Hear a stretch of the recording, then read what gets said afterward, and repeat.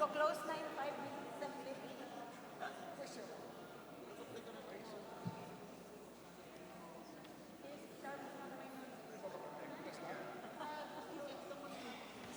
Really, sa'yo to? Really, sa'yo to? Everyone, stand. Dito na lang. Dito na lang.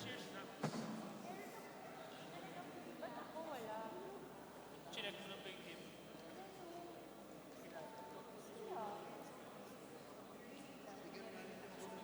Meron ba dito?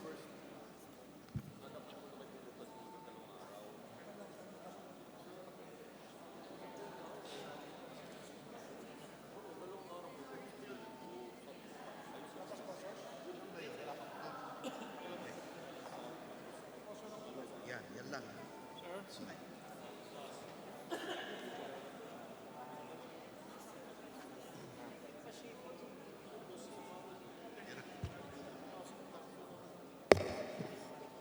Session is resumed.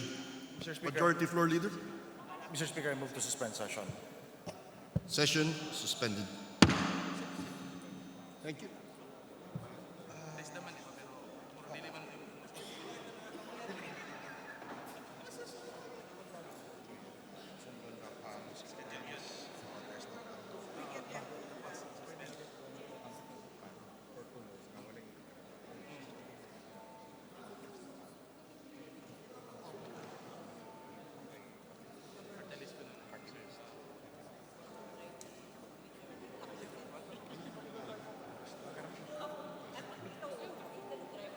Tanong natin si Pastor.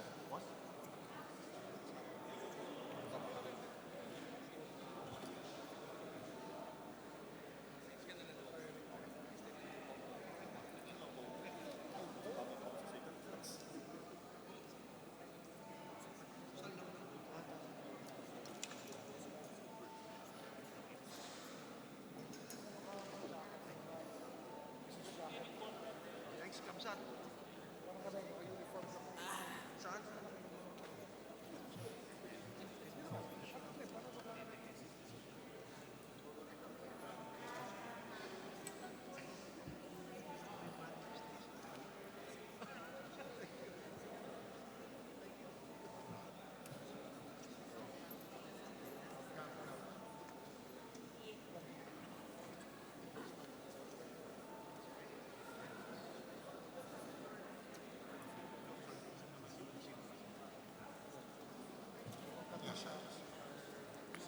No, sir.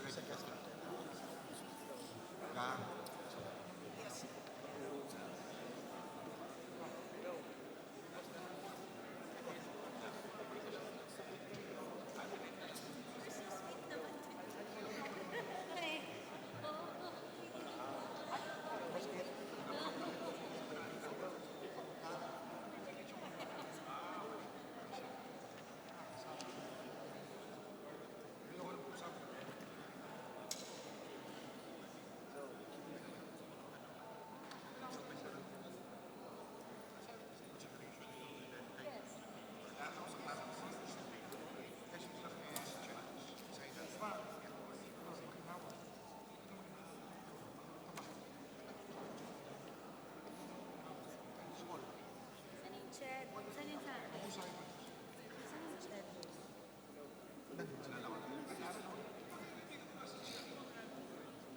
Boss Mikey.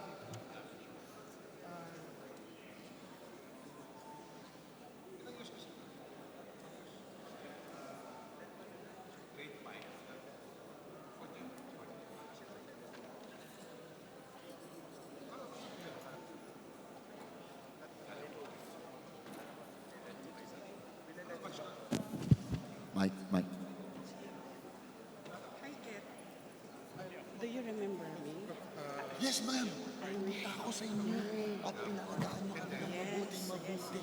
Of course. Matagal ko na kayong gustong puntahan, ma'am. Oh, yes, ma'am. Of course.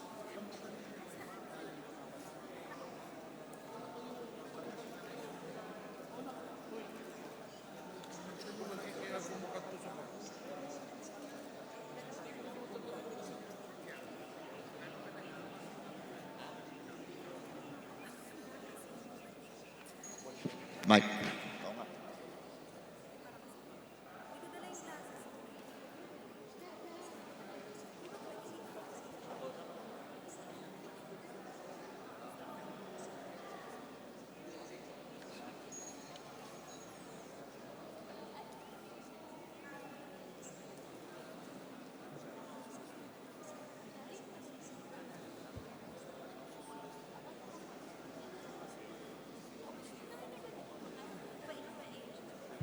Kasama yan sa pang-charm.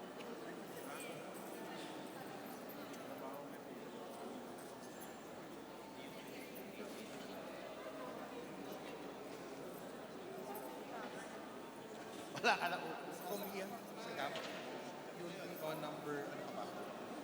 Philippine Sports will be on second.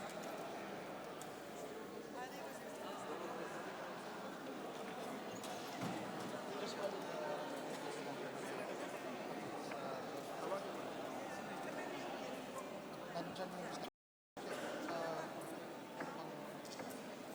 Sa inyo wala pa. Mamaya pa. Ay, yeah. Wala pa. Wala pa. Basta hindi ko man alam masyado.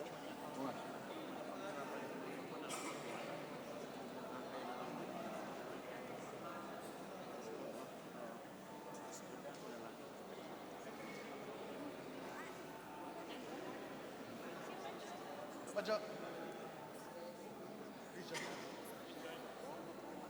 Other side. There's no man in that side.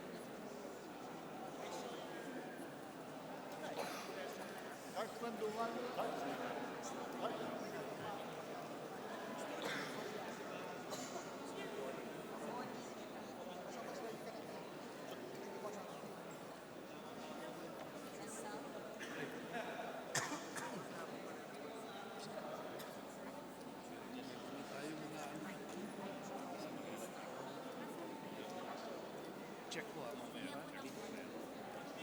Late ka nun. Kasi ano na. I'll check it.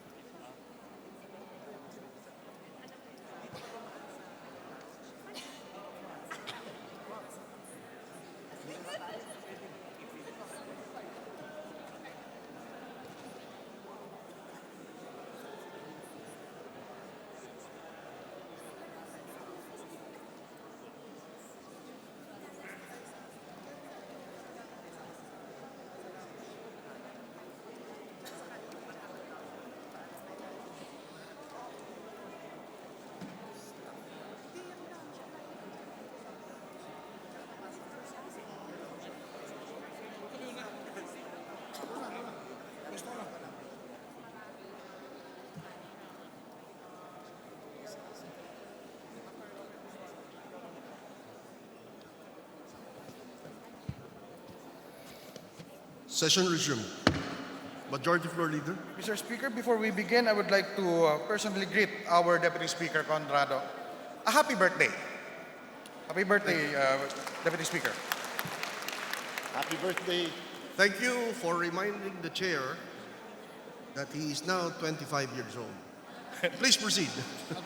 Mr. Speaker, Under the calendar of business, I move to consider House Bill number 4228 and request that the Secretary General be directed to read the title of the said measure. So moved, Mr. Speaker. Secretary General. House Bill 4228, an act appropriating funds for the operation of the government for the Republic of the Philippines from January 1 to December 31, 2020 and for other purposes. The Majority Floor Leader. Mr. Speaker, I move that we proceed with the interpellations on the proposed budget of the Games and Amusement Boards. There is a motion to proceed with the deliberation of budget of the games and amusements.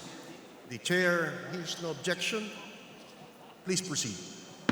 Mr. Speaker, to sponsor for the proposed budget of the Games and Amusement Board, I move that we recognize the Honorable Francisco Matugas, the Vice Chairman of the Committee on Appropriations, to answer questions, if any.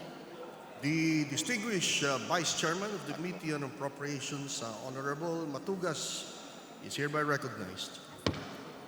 Before we begin, Mr. Speaker, I would like to acknowledge our guests in the gallery. From the Games and Amusement Board, we have Chairman Abraham Khalil Mitra, Commissioner Edward Trinidad, Commissioner Mario Masangid, Attorney Ermar Benitez, the Honorable Ofelina Retardo, and Ms. Maria Luz Endina. The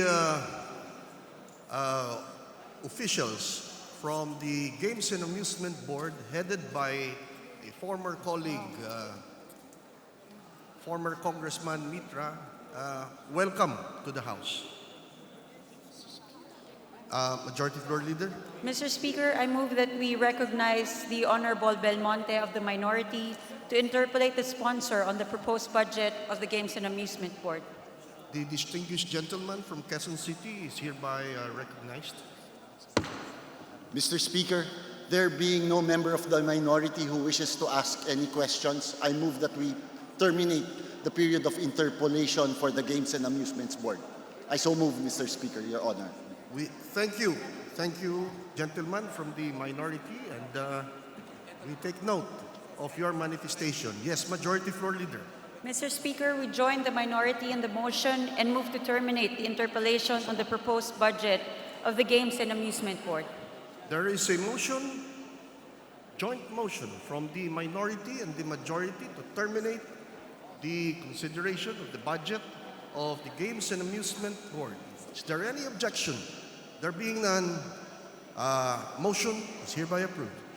Thank you, Mr. Speaker. Thank you, Majority Leader. Thank you. Mr. Speaker, I move to suspend session to allow our guests and their technical staffs to vacate the floor and allow the guests of the next agency to settle down. Session is suspended for 5 minutes.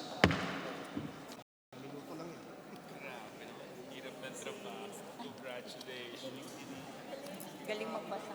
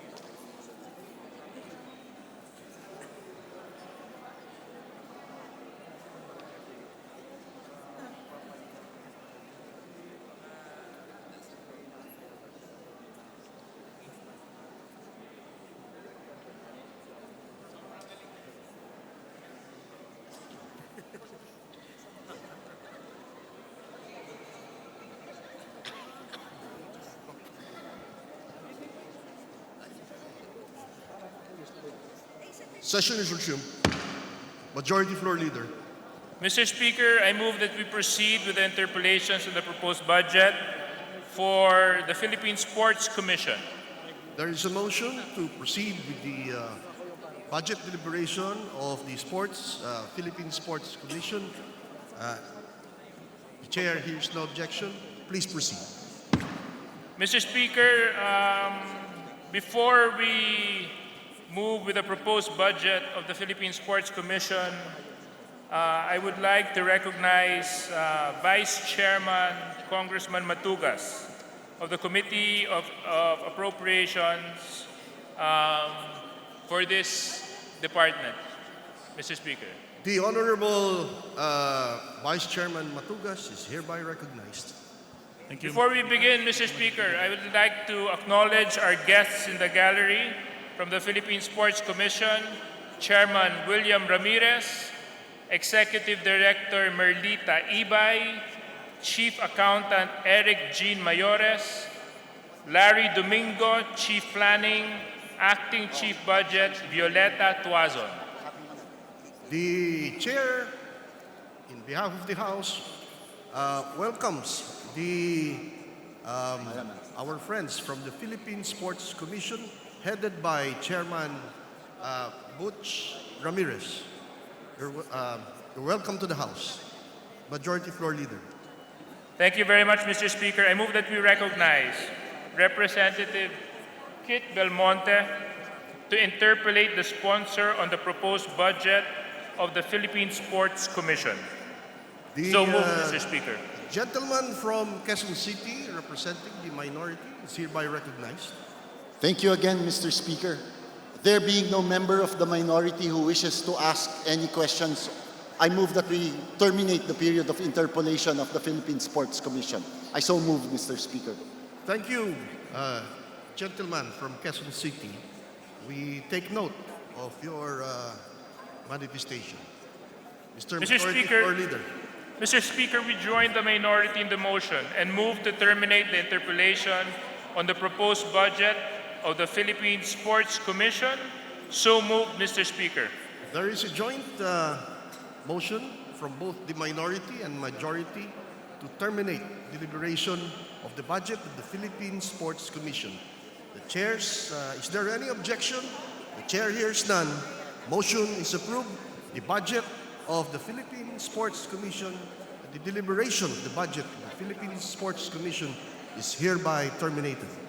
Thank you very much, Mr. Majority Speaker. Floor Leader. Majority Leader. Mr. Speaker, I move that we suspend session to allow our guests and technical staff to vacate the floor and allow the entry of the other guests and technical staff of the following departments and agencies to be heard. So moved, Mr. Speaker. Congratulations to the Philippine Sports Commission family. Session is hereby suspended.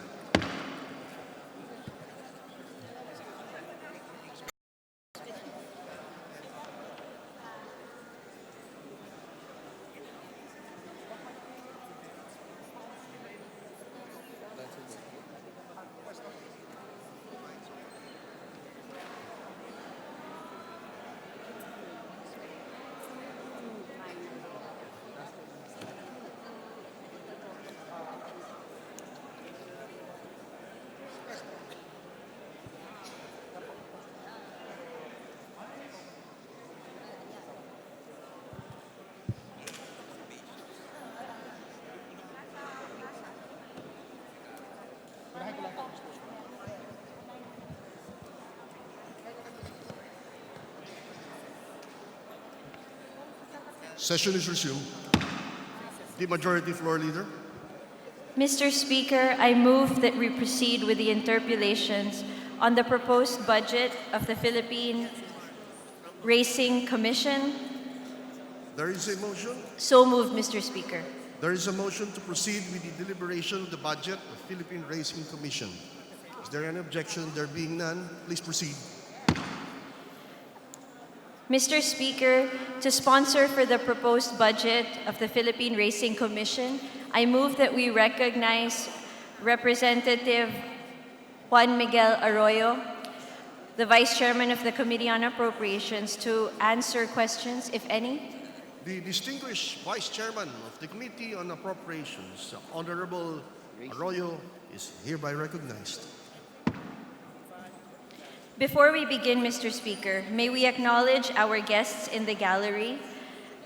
First, the Chairman of the Philippine Racing Commission, Chairman Andrew Sanchez, the Chief Accountant Marcelino Torres, and the Chief Budget John Edward Timbol. Welcome to the House of Representatives, our co-workers in the Philippine Racing Commission. Madam Majority Floor Leader. Mr. Speaker, I move that we recognize Representative Kit Belmonte of the minority to interpolate the sponsor on the proposed budget of the Philippine Racing Commission.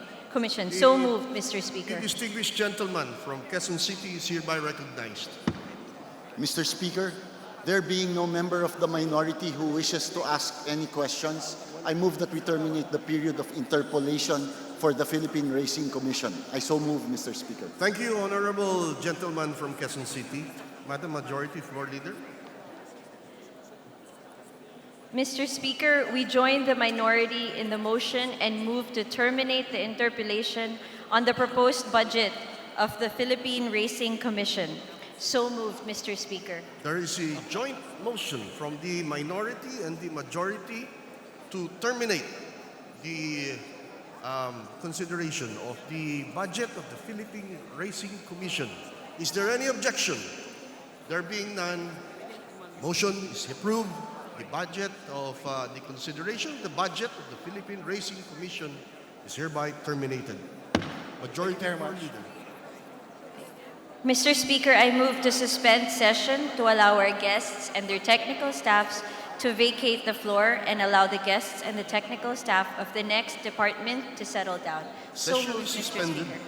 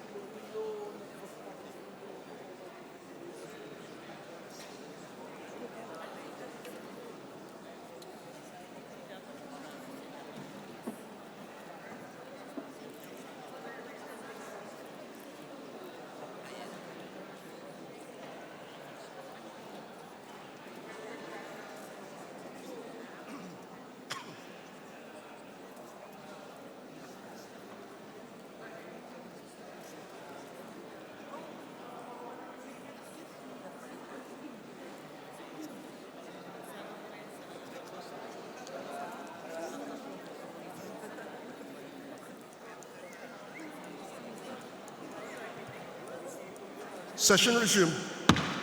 Majority Floor Leader. Mr. Speaker, I move that we proceed with the interpellations on the proposed budget of Tesda. There's a motion.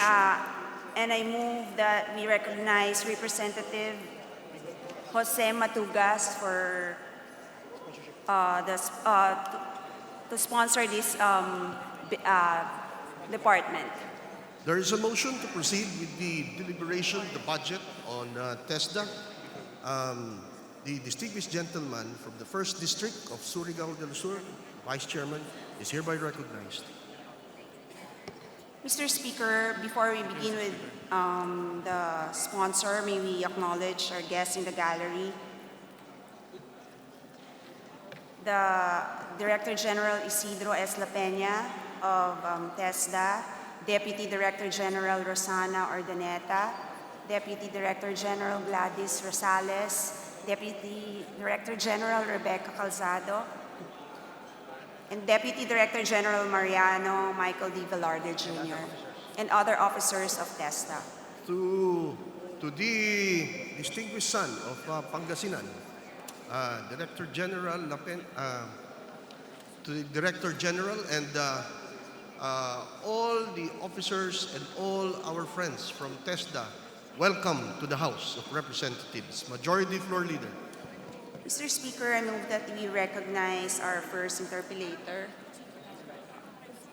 the representative of the 3rd District of Camsur, Honorable Gabriel Bordado. The distinguished gentleman, where is he? The distinguished gentleman, Honorable Bordado, is hereby recognized. Thank you, Mr. Speaker. Thank you, Mr. Sponsor. Mr. Speaker, Mr. Sponsor, last year I had a meeting with some of the officials of Tesda, and I was telling them to conduct an independent study to determine the impact of their so-called training for work scholarship program. Let me know, Mr. Speaker, Mr. Sponsor, if Tesda has done anything about it. Mr. Speaker, as of 2019, Tesda has made a report on their training for work scholarship program. As of 2019, as of July, they have target beneficiaries of 238,000, of which 88,000 has been accomplished, or a 37%, considering that it's still half of 2019. But as of 2018, if we compare it to 2018, they had a 247,370 target beneficiaries with an actual accomplishment of 349,028, or a performance of 141%. Mr. Chairman, Mr. Sponsor, who conducted the study? Remember that I was requesting the Tesda to come up with an independent study which should be conducted by people not connected with the Tesda. Mr. Speaker, may I ask for a 1-minute suspension? Session is suspended.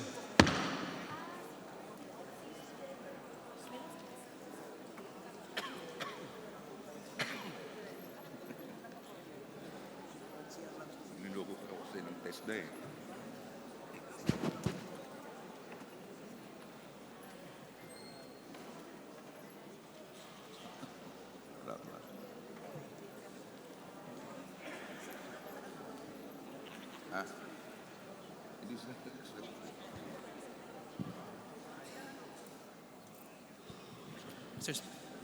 Mr. Speaker. Session resumed. The distinguished gentleman from Surigao del Norte. Thank you, Mr. Speaker. Mr. Speaker, the study was conducted in accordance to the supervision of the Philippines Statistics Authority, and the enumerators were hired from a different agency. Mr. Speaker, Your Honor. Okay, Mr. Speaker, Mr. Sponsor, let me just quote the study conducted by the PIDS way back in 2011. Orbeta and Abrigo, PIDS 2011, conducted a review of the implementation of the scholarship programs of Tesda, notably the TWSP. The primary objectives of the study were to determine, first, internal efficiency through the dropout rate, and second, the external efficiency through the rate of employment of scholars of the Tesda Tech Walk programs. Note, Mr. Speaker, that the authors indicated a minimum performance standard based on the agency's efficiency indicators in the implementation of the TWSP. For instance, Mr. Speaker, 60% employment rate within 1 year after the end of training, and 75% certification rates among its graduates. Now, Mr. Speaker, the key findings were the TWSP scholarships increased graduation rates but failed to increase assessment and certification rates. Data from the administrative reporting system showed that graduation rates for the TWSP scholars was 98.5%, a very high figure. While there appeared to be no problem with dropouts, Mr. Speaker, data from both the administrative and IES showed certification rates for TWSP scholars at only 40%. Mr. Sponsor, at only 40%, well below the standard graduation rate. While this may be understandable, Mr. Speaker, for non-scholars who want to spend their own money, this may be a cause for concern for scholars because certification is one of the performance indicators of the programs. Okay? So, Mr. Speaker, Mr. Sponsor, what is the status right now? Mr. Speaker, Your Honor, yeah, we agree with the report about the 2011 statistics that this has been low. But after 2011, reforms have been made by the agency, and let me enumerate the improvements that they have done since then, since 2011. So they have the competency assessment is made mandatory for all programs. Qualification criteria for participating TVIs include higher employment performance, demand-driven allocation, higher... Mr. Speaker, Mr. Sponsor, let me just ask, Mr. Sponsor, what is now the rate of employment? I was telling you that, how many years ago? 8 years ago, it was 40%. Now, what is the current rate of employment of graduates of Tesda? As of 2019, July, the latest certification rate of Tesda graduates is already at 93.8%. What? 93.8%. 93 0.8%, Your Honor. 0.8%, Mr. Speaker. Are you sure of that figure? Yes, Your Honor. It's the Meaning that out of 10 graduates of Tesda, 9 will get some jobs. Mr. Speaker, are you sure? Mr. Sponsor, Yes, Your Honor, Mr. Speaker. It's the data provided from the study made by Tesda with supervision from the Philippines. can you provide us with the study? Yes, Your Honor. The Okay. Tesda can. And Tesda has been conducting TWSP with the assurance that the graduates will be given toolkits. But for the past few months, the Tesda has miserably failed to deliver the toolkits. Why? Your Honor, Mr. Speaker, for the year 2018, that has been recognized as a problem, primarily because there was a legal case ongoing as we speak. It is with the Court of Appeals. There's a TRO against Tesda to bid the toolkits.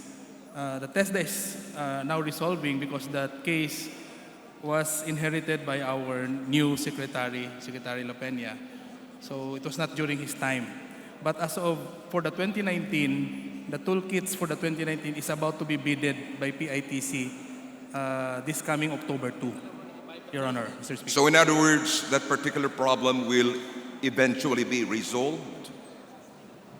With regards to the case, Your Honor, the 2018 toolkits, the Tesda family is still awaiting for the decision of the Office of the Solicitor General because the Office of the Solicitor General is appealing the case with the Court of Appeals.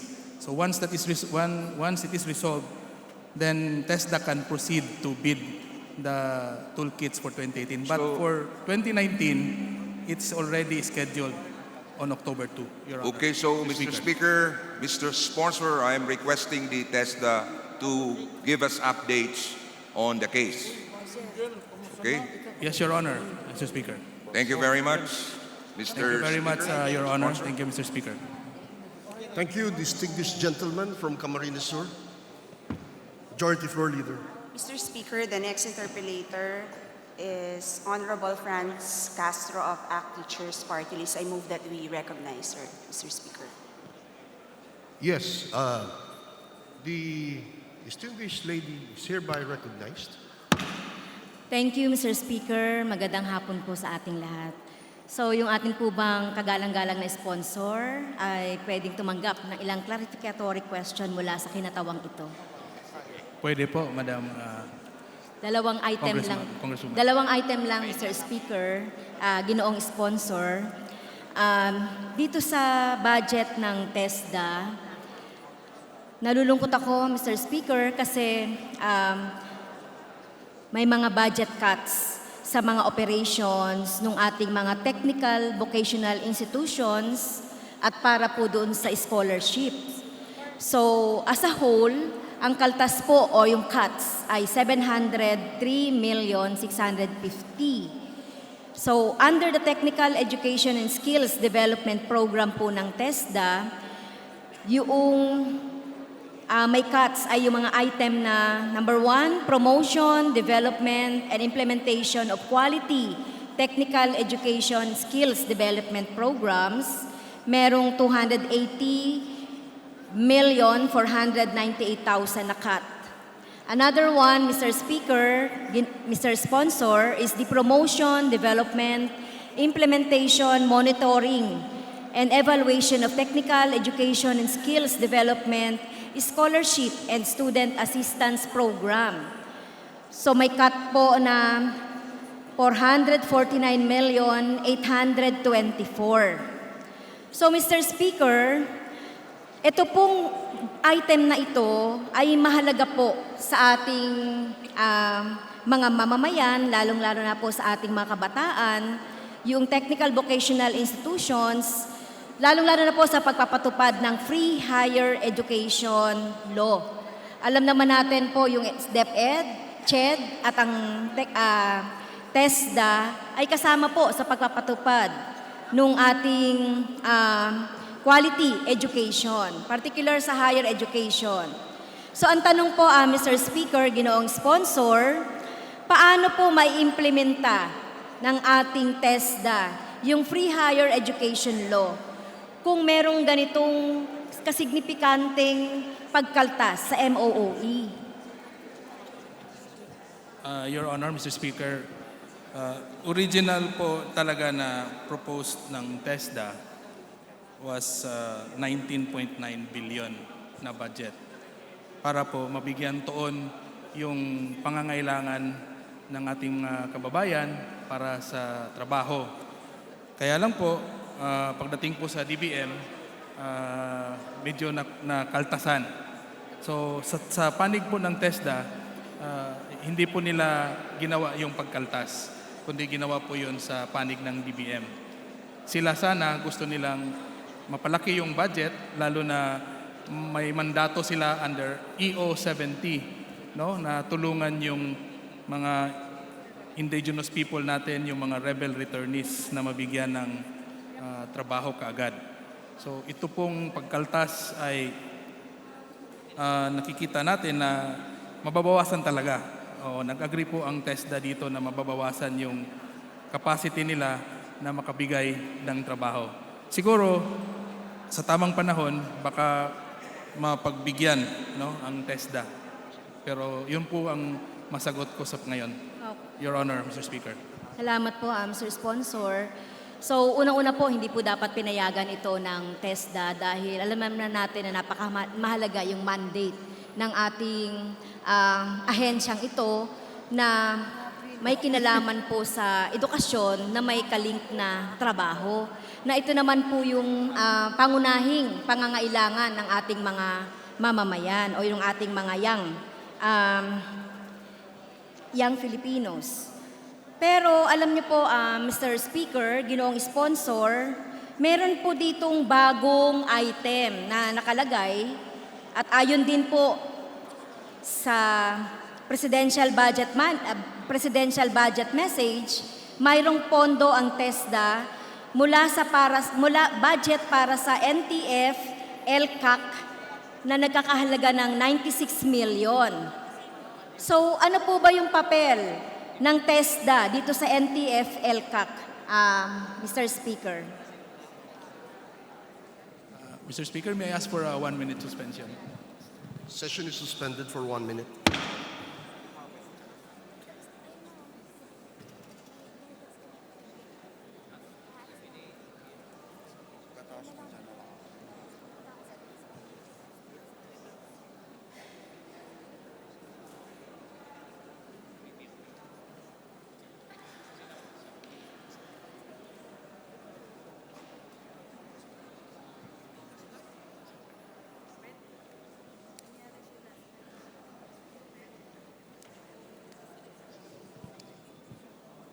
Mr. Speaker, may I be recognized?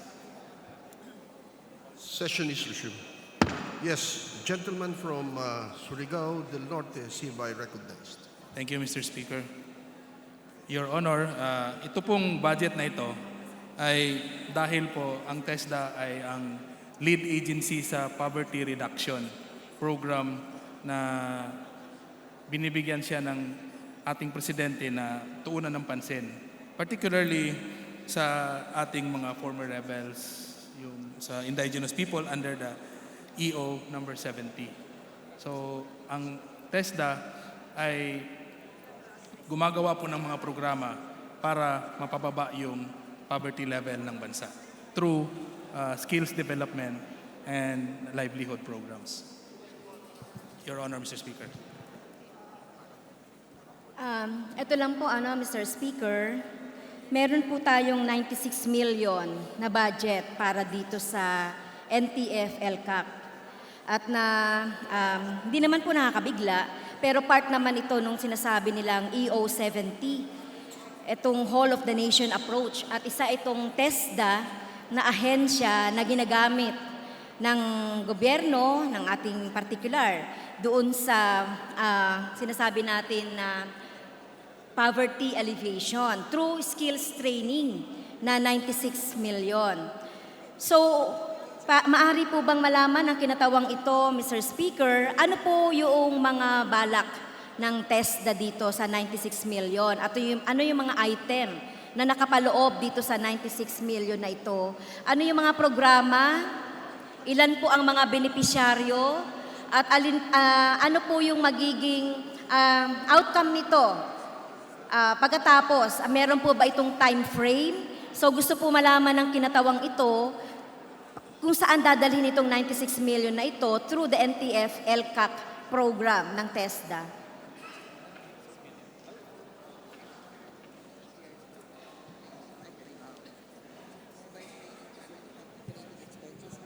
Your Honor, Mr. Speaker, ito pong sinasabi nating 96 million ay dapat po sana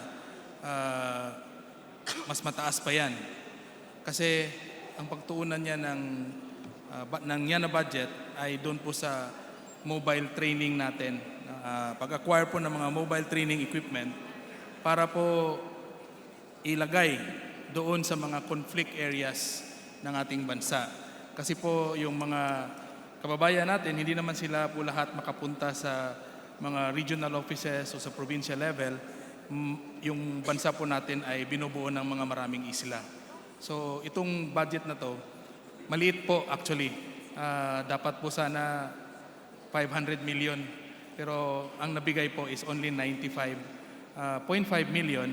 50 million po para sa mobile training equipment, saka yung 45 million doon sa operating expense para po makapunta ng maayos ang mga TESDA trainers natin. Your Honor, Mr. Speaker. Salamat po, Mr. Speaker. Pwede po bang mag-request ang kinatawang ito ng written document kung paanong i-disburse itong itong pondo na ito na 96 million?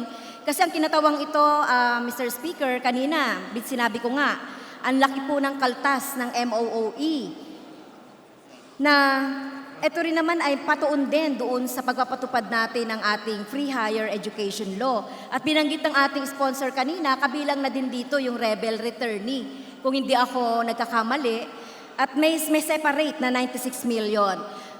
For the interest of time, Mr. Speaker, pwede po bang mag-submit sa kinatawang ito ng written plan kung paanong itong 96 million na ito ay gagastusin para dun sa sinasabi nating target beneficiary, ano po yung para sa MOOE, para po dun sa sinasabi nilang mobile, saan-saan, at yung mga beneficiaries po. Pwede po bang mag-submit? Pwede po, Your Honor, Mr. Speaker. Ang TESDA po ay magbibigay ng kasulatan or yung report kung paano po siya i-allocate yung 95.5 million na yan. So, siguro last na kailan po? Kailan po pwedeng maibigay ng ating ahensya? Pwede Mr. po Sponsor? pagkatapos po nitong ma-approve Okay. tong budget ng TESDA, magbibigay nila. Sige, maraming Honor, salamat Mr. po dahil parang lamsam ito na nakita natin doon sa budget.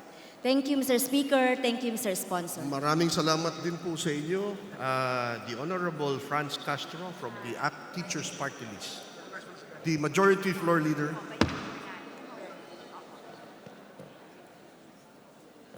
Mr. Speaker, I move that we recognize the representative of the 1st District of Marikina, Honorable Bayani Fernando, for his manifestation.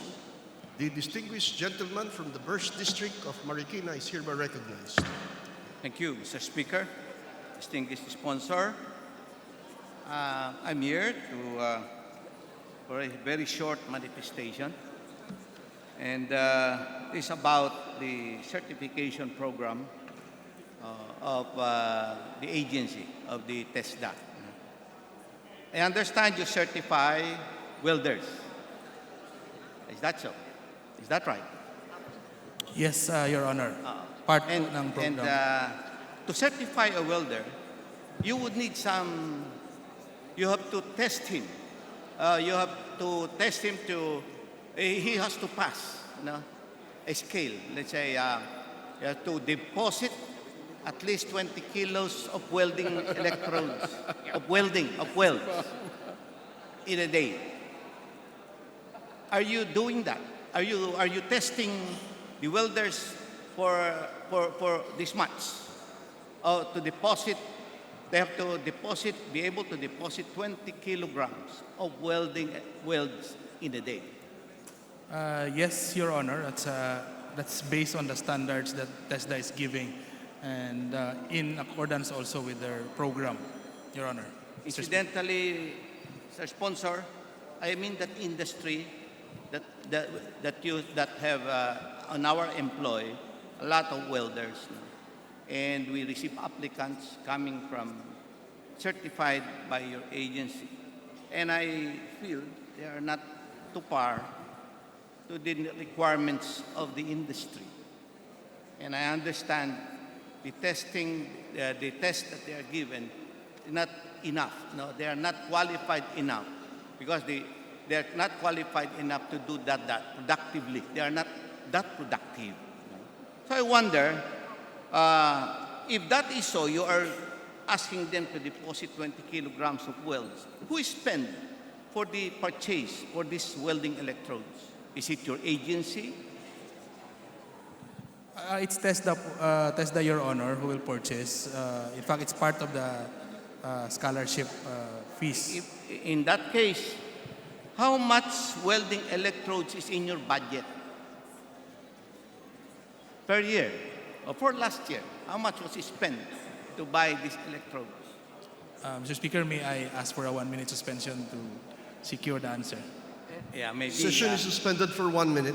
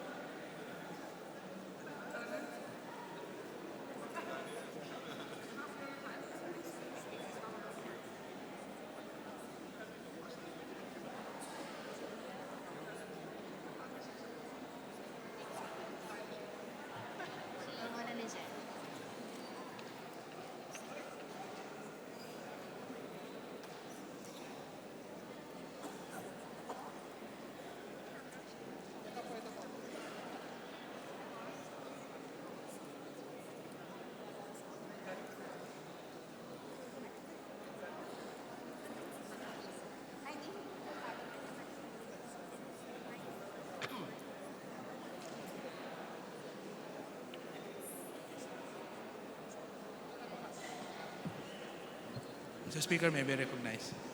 Session is resumed. The distinguished sponsor is hereby recognized.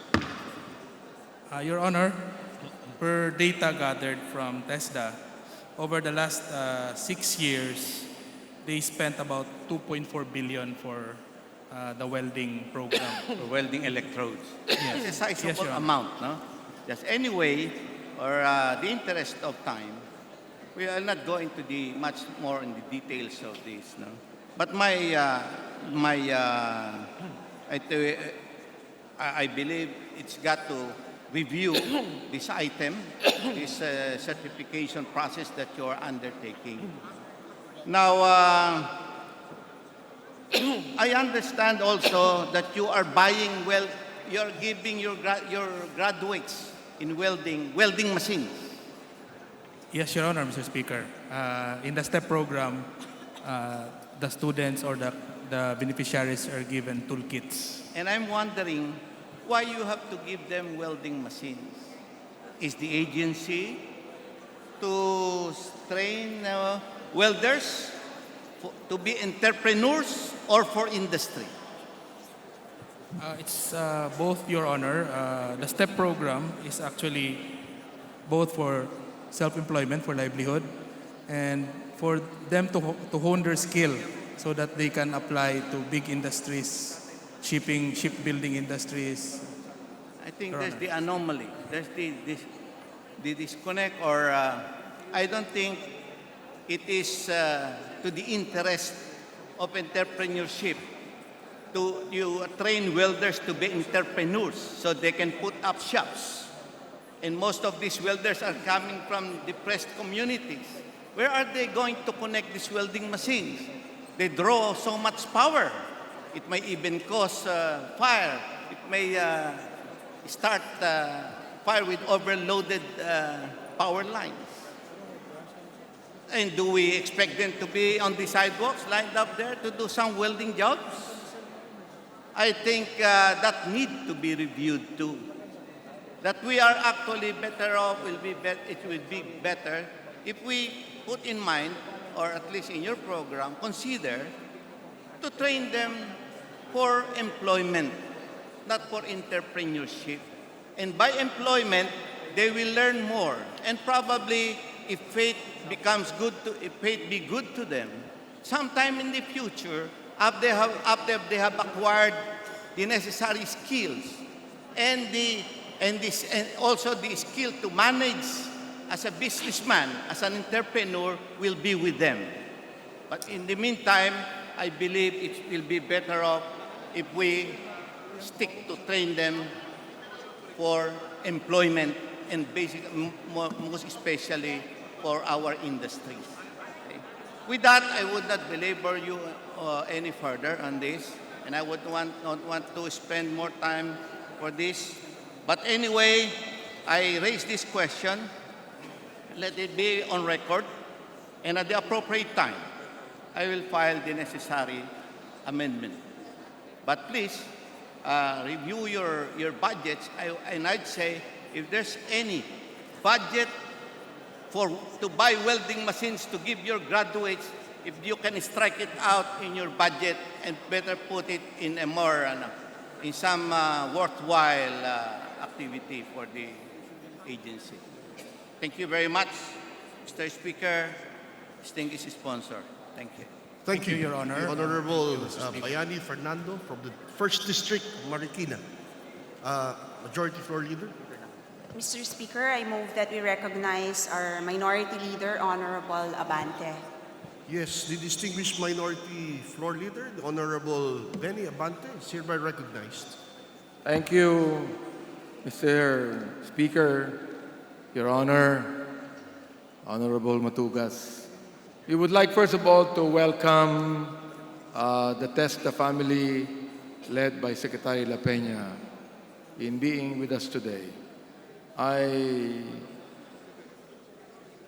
My manifestation, Mr. Speaker, would involve some questions, but I do not need the sponsor to answer those questions. I just want to put this on record. So may I proceed, Mr. Speaker, Your Honor, for my manifestation. Please proceed. Well, the proposal of Tesda was for a budget of 19.9 billion pesos. But DBM, who has the only authority to slash the budget of many departments, reduced this to only 11.851 billion. Now, this amount is 6% lower than its 2019 budget of 12.555 billion. And perhaps the foregoing questions should be, how will Tesda cope with this budget reduction? What programs or projects will no longer get funding? Mapag-iiwanan po ang ilang mga programa. Not included in the 2020 NEP budget for Tesda is the budget requirement for the implementation of the Tulong Trabaho Act, which mandates free access to technical vocational education in order to address job skills mismatch and unemployment in the country. The budget requirement for the Tulong Trabaho Act, according to Tesda, amounts to about 1.5 billion pesos. Well, if I may ask another question, Mr. Speaker, Your Honor, tungkol naman po ito sa findings ng COA. If Tesda has already addressed the adverse findings of the Commission on Audit on its use of government funds. Of course, this is not yet under the watch of our good secretary here. Because according to the 2018 COA report, Tesda has a development fund with current accumulated balance of 201 million pesos invested in long-term bonds. COA ruled that this is improper because Tesda is supposed to use this fund for training and assistance. Now, of course, I just would like to put on record, if I may ask another question, what will Tesda do in response to the COA adverse finding? O ito po, bilang isang on the ground na nag-o-observe at nakakarinig ng ganitong mga alingas-ngas, bakit hindi gamitin ang pondong ito para sa tulong trabaho program? Nandyan lang yung pondo sa account ng Tesda. Maaaring pinapatubuan lang na interest yan. Ano po? Now, I'm not accusing Tesda of anything. Pero siguro, mas maganda pong malaman na ito ng ating good secretary, sapagkat ito ay malinaw na paglabag yan sa purpose ng pondong ito. Paano natin bibigyan ng karagdagang pondo ang Tesda kung hindi nga ito magamit ng tama ang pondong inilaan ng Kongreso ng mga nagdaang taon? Maaaring ito ang nakita ng DBM. Kaya in-slash ang kanilang pondo. Well, of course, another related question would be, meron pa po bang partnership? Sabi nga po ng COA, yung AMA Computer College,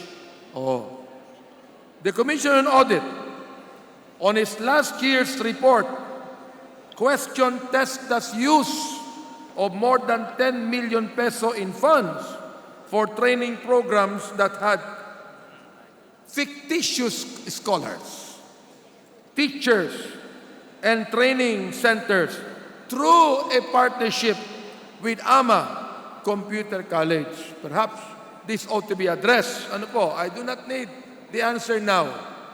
I just would like to put this on record. In the said report, Tesda Manila paid AMAC 9.3 million pesos for the training of its scholars, who, as COA has said, turned out to be non-existent. Tama po ba ang COA dito? O mali? The same audit report disclosed that they were actually students of the Fairview campus, but based on the official document from Tesda, they actually came from AMAC Santa Mesa branch. Nako, doon pa yan sa aking distrito. Ano po? Ano na po ba ang nangyari sa anomalyang ito? May nakasuhan po ba? O sabi nga po ng iba, sinasabi ko lamang po dito, baka naman may partnership pa din ang AMAC at Tesda. Naniniwala po ako na nilagay po ng ating Pangulo si Secretary La Peña sa Tesda, hindi lamang upang pangunahan ang Tesda, ano po, sa kanyang magandang ginagawa, kundi upang din pong ihinto ang mga korupsyon sa loob, kung meron man. Alright. Ngayon, I would like instead to just make this last paragraph, ano po, on the budget of the Technical Education and Skills Development Authority. In my years as a public servant, I have seen the demand, the need and demand for skills training in the community to give every opportunity to the Filipino people to have a decent livelihood and source of income.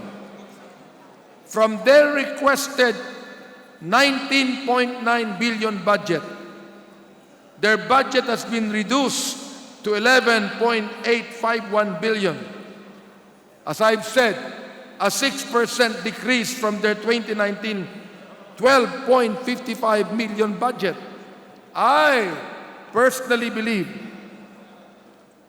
with the stewardship of our good secretary that they should receive more to cope with the needs of skilled workers. The Tesda's mandate to provide accessible, high-quality, and efficient technical education and skills development in support of a high-quality Filipino middle-level manpower responsive to and in accordance with the Philippine development goals and priorities should be prioritized more than ever. It was created to mobilize the full participation of the industry, labor, technical, and vocational institutions, local government, and the civil society for skilled manpower development programs. This is one of the most effective weapons that we have, not only to alleviate poverty, but as well as contribute to nation building.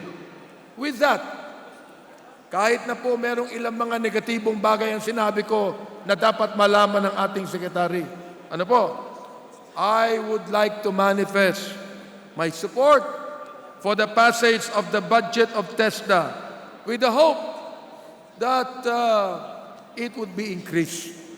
It would be increased, and they'll be able to get about 3 billion increase in their budget right now. Mr. Speaker, with no one in the minority that would like to ask any question, I move to terminate the interpellation. I so move, Mr. Speaker. Thank you, distinguished Minority Floor Leader. Mr. Majority Speaker. Floor Leader. Mr. Speaker, I join the minority in the motion to terminate the interpellation of the proposed budget of Technical Education and Skills Development Authority. So move, Mr. Speaker. There is a joint motion to terminate the deliberation of the budget of the Technical Education and Skills Development Authority. Is there any objection? The chair hears none. Motion is approved. Thank you very much, Mr. Deliberation Speaker. of the Majority budget Leader. Thank you very of Thank you very much, Tesda Majority Leader. is hereby terminated. Mr. Speaker, I move Majority to Floor suspend Leader. session to allow our guests and their technical staffs to vacate the floor and allow the guests and the technical staffs of the next department or agency to settle down, Mr. Speaker. Session suspended.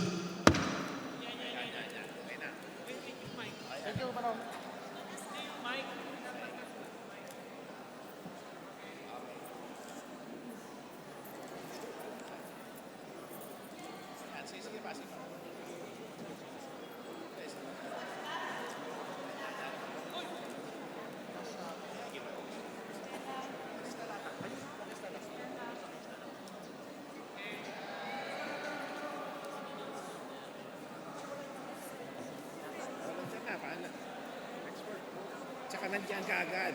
I-deliver.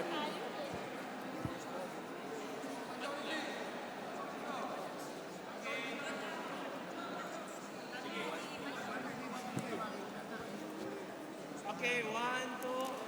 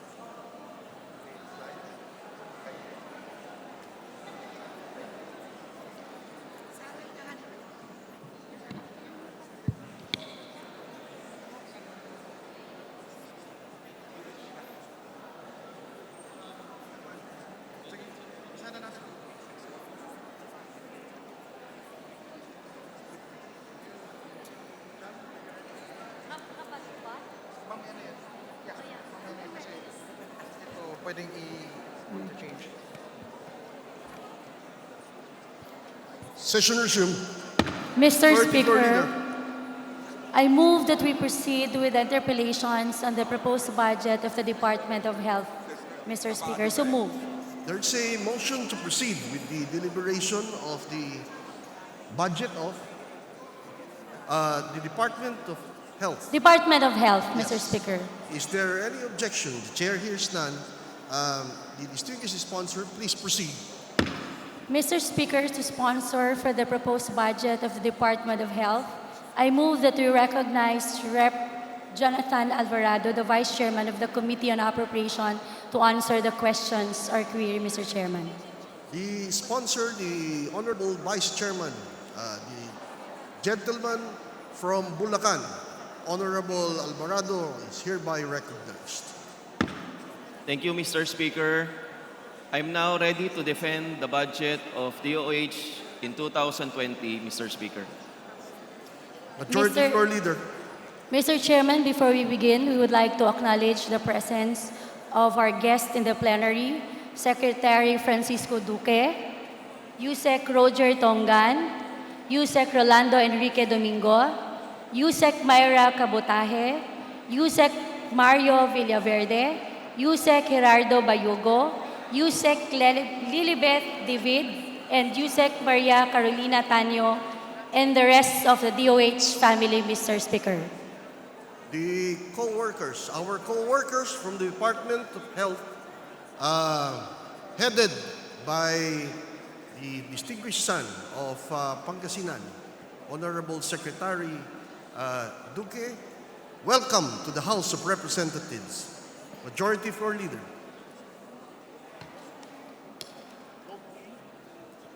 Mr. Speaker, I move to recognize Representative Janet Garin of Iloilo Province to interpellate the sponsor on the proposed budget of the Department of Health.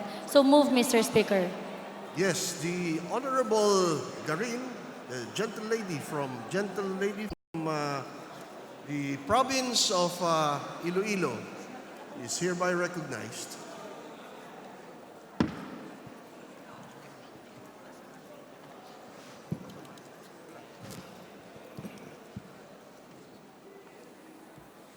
Session suspended.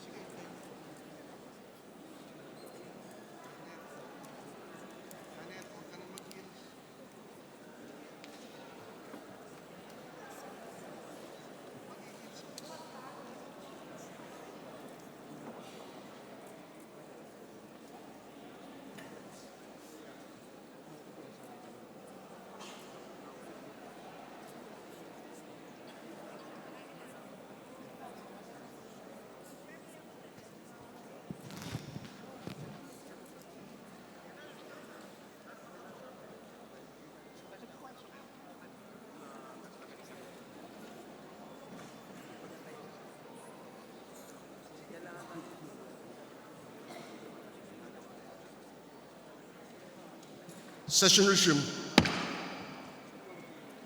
The distinguished lady from the province of from the first district of Iloilo, Honorable Garin, is hereby recognized.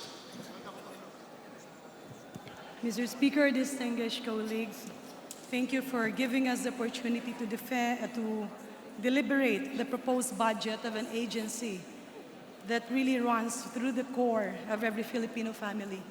May I request my staff to please flash my slides.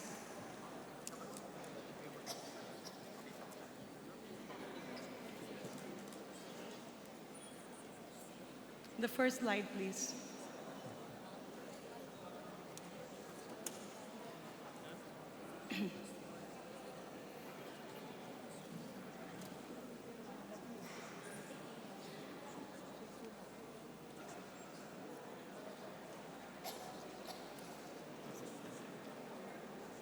Mr. Speaker, distinguished sponsor,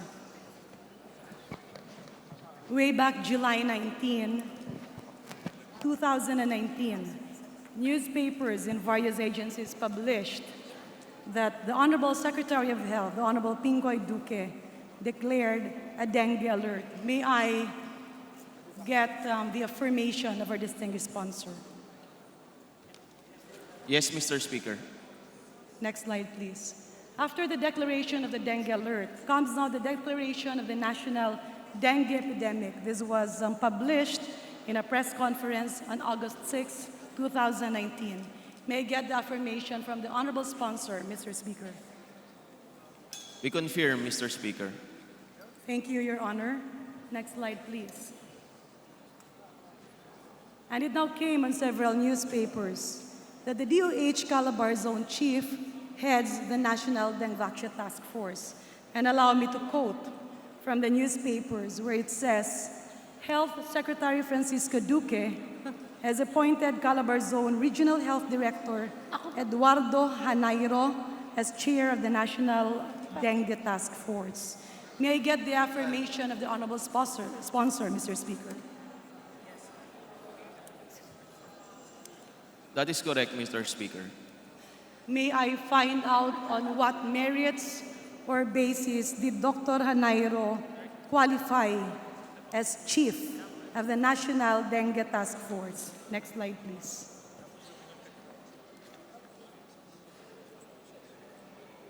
If the Honorable Sponsor can educate us, ano po ba ang mga kwalifikasyon ni Dr. Janairo sa DOH para maging head ng National Dengue Task Force?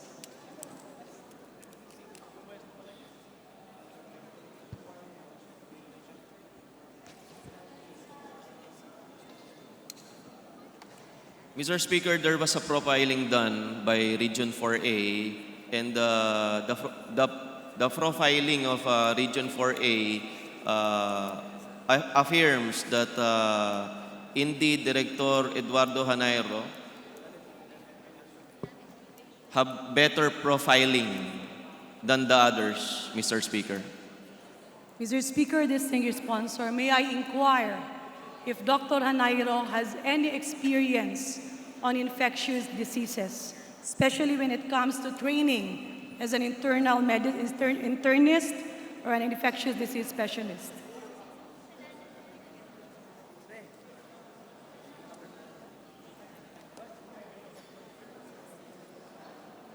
Or is he part of the executive committee of the Department of Health?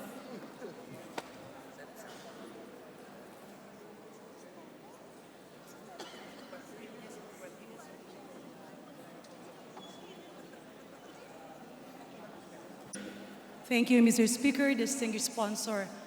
Are there other specialists in the DOH family, including the DOH hospitals, Mr. Speaker, distinguished sponsor?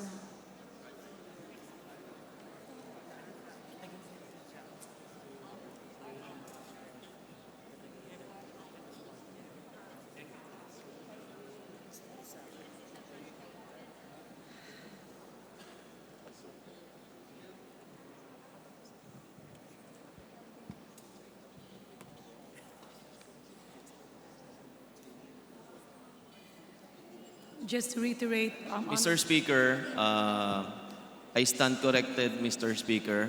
Dr. Janairo previously headed the public health service. That's why he is already qualified to lead the Dengue Task Force, Mr. Speaker. Thank you, distinguished sponsor, Mr. Speaker. Let me qualify my question. I am not referring to a general public health practice. I'm referring to an infectious disease specialist. So my question is Director Janairo an infectious disease specialist or not? No, Mr. Speaker, he's not. Thank you, distinguished sponsor. To follow through, are there infectious disease specialists in the DOH family or among the 83 hospitals under the Department of Health? Yes, Mr. Speaker. I would presume a lot, Mr. Speaker, distinguished sponsor. Do you agree with me? Yes, Mr. Speaker. Let me just proceed to the next slide. Nung pumutok po ang dengue outbreak sa buong Pilipinas, kaliwat kanan po ng ating mga gobernador, mayor, local government chief executives, and even congressmen nanawagan ng tulong. Isa po sa pinagkaguluhan ng lahat ay ang napakamahal na dengue rapid test kit. Ano po ba ito? Ito po ang ginagamit ng ating mga RHUs, ng ating mga ospital, ng ating mga doktor, para malaman na kung ang pasyenteng may lagnat ay positibo ba o negatibo sa dengue. At kapag siya ay positibo, dalhin sa pinakamalapit na hospital. Surprisingly, Mr. Speaker, distinguished sponsor, the COVAX Secretariat of the Department of Health released this paper which says, ito po yung bidding document for the dengue test kit. Can I have the slide, please? And then make it bigger. It actually says, we would like to inform your good office that we are canceling the procurement of the above-mentioned subject with an ABC of 22,059,600 pesos, and this is in relation to the dengue rapid test kit.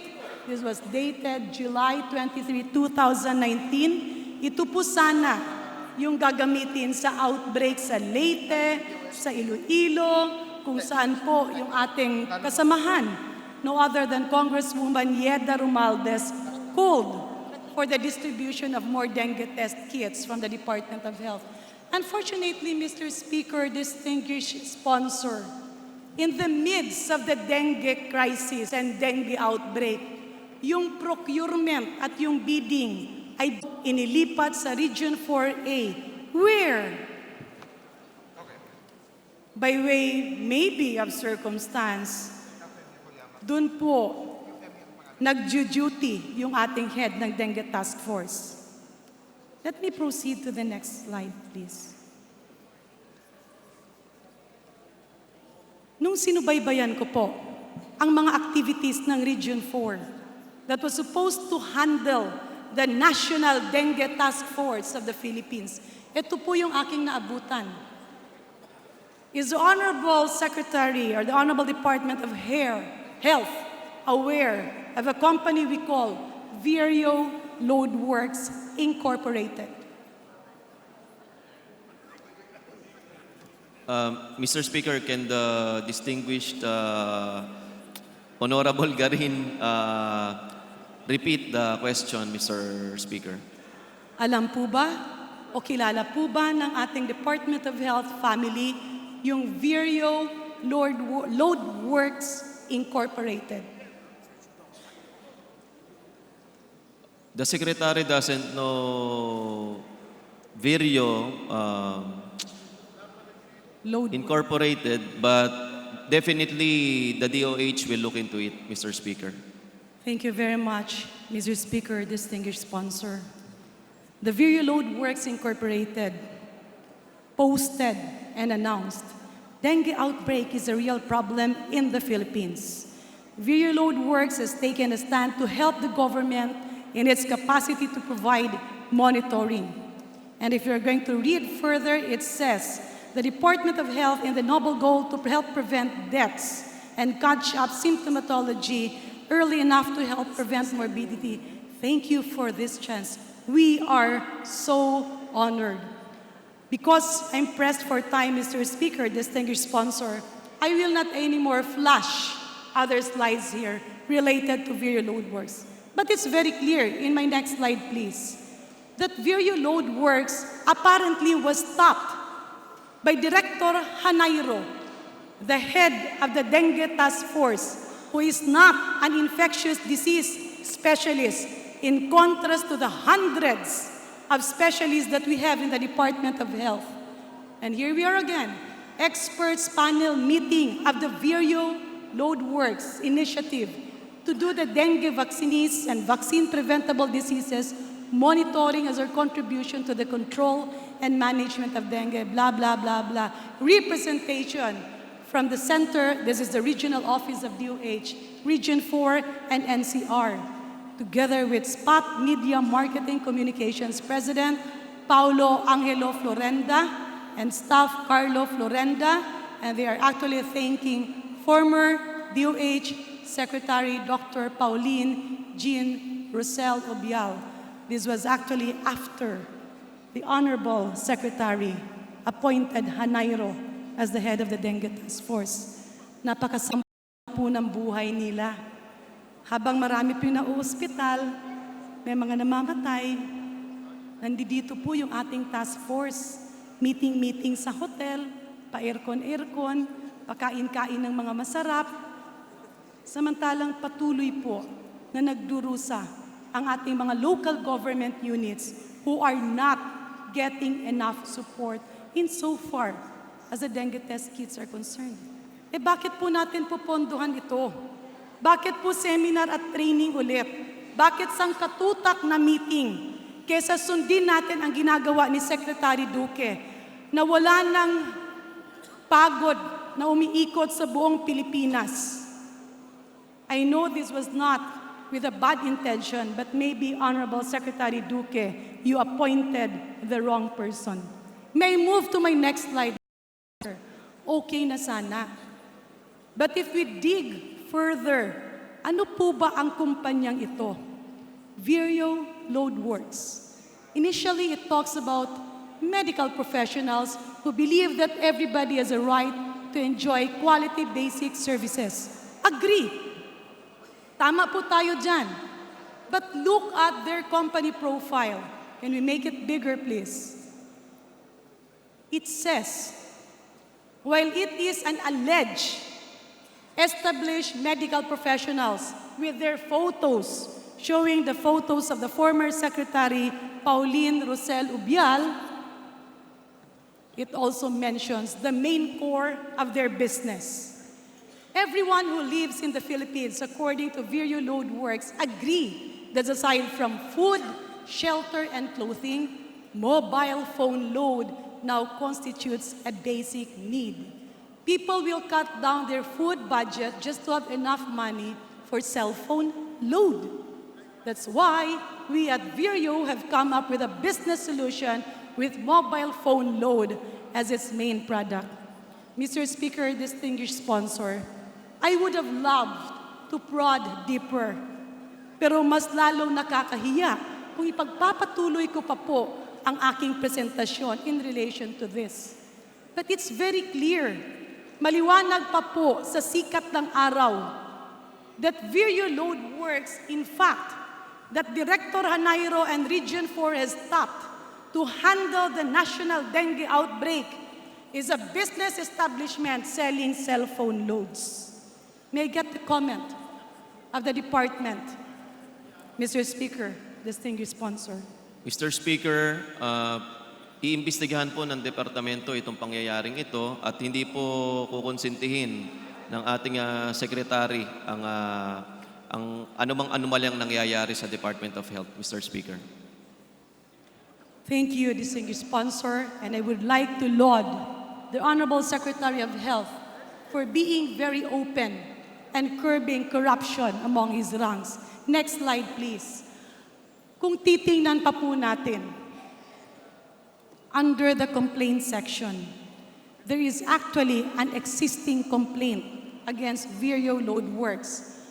I do not care if they are in cahoots with the former Secretary of Health. My friendship with my successor ends when my loyalty to the Department of Health is called upon to police the few people who are actually infecting and destroying the good name of the Department of Health. Vireo Load Works in the complaints board states it is a prepaid mobile phone loading platform based in the Philippines, recruiting business centers to become its franchise. At kung titingnan pa po natin, palakihin po natin, it says they are converting cash in the Philippines without regulation and therefore does not abide with the anti-money laundering law. Next slide, please. In fact, we have actually complainants. Let me just cite one complainant. Can you enlarge the specific complaint? Loisa Orense, who actually owns and heads Vireo Load Works and who has been assisting Secretary Obial when she was, I think, with the department and even after the department. Loisa Orense got my husband. This is the allegation. Let me quote it from the Complaints Board. Loiza Orense got my husband to become a business center in New Jersey when she arrived on June 3, 2017. When he found out that she wanted to do the remittance without any legal documents, rather than just selling load for phones, he decided to back out. But Loisa Orense refused to give back the money, which is $45,000, and flew back to the Philippines on October 20, 2017.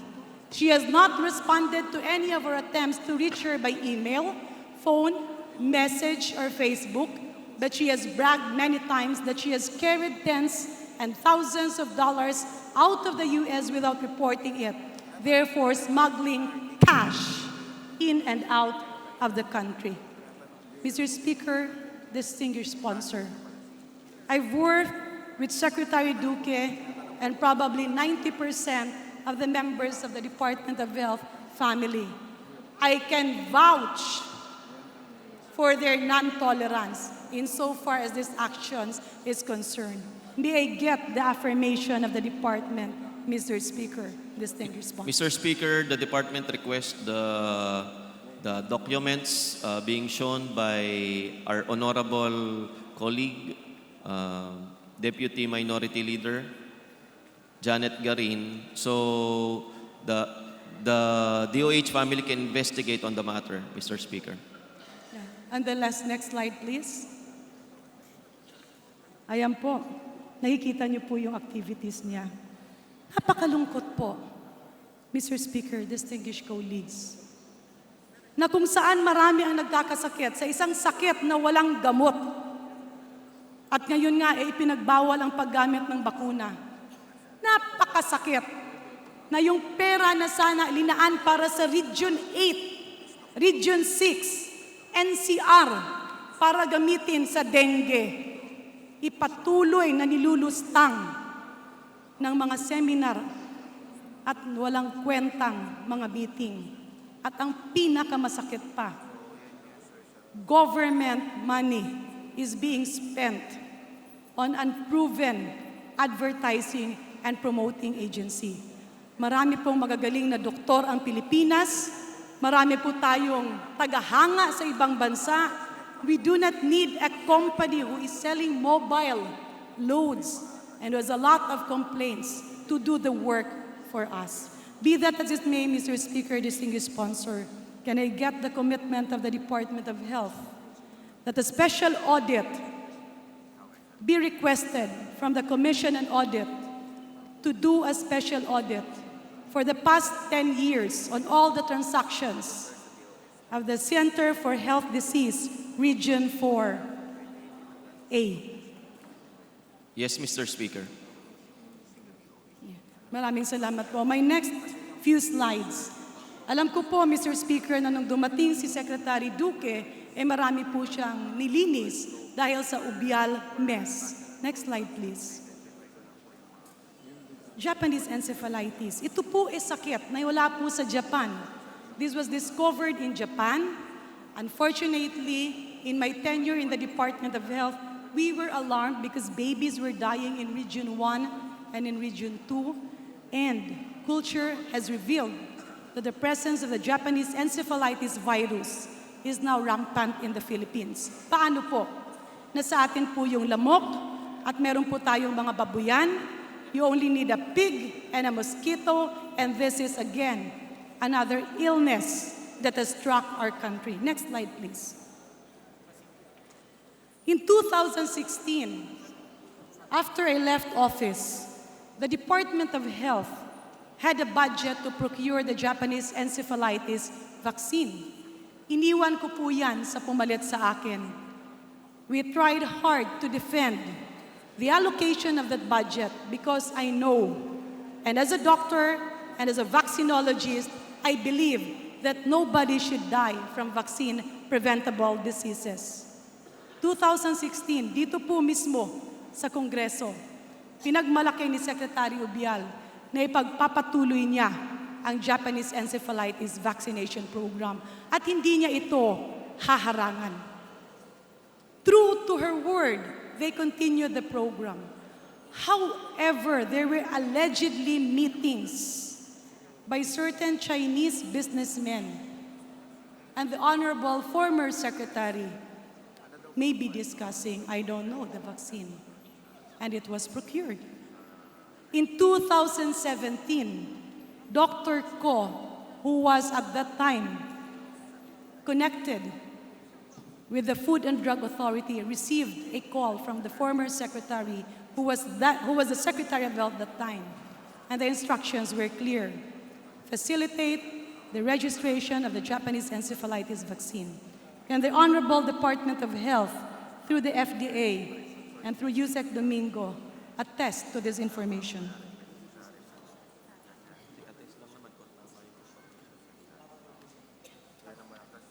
Yes, Mr. Speaker. Malinaw po ulit, Mr. Speaker, distinguished sponsor. Bumili at pinili ang isang bakuna na hindi rehistrado sa Pilipinas. I am not discounting the information that I know that there are existing registered Japanese encephalitis vaccine in the Philippines. Next slide, please. It was very clear that the former secretary who created the Ubial mess bought the vaccine without a license from our Food and Drug Authority. Next slide, please. Naghanap ng remedy para masolusyonan dahil ayaw gamitin ng ating mga kasamahan at ayaw payagan ng ating mga eksperto dahil wala itong permit. Next slide, please. It was accepted. Ang application ng bakuna ito ay tiningnan ng FDA. At ano po ang nakita?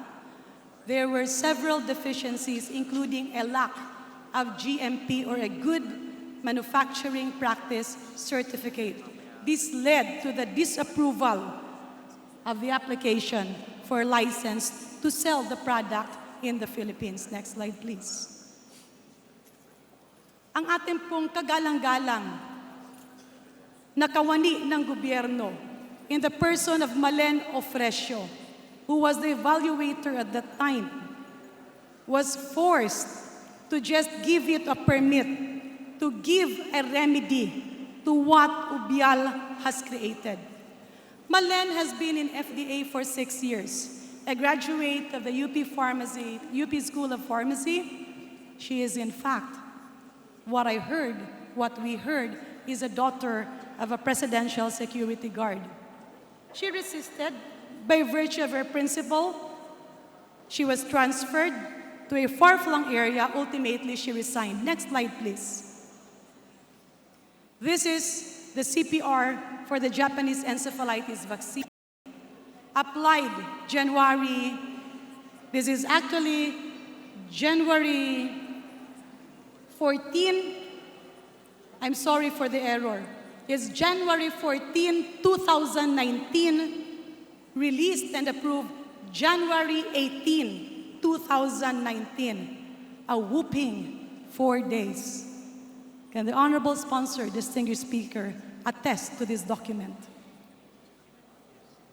Yes, Mr. Speaker. Bakit po ba ito napayagan ng departamento?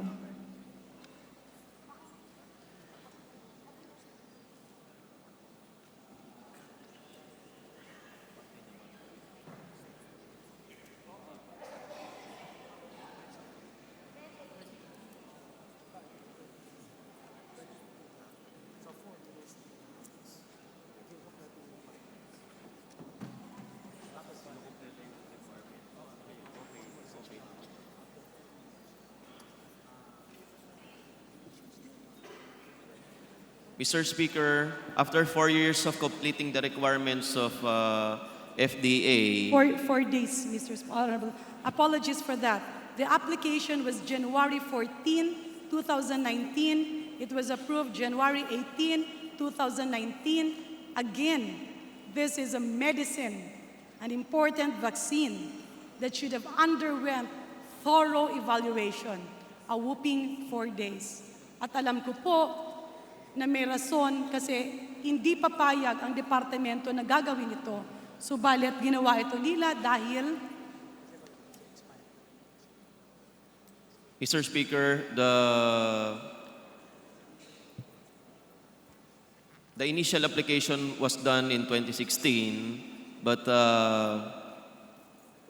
It was this. the requirements were completed only January 14, 2019. So, ulitin ko po, Mr. Speaker, distinguished sponsor.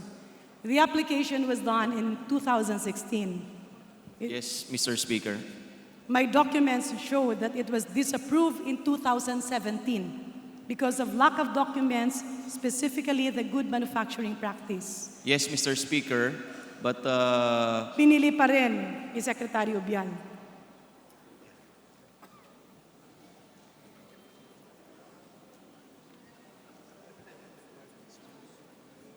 during the time of Secretary Obial, it was disapproved. But during the time of the new secretary, they completed the requirements, so they will adhere to the FDA law, Mr. Speaker.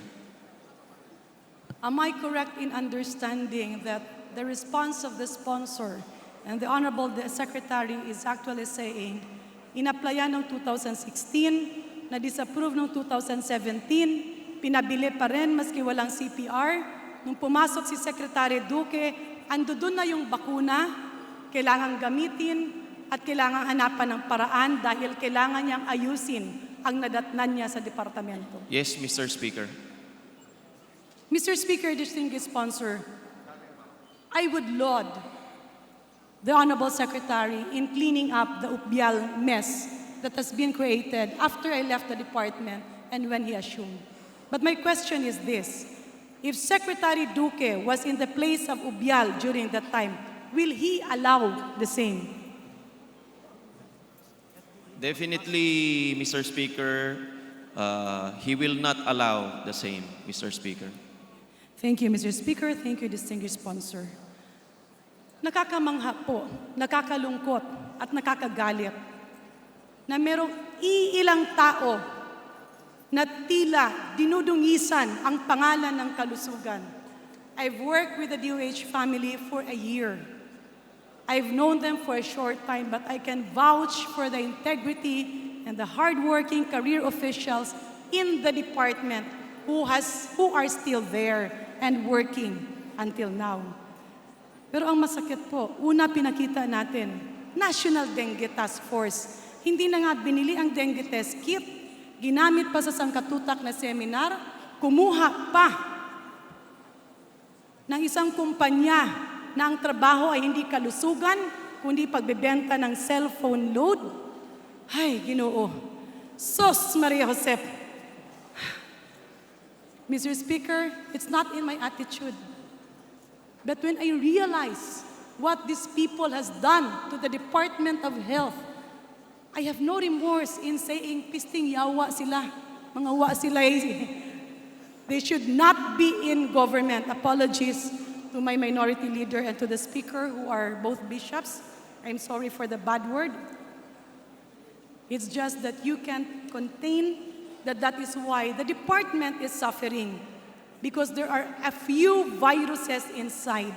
And I think the antidote to that is a more active department that will move moving forwards. Mr. Secretary, distinguished speaker, Mr. Sponsor, can you now assure us, kasi bumababa ang budget ng departamento, the reducing budget of the Department of Health, I know is not intentional, pero we cannot accept this because people needs health care.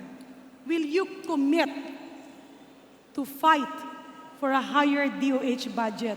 Ipaglalaban po ba natin ang pondo para sa kalusugan? Opo, Mr. Speaker, kaisa po ng ating interpellator na si Deputy Minority Leader na mas ipaglaban at pataasin pa ang budget ng DOH para sa kalusugan ng ating mga mamamayan, Mr. Speaker. Will the Honorable Sponsor, Mr. Speaker, agree to me that people who take advantage of a crisis are pure evil? Opo, Madam Speaker. Mas pinili nila gamutin ang kanilang mga bulsa kesa sa kalusugan ng masa. Tinatakot yung tao, gagamitin ang pondo ng gobyerno, kikita ng libo-libo. They don't cure people. They just scare us. Then they will use government funds to fatten their bank accounts. Mr. Speaker, distinguished sponsor, while I still see light at the end of the tunnel, I hope that you will all agree with me in saying that health is not for sale. And as they say, our health is our wealth. A patient's health is not for any doctor's wealth. I look forward to a more aggressive, hardworking DOH that will stand up firm and fight for what is due for our people. Thank you, Mr. Speaker. Thank you, Honorable Sponsor. Majority Leader. Madam Speaker, next to interpellate sponsor, may we recognize Representative Bayani Fernando of Marikina City. Bayani Fernando of Marikina City is now recognized.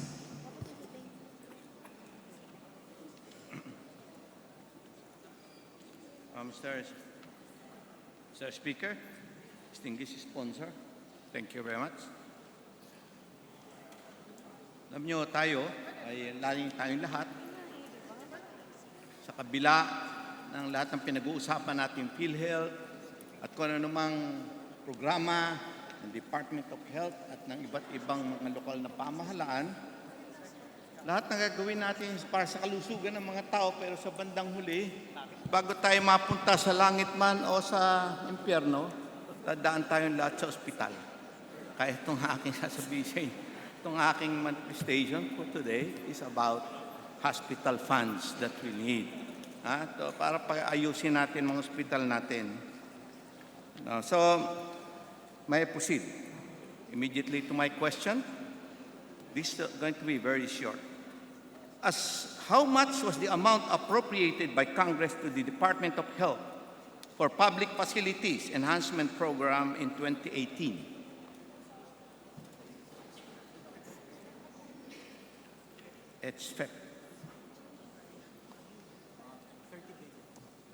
For 2018, Madam Speaker, 30 billion. 30 billion. And were you able to obligate all of these allotted funds in 2018? 94% obligated, Madam Speaker. That's good. That's good performance indeed. How much was the appropriation for this current year of 2019? 15 billion, Madam Speaker. And are you confident that you can also obligate this fund on or before December 31, 2019? Definitely, Madam Speaker. Is the XPEP program a necessity to improve the service delivery of the department to our people? Absolutely, Madam Speaker. Then, how much is the proposed appropriation for this health facilities enhancement program for year 2020?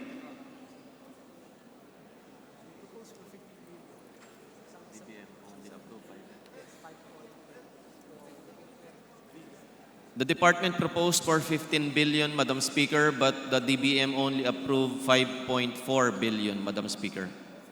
So there's a decrease. And what could be the compelling reason why there is a significant decrease in the proposal?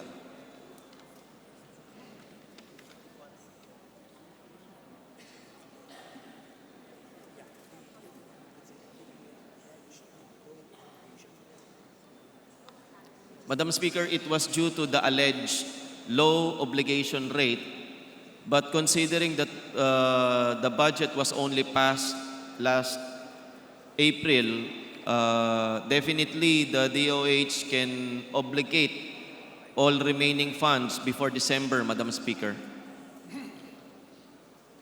Mr. Speaker, distinguished sponsor, please be reminded that last Congress there were several bills passed increasing bed capacity of several Department of Health supervised hospitals and district hospitals in the entire country by this august body, which are now a law as approved by our dear President Rodrigo Duterte. With these increases in bed capacity, it follows that these hospitals need to construct new buildings or improve their building expansion to accommodate the increase in its bed capacity to include hospital equipment like X-ray machines, 2D echoes, and others. I am pretty sure there are several requests submitted by these hospitals to the department to fund the upgrading of their buildings and facilities. Am I correct, Mr. Distinguished Sponsor, Mr. Speaker? Yes, Madam Speaker. In this situation, Mr. Speaker, Your Honor, this august body has all the reason to increase the allocation for this particular program so that it will be able to cope with the demand of our health sector and the Department of Health to further improve its service delivery to our people. What is the position of the agency on this matter, Mr. Speaker, distinguished sponsor? Absolutely, Madam Speaker. The department wants to restore the budget that was intended to be allocated for the construction of the hospitals, Madam Speaker. I therefore move, Mr. Speaker, distinguished sponsor, to increase the budget of this HFEP by reinstituting the original proposed budget of the Department of Health in the amount of 9.58 billion or an additional 5.4 billion pesos. And in proper time, Mr. Speaker, distinguished sponsor, this representation will submit his institutional amendment to the budget of the Department of Health along this program. Can I have the support from the distinguished sponsor, Mr. Speaker? Absolutely, Madam Speaker. This representation also expects that a higher allocation will be given, maybe higher than 9 billion.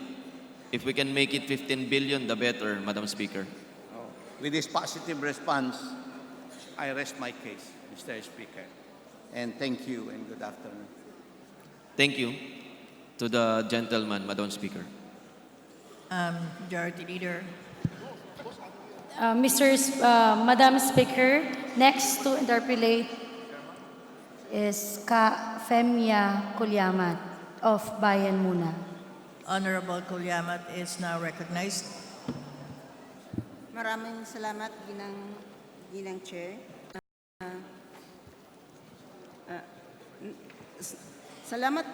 Magpapasalamat ko sa ng DOT na sa datos na binigay, na hiningi ko nung unang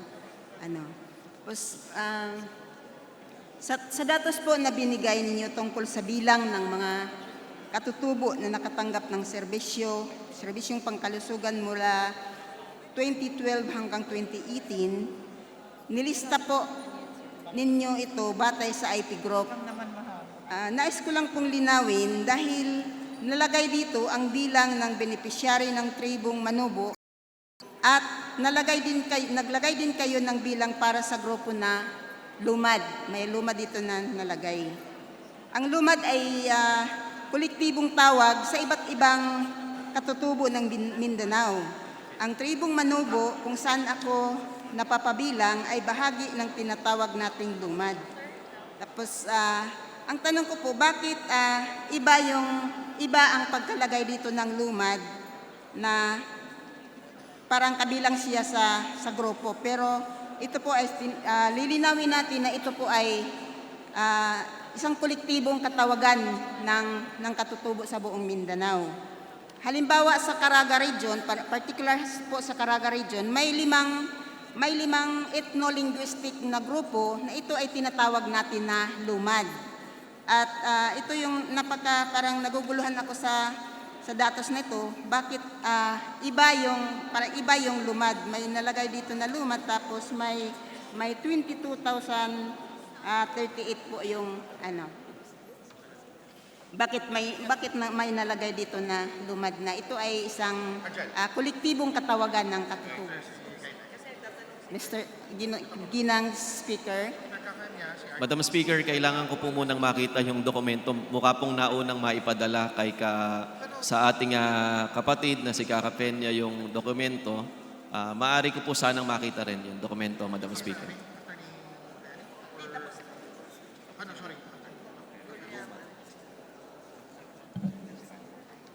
Madam Speaker, maaari po bang maulit yung katanungan ng ating party list representative Kaka Peña, Madam Speaker? Mr. Ginang Speaker, ang nasasabi dito na naglista, may nilista ninyo na sa IP, batay sa IP group, no? Yung gusto ko lang pong nililinawin, itong lumad na nalagay dito, na ito yung sinasabi na yung kolektibo ito na katawagan ng katutubo sa buong Mindanao. Halimbawa, particular doon sa isang region, sa Caraga region, ay meron siyang 5 grupo na ito yung tinatawag na lumad. Itong Manubo, Talaandig, Mamanwa, Higaonon at saka Banwaon. Ito yung parang tinatawag natin sa buo na lumad. Kaya ako nagtaka na bakit dito nalagay ang lumad at may iba siyang bilang sa budget. Madam Speaker, ako po ay nagpapasalamat sa napakagandang edukasyon na ngayon ay natanggap natin kay Kafemia at yung pong edukasyong ito ay maituturo rin natin sa buong DOH para mas maayos na magawa yung listahan ng ating mga kapatid na IPs, Madam Speaker.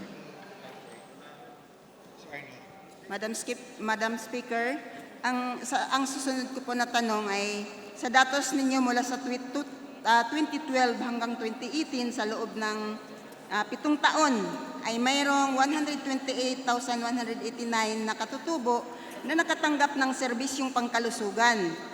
Sa taong 2018 may 41,212 na katutubo ang naabot nito. Tinatayang hindi bababa sa 14 million ang bilang ng mga katutubo sa buong Pilipinas batay sa United Nations Development Program noong 2013. Sa 7 taon na datos ng DOH, hindi pa abot ng 1% ng kabuuang bilang ng mga IP ang nakakatanggap ng serbisyong pangkalusugan. Batay sa karanasan, doon sa aming probinsya, particular sa lungsod kung saan ako naroon, wala pong kulang na kulang po yung gamot doon sa RHU doon sa aming munisipyo, no? Ngunit sa halip ay laganap yung kakulangan talaga ng serbisyong pangkalusugan sa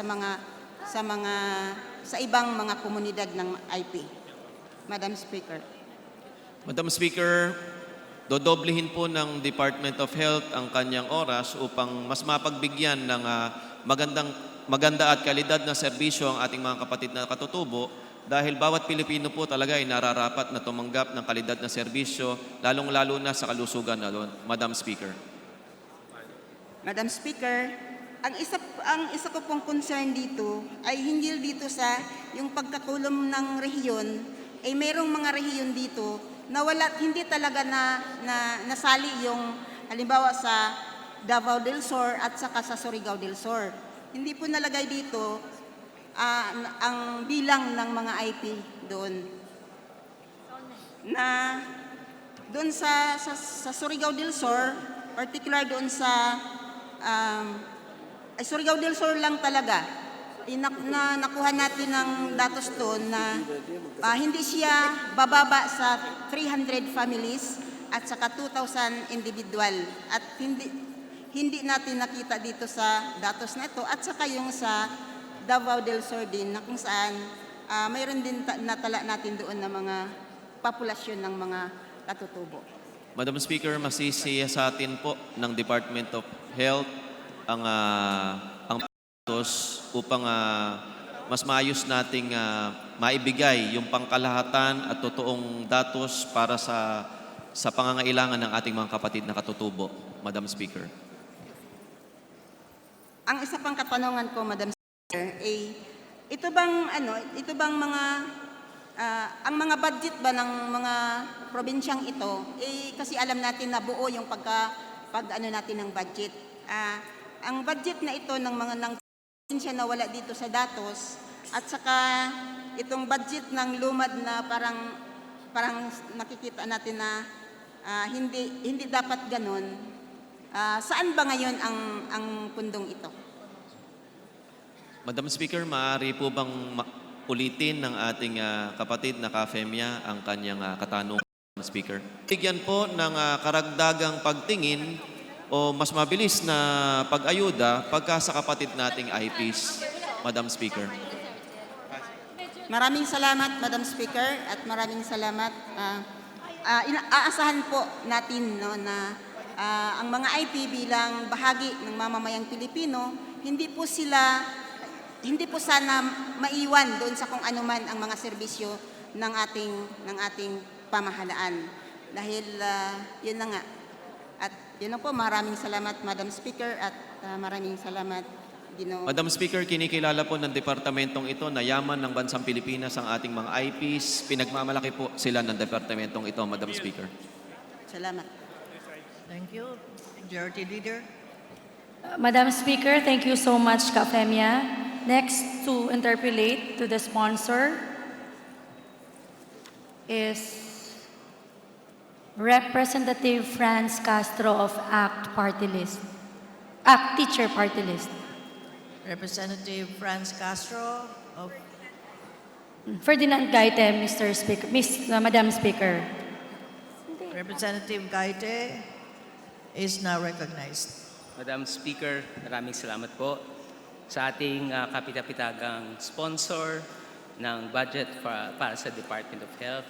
Pahintulutan ba ng ang kinatawang ito na magtanong ng clarification hinggil sa budget ng Department of Health? Isang karangalan po, Madam Speaker. Sabi ni Mahatma Gandhi, it is health that is real wealth and not pieces of gold and silver. Ngunit ngayon, kailangan itong pieces of gold and silver o yaman ng bayan para maibigay ang napakahalagang serbisyong pangkalusugan. Ngunit ngayon, sa harap ng sa lumalalang sitwasyong pangkalusugan, paliit ng paliit ang budget para sa kalusugan.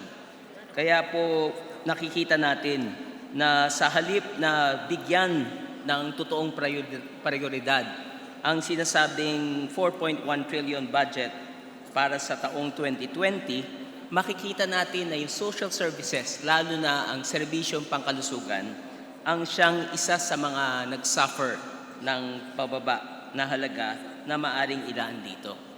May hinanda po kami na ilang PowerPoint presentation. Nakahanda na ho ba? Sige po. Habang hinahanda, Mr. Speaker, Madam Speaker at sa ating kagalang-galang na sponsor, sa budget na 4.1 trillion para sa 2020, tumaas, malinaw na tumaas. Tumaas ang 11.96%. Pero kabaligtaran sa hanay ng social services. Ang total health expenditures ay nagsuffer ng 4.97% na pagbaba. Taliwas dun sa sinasabing ang budget ay para sa serbisyong panlipunan. Sa buong Department of Health, malinaw din ang pagbaba. Halos 10% ang ibinagsak ng kabuuang Department of Health budget kung ihahambing sa 2019 nakabatay sa General Appropriations Act. At makikita natin na kahit sa opisina ng Department of Health, yung Health Facilities Enhancement Program, nakita rin natin kung paano ang very drastic na pagbaba ng mga naturang program budgets. Katanungan po, paano pa ba magagawa ng Department of Health ang kanyang sinumpang tungkulin kung ganito na lamang ang pagbagsak ng halagang inilalaan para sa budget ng Department of Health, Madam Speaker, Mr. Sponsor? Madam Speaker, magagawa pa rin po ng Department of Health ng Kagawaran ng Kalusugan ang kanyang mandato, ngunit hindi po kasing ganda yung kanyang magiging serbisyo ng dahil sa kakulangan ng budget, Madam Speaker. Mas gaganda po yung serbisyo ng Kagawaran ng Kalusugan kung madadagdagan po natin yung budget at gaya po ng bilin ng ating Speaker, Peter Cayetano, na kailangan talaga nating i-augment o dagdagan yung ating budget upang makapagbigay ng kalidad na serbisyo sa bawat Pilipino, Madam Speaker. Maraming salamat, Mr. Sponsor, Madam Speaker. Sa ganitong sitwasyon, nakikita na natin na hindi ngayon lamang bumaba ang budget ng Department of Health. Sa mga nakaraong mga taon, pwede pong ipakita yung susunod na slide. Makikita po na mula 2016, except for 2018, nakita na natin yung trend ng pagbagsak ng inilalaan na budget para sa Department of Health. Masasabi ba natin trend na talaga ito? Cuts ba ang polisiya para sa serbisyong pangkalusugan, Madam Speaker, Mr. Sponsor? Madam Speaker, inaasahan po nating maititigil natin yung sinasabing trend na ito sapagkat hindi po makakatulong sa ating bansa kung patuloy na babagsak yung ating pondo sa health. Kaya nga po, kagaya po ng sinabi ko kanina, tutulungan po tayo ng ating Speaker, pati po ng lahat ng ating mga kasama dito sa malaking kapulungan na madagdagan yung ating budget upang itigil po natin itong masamang trend na ito, Madam Speaker. Pero malinaw, Mr. Sponsor, na yun na yung actual na effect ng budget cuts sa serbisyong pangkalusugan. Meron lang, totoo naman, nangako ang ating kagalang-galang na Speaker of the House. Ngunit sa aktual, kita natin na yung malubhang pagbaba na may epekto na sa nagaganap ngayon tulad ng mga naunang tagapagsilta, si kinatawang Janet Garin at gayon din ang iba pa, nakita na yung palubhang kalagayan. Sabi nga yung ating health services ay sickly na o lumalala yung kalagayan ng serbisyong pangkalusugan. Kaya po, kung dito lamang ang pagbabatayan natin, yung budget na inilalaan para sa serbisyong pangkalusugan, malinaw na pababa ang prioridad. Dahil malinaw naman ang budget ay siyang reflection ng prioridad ng pamahalaan. Kumbaga, kung ano ang diin o prioridad ng pamahalaan, doon niya ilalagay ang pondo ng gobyerno. Lumalabas, hindi prioridad ang serbisyong pangkalusugan. Tama po ba, Mr. Sponsor, Madam Speaker? Madam Speaker, ako po ay nakikiisa sa sentimiento ng ating Honorable Gaite at kasama po ang inyong ang representasyong ito na makikipaglaban para sa karagdagang pondo para sa kalusugan dahil hindi natin maaaring pabayaan ang ating mga kababayan, Madam Speaker. Maraming salamat po. At tama po, pare-pareho ang ating pananaw at tindig na isa sa mga batayang serbisyong palipunan, pangkalusugan, edukasyon at pabahay, dapat talaga nagre-reflect doon sa budget na ito ang bibigyan ng mas maraming, sabi nga ni Mahatma Gandhi, ng mas maraming gold at silver. Pero kabaligtaran, hindi iyan ang nagiging prioridad. Next slide, please. Yan. So dito rin po, sa usapin ng mga programa ng ating ahensya para sa serbisyong pangkalusugan, makikita natin ang malubhang pagbaba sa mahahalagang programa na ipinatutupad ng Department of Health. Sa usapin ng environment and occupational health and safety, bumaba. Sa health facilities enhancement program, bumaba na 62%. Sa HRH, deployment o Human Resource for Health and Deployment, bumaba rin ng negative 71%. Bumaba rin ang Public Health Management Program ng 17%. Gayon din rin sa Environment and Occupational Health program, sub-program na 93%. At yung binabanggit kanina, hinggil sa immunization program, bumaba rin slightly ng 0.08%. Ganon din sa ating family health sub-program ng negative 9.83%. At yung ito, mainit na usapin rin, yung elimination of infectious disease sub-program, bumaba rin ng negative 26.86%. So, kung titignan lang natin dito, no, kasama na sa non-communicable disease program at iba pa, lahat ay nag-suffer ng reduction.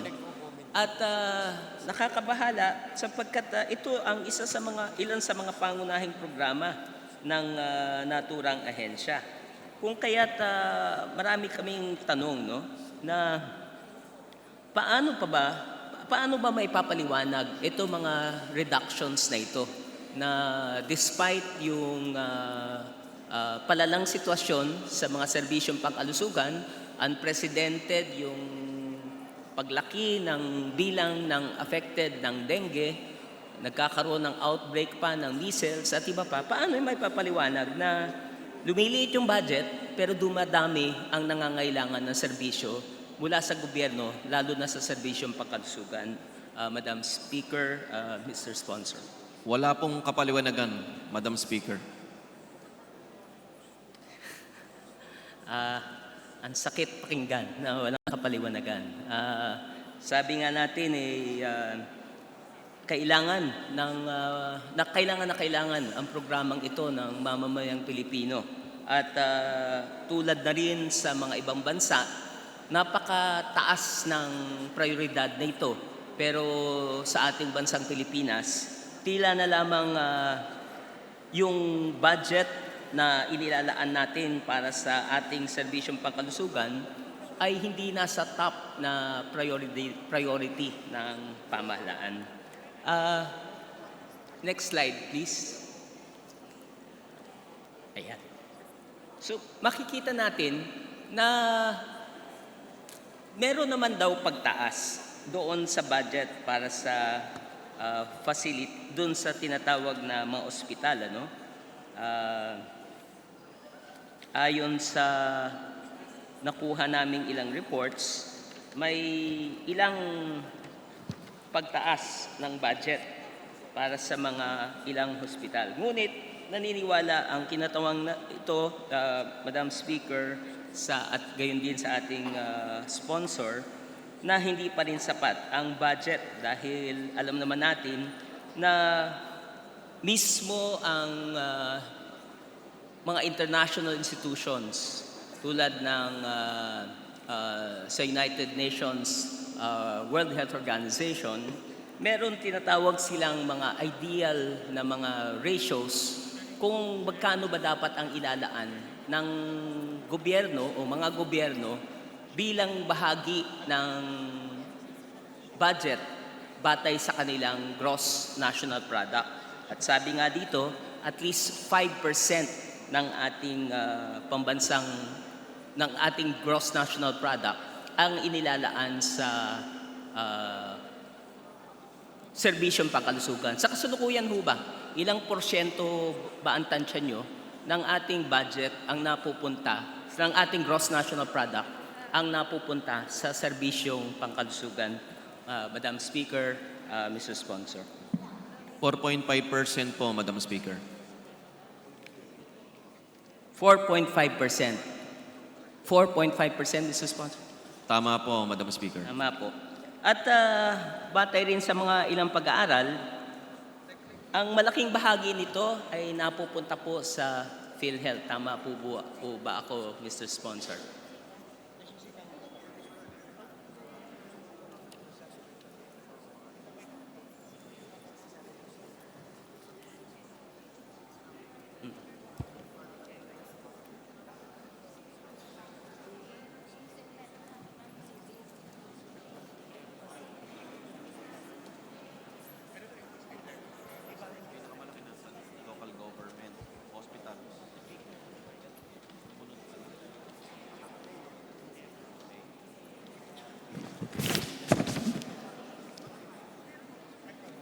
Madam Speaker, 15% lamang po ang natatanggap ng PhilHealth na hati sa budget ng Department of Health.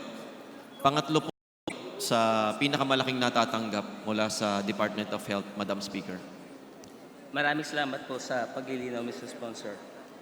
Mr. Speaker, Madam Speaker, sa ilang mga government hospitals, kasama na dito ang East Avenue Medical Center, National Center for Mental Health, National Children's Hospital, Jose Rizal Memorial Hospital, and several others.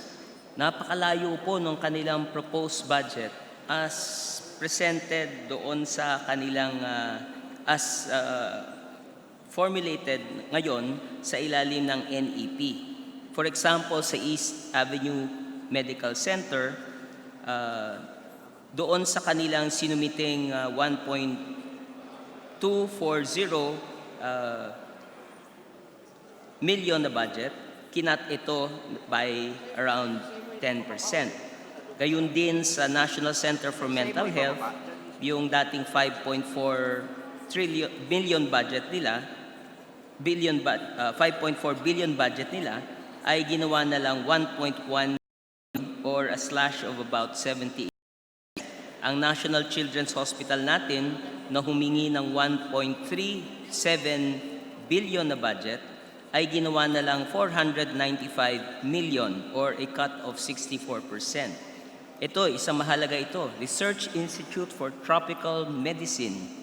Nagsuffer rin ng reduction by 14% from 606 million na proposed budget, ang nakapaloob lamang sa ating NEP ay 519 million na budget. Marami pang ibang ahensya na ganun din ang kaawa-awang sitwasyon.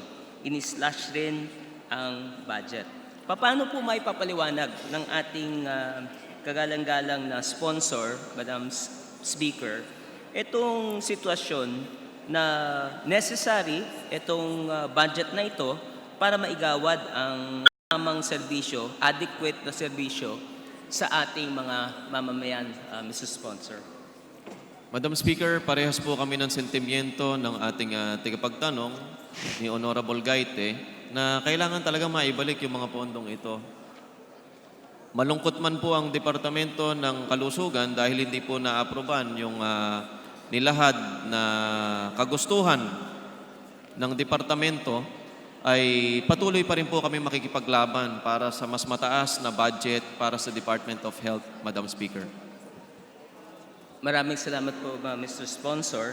So kung sa kabuuan, maraming programs ng ating Department of Health ay malubhang binawasan ng kanilang mga proposed budgets. Kaya't hindi gladly po. Ano ang kaibahan kapag inilagay ang capital outlay direkta sa ospital at kapag ang pondo ay inilagay sa Department of Health, Mr. Sponsor?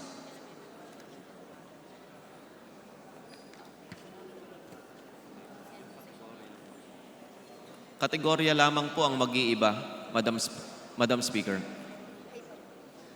Ano po ang ibig sabihin ng nag-iiba lang po ang kategorya? Ibig sabihin kaya rin pa rin ibili ito para sa ating pangangailangan sa capital outlay. Tama po ba? Opo, Madam Speaker. May mga pag-aaral ba ang Department of Health kung saan higit na napapakinabangan o nagagamit ang pondo para sa capital outlay sa direkta bang ilagay sa budget sa ospital o sa bilyong-bilyong inilalagay sa HFEP?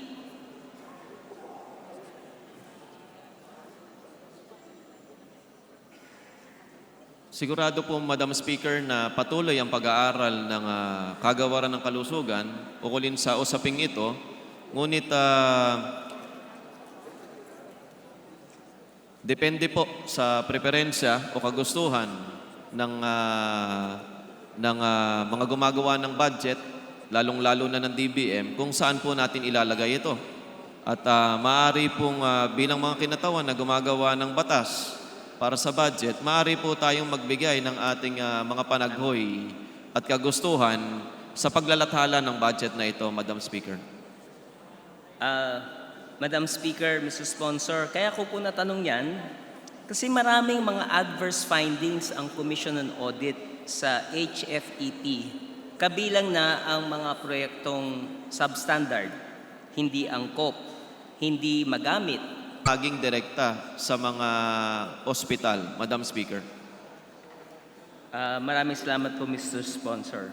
Nakakabahala kasi nga po napakaraming taon nang umiral ang HFEP. Nagkakaroon pa rin ng mga maraming reklamo sa antas ng mga ospital.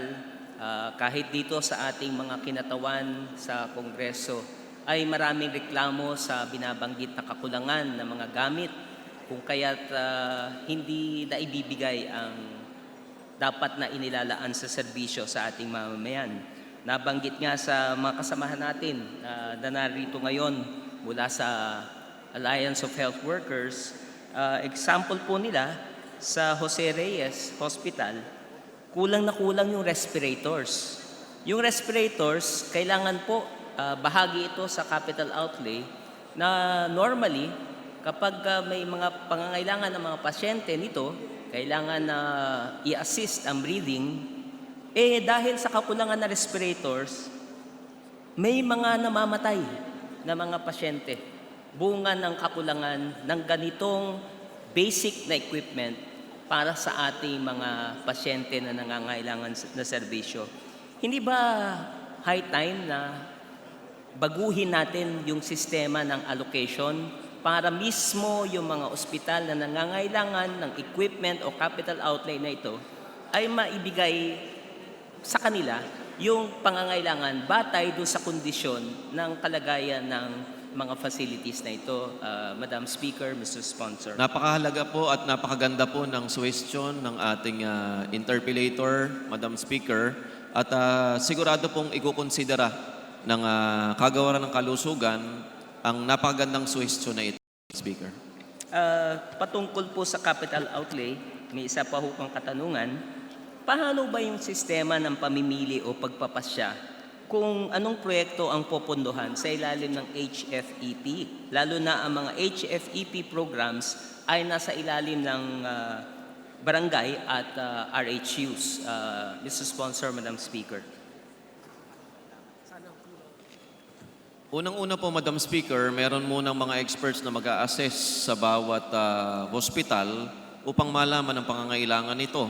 Pangalawa po ay base sa assessment detail at assessment plan ay karoon po ng mga paunang prioridad hanggang sa dulo ang mga ospital na natapos na sa needs assessment at doon po mula sa umpisa hanggang sa dulo hanggat aabutan ng budget ay bibigyan po itong mga ospital na ito.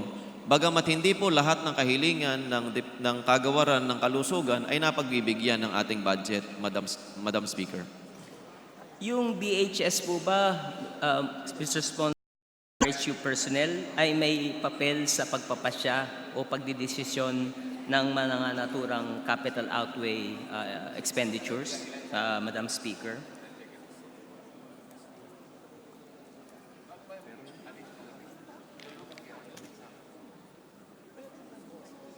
Mayroon po silang boses, Madam Speaker, sapagkat sila ang nandoon sa mga barangay health stations na to at nasa rural health units. Kaya yung pagbibigay po ng suggestion kung ano kailangan nila ay nandoon po yung kanilang pagkakataon na magbigay ng kanilang panaghoy at pangangailangan sa lahat ng mga miyembro ng assessment team ng Department of Health. Madam Speaker. Maraming salamat po, Mr. Sponsor, Madam Speaker. Ako po natanong yan, may mga ilang obserbasyon na po na lumabas na may mga proyektong inilaan, may mga budget na inilaan sa mga proyektong hindi angkop sa mga pangangailangan ng health facility. Halimbawa po, sangkatutak na microscopes, dental chairs na hindi magkasya sa health station at iba pa. Totoo ho bang nakapag-aaralan na maigi kung ano yung karapat-dapat na capital outlay para sa ating mga facilities na ito sapagkat sabi nga natin, bawat piso na inilalaan ay dapat gamitin sa angkop at pinakamasusing paraan. Ngunit kung hindi rin magagamit ang mga nabanggit na capital outlay equipment, nasasayang rin po. Tama po ba, Mr. Sponsor, Madam? Madam Speaker, maaari po bang magkaroon ng datos ang representasyong ito kasama po ng kagawaran ng DOH at sigurado pong paiimbestigahan po ng DOH ang pangyayaring ito na nagkaroon ng mga sobrang gamit na hindi naman pala kailangan. Maaari po bang malaman, Madam Speaker, kung kailan po nangyari ito at kung saan, Madam Speaker? Sige po, at susupply po namin yan sapagkat mismo ang ating mga manggagawang pangkalusugan ang naghapag ng ganitong mga obserbasyon na nakita na nga na maraming gamit na napunta sana sa mas mga pangangailangan ng mga pasilidad na ito ang nasayang lamang at tinitignan nila na maaaring na reprioritize ito sa mga ibang gamit. Maraming salamat po. Ang isa kong concern pa rin ng kinatawang ito, Madam Speaker, Mr. Sponsor, ay yung kaltas sa human resource deployment. Pero tama po. Budget ay napakaliit kung titignan yung budget for the HRH deployment. Paano po ba, Mr. Sponsor, Madam Speaker, ang proseso ng pag-hire ng HRH deployment? Ano ang mga gawain nila? At kalawa po, ano ang kaibahan ng kanilang gawain sa iba pa nating health workers na ina-assign sa iba't ibang komunidad, Mr. Sponsor, Madam Speaker?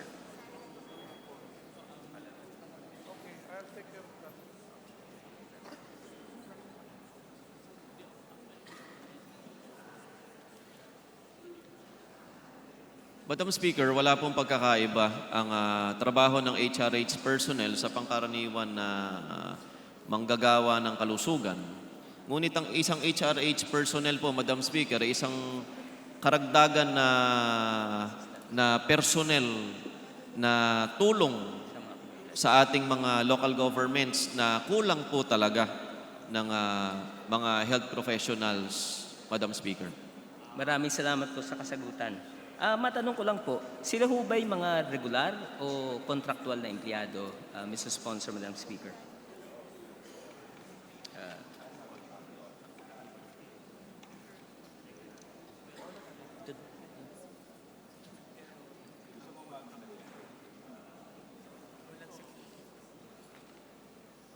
Contractual po sila, Madam Speaker. Contractual.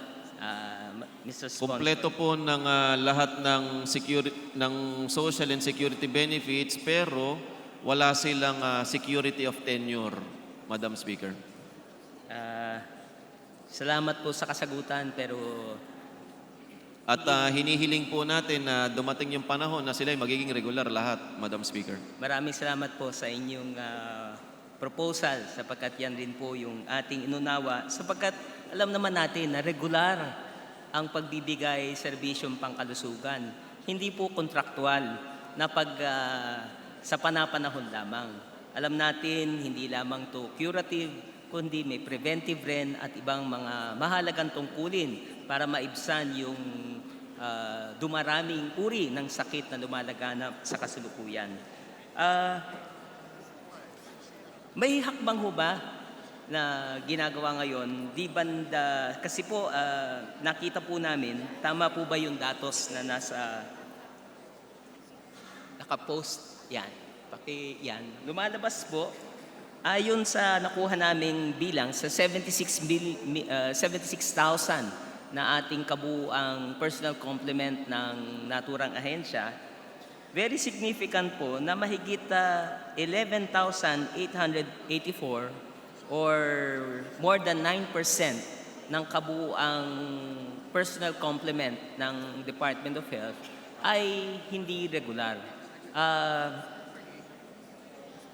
Ano ang dahilan? Bakit ganito po yung sitwasyon na bagamat regular ang trabaho ng ating mga manggagawang pangkalusugan, kontraktual ang pagturing sa marami nating mga manggagawang pangkalusugan. Madam Speaker, Mr. Sponsor.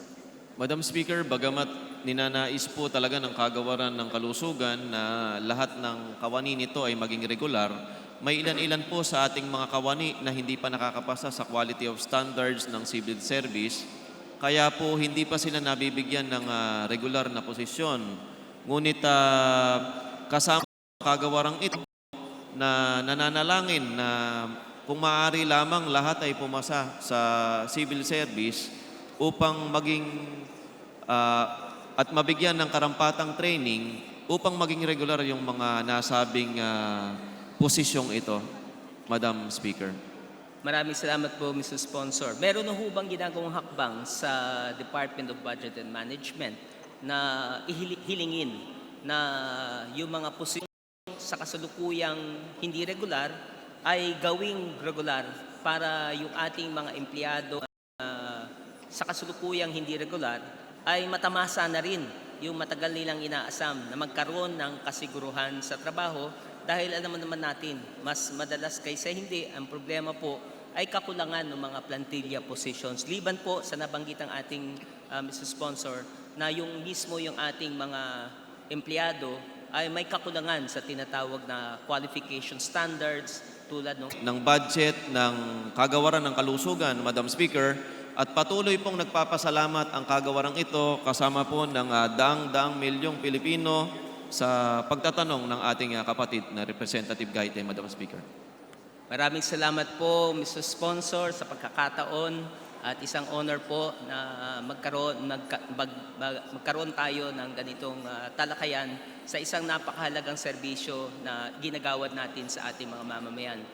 Umasa kayo na ang kinatawang ito ay tuloy-tuloy na tutulong na ang serbisyong pangkalusugan ay magbigay ng sapat na pondo na tulad nga sinabi nga ni Mahatma Gandhi, yung silver and gold, pilak at ginto na kailangan para maibigay na tamang serbisyo mamamayan ay dapat sumapat. Maraming salamat po, Mr. Sponsor.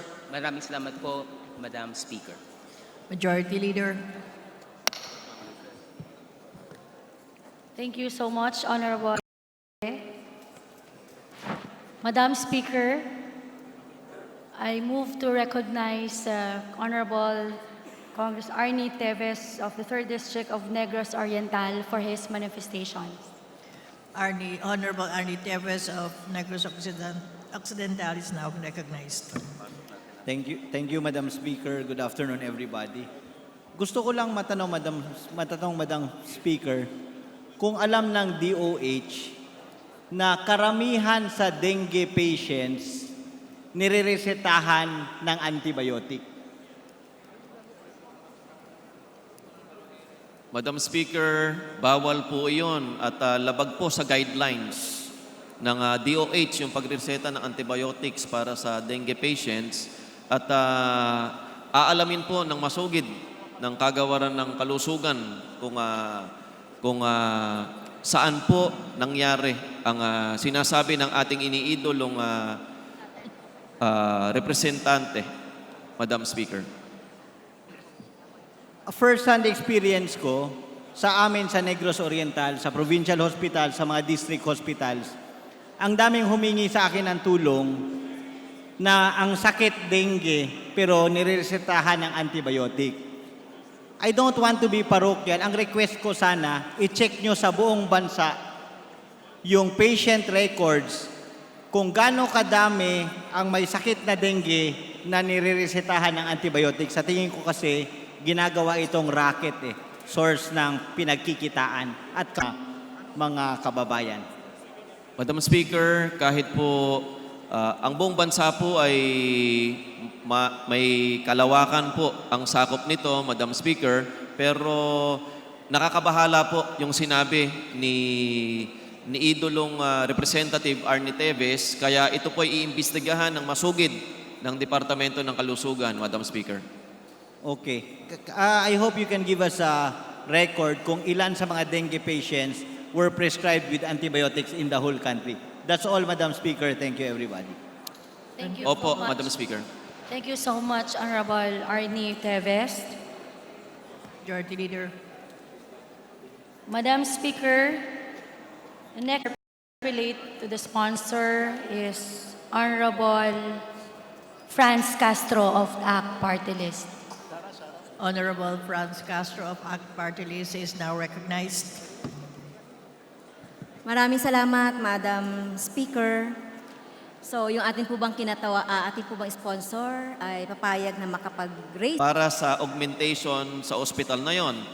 Ang kagaya po, Madam Speaker, sa geriatric, Madam Speaker, sila po ay kumukuha ng pondo sa Jose Reyes General Hospital, Madam Speaker.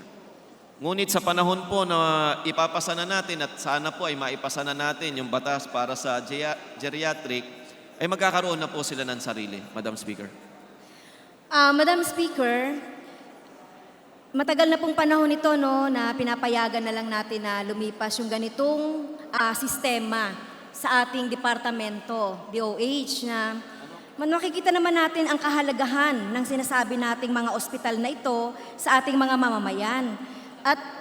At siyempre, ang komento ko sa DOH, dapat hindi na ito pinatagal dahil meron naman tayong basis dito, yung legal basis natin sa GAA. So kung matanong ka lang po, Madam Speaker, ginoong sponsor, ilan po ang affected na PS dito sa mga ospital na to? Ilan po yung mga empleyado natin na kinukuhanan lang po natin ng pondo mula sa ilang ospital? Madam At Speaker, bakit- wala po tayong eksaktong bilang na dalon. Ngunit maaari po bang payagan ng ating minamahal na representante na ipadala na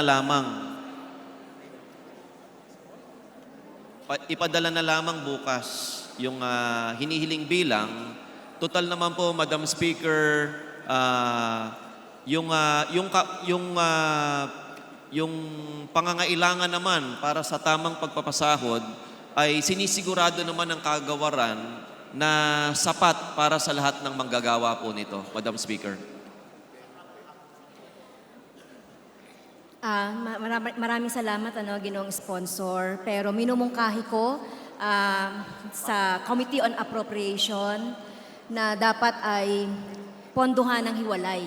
Etong PS na ito, gusto nating sa konkreto, magbigay ng konkretong sulat na manggagaling sa Department of Health na may kaugnayan dito sa PS. Ano ba yung kailangan?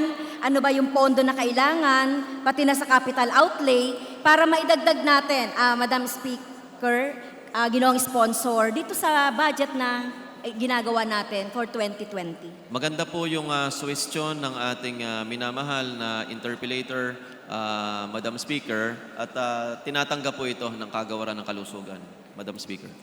So maaari ko bang mahingi yung commitment ng ating sponsor para asikasuhin po yung hinihingi ng kinatawang ito para po sa konkreto meron na tayong magagawa dito. Opo, Madam Speaker, at puwera po doon, ang kinatawang ito rin po ay isa sa mga principal sponsors ng geriatric bill na inaasahan po natin na maipapasa ng Kongresong ito upang magkaroon na tayo talaga ng nakahiwalay na batas para sa ating minamahal na ospital para sa ating mga nakatatanda, Madam Speaker. Okay, ito ang concern ko po, Madam Speaker. Noong 2019 po, nagpasa po ang Kongreso, pinasa po natin sa Congress yung line budget para sa annual medical check-up para sa mga public school teachers na nagkakahalaga ng 400 million under the DepEd budget. Pero ito po ay vinito ni Presidente Duterte subject to Universal Healthcare, IRR, or Implementing Rules and Regulations. Natanong ko na rin po ito doon during the budget briefing ng DepEd.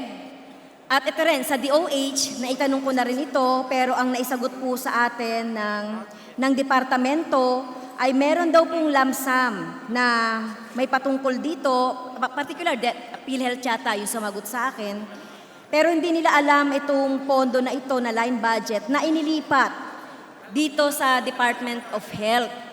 Madam Speaker, yung hinihiling po natin na napagtagumpayan natin sa last budget ng 2019, ito po ay kauna-unahang pagtugon ng ating Kongreso sa Magna Carta for Public School Teachers Benefit na may kaugnayan sa medical benefits ng teacher. Iba po yung batas para sa PhilHealth, iba rin po yung batas para sa Magna Carta for Public School Teachers. Special po ito.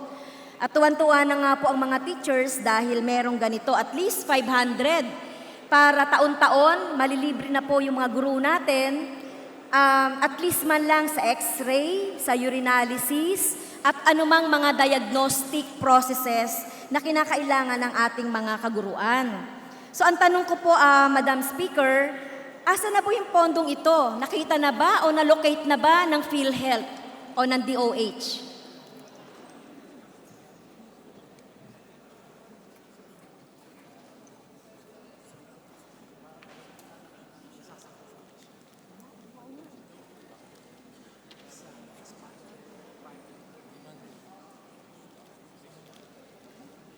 Madam Speaker, sa loob po ng Universal Healthcare Law ay masasaklaw na po itong pangangailangang ito sa loob ng Expanded Care Benefit Package para sa ating mga guro, Madam Speaker. Siguro po medyo parang hindi po na tayo nagkakaunawaan kasi parang hindi ko po makuha yung logic na dahil ito po ay Magna Carta benefits ng teachers, dahil dinala po ito sa universal healthcare, ang sabi lang po sa veto ni Presidente, kailangan yung IRR para dito, para maipatupad ito. Pero separate ito, although kinorse through sa DOH. Ang tanong ko, na-locate na ba ito? Ay, ibig sabihin, nandiyan yan sa line budget ng 2019 na dapat pakinabangan na ng teachers ngayong taon na ito. So, so ang tanong ko po, nakita ba ito ng ating DOH man lang? Nakita ba ito sa budget natin for the last year, Madam Speaker?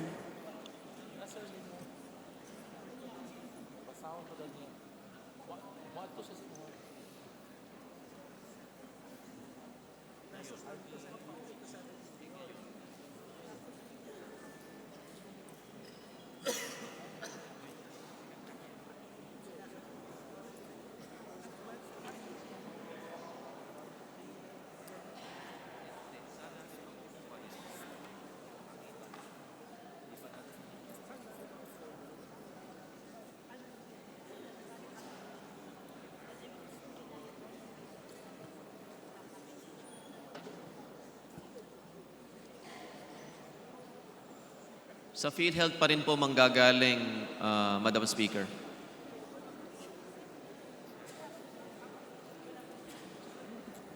So, Madam Speaker, ako po ay nalulungkot dahil kahit na yung paglo-locate noong sinasabi nating budget na ito, nakakalungkot po on behalf ng mga teachers na isang tagumpay natin ito dito sa Kongreso na for the first time mapupondohan sana yung Magna Carta.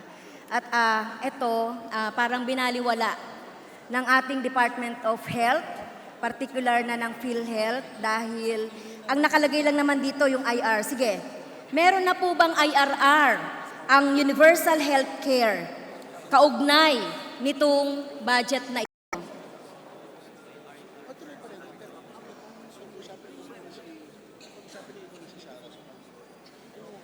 Hindi pa po natatapos, Madam Speaker, ang IRR.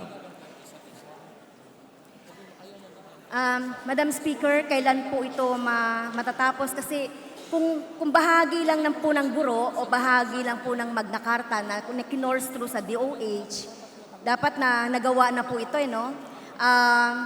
Ano na po tayo ngayon? September. Meron buwan o October, November, December para mapakinabangan ito ng ating mga kaguruan in preparation yan sa next year. Pero may makukumit ba ang ating sponsor na matatapos ang IRR soon para magawa na po natin? Kasi yung universal healthcare, alam ko po na ito po ay malaki po ang saklaw nito, pero ang sinasabi lang kasi sa veto ay yung particular na binito ni Presidente na kinors through sa DOH. Ito po yung hinahanap kong IRR mula doon sa UHC. Madam Speaker, bago po mag-November ay inaasahan ng Kagawaran ng Kalusugan na matatapos yung IRR. At yung benepisyo po para sa mga guro ay makukuha po sa saklaw nung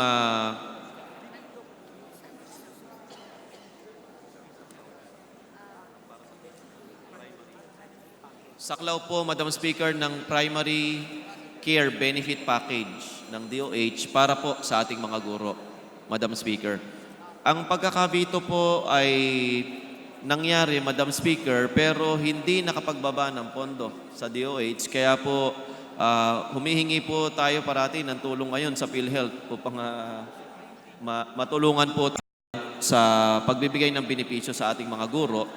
At sana po sa pagkakataong ito ay hindi tayo mabito sa pagkakataong ito, Madam Speaker.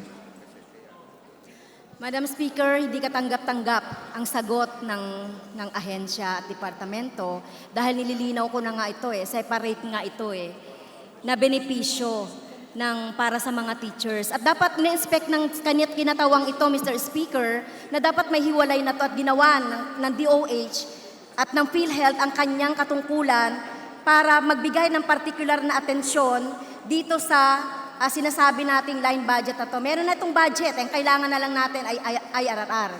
Pangalawa, Madam Speaker, yung sinasabi na PhilHealth, na primary health care. Ito, isa ko pa pang issue ito sa PhilHealth natin. Ang mga teachers po talagang nagko-contribute yan. Ang education sector ay nagko-contribute po yan sa PhilHealth. Noong nakaraang taon, wala pa po sa 10% ang nabenepisyuhan doon sa tinatawag nating primary health care o merong special kasi yung check-up na sinasabi natin at may nag-expand na yan, pero hanggang ngayon po hindi pa na-maximize yung benepisyo ng ating education sector kaugnay nitong sinatawag nating check-up o primary health care. So hindi ito na-maximize. So iba to doon sa sinasabi nating 400 million na budget.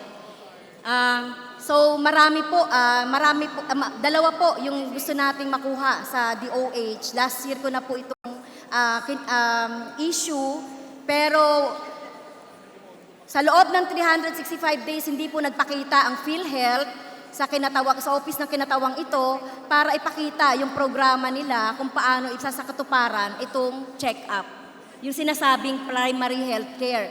Alam nyo, Madam Speaker, ang mga guro, overwork, underpaid, walang sick leave, bawal magkasakit. Kung magkakasakit ka April and May, merong bayad ang mga teachers pag April and May. Pag during the 10-month na period ng pagpasok, bawal magkasakit, no work, no pay. Kaya ito lang nga sana yung asahan natin na parang preventive care natin para sa mga teachers na magkakasakit sana, pero hindi po pinatutupad ng ating DOH. I'm afraid, Madam Speaker, hindi ko kayang tanggapin ngayon yung budget ng DOH dahil itong primary na etong napakaliit lang na dapat na gawin ng DOH ay hindi nagawa.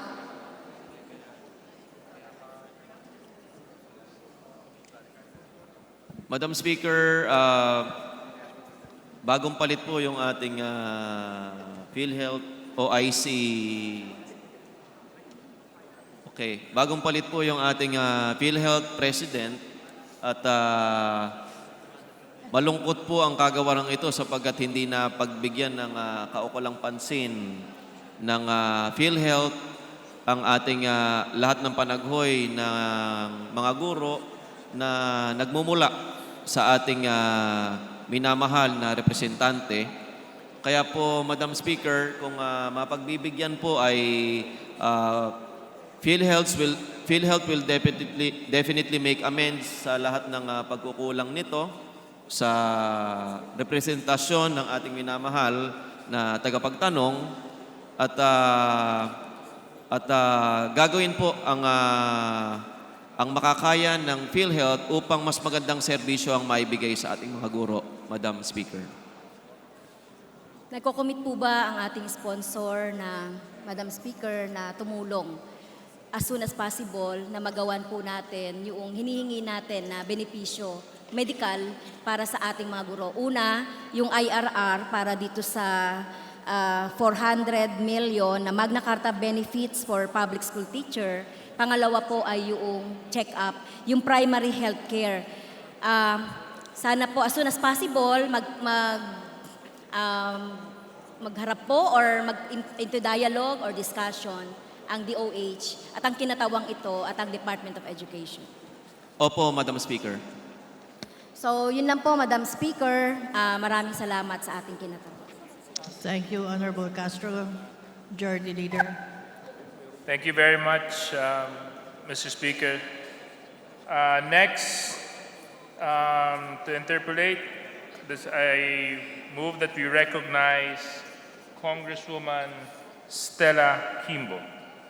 Honorable Stella Kimbo of Marikina is now recognized. Madam Speaker, maaari po bang magtanong sa kagalang-galang na sponsor? Maaari po, Madam Speaker. Madam Speaker, isa po sa layunin ng Universal Healthcare Act ay ang universal coverage. Pwede po bang mapaliwanag ng ating sponsor ang ibig sabihin po ng universal coverage?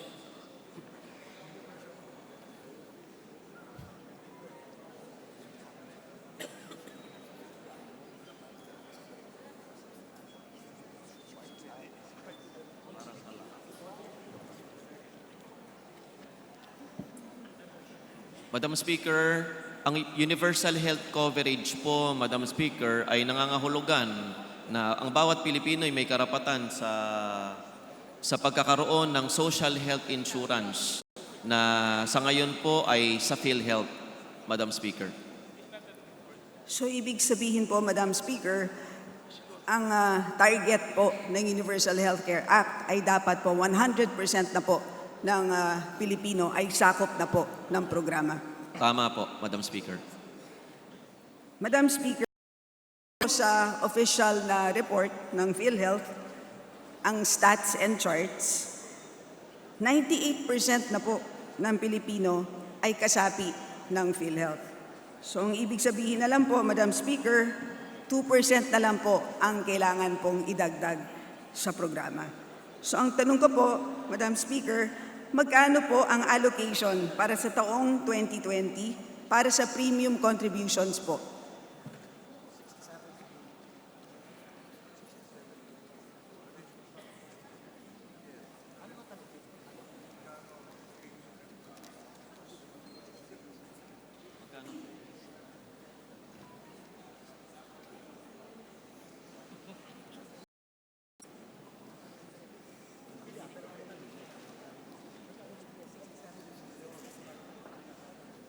Madam Speaker, 153 billion po ang hinihingi ng PhilHealth, ngunit 67 billion lamang po ang naibigay, Madam Speaker.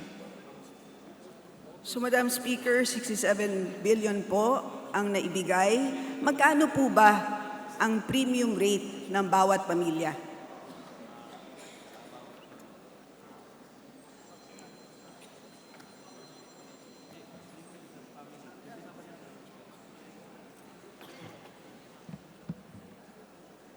$2,400 po, Madam Speaker.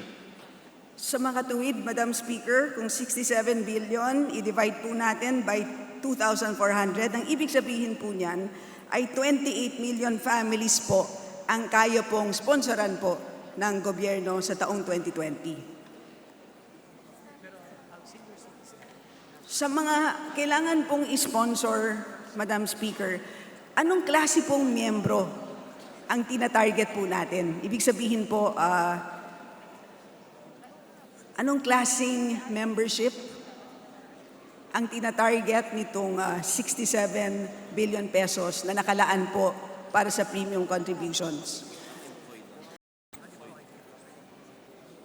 Sa unemployed po, mga unemployed po o mga walang trabaho, Madam Speaker, at mga indirect categories po, Madam Speaker, ang pangkaraniwan na mabibigyan ng allocation ito sapagkat ang karamihan po sa atin ay nagbabayad ng premium na kinakaltas sa ating mga sahod, Madam Speaker.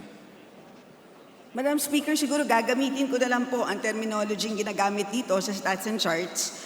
Palagay ko po ang 67 billion na yan ay nakatarget po para sa indigents, number one, at pangalawa po, ang mga taga-informal sector. Tama po ba, Madam Speaker?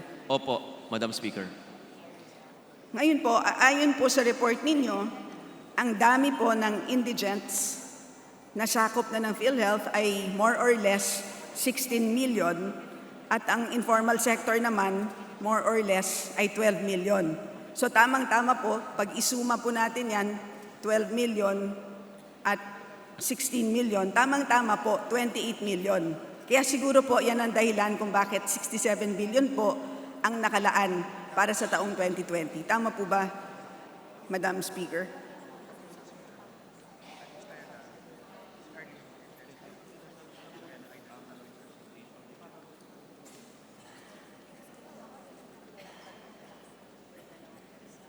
We will look into it, Madam Speaker. Titingnan po namin, Madam Speaker.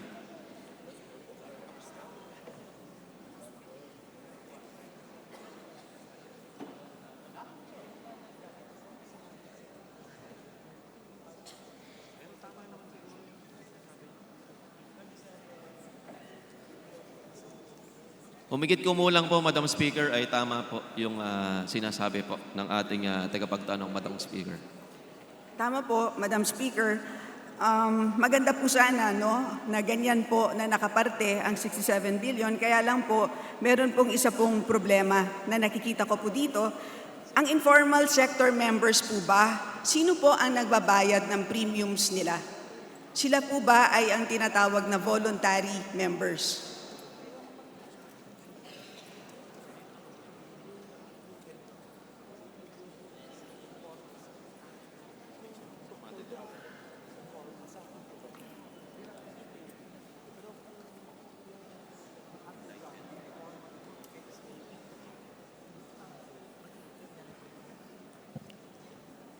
Madam Speaker, yung mga indigent po ang covered sa sinasabi pong katanungan, Madam Speaker.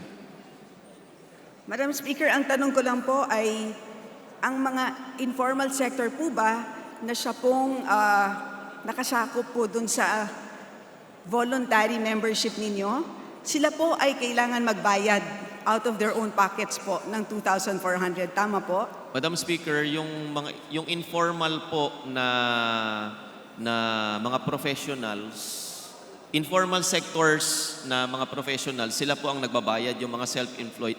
Mga self-employed po, Madam Speaker, sila magbabayad kasi kaya naman nila magbayad. Pero kung wala kang kaya naman magbayad, sabihin na indigent ka, mahirap ka, saklaw ka nitong indirect contribution from the government, Madam Speaker. Tama po yun. Kaya nga lang po, ang sinasabi ko po, itong 12 million families na sila po ay pwedeng magbayad on their own, they are at the same time being funded by the government. So ang tingin ko po ay meron po ditong kaunting o baka malaking double counting. At kung i-maximize po natin ang double counting na yan, 11.7 families multiplied by 2,400 amounts to 28 billion pesos. So kaya ko po nire-raise po yun, arguably po, ay itong 67 billion ay may excess po. So ang tanong ko po, Madam Speaker, in cases po na meron po kayong excess funds, saan po ito napupunta?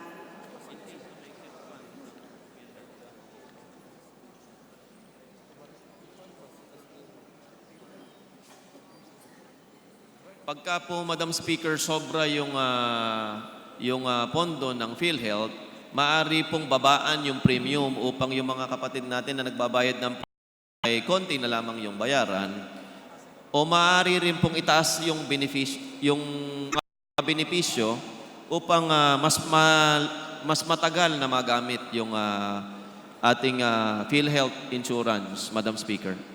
Pero po kung hindi po natin dinamihan ang benefits o hindi natin binabaan ng premiums, tama po ba, Madam Speaker, na ang excess funds na yan ay malalagay po sa reserves? Tama po, Madam Speaker. Siguro po, yan po ang dahilan. At paki-confirm na lang po, Madam Speaker, kung bakit po ang laki po ng nilaki ng reserves mula 2017 to 2018, samantalang ito ay isang social health insurance program, tila ito ay kumikita pa po dahil tumaas po ang reserves po natin from 110 billion in 2017 to 123 billion pesos in 2018, Madam Speaker. Pag-aaralan pong maigi, Madam Speaker, ng kagawarang ito ang mensahe po ng ating minamahal na Representative Kimbo at totoo pong hindi naman kailangan kumikitang hanap buhay itong PhilHealth bagkus nagbibigay ng magandang serbisyo sa ating mga mamamayan, Madam Speaker. Madam Speaker, ano po ba ang purpose ng reserve fund?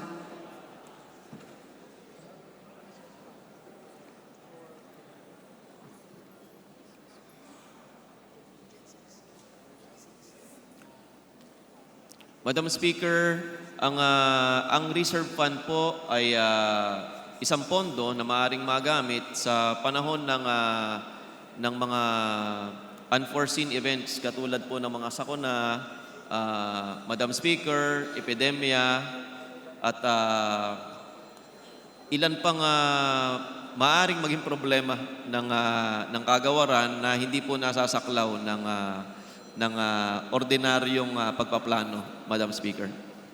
Tama po yun, Madam Speaker, pero considering po na napakalaki po ng 123 billion pesos and considering po na ginagaranti naman po ng national government ang premium contributions ng ating mahihirap na mga kababayan, ang ating indigents, ang ating informal sector, nandiyan na rin po ang automatically covered na senior citizen, lifetime members, at ang ating mga formal sector workers, automatically naman po, nagbabayad po tayo ng isang payroll tax.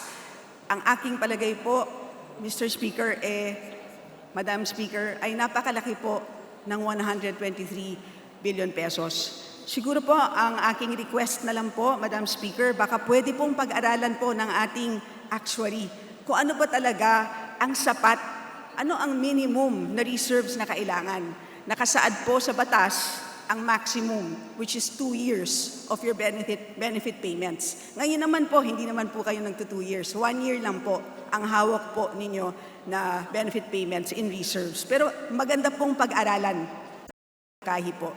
And on a final note po, Madam Speaker, in previous years, in the previous administration, DOH's budget for PhilHealth's contribution had a special provision that the releases for premium contributions were not automatic, but were subject to the attainment of certain key performance indicators. So ang tanong ko na lang po, kagalang-galang na sponsor, sang-ayon po ba kayo na ito ay pwede po natin i-considera sa ating 2020 budget? Opo, Madam Speaker.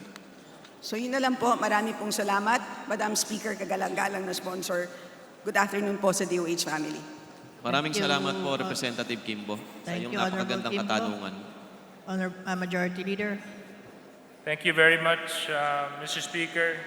Mr. Speaker, I move that we recognize Congresswoman Arlene Brosas of Gabriela as our next interpellator. So moved, Mr. Speaker.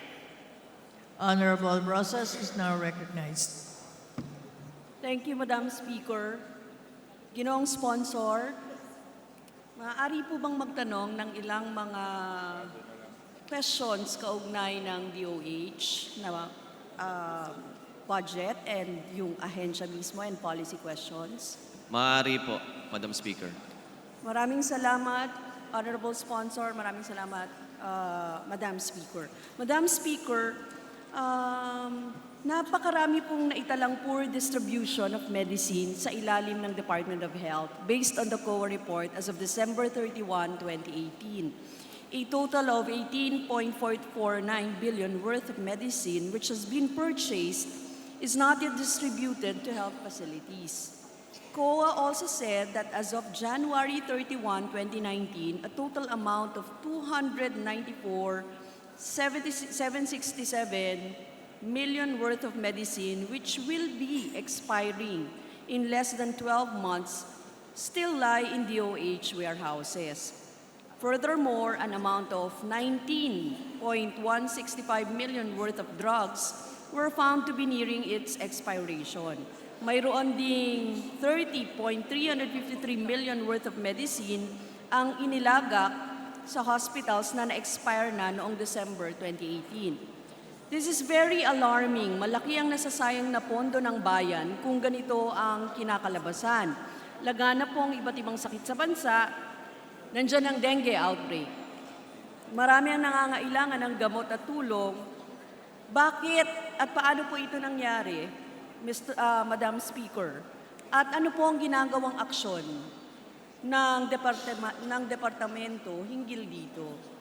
Madam Speaker, yung pong mga nabanggit ng ating kapatid na representante Arlene Brosas ay nangyari po sa mga regional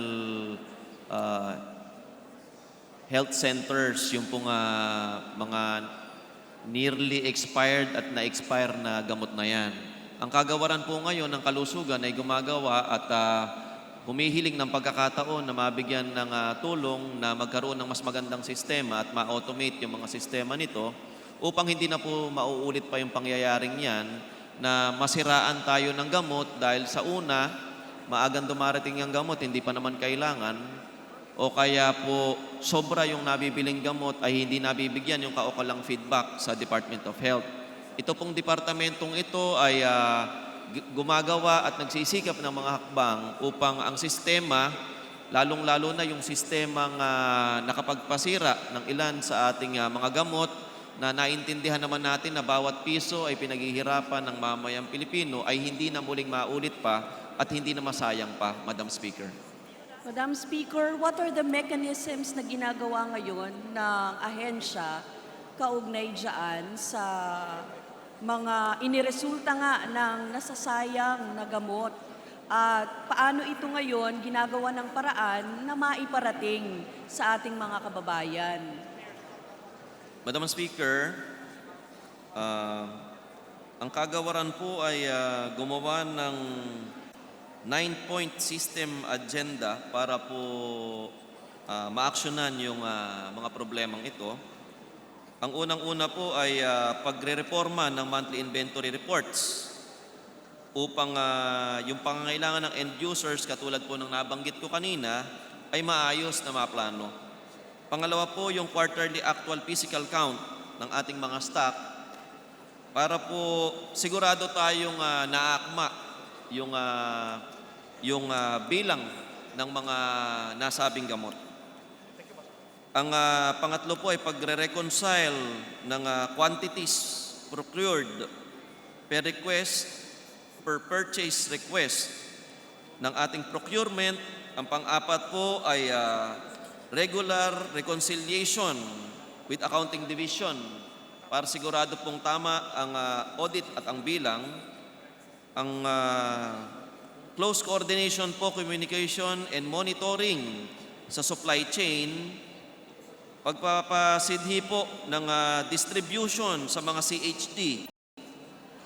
Pagmomonitor ng 3 TPLs po. Ang pagkakaroon po ng first expiry, first out basis sa inventory method. At ang kahuli-hulihan po ay ang SCMO. Ang pag-i-implement po ng SCMO ng monitoring mechanism para po sigurado tayo na lahat ng CHD ay magkakaroon ng deliveries ng mga gamot na on time. Madam Speaker. Madam Speaker, meron na po bang kabuuang ulat kaugnay ng inventory nga na sinasabi ninyo ang DOH. At ito po ba ay mayroong kopya ngayon na po pwedeng maibahagi sa amin para makita po natin, Madam Speaker, kung saan yung bara ng pag-distribute ng gamot hanggang sa barangay level po. Kasi kung sa warehouse, sa ospital, ano bang nangyari in between, yun po sana yung gusto natin ang report kung saan maibabahagi sa atin ng DOH paano ito naganap, ano talaga yung nangyari o saan bumara, Madam Speaker. Madam Speaker, meron po tayo na inventory report per warehouse po, hindi po doon sa barangay level na hawak ngayon, pero maaari pong ibigay sa inyo yung per barangay level.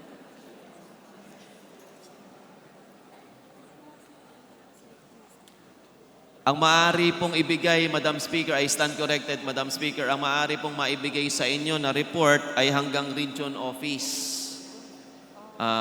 Madam Speaker, sapagkat pagbagsak po sa regional office, sila po ang may mandato na mag-distribute sa mga probinsya, sa mga munisipyo o syudad, hanggang sa barangay po, Madam Speaker. Maaari pong ibigay ang ng inventory. Kailan po? Bukas po ng umaga ay maibibigay po ang listahan ng inventories, Madam Speaker. Salamat, Madam Speaker, Ginoong Sponsor. Kailangan po nating makita kung saan nanggagaling yung problema. Kung hanggang sa regional po ay naipapamigay, pero mula sa region hanggang ay hindi na ipapamigay, saan po doon bumabara? So, pero dalawa na po, Madam Speaker, Ginoong Sponsor ang hinihiling. Last July 2019, the Philippines has declared a national dengue epidemic. National dengue alert after 622 people died because of this. Tama po ba yung aking... Tama po, Madam Speaker, as of July 2019. There are 146,000 dengue cases from January to July of this year. Mas mataas po ito ng 98% kumpara sa nakaraang taon. Ang dami pong pamilya at batang naapektuhan, Madam Speaker. Declaring national dengue epidemic is important to determine the areas that need response. Ang QRF ng DOH ang gagamitin para sa epidemic situation na ito, Madam Speaker. Paano po na-utilize ang fund na ito para matulungan ang mga naapektuhan? Alam niyo po, malala na yung sitwasyon ng dengue sa bansa natin. Makikita po ito sa mga datos na inilalabas, even sa news po, no? Kailangan po nating makita yung gravity nung sakit at paano ito tinutugunan sa kasalukuyan sa pamamagitan lamang ng QRF fund na meron tayo. Yun lang po ba yung kinukuhanan natin or meron pa po ba tayong mga iba pang solusyon kaugnay dito sa dengue outbreak na ito?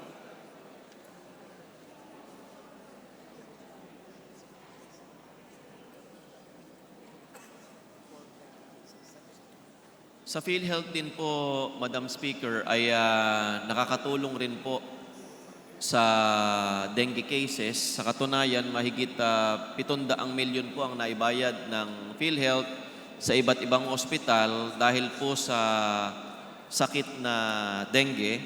Sa QRF naman po, Quick Response Fund naman, ay nakagastos po ang kagawaran ng kalusugan ng mahigit 93 million pesos para po dito sa sakit na dengue, Madam Speaker. Madam Speaker, paulit po ng numero, 93 million mula po, mahigit 93 million po mula sa Quick Response Fund, Madam Speaker. At mahigit 700 milyon po mula naman sa PhilHealth, Madam Speaker. At 49 million mula sa regular fund ng DOH. Madam Speaker. Madam Speaker, meron po tayong 500 million na quick response fund, na standby fund natin. Kung sakasakali, 93 million lang po ang nagamit natin dito. Madam Speaker, sa kasagsagan po ng dengue outbreak, may mga reports ng kakulangan ng medical facilities at equipments sa iba't ibang bahagi ng bansa tulad sa Western Visayas, Calabarzon, Zamboanga Peninsula, Northern Mindanao, and Soc-Sargen. Mayroon pang ang kaso sa Dr. Jose P. Rizal Memorial Province District Hospital sa Calamba, Laguna na dahil sa kakulangan sa equipment, kalahati ng plastic bottle ang ginamit para gawing oxygen hood para sa isang sanggol. Madam Speaker, ang sinasabi po natin dito, bakit ganito yung pagtugon ng DOH sa matindi ng kalagayan ng dengue outbreak? At meron naman tayong nakalaan na sinasabi natin ng QRF na 500 million. Yung iba nga po, nakita natin, actually sa news nga, nakita natin na yung mga beds inilabas na ng hospital. Doon na nga sa mga nakalugar na siya, sa sobrang dami. Doon na siya sa labas ng ospital, isiniset up yung mga hospital beds. So, kulang po sa equipment at saka sa mga pangangailangan, sa mga facilities. So, ang tanong po, meron namang ganitong pondo, bakit hindi ito natugunan ng ganon? At bakit umapayo sa napakaraming patay, sa dengue na ito?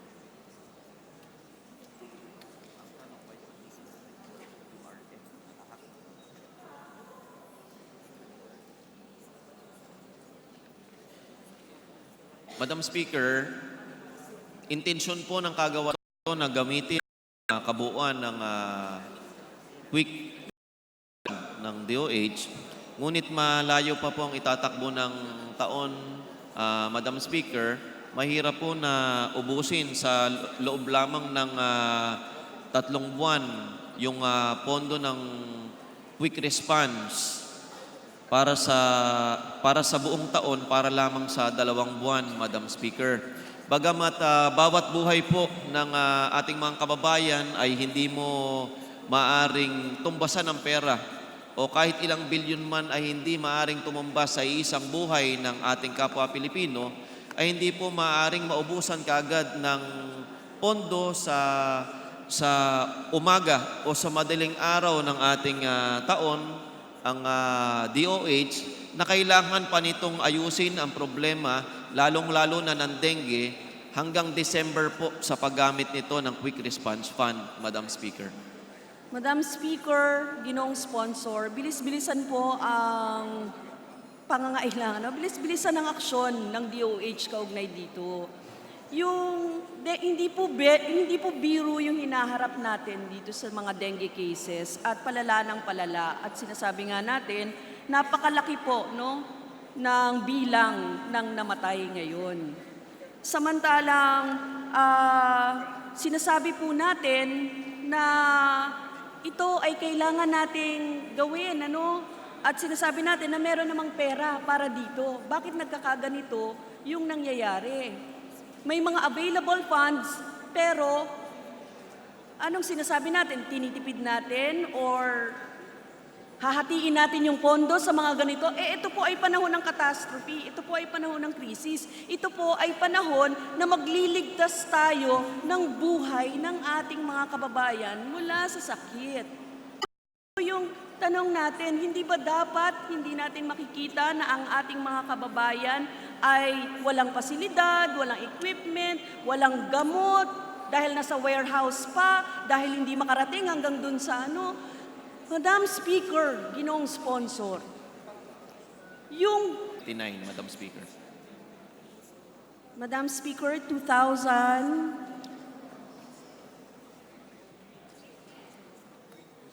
Again, Madam Speaker, ginong sponsor, 2,000. 2,741 po para sa buong bansa, magkasama po ang government at private owned, Madam Speaker.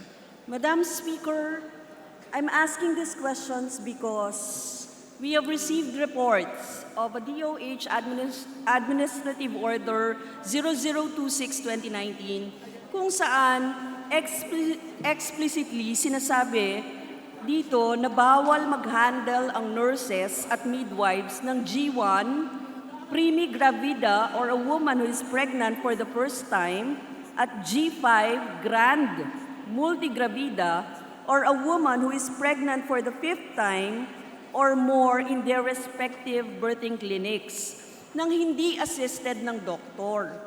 Ano po ang status ng implementation nito? At ano po ang sanctions sa mga health personnel na magpapaanak during emergency situations sa G1 at G5 pregnancy?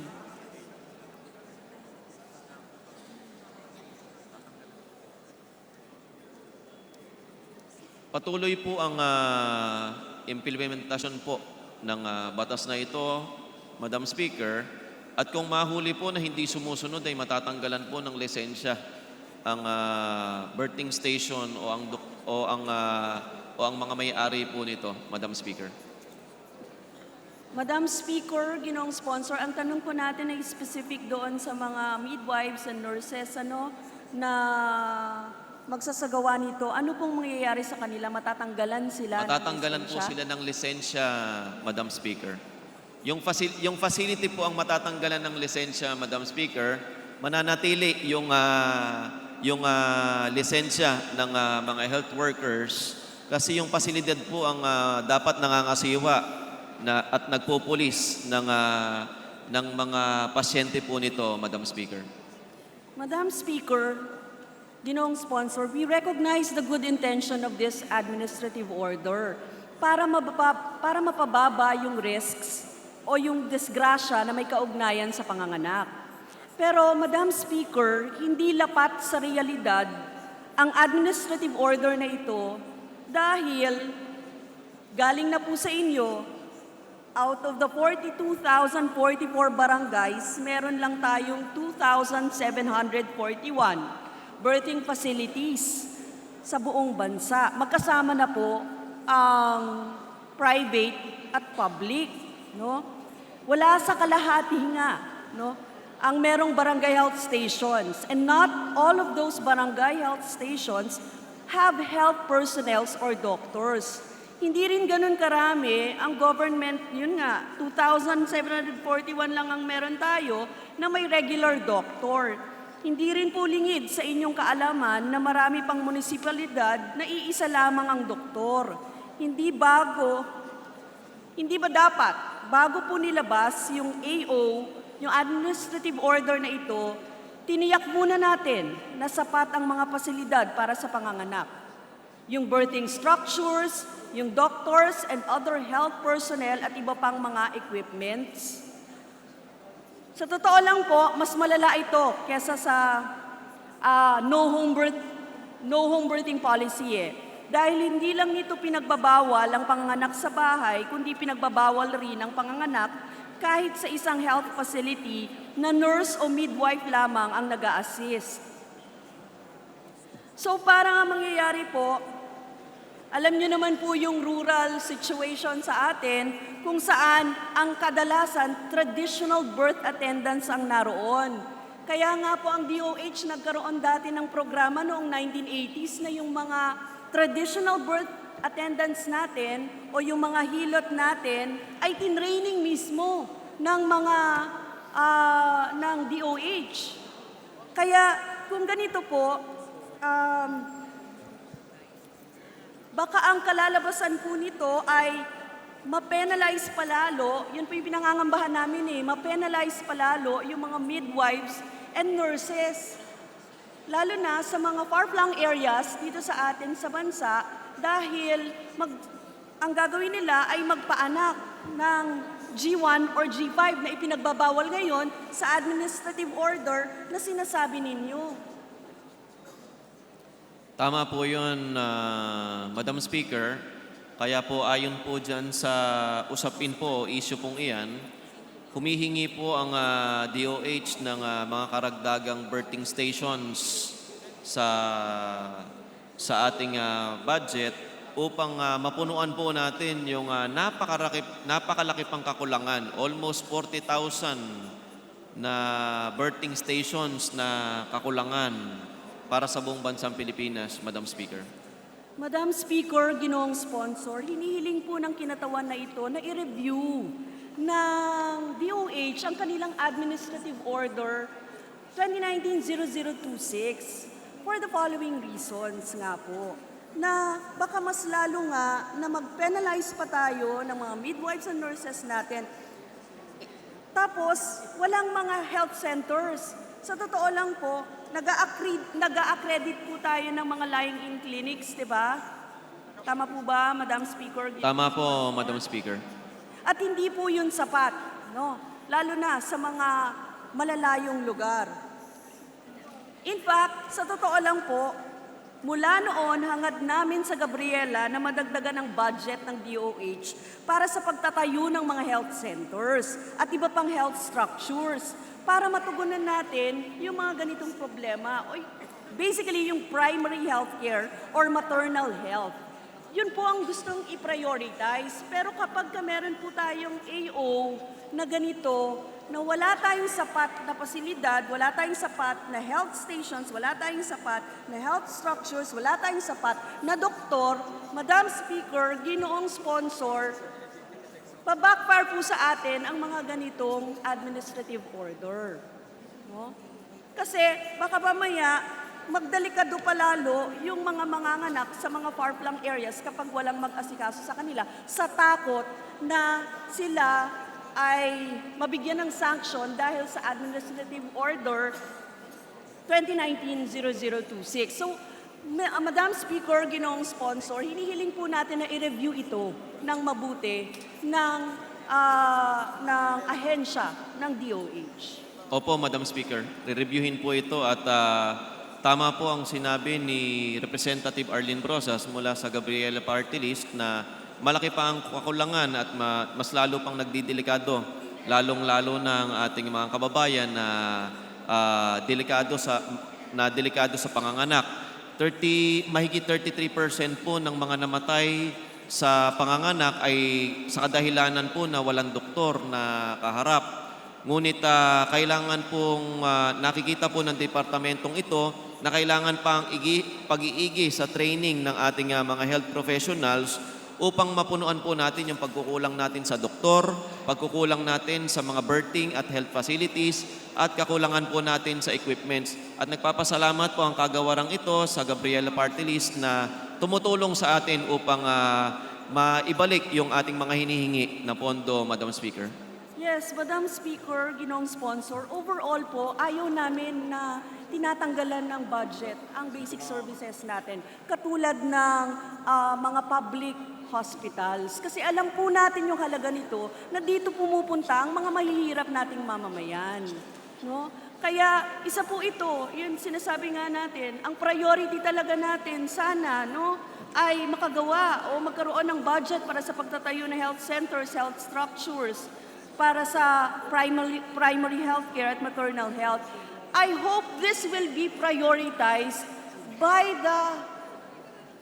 the government, no? Kasi ito po yung kailangan talaga natin. Hindi po dapat binabawasan ang budget ng DOH, kundi dinadagdagan natin lalo para sa mga pampublikong ospital. Maraming salamat po, Madam Speaker. Thank you, Mr. Sponsor.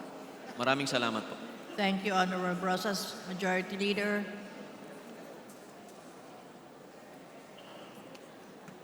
Madam Speaker, with the indulgence of the Department of Health, I move that we suspend consideration of the proposal of the budget of the Department of Health, including its attached agencies. So moved, Madam Speaker. Is there any objection? The chair hears none. The motion is approved. Majority Leader.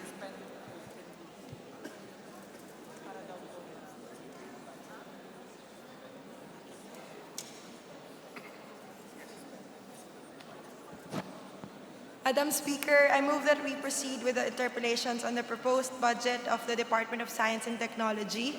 So moved, Madam Speaker. Is there any objection? The chair is none. We now consider the budget of the Department of Science and Technology, including the attached agencies. Thank you, Madam Speaker. To sponsor for the proposed budget of the Department of Science and Technology, I move that we recognize Representative Violago, the Vice Chairman of the Committee on Appropriations, to answer questions, if any. Honorable Miguela Violago is recognized to sponsor the budget of Department of Science and Technology, including the attached agencies. Majority Leader. Before we begin, Madam Speaker, may we acknowledge our guests in the gallery, the Secretary of the Department of Science and Technology, Secretary Fortunato de la Peña, Undersecretary Rowena Cristina Guevara, Undersecretary Brenda Nazareth Manzano, and Assistant Secretary Teodoro Gatchalian, Assistant Secretary Maridon Sahagun, and the heads of the attached agencies. The family of the Department of the Science and Technology is welcome to the House of Representatives. Majority Leader. Mr. Speaker, I move that we recognize Representative Violago to interpolate the sponsor. I move that we recognize Representative Stella Kimbo to interpolate the sponsor on the proposed budget of DOST. So moved, Mr. Speaker. Honorable Stella Kimbo is now recognized to interpolate. Madam Speaker, there being no member from the minority with questions for the Department of Science and Technology, I move that we terminate the interpellation on their proposed budget. I so move, Madam Speaker. Is there any objection? The chair hears none. The motion is approved. Majority Leader. Mr. Speaker, we join the majority in the motion and move to terminate the interpellation on the proposed budget of the Department of Science and Technology, including the attached agencies. So moved, Mr. Speaker. Is there an objection? The chair hears none. We terminate the interpolations for the proposed budget of the Department of Science and Technology, including its attached agencies. Thank you, Madam Speaker. The Majority Leader. Mr. Speaker, I move to suspend session to allow our guests and their technical staffs to vacate the floor and allow the guests and the technical staffs of the next department to settle down. So Session moved, Mr. suspended. Speaker.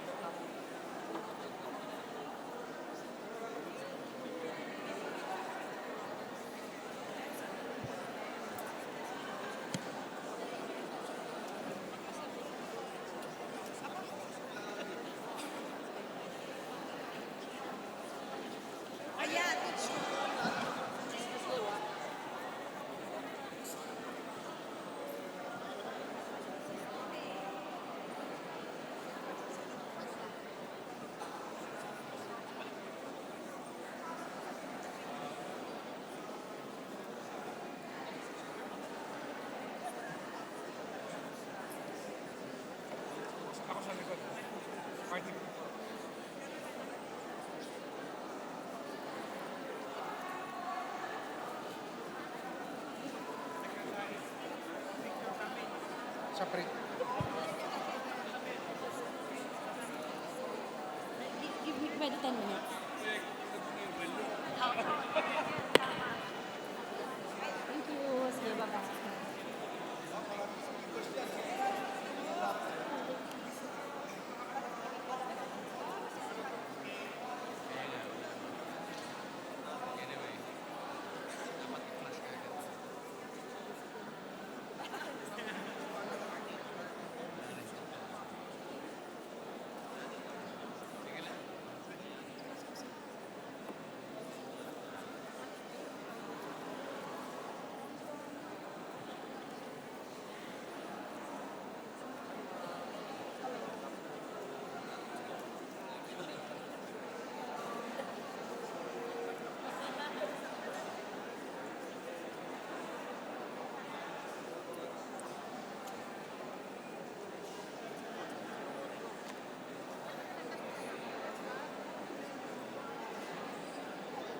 Tatlo na lang.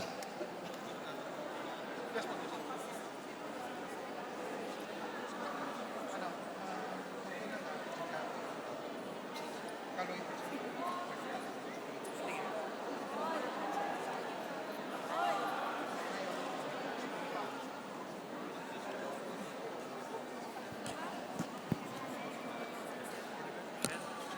Just to get rid of all this.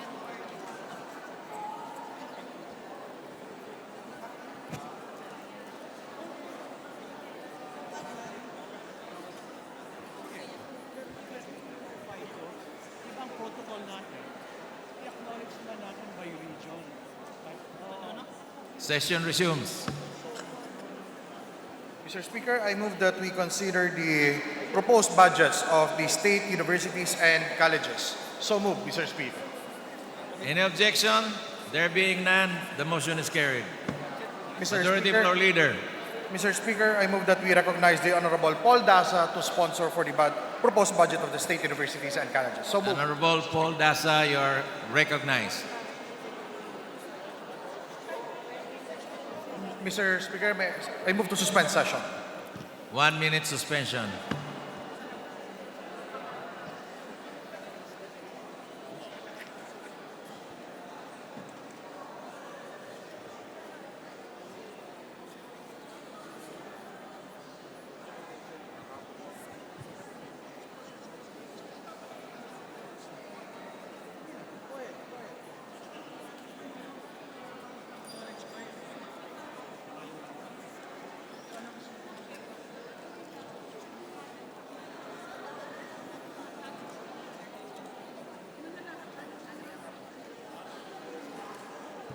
Okay, sige. Ha? Hindi na. So, recognize me and I'll just say it's my honor.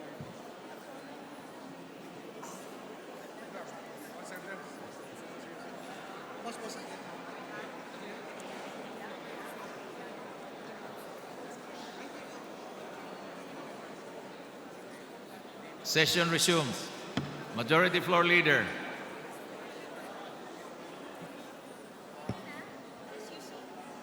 Mr. Speaker, I move that we recognize the Honorable Paul Dasa to sponsor for the proposed budget of the SUCs. The Honorable Paul Dasa is hereby recognized. Please proceed. Thank you, Mr. Speaker. It's my honor and pleasure to sponsor and defend the budget of the state universities and colleges this afternoon. Majority Floor Leader. Mr. Speaker, I move that we recognize the Senior Deputy Minority Leader, the Honorable Janet Garin. So moved, Mr. Speaker. The Honorable Janet Garin is hereby recognized. Please proceed. Thank you, Mr. Speaker. There being no member from the minority who would wish to interpellate and ask questions in relation to the proposed budget of the state universities and colleges, we move that we terminate the period of debate and interpellation in all the proposed budget except the Philippine State College of Aeronautics, the Polytechnic University of the Philippines, and the University of the Philippines. So move, Mr. Speaker. Majority Floor Leader. Mr. Speaker, in behalf of the majority, we join the minority in moving that the rest of the state universities, the proposed budget of the rest of the state of universities and colleges be terminated, and except for the three mentioned. Any objection? There being none, the motion is carried. Majority Floor Leader. Thank you, Mr. Speaker. Mr. Speaker, I move to suspend session. 1 minute suspension.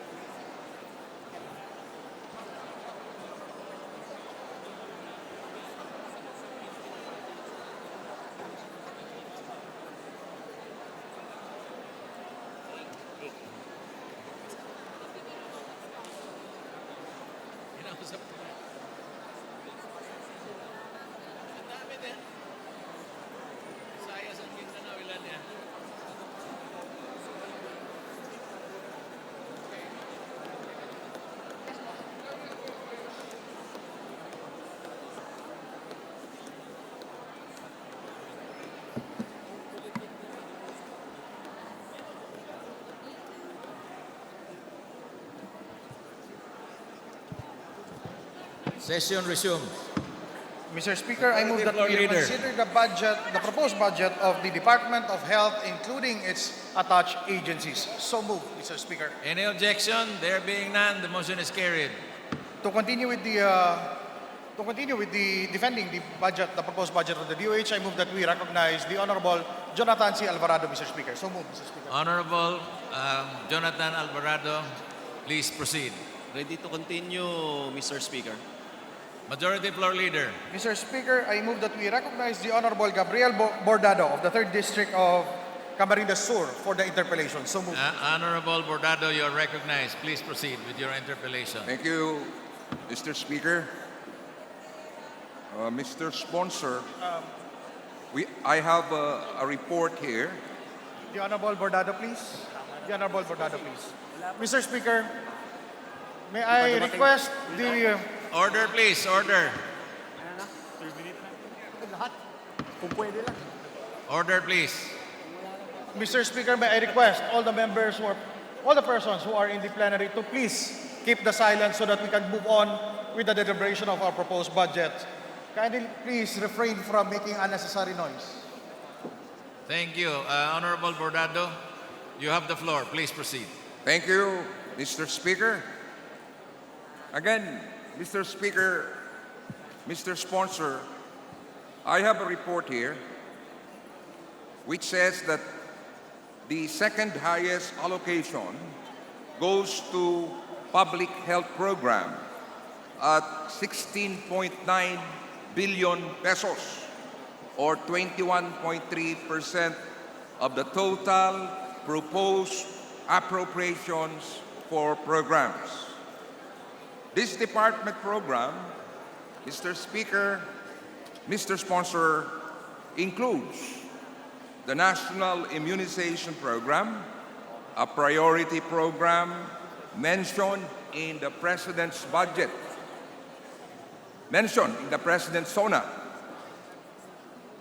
The program, which aims to immunize infants and children against the most vaccine-preventable diseases, will be allocated with a total of 7.5 billion pesos.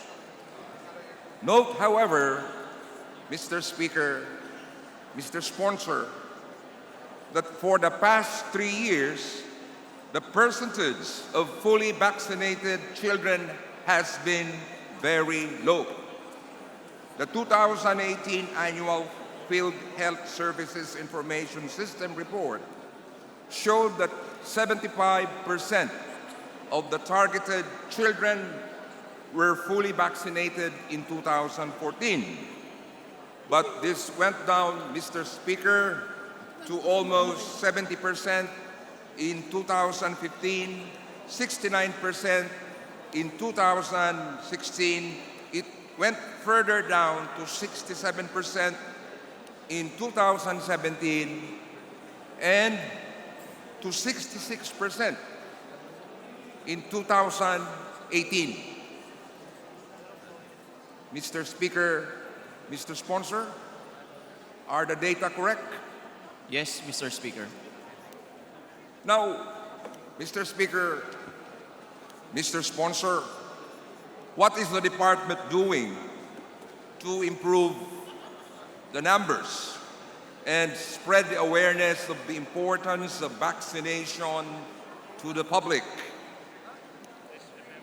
Mr. Speaker, the department is doing supplemental immunization in public schools.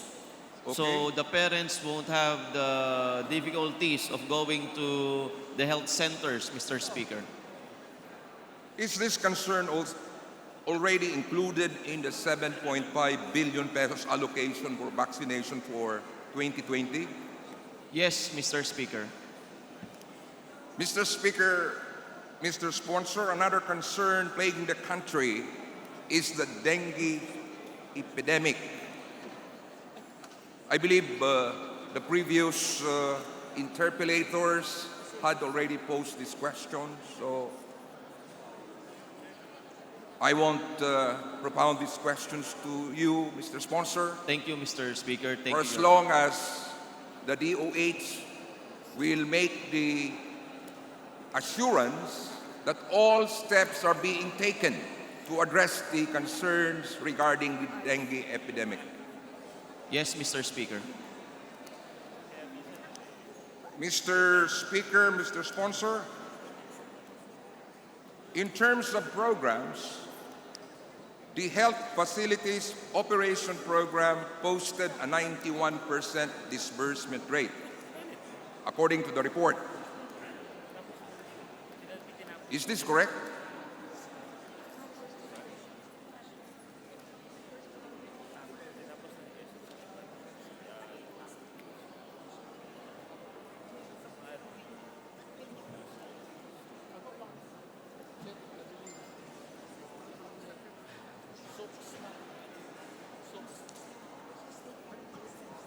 Mr. Speaker, can you give us the date of that report? Mr. Mr. Speaker, Your Honor. I believe it's 2017.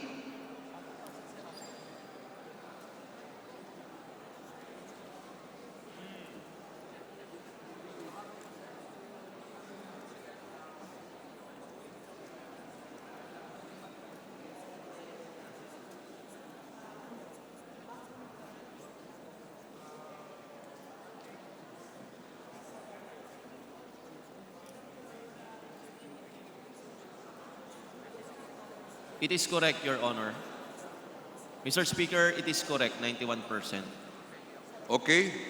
And according to the report, Mr. Speaker, Mr. Sponsor, the high disbursement rate was for the operation of DOH hospitals in Metro Manila and DOH regional hospitals and other health facilities.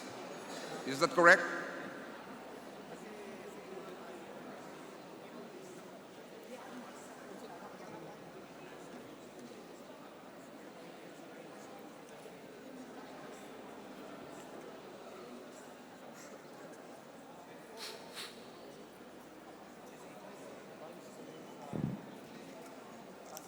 Mr. Speaker, most of the HPEP was used for the structures of hospitals.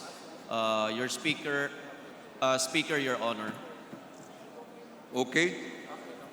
And the public health program posted a low 22.5% disbursement rate, which included the National immunization subprogram, which also posted a very low disbursement rate of only 15.9%. Is this correct, Mr. Sponsor, Mr. Speaker?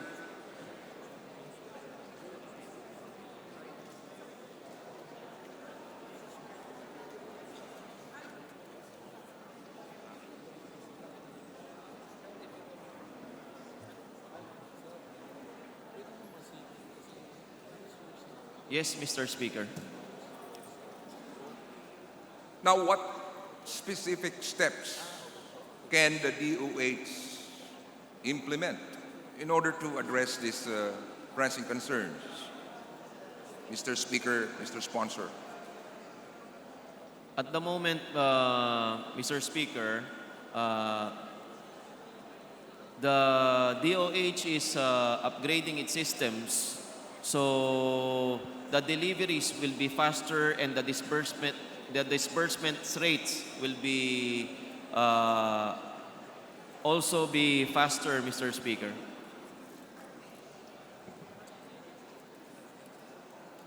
Okay. Mr. Speaker, Mr. Sponsor, according to COA, 8 of the major programs had low disbursement rates in 2018, ranging from 0% to 40.9%. This reflects the inability of the management to execute the DOH programs. Am I correct, Mr. Sponsor?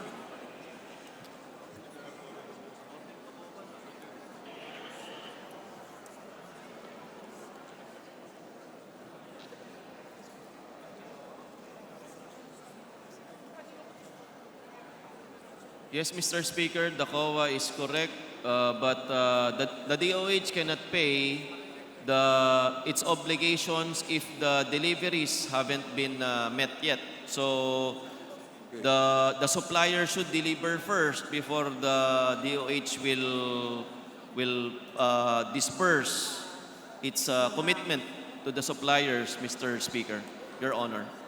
But, Mr. Speaker, Mr. Sponsor, we must remember that this particular aspect covers, among other things, health facilities enhancement program, expanded program on immunization, national tuberculosis control program, and the national HIV, AIDS, and STI prevention and control programs. Yes, Mr. Speaker. So, what is the DOH doing about it?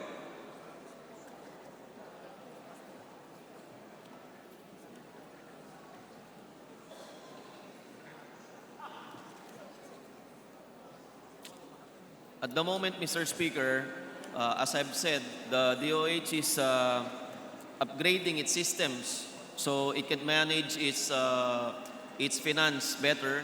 But the deficiencies during the past was all because of the late deliveries of the suppliers, Mr. Speaker. But definitely, the DOH is doing something about it. Yeah, I believe, Mr. Speaker, Mr. Sponsor, the DOH should do something about it because of the implications and the impact on public health. So, since the department's programs deal with concerns that need to be addressed in a timely manner, Mr. Speaker, Mr. Sponsor, how does the DOH plan on improving the urgent and effective execution of its programs?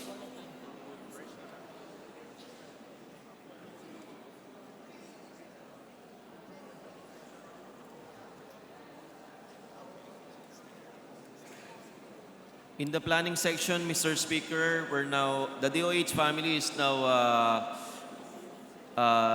doing its best to computerize its systems So from planning to disbursement and to until monitoring and feedbacks, it will go automatically to the DOH. So the low utilization rate will be eradicated in the next year, Mr. Speaker, Your Honor. Okay, thank you, Mr. Speaker. Thank you, Mr. Sponsor. I fully support the DOH. Thank you very much. I do hope you can really implement all these things to address the concerns which I raised a few minutes ago. Thank you very much. Thank you very much, Congressman from 3rd District of Camarines Sur, Congressman Gabriel Bordado Jr. Majority Floor Leader. Mr. Speaker, before we proceed with the next interpellator, may I request that we recognize some of our guests in the House of Representatives. They are the guests of Congressman Pido Garbin of Bicol. They are Mayor Noel Rosal of Legazpi City, Ami Villanueva of Tiwi, Domingo Escoto of OAS, Gemma Ongchoco of Ginobatan, and Mr. Basil Gutierrez. Mr. Speaker. Will the guest of Congressman Garbin please rise to be recognized?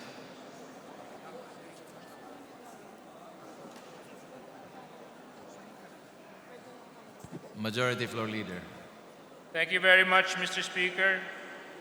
Mr. Speaker, I move that we recognize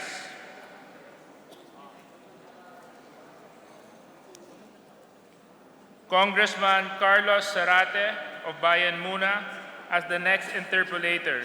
So moved, Mr. Speaker. Honorable Zarate, you're recognized. Please proceed.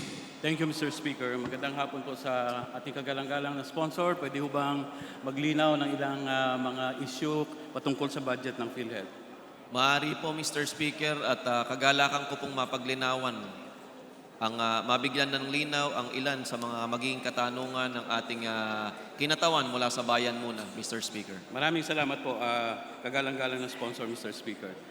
Diretso na ho ang aking tanong. Doon ho sa usapin ng pagkakaltas ng budget. No? Isa ho sa nakaltasan ng budget para sa darating na taon ay ang ating budget sa mga rehabilitation centers, no? And facilities. Sa taong kasalukuyan ay meron itong 1.235 billion na budget, pero sa darating na taon ay mababawasan ito. No? 1.1 billion na lamang ang budget. Ito pong kampanya laban sa droga, ito yung sentro ng kampanya, no, ng kasalukuyang pamahalaan. Sa katunayan, sa nakaraang 3 taon, kung pagbabatayan natin ang opisyal na statistika mula mismo sa Philippine National Police, halos 6,000 na mamamayan natin ang napaslang sa mga operasyon ng mga kapulisan. Pero sinasabi natin, itong kampanya sa droga, hindi ito matatapos lamang sa pamamaslang. No? Kaya kailangan holistic ang pagtingin natin dito, kailangan mayroong rehabilitasyon. Pero kung ito po ay nare-reflect sa ating budget, para kung tinitingnan natin dito, talagang ang solusyon na tinitingnan ng kasalukuyang administrasyon ay pagpatay. Dahil kahit doon mismo sa usapin ng pondo para sa rehab, no, and treatment of our drug victims, because they are victims, ay binabawasan po ang ating pondo. Pwede po bang marinig natin ang ano ang kadahilanan dito, Mr. Sponsor, Mr. Speaker? Mr. Speaker, ang kagawaran ng kalusugan po ay may request sa DBM. Marami pong request para sa mga health facilities natin para sa treatment and rehabilitation centers. Ngunit hindi po ito napagbigyan, Mr. Speaker, at magiging masaya po ang kagawarang ito kung mapagbibigyan yung ating mga request upang maparehab yung ating mga kababayan na namamali ng landas, lalong-lalo na sa paggamit ng pinagbabawal na gamot. Ang bawat buhay, naintindihan po ng kagawarang ito at kasama po sa mandato na alagaan at proteksyonan ng kalusugan ng bawat isa. At kasama na po doon ang maiwasan ang kawalan ng buhay ng bawat Pilipino sa buong mundo. Kaya kaisa po ng representasyong ito ang mungkahi ng ating kapatid mula sa bayan muna na nasaan nga ba yung mga request natin ng budget para sa ating mga rehabilitation facilities, Mr. Speaker. Salamat po, Ginoong Sponsor, at naging kaisa namin kayo sa pagtingin na dapat talagang bigyang pansin at pagtuunan din ang usapin ng rehabilitasyon. Dahil habang kinakaltasan natin ang budget na ito, tumaas naman ang pondo ng kapulisan, maging ang pondo ng militar. At sabi ko nga, nung tayo ay nagtalakayan at nagdebate sa general principles ng budget na ito talaga ay parang budget panggera at hindi ito budget na para sa progreso ng ating bayan. Sa susunod ko pong gustong puntuhan, although ito po ay nabanggit na rin ng ating mga kasamahan kanina, ang isa po talagang sa hinaba-haba po at paulit-ulit na debate ng budget sa DOH o sa budget ng ating pangkalusugan sa nakaraang mga panahon at hanggang ngayon, ang isa ho talagang katangian nito, ito ho ay sa tingin ko ay budget na papunta doon sa privatisasyon. Kung titingnan po ninyo ngayon, ang budget ng DOH ay nasa 88 billion. Pero, ang budget ng PhilHealth ay nasa 67 billion. Or 43%. Ang kanyang budget, saka kung pagsamahin mo ang DOH at PhilHealth, nasa 43% yung PhilHealth. At alam naman po natin na ang katangian ng budget, mula pa nung una ho akong pumasok rito, 16 Congress, taon-taon kinakaltasan natin ang budget ng mga pampublikong ospital. Pero palaki ng palaki ang ating subsidy sa PhilHealth.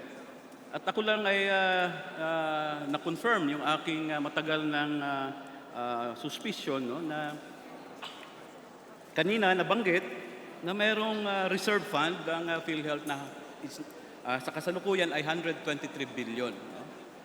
So, taon-taon, kinakaltasan natin ang budget ng mga pampublikong ospital, yung pondo sa kanilang pambili ng gamot, pasilidad at iba pa, dahil dinadala natin yung budget sa PhilHealth. Pero anong nangyayari ngayon? Even the utilization rate of PhilHealth ay napakababa. At kahit doon sa sinabi natin kanina na for 2019, 67 billion. For 2020, 67 billion. Inamin na rin po ng kagawaran, hindi naman nauubos yan. At napupunta sa reserve fund. Una kong katanungan patungkol dyan, ano po ba ang pinagagamitan nitong reserve funds na ito? Ito po ba ay ine-invest ng PhilHealth sa ibang mga negosyo? O ito ay pinapatulog lang ng PhilHealth para sa sunod na taon ay madagdagan na naman ang kanyang reserve fund na kinukuha niya doon sa pondo rin ng Department of Health? Mr. Sponsor, Mr. Speaker.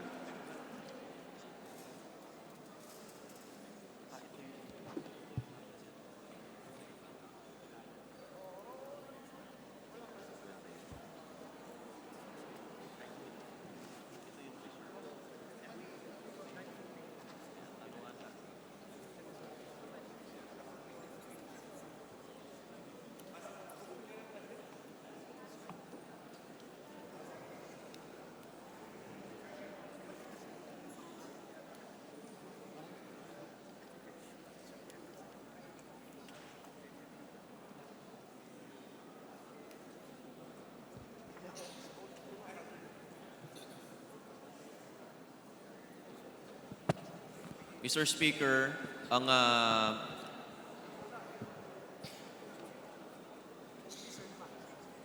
Mr. Speaker, ang reserve funds po ng PhilHealth ay ginagamit sa mga bagay na hindi natin inaasahan. Ano po? Sa mga epidemya, sa mga sakuna, at pagka tumanda na po yung populasyon ng Pilipinas at marami nang mag-retire, ito pong budget ng reserve ay gagamitin para doon sa patuloy na pagpapa-ospital ng mga naka-retire na natin, mga retirees na natin na wala nang babayaran, Mr. Speaker. Salamat po, Ginoong Sponsor. So, itong 123 billion na ito, para lang mailinaw natin on the record, itong 123 billion na ito ay nasa bangko lang ito, Mr. Sponsor, Mr. Speaker. Opo, Mr. Speaker. Walang ibang, paano po, na time deposit, savings? Ang ilan po dito, Mr. Speaker, Your Honor, ay nasa investment and securities. Ang ilan naman ay nasa corporate bonds. Ang ilan ay nasa treasury bills. At ang ilan po ay nasa bangko, Mr. Speaker, Your Honor. Thank you, Mr. Sponsor, Mr. Speaker. Pwede po bang mailatag dito sa kapulungan ito, Mr. Sponsor, Mr. Speaker? Magkano po sa 127 billion na ito ang ating inilagay sa investment, halimbawa sa T-bills? Magkano po, ano pong iba pang pupunduhan natin sa 127 billion na ito, Mr. Sponsor, Mr. Speaker?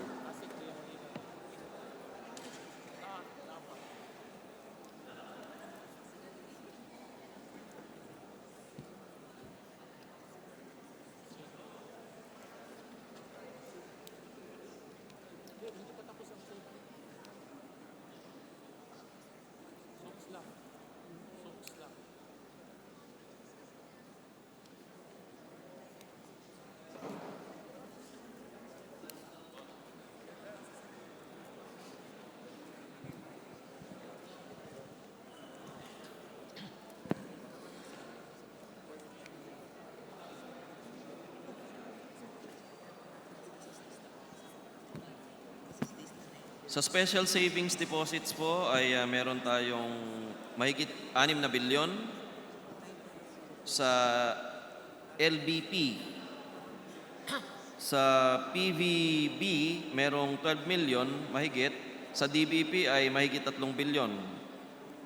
Sa treasury bills po ay meron tayong kulang 5 bilyon. Sa treasury bonds po ay mahigit 38 bilyon. Sa retail treasury bonds po ay kulang 43 billion. At sa retail treasury bonds for lifetime members ay 26.5 billion. Your Honor, Mr. Speaker. Thank you, Mr. Sponsor, Mr. Speaker. Pwede ho bang mabigyan ang kinatawang ito nung detalyadong report nung paano natin ininvest o ginamit itong 127 billion na ito? Ibibigay po ngayon, Mr. Speaker, Your Honor. Salamat, Mr. Sponsor, Mr. Speaker. So, yun po ang, by the way, kanina po, nabanggit ng ating kagalang-galang na sponsor na ang kanilang ni-request na pondo ay 153 billion for PhilHealth sa 2020. Tama po ba yung pagkarinig ko na 153 billion?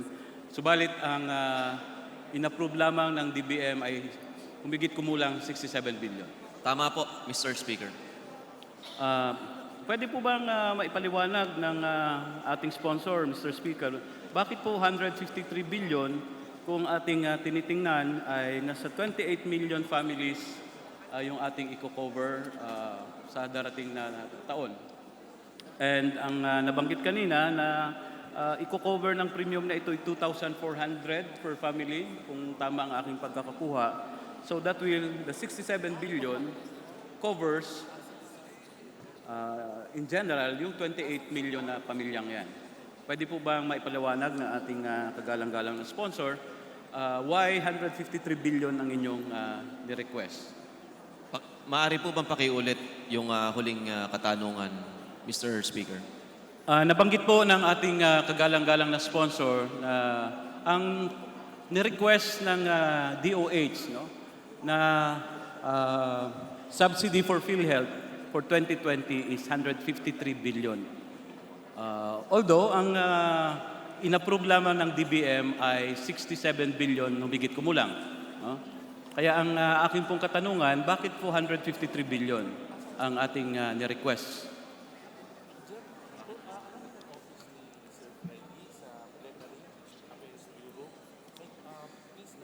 Mr. Speaker, dahil plano po ng DOH na magpalawak pa o magpalawig ng benepisyo para sa primary care, Mr. Speaker, kaya po 153 billion po ang ni-request.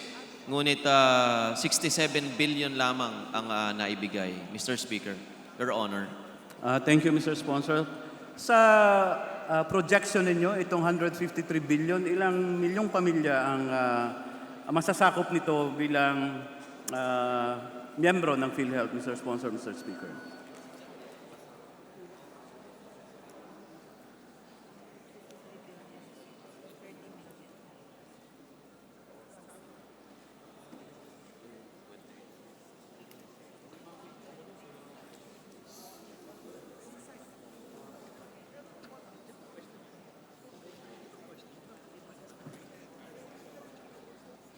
Mr. Speaker, sa 153 billion po, ang original na plano po ay ma-cover ang mahigit 30 milyong membro na pamilya, Mr. Speaker, Your Honor. At ito po ay sa kadahilanan na lalakihan po sana yung benepisyo. Kaya po, ganito po ang bilang, Mr. Speaker, Your Honor. Okay, thank you, Mr. Sponsor, Mr. Speaker. Para pong on the back of my mind, mabuti na lamang po at hindi binigay yung 153 billion na yon. Dahil kung magkaganon, napakalaki na naman po ang papasok sa inyong reserve fund. No? Sinabi kanina, sa 67 billion, sasakupin na nito ang 28 million families, 16 million indigents, and 12 million from the informal sectors. And in fact, doon sa informal sectors na yan, lahat yan, meron pang porsyento dyan na sila mismo ang nagbabayad, no? Nagbabayad ng premium. Kaya kung naibigay yung 153 billion na yon, check, meron na namang malaking papasok sa reserve fund dahil hindi ito mauubos. No? By the way, ano po ang utilization rate ng ating kagawaran ng PhilHealth sa taong 2018?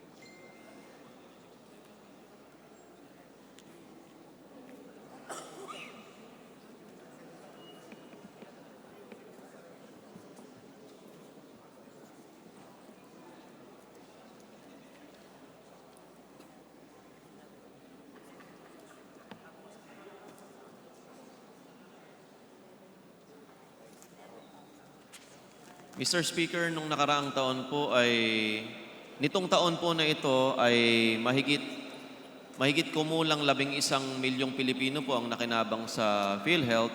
Kaya kung i-divide po natin yan sa 110 million na Pilipino ay more or less meron po tayong 10 to 11% na utilization rate, Mr. Speaker, Your Honor. 10 to 11% utilization rate.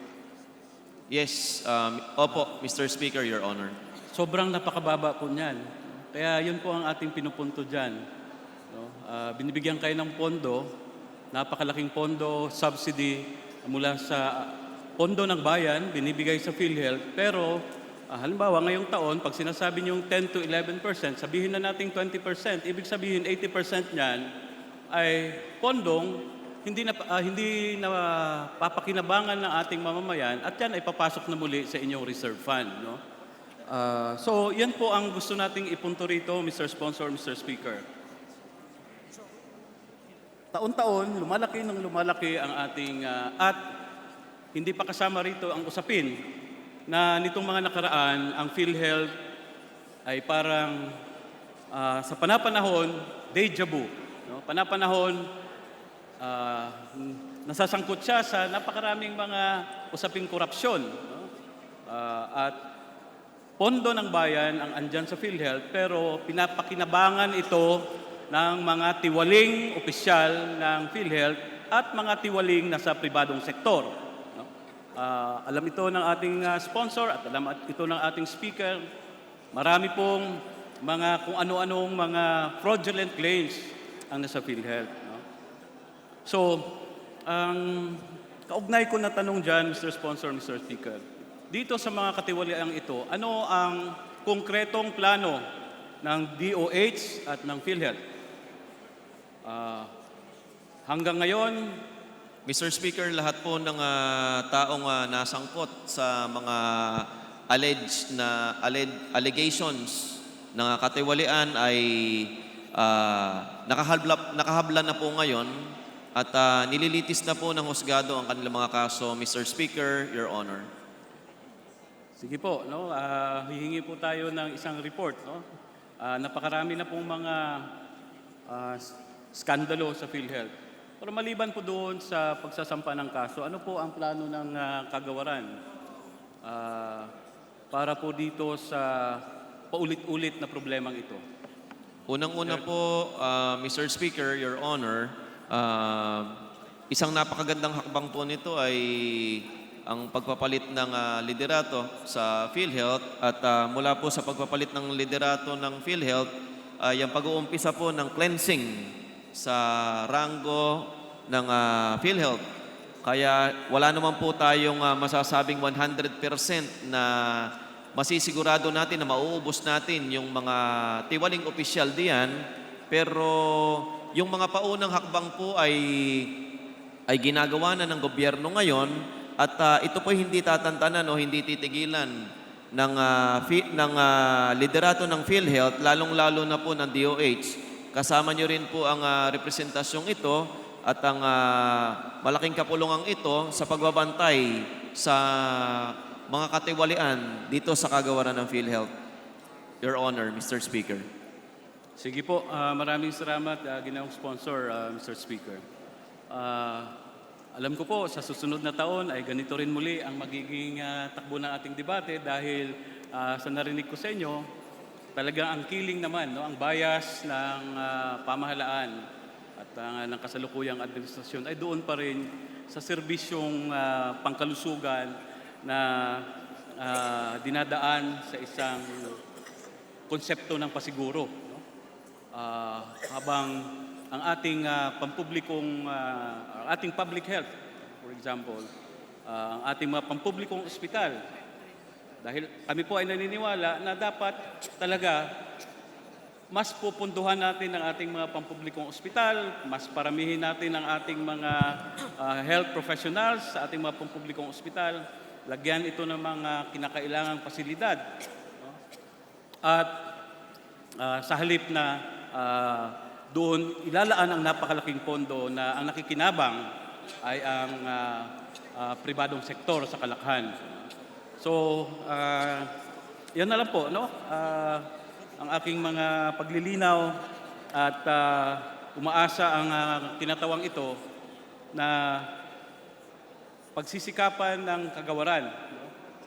Na halimbawa ang mga pondong nakaltas sa ating mga pampublikong ospital and public health facilities at doon ho sa usapin ng ating mga health professionals, no? Sa halip na puro job orders, puro casual, no? Maraming casual job orders, ay mag-hire ho tayo ng mga permanenteng mga health professionals na siyang magpapatakbo, no, sa ating mga pasilidad. Maraming salamat, Mr. Sponsor. Maraming salamat, Mr. Speaker. Magandang hapon ho sa ating lahat. Thank you, Congressman Zarate. Majority Maraming Floor salamat. Leader. Thank you very much, Mr. Speaker. Mr. Speaker, I move that we recognize our next interpellator, Congressman Argel Kabatbat of Ang Magsasaka Party List. So move, Mr. Speaker. Congressman Balatbat, you're recognized. Please proceed with your interpellation. Thank you, Mr. Speaker, Mr. Sponsor. My first question concerns the unobligated allotment for the department, particularly the Office of the Secretary. There is an unobligated allotment in the amount of 5.4 billion in 2017. May we know what happened to this unobligated allotment, Mr. Speaker?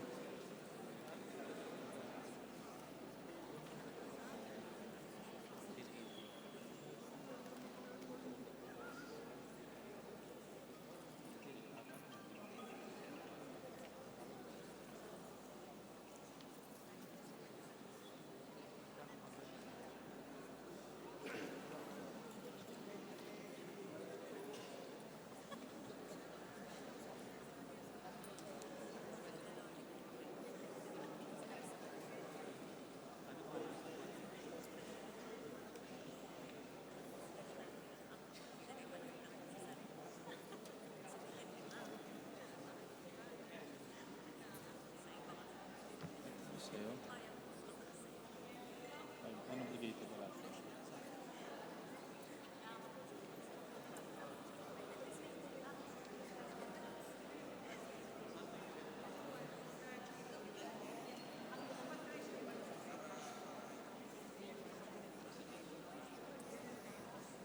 Mr. Speaker, Your Honor, it already reverted back to the general fund, Mr. Speaker, Your Honor.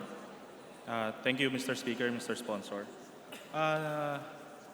What explain to what expense class does this unobligated allotment of 5.4 billion relate to?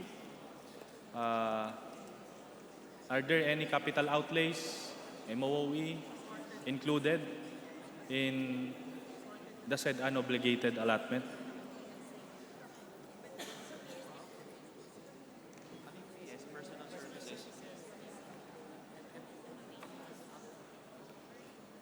Mr. Speaker, it is included in PS, personal services, MOOEs, and capital outlays, Mr. Speaker, Your Honor. Thank you, Mr. Speaker, Mr. Sponsor. The reason why I took this up is the fact that as far as I can remember, the appropriations for the 2017 is valid for 2 years, except for the PS. So, anyway, moving forward to my next question, Mr. Speaker. For the year 2018, did the department generate savings, Mr. Speaker, as defined under the GAA of 2018?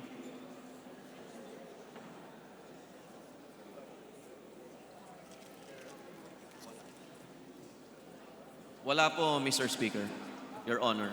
There are no savings for 2018, Mr. Speaker. Thank you. But for the projects for 2018, Mr. Speaker, there must have been a difference between the agency budget for a particular project or for all of the projects and the contract award price for 2018. How did the department treat this difference? Did the department consider them as savings?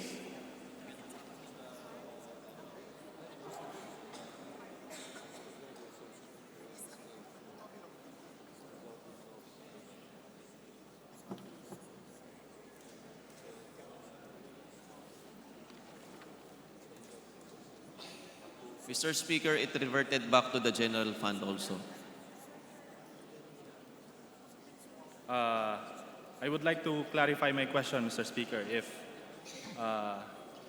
these balances, were they considered savings?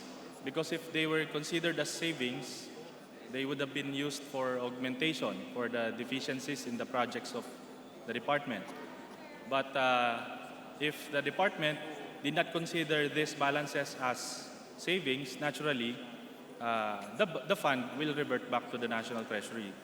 So my question, Mr. Speaker, how did the department treat the difference between the contract price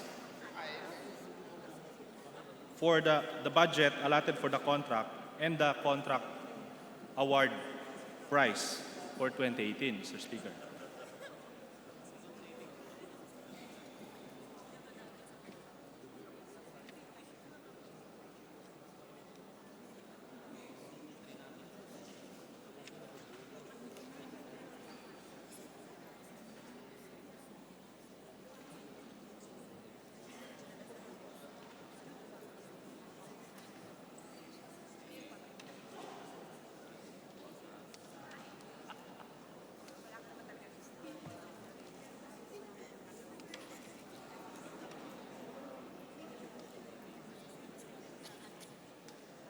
Mr. Speaker, it reverted back to the general fund because the department did not treat it as savings because they did not intend to use it to the department's use because they already have program funds for different programs of the department. So without the program of the department written in GAA, they did not mind to use the supposedly savings fund and just give it back to the general fund. Mr. Speaker, Your Honor. Thank you, Mr. Speaker. I noticed in the NEP, Mr. Speaker, Mr. Sponsor, that the department did not report any item on the continuing appropriations. Unlike DAR, unlike the Congress and the Senate, the DOH did not report any continuing appropriations for 2018. May we know why, Mr. Speaker?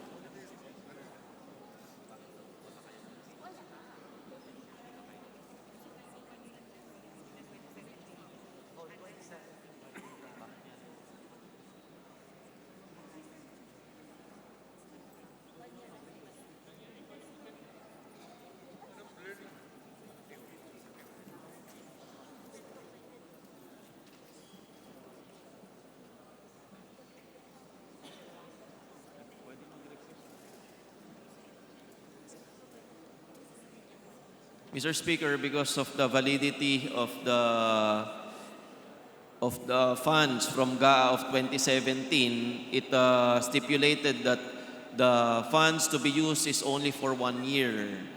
So they did not request for the unused funds to be used to the previous year. Mr. Speaker, Your Honor. Thank you, Mr. Speaker. One last question, Mr. Speaker, Mr. Sponsor. Did the department ask for augmentation for any deficiencies for its priority programs for the last 5 years? And if so, may we ask for a report, Mr. Speaker?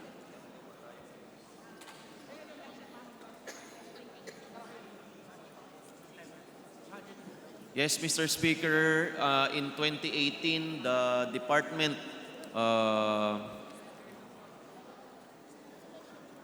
requested for 500 million in MAIF. Mr. Speaker, Your Honor.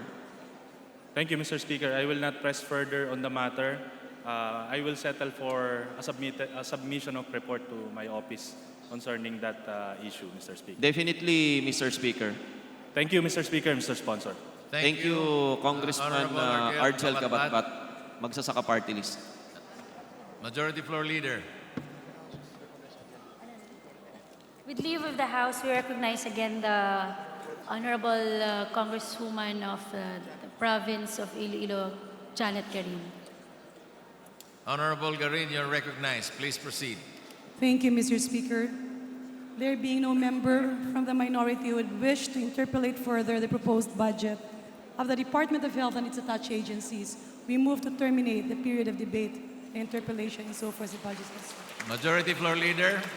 Mr. Speaker, we join the minority in the motion and move to terminate the interpellation and the proposed budget of the Department of Health. Mr. Speaker, so move. There is a joint motion to terminate the interpellations on the proposed budget of the Department of Health. Any objection? There being none, motion is carried. Majority Mr. Floor Speaker, Leader. I move to suspend the session to allow our guests and their technical staffs to vacate the floor to pave way to our guests from the next agency and their staff. So move, Mr. Speaker. 1 minute suspension. Thank you.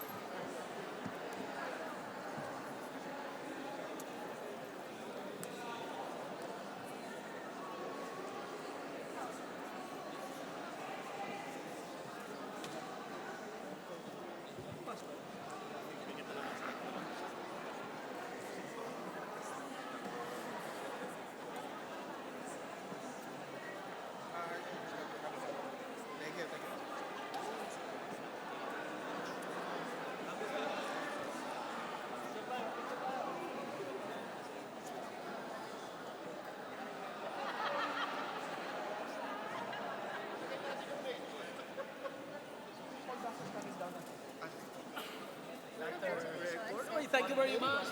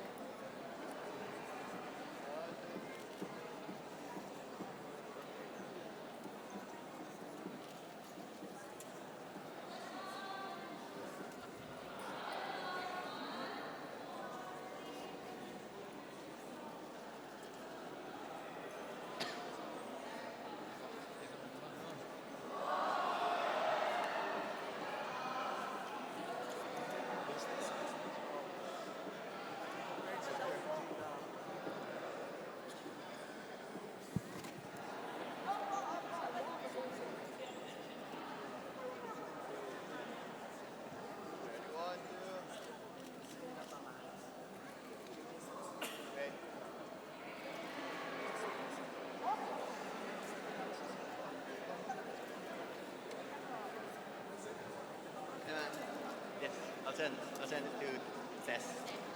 Sige po, ma'am.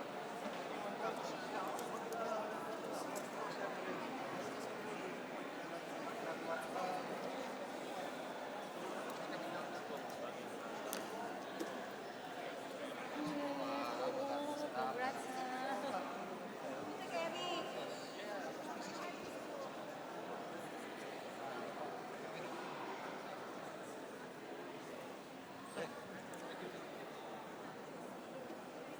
Congratulations po. I don't sexy kasi ano to Mr. Di ba po? Usually, talagang matagal. We go back. So, lahat yung kinain namin.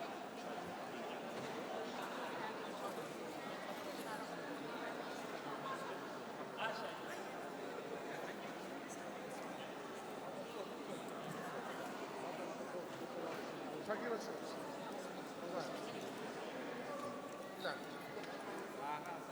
Saan na sila na? Ayaw mo na magsama. Yung chat tsaka SUC. Unahin na natin. Unahin na natin.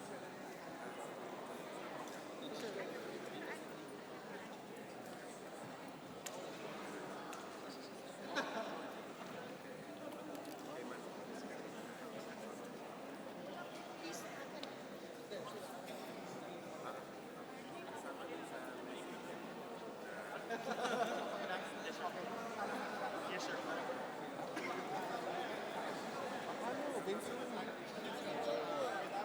Pwede. Pwede na. Pwede na. Pwede na.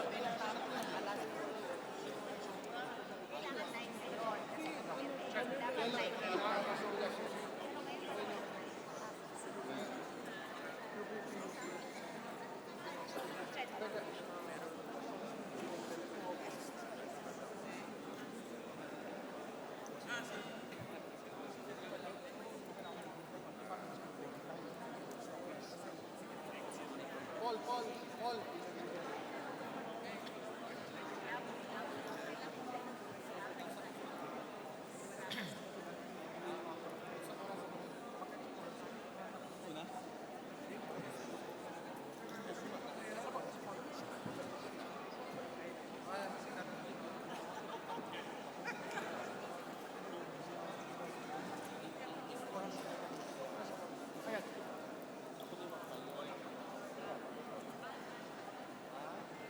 Boss, thank you, boss. Very good job. Majok, salamat. Congrats, Manay.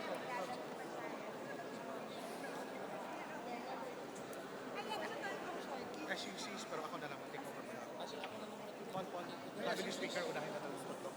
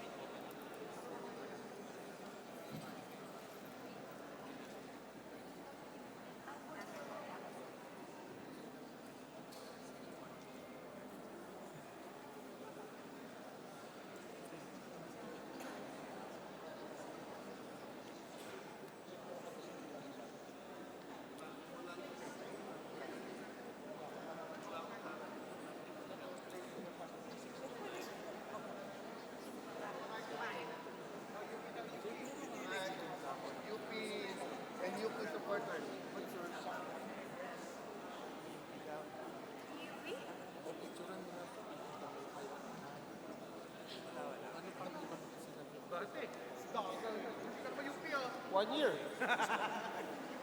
Ano ginawa mo doon? Ang gulo.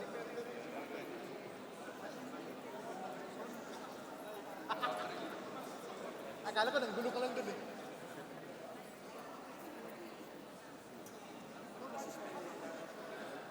Announcement, all members of the House who are alumnus or alumni of UP, please proceed to the center for pictorial.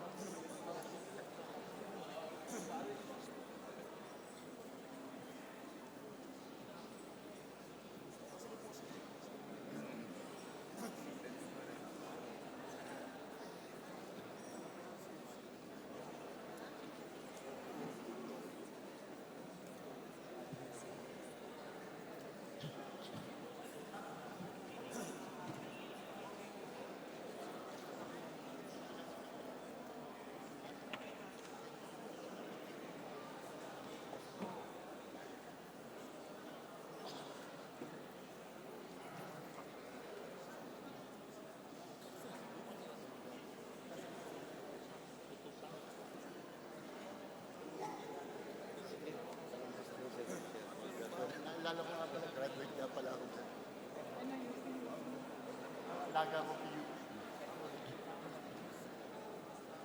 Boss, kara.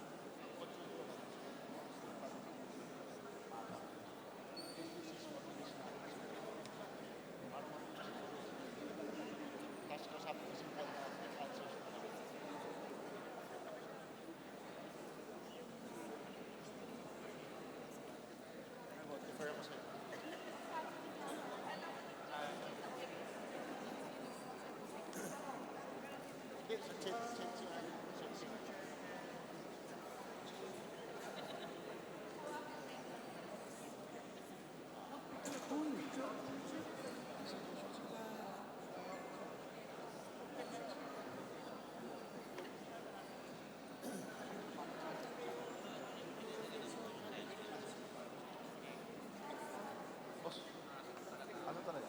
Hindi, pero mas depende, let them, ano na lang muna.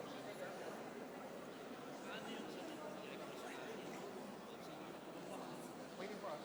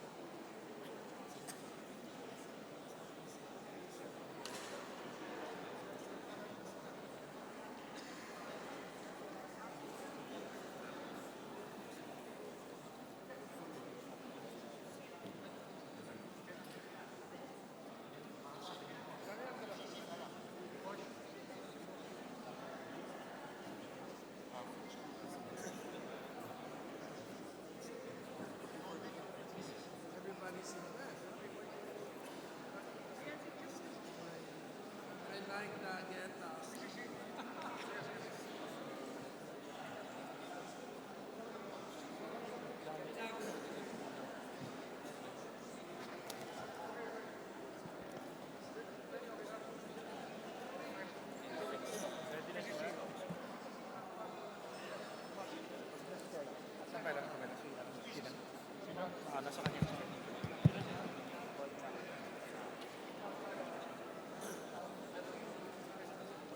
Session is resumed. Majority Floor Leader.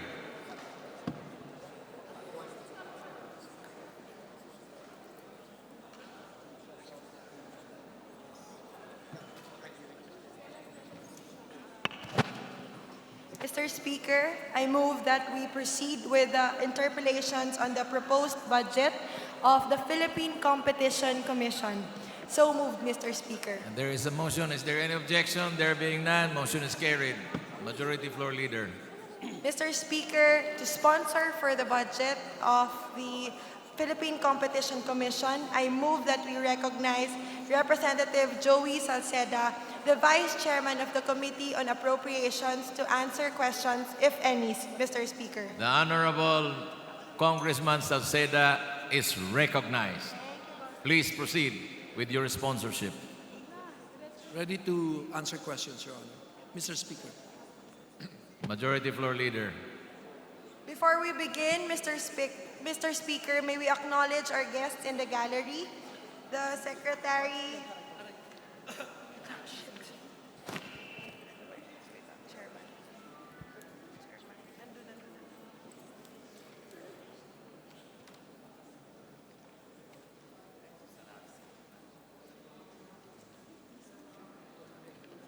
Chairman Arsenio Balisacan, Commissioner Johannes Benjamin Bernabe, and Commissioner Amabel C. Asuncion.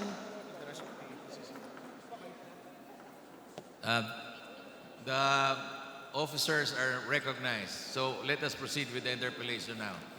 Majority Floor Leader.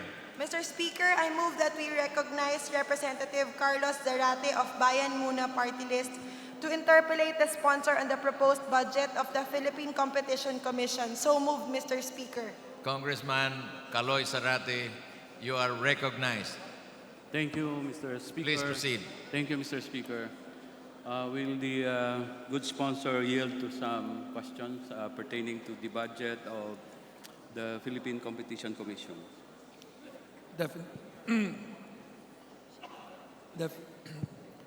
Yes, Your Honor. Thank you, Mr. Sponsor, Mr. Speaker.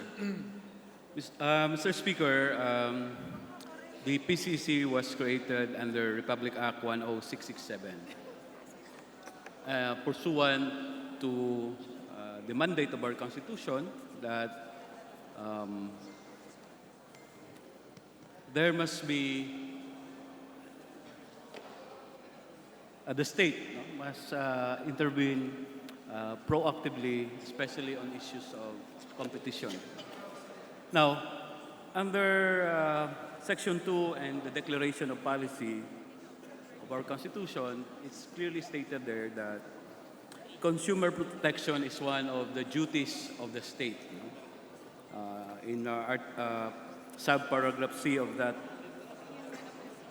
Declaration of Policy, it states that the state shall penalize all forms of anti-competitive agreements, abuse of dominant position, and anti-competitive mergers and acquisitions with the objective of protecting consumer welfare and advancing domestic and international trade and economic development. That is why when Congress passed RA 10667, PCC was empowered to conduct inquiry or investigate anti-competitive behavior or abuse of the market. Not necessarily when a complaint is filed, but even motu proprio, as stated under Section 12 of the law. And to cite some relevant powers of the PCC, which I think is very important, it can conduct inquiry, investigate, and hear and decide on cases involving any violation of the law and other existing competition laws, motu proprio or upon receipt of a verified complaint from interested party, etc., etc. It will also monitor and undertake consultation with the stakeholders and affected agencies for the purpose of understanding market behavior. And it can also, among others, issue subpoena ducis tecum and subpoena ad testificandum to enforce its powers. Okay, so in relation to this, Mr. Sponsor, Mr. Speaker, I have some clarificatory questions. First, may the good sponsor, Mr. Speaker, clarify to this body what is the primary and original jurisdiction of PCC in the enforcement and regulation of all competition-related issues.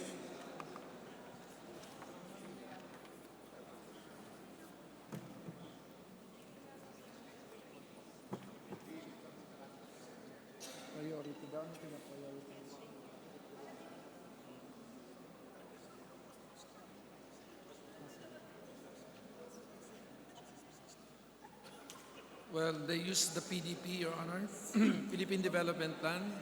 They focus on the priority sectors. Well, I asked the original and primary jurisdiction Oh, sorry. of PCC, no, in the enforcement and regulation of competition-related issues, no. Well, it's very, for the record, under Section 32, I think, of the law, it states that it has jurisdiction on issues that involves both competition and even non-competition issues, but the concerned regulator shall be consulted, etc., etc.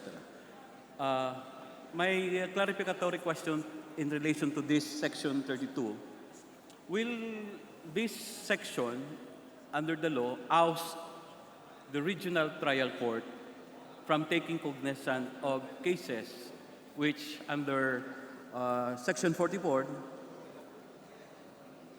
of the Rules of Court, it states that the RTC of the city or province where the entity or any of the entities whose business, act, or conduct constitutes the subject matter of a case or conducts its principal place of business shall have original and exclusive jurisdiction regardless of the penalties and fines imposed of all criminal and civil cases involving violations of this Act and other competition-related laws.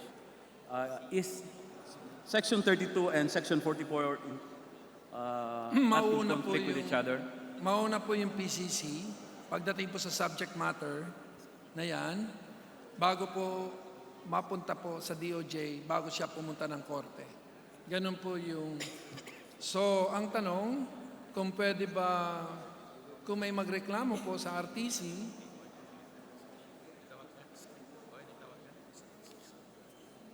dadaan po yan ng piskal, ang batas, sinasabi, by implication, dahil po sa pag-atas ng Kongreso, kailangan niya ibalik muna sa PCC para ma-establish po yung most probable, basically po, yung empirical evidence for a probable cause. Thank you, Mr. Sponsor, Mr. Speaker. So, ang lumalabas po rito parang ang PCC, in the filing of criminal cases, for example, kailangan munang dumaan sa PCC before pumunta ng prosecutor. Is that what the sponsor is saying? The practice right now, Your Honor, is that if for such subject matter, the practice of the DOJ is to seek the endorsement of the PCC before filing the case. Thank you, Mr. Sponsor, for clarifying that. Now, in Section 2 of the law, it states that market competition benefits consumers because it gives them the right of choice over goods and services. So, my question is, what about in cases of a monopoly like telcos, water, energy, oil? How does the PCC ensure that these monopolies do not commit anti-competitive behavior or abuse their dominant position to the prejudice of our consumers?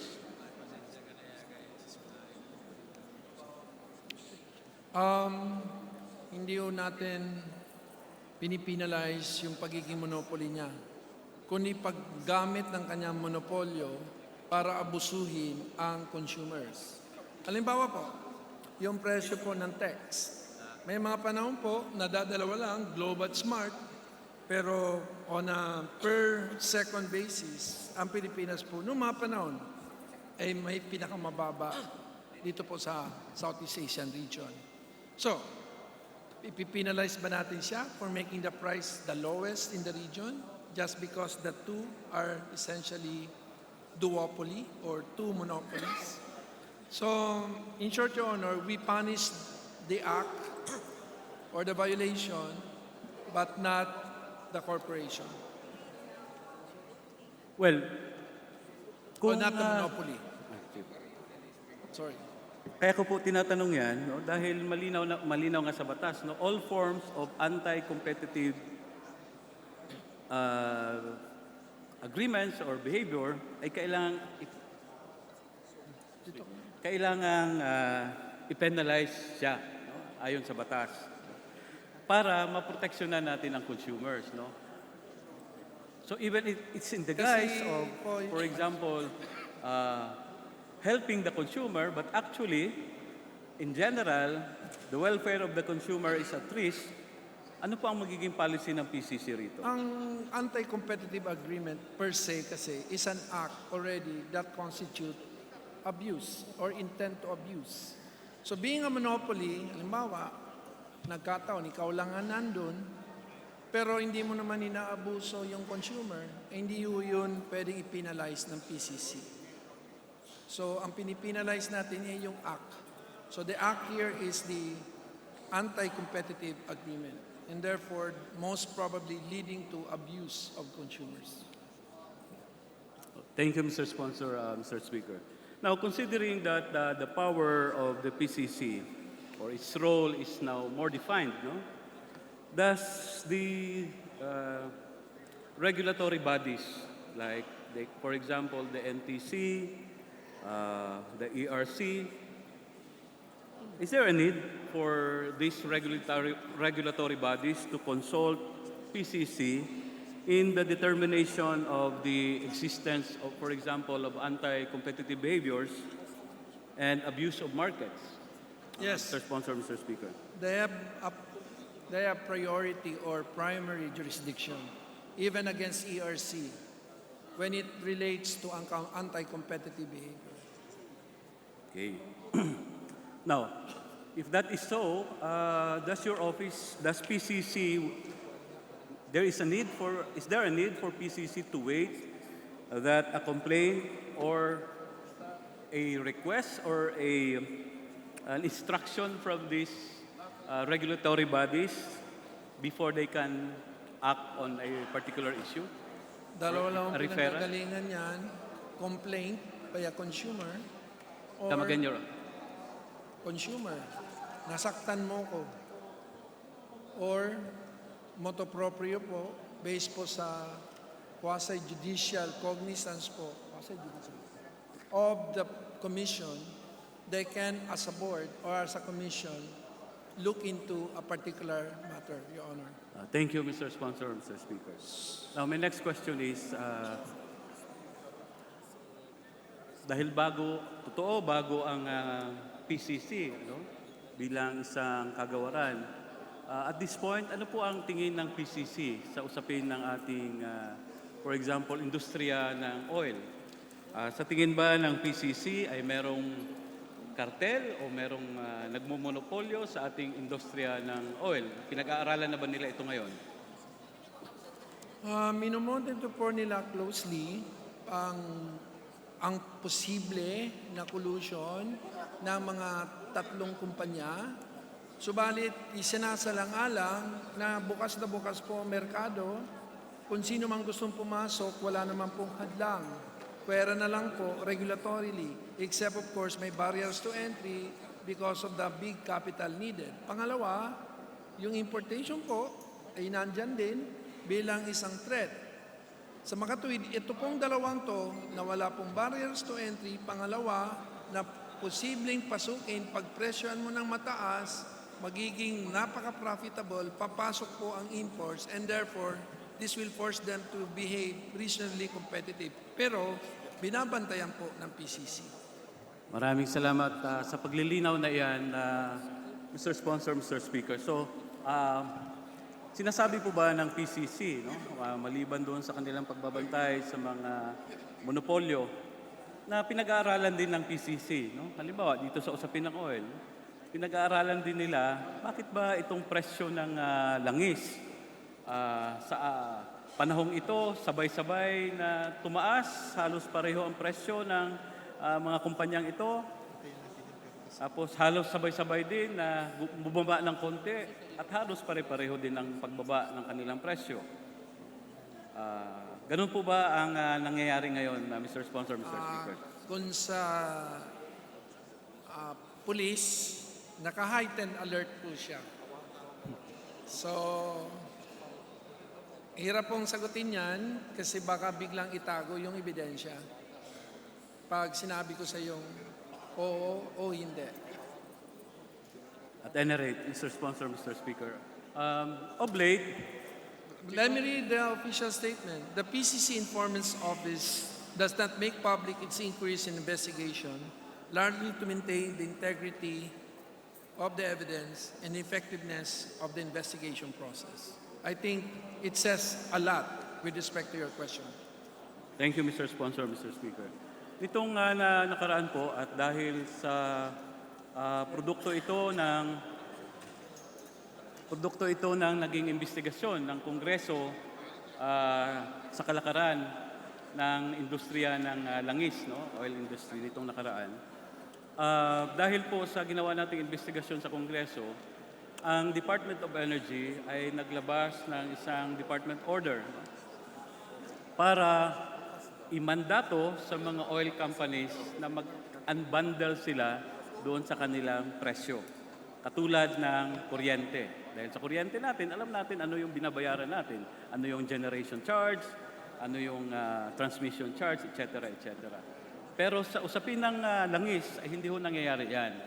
Pagdating natin sa pumping station, nagpakarga ho kayo ng 1 litro, hindi ho natin alam ano ba itong binayaran natin, magkano ang buwis dito, magkano ang ginansya ng kumpanya, magkano ang landed cost, magkano ang etc.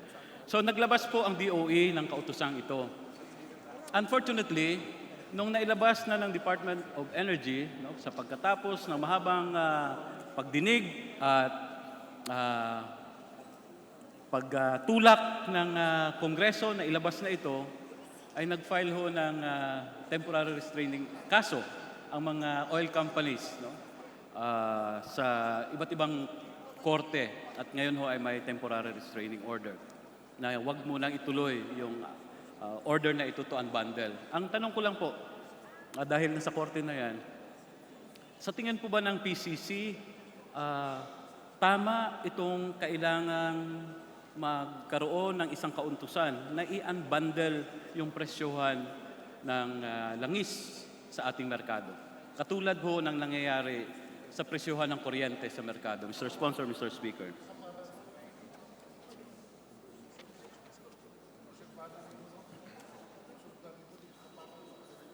Your Honor, sinusupport nila po yung unbundling ng presyo. Pero unang-una po, yung may batas na po tayo na ang inuutusan po ng Kongreso ay ang DOE, ang kanyang product standards. With respect po doon sa, hindi naman po yung cost structure, kundi yung unbundling po, kung anong binibili mo doon. Subalit, sa karanasan po sa ibang bansa, pag may mga ganun po, nagiging mitsa tuloy ng polusyon ng mga kumpanya pang nagkakaalaman kung saan po nanggagaling, halimbawa, ang langis niya at kung ano mga components nito. Yan po yung karanasan. Na siya naman po siguro ang nagbibigay po ng guidance dahil kung isipin po, pag transparent sila sa consumers, therefore the consumer will have a choice. Unfortunately, these are what constitute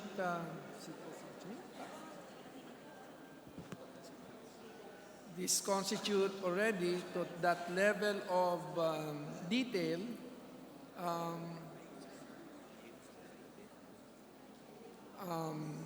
sharing of trade secrets among companies. It has the unintended consequence, and therefore this may in fact be collusion. Thank you, Mr. Sponsor. For my last issue related to that, is the PCC aware of the recent decision of the Supreme Court in the case of ABP versus ERC et al. And Meralco? This is the decision of the Supreme Court which nullifies the lack of competitive selection process of power supply agreements by generation companies and distribution utilities, including Meralco. So ang sinabi po ng desisyon ng Korte Suprema doon, hindi pwedeng hindi dumaan sa competitive selection process beginning 2015, if I'm not mistaken, ang lahat ng mga power supply agreements. No? Sa katunayan, nung isinampa ang kasong ito sa Korte Suprema, ay sinama namin ang PCC bilang nominal na respondent, no, sa kaso. Although I understand na hindi naman sumagot ang PCC doon. But on hindsight, if the PCC is aware of this, what could have the PCC done, no, to respond to the issue of anti-competitive behavior on the part of Meralco, for example? When out of these 7 supply agreements, ang kanya hong ka-deal dito ay kanya ring mga sister companies. No? One company, in fact, is 100% owned or subsidiary of Meralco, the Atimonan one. No? So, yun ho ang tanong ko, is the PCC also monitoring the development and implementation of the decision of the Supreme Court na kailangan magkaroon ng competitive selection process sa mga power supply agreements? Mr. Sponsor, Mr. Speaker. The position of the PCC is in support of the CSP. Okay. To support the decision of the Supreme Court. Is that... Yes. And what is, other than supporting, sa tingin ba ng PCC ay meron silang magiging active role in also looking at this kind of behavior, especially of big power companies, no? Nakikita nga natin dito, for example, doon sa usapin ng competitive selection process na they are trying to skirt, no, the conduct of bidding or competitive selection process, and even up to now na meron ng desisyon ng Korte Suprema ay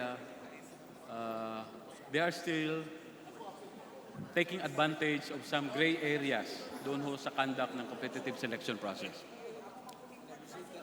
Sa sarili ko pong opinion at sinanggunin ko sa kanila, ito talaga ay yung CSP po, ang intention po nito para mawala mga sweetheart bills na nilalabanan po ng grupo mo ng katakot-takot dito sa Kongreso. Subalit, dahil po doon, yung maliliit, naiipit. Dahil baka hindi po sila makapag-participate. Doon po sa CSP process. So, yun lang po yung unintended. So, with respect to the PCC, generally, anything that promotes competition is good for them. Because CSP promotes competition, unfortunately, the market conditions under the current framework of our economy favors the big at the expense of the small. Thank you, Mr. Sponsor. Mr. Speaker, yung lang po ang aking mga clarificatory questions sa usapin ng budget ng PCC. Maraming salamat po. Salamat. Thank you, Congressman Zarate. Majority Floor Leader.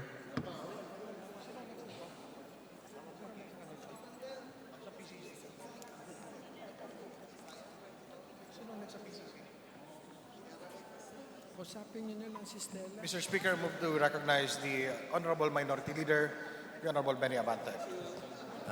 The Honorable Minority Floor Leader is recognized. Honorable Benny Abante. Please proceed.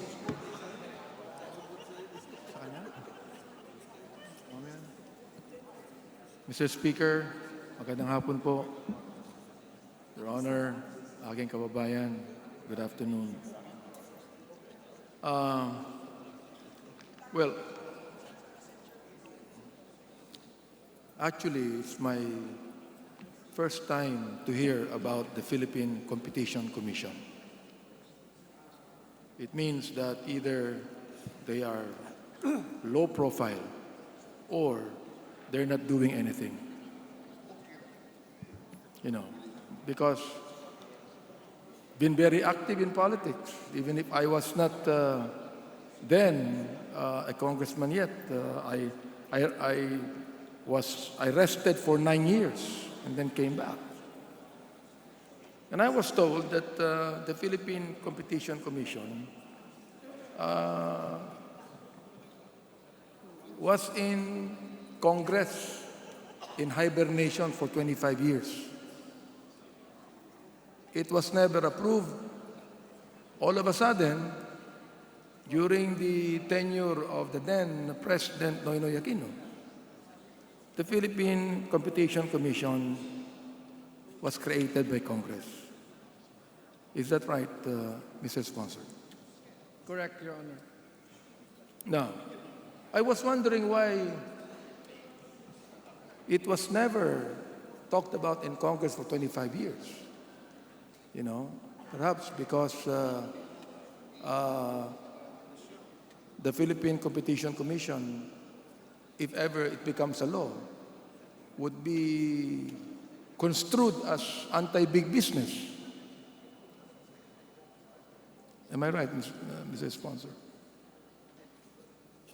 It is against the collusion among big business.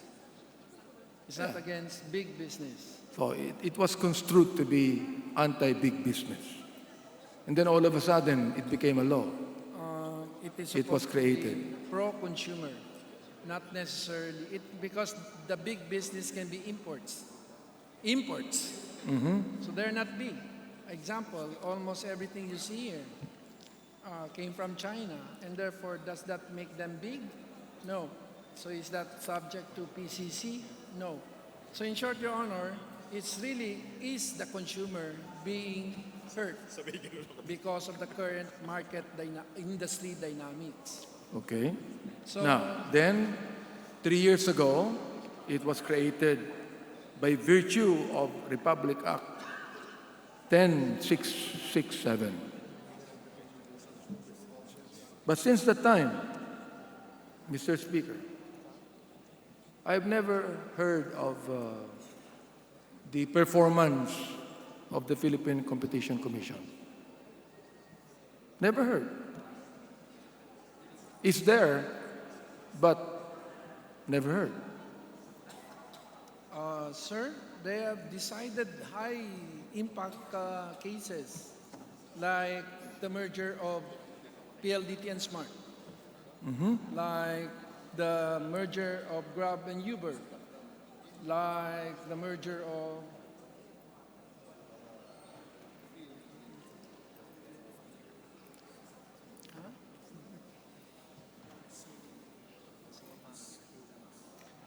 and the merger of URC and Rojas Holding with respect to sugar operations. So, yung iba pinasa, yung iba hindi. So, sila ang tagabantay po. So, yung aso po natin ay hindi tumatahol, pero nagbabantay po sa harap ng bahay at wala akong nakakapasok na magnanakaw. Okay. In 2018, the Philippine Competition Commission had a budget of 440,538,000. In 2019, it has a budget of 429,849,000.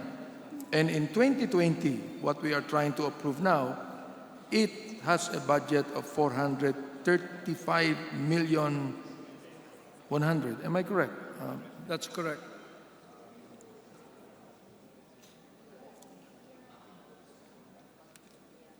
Narinig ko rin na napakalaki ng income ng mga commissioners ng Philippine Competition Commission. I think a member of the minority is a better resource person. Please, will you please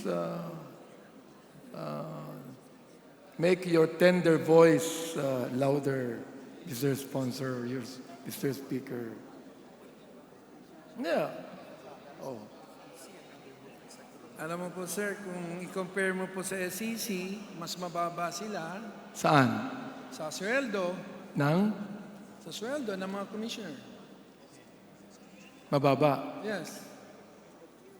Mababa po ba yung 6 figures? Sa ginagawa niyo po, sa ginagawa po nila, kailangan po talaga para para po we should attract the best and the brightest in that area, which is a very sensitive office because you deal here which may frighten investors or perhaps undermine consumer confidence, especially confidence in our markets. So, importante po para sa akin po, kung ako tatanungin niyo po, sakto-sakto lang po yung pera ng PCC po. Oh. Well, let me, Mr. Speaker, let me review or remind the sponsor and the Philippine Competition Commission their mandate, for example. And let me read it. Vision, it says. The Philippine Competition Commission aims to be a world-class authority in promoting fair market competition to help achieve a vibrant and inclusive economy and advance consumer welfare. Yes, sir. Are they true to their vision, Mr. Sponsor? Yes. Based as an economist, I can tell His Honor and I can assure, ang alam ko po, sa buong mundo, number 5 po sila pagdating po sa performance. Mm-hmm. Sa buong Number mundo 5. po, ang Pilipinas po ay namumukod-tangi na may isang working competition commission na siya po nagbabantay upang harangan kung may mga balakin ang malalaking kumpanya na pagsamantalahan ang maliliit na consumer at kung may nangyari na po upang ito po ay basagin. So,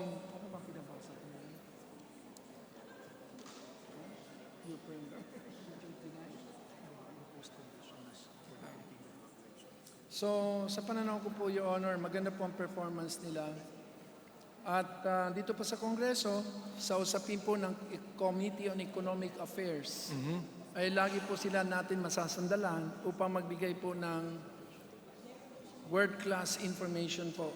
Pagdating po, lalong-lalo na sa mga pag-aaral, patungkol po, halimbawa, sa 18 na industriya na malalaki po, umabot po ng halos 3.2 trillion na ang transaksyon na kanila pong na pag-aralan at ni isang reklamo o isang bahid o isang sigaw ng anomalya ay wala o tayo narinig.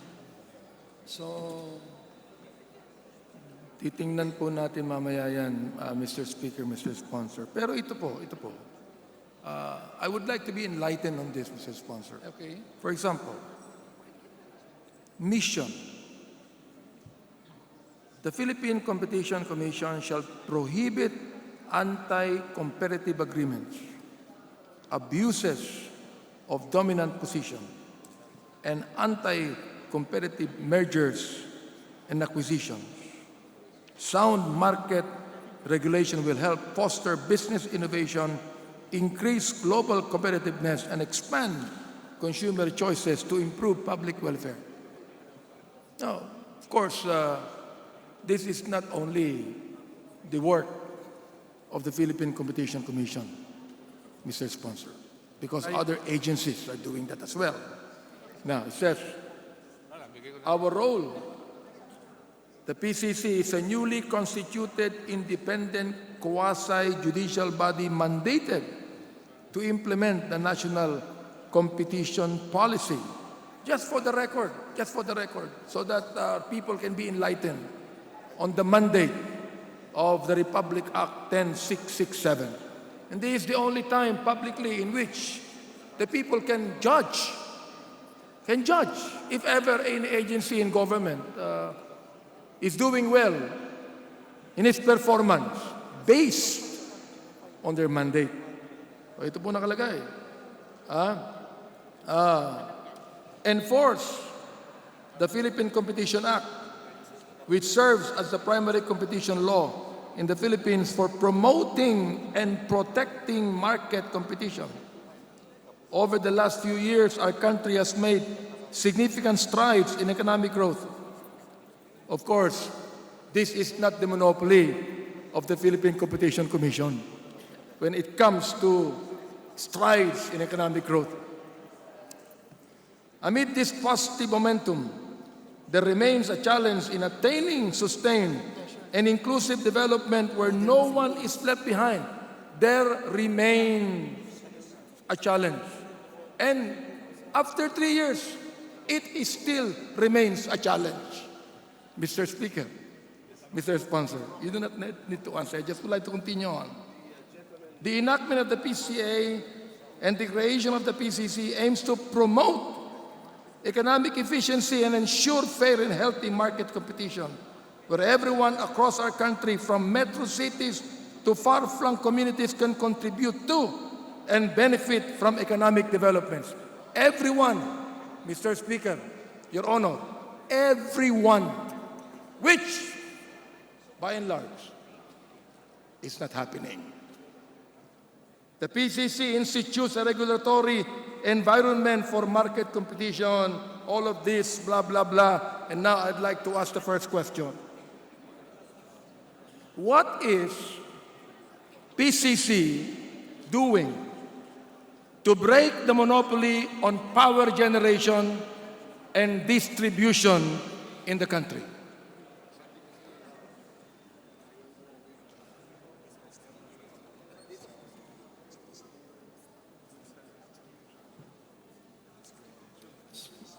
Isa-isahin po natin. Pagdating po sa generation, actually yung mga batas natin, lalo na ang IPIRA, tinanggal po ang gobyerno doon. So hindi na po siya monopolyo ng NAPOCOR. Kung gusto mo po mag-generate ng power, pupunta ka lang sa DOE, kunin ang regulatory process. Kung nagkataon po na yung lahat ng generation ended up with only 3 companies, then ang binabantayan po natin ay hindi yung kanilang pagiging oligopolyo, kundi nagresulta ba to sa injury to consumers? Darating po tayo dyan, Mr. Speaker, Your Honor. The PCC, ito yung mandato nila eh. The PCC has not investigated Meralco and Aboitiz on their cross-ownership between distribution utilities and generation companies. So, ergo, the whole process from generation to distribution is controlled by a single company, Mr. Speaker, Your Honor, controlled by a single company from generation to distribution. Meralco, while primarily acting as an electricity contributor, has also entered into the power generation sector through its subsidiary, Meralco Power Gen Corporation. MGen is now in the process of building 2 power plants in Quezon, targeting a portfolio of 3,000 megawatt by 2020. Aboitiz, on the other hand, also operates 3 distribution companies: Visayas Electric Company, Subic Enerzone, Lima Enerzone, and the Davao Light and Power Company. What am I trying to say? The monopolization Mr. Speaker, Your Honor, the monopolization of the power sector, among other reasons, has largely resulted in the Philippines having the most expensive electricity rates in Asia. I agree with the observation, Your Honor, but it is ERC who has primary jurisdiction. Because tayo po nagsabatas ng IPIRA. Itinuro natin, hindi po pinagbabawal na kailangan po pag nasa distribution ka, bawal ka sa generation. Inilagay natin sa IPIRA na may mga maximum limits ang iyong cross-holdings in between mga companies sa generation, transmission, and generation. Ngayon, yung pag-monitor po ngayon, niyan ay nasa ERC. So ngayon po, kung ito ay magdudulot ng sakit o ng injury sa consumers, doon po mapipilitan pong pumasok ang Philippine Competition Commission dahil ibig sabihin po nito, nagkaroon ng anti-competitive behavior. Hindi po ba nakakasakit, Your Honor, Mr. Speaker, sa mga consumer, na tayo po ang merong pinakamataas, pinaka-expensive na electric rates sa Asia? Hindi po ba nakakasakit sa bulsa? Nakakasakit sa damdamin? Nakakasakit po sa pamilya? Mr. Speaker, Your Honor, nakakasakit po, masakit. Napakasakit. So ang tanong po merong dapat gawin ng PCC rito. Ang nais ko lang, dapat gawin ng PCC ang kanilang mandato. Para po hindi masyadong makasakit dahilan po sa monopolyo. Sa monopolyo ng mga malalaking mga higante na mga kumpanya ng elektrisidad kung saan kahit na ang nais natin yumaman ang karamihan ng mga Pilipino, hindi yumayaman. Bakit po? Sapagkat napakataas ng bayad sa kuryente. Yan po ay mandante. Mandato po yan ng PCC. Opo. Oo. Monopolization. Tama po kayo. Ang mga electricity rate po sa Pilipinas ay regulated. So, ibig sabihin regulated, hindi po yan i-charge sa'yo kundi natin pinayagan. Opo. Kasi ang inatasan natin na magbigay po ng approval niyan ay ang ERC. May isang bagay po doon sa range na sinabi po ninyo. Dahil po hindi naman po lahat ng rates ay regulated, kundi mayroon po tayong tinatawag na WESM. Doon po sa WESM ay free market. Pwede kang bumili, lalong-lalo na kung tama po yung sapat yung... Ano po yun? Wholesale electricity spot market. Opo. Doon po sa WESM, kuminsan sumisipa, kuminsan dumadapa. May mga panahon pa nga na negative po yun. Bilin mo lang, sila pa magbabayad sa'yo. Meron pong ganun sa WESM. Pero ang masasabi ko sa nakaraan na ang WESM po ngayon, wala na, pataas lang.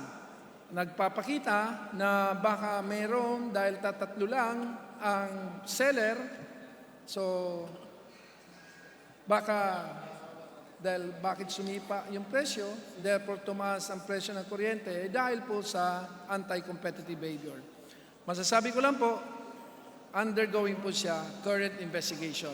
Gusto ko lang i-repeat, sir, sa inyo that the PCC Enforcement Office cannot make public its inquiries and investigation, largely to maintain the integrity of the evidence and effectiveness of the process. Maganda po yung... iniimbestiga po siya, kaso maganda hindi po pwedeng pag-usapan. Maganda po yung sagot ninyo, Mr. Speaker, Your Honor. Maganda po yung sagot ninyo sapagkat ako naniniwala po ako na isa po kayo sa isang magaling na ekonomista sa ating bansa. Pero inuulit ko po. Siguro, kung kayo po ang hahawak ng PCC, magiging maganda ang itsura ng Philippine Competition Commission.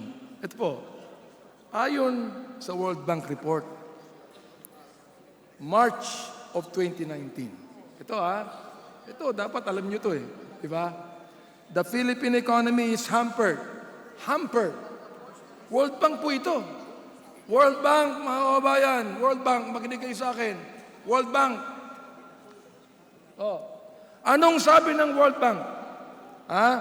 The Philippine economy is hampered by monopolies, by duopolies, and oligopolies in key markets. Makinig po lahat. Yan po ang sabi ng World Bank. Gusto ko malaman, ano masasabi po dyan ng PCC?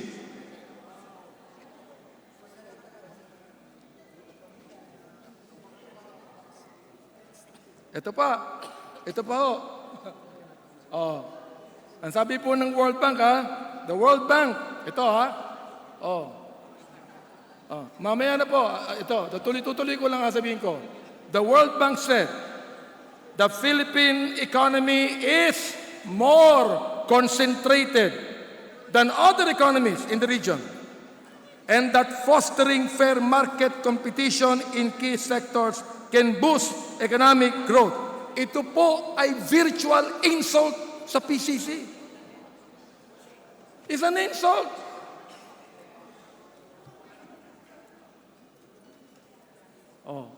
Last question na lang po, Mr. Speaker, Your Honor. I am just being passionate in my delivery because siyempre po ang mga may hirap po ang dito Di mo ba? Ito. Alam nyo, kausap ko po yung DTI. Seemingly, ang DTI hindi po naniniwala na may rice cartel, na merong garlic cartel, na merong cement cartel. Naniniwala po ba ang PCC na merong cement cartel, rice cartel, at garlic cartel? Ang sagot ko ulit po, the PCC Enforcement Officer does not make public its investigations largely to maintain the integrity of the data, effectiveness of the process. In short, they are under investigation. Kaya ako'y nagpapasalamat na sila po'y nag-iimbestiga. Kung puro investigasyon lang po yan at wala pong resulta nangyayari, ay walang maaari mangyari. Look ako po ay konsehal ng Maynila 1992. Nung konsehal po ako ng Maynila, kilala na po ang Binondo Cartel, Mr. Speaker, Your Honor. Kilala na ang Binondo Cartel. Hindi ko alam kung bakit sa Maynila, alam na may cartel, pero of course, wala pa yung PCC nung araw. Pero bakit merong ilang ahensya ng gobyerno hindi alam na merong cartel? Ngayon po, gusto ko pong sabihin, Mr. Speaker, Your Honor, kung nais po ninyo na kaming nasa minority bloc at ibang mga congressman ay maniwala na may ginagawa ang PCC na ang sweldo ng mga commissioners ay nararapat sa kanila, dapat gawin nila ang dapat nilang gawin, Mr. Speaker. Well,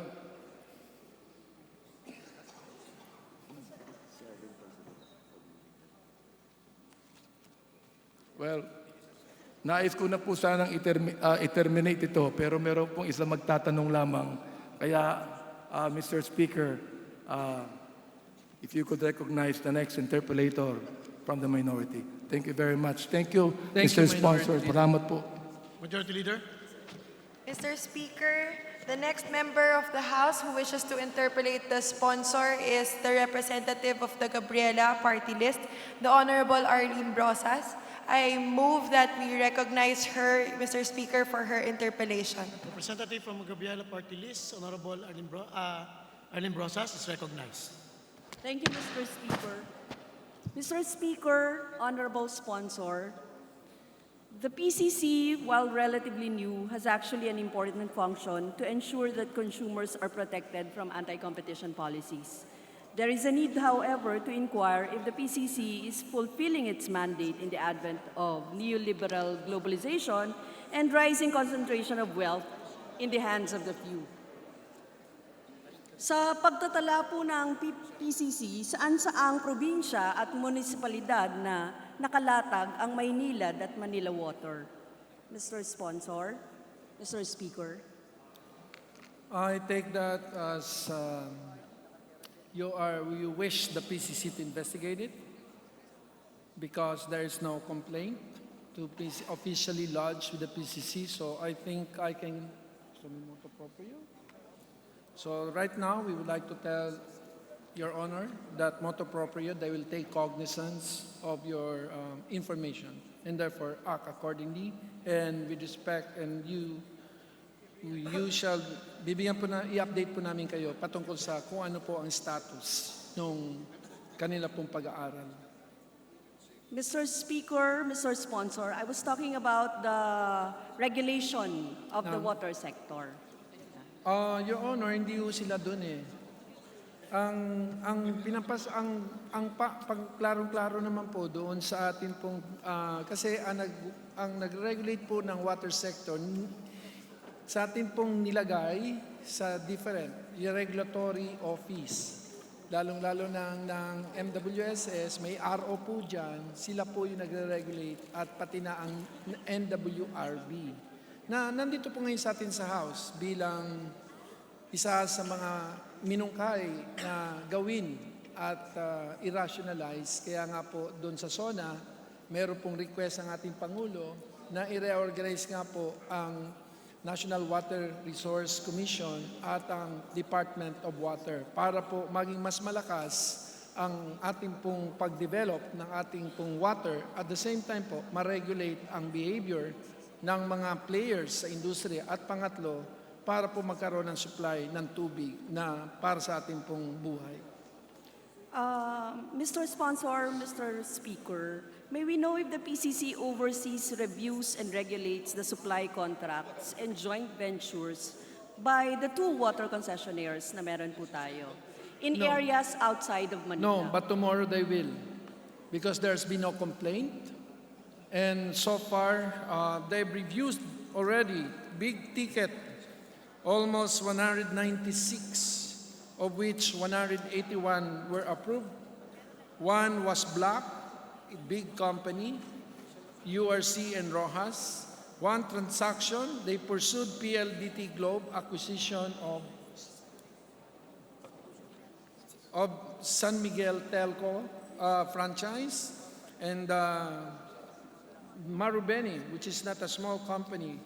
Marubeni companies were fined. So ang sinasabi ko lang po, na kuminsan po para ma-prioritize, kailangan po may magdulog para po ito ay mas mabili. Lalong-lalo na po kung isang ordinaryong consumer ang magreklamo na siya po ay nasasaktan ng mga nangyayari po na pagkulyod ng dalawang kumpanya. Okay. Mr. Sponsor, Mr. Speaker, yung scope po ng water privatization dito sa ating bansa, yung lalo na sa local level, meron po ba kayong ulat dito or kopya nito or report, whatever? Ito po, yung mayroon, para mas malaman natin, manufacturing, pero scoping pa lang kasi sa dami ng subsectors. Rice, poultry and livestock, pharmaceuticals, land transportation, air transportation, digital commerce, state-owned enterprises and state subsidies, rural finance and agri-credit, retail, logistics supply chain, milk product, fertilizers, corn milling and trading, sugar, pesticides, refined petroleum, and telecommunications. Yan po yung masasabi natin na mga pinag-aralan na po ng ating pong Philippine Competition Commission. So pag nawala po sa listahan yung tubig, sa mga tuwing bukas po, pasisimulan natin po ang pag-aaral ng balangkas ng industriya ng pag-deliver po ng tubig. So, Mr. Speaker, Ginoong Sponsor, mahalaga pong alamin yung intervensyon ng gobyerno kaugnay sa usapin ng tubig, no? Lalo na yung mga kumpanyang sangkot sa Maynilad at Manila Water. Nung nakaraan po kasi, kung naaalala ninyo, grabe ang perwisyo na inabot ng ating mga kababayan sa rotation ng water, kawalan ng tubig, karumihan ng tubig, yan po yung mga inirereklamo ng serbisyo na dapat ay nagiging maayos, no, habang sinasabi na nakakatulong yung kompetisyon o privatisasyon, pero alam natin yung iniresulta nito at nakakabahala na hindi natin ma-account ngayon yung paglarga ng privatization ng serbisyong tubig sa lokal na antas sa ilalim ng administrasyon na ito. Kasi ang sabi niyo po, wala pa kayo ngayong data ng kung ilan yung pinaprivatize, no, na tubig sa lokal. Lumalabas po, konsentrado pa rin sa Maynilad at Manila Water ang pagsusupply ng tubig natin sa loob at labas ng Metro Manila. Hindi po ba taliwas ito sa pag-iral ng kalakaran o sa pag-iral ng kalakarang ito sa diwa at mandato ng inyong ahensya?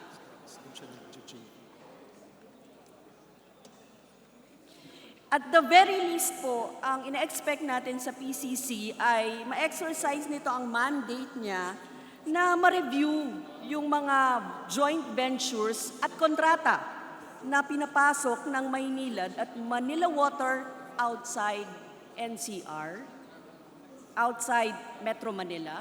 Buong industriya po, para po masituate natin kung baka may technology transfer, lack of capital, at buong sektor po, simula water origination, water drilling, water origination, water transmission, and water distribution. Pero po, alam niyo po, doon sa amin sa Daraga, mayaw na po yung LGU. So may karapatan din po yung mga LGU natin to exercise their choice of entering into joint venture contracts. So we will not be as, hindi natin, we will recognize that there is potential for anti-competitive behavior in the consolidation of local water districts.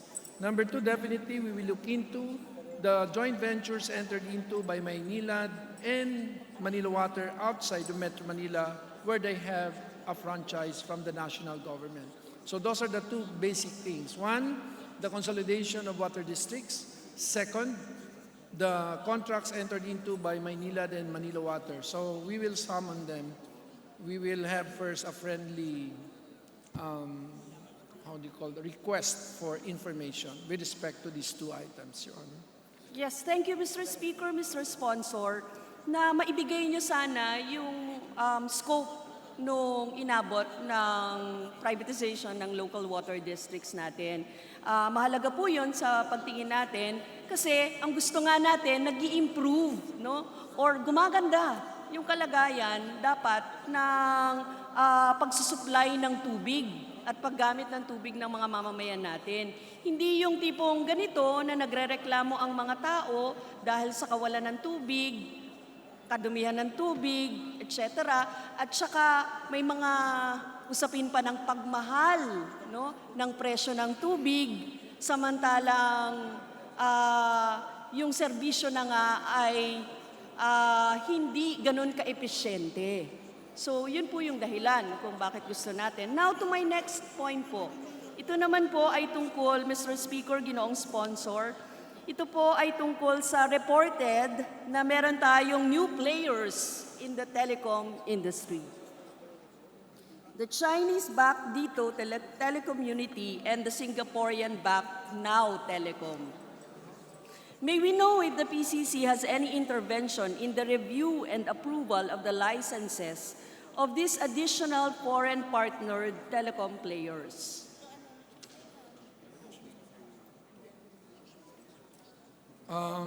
Bago pa po binigyan natin ng franchise ng Kongreso, nung sila po pinili ng DICT bilang third telco player, marami na po tayong inimpose ng kondisyon.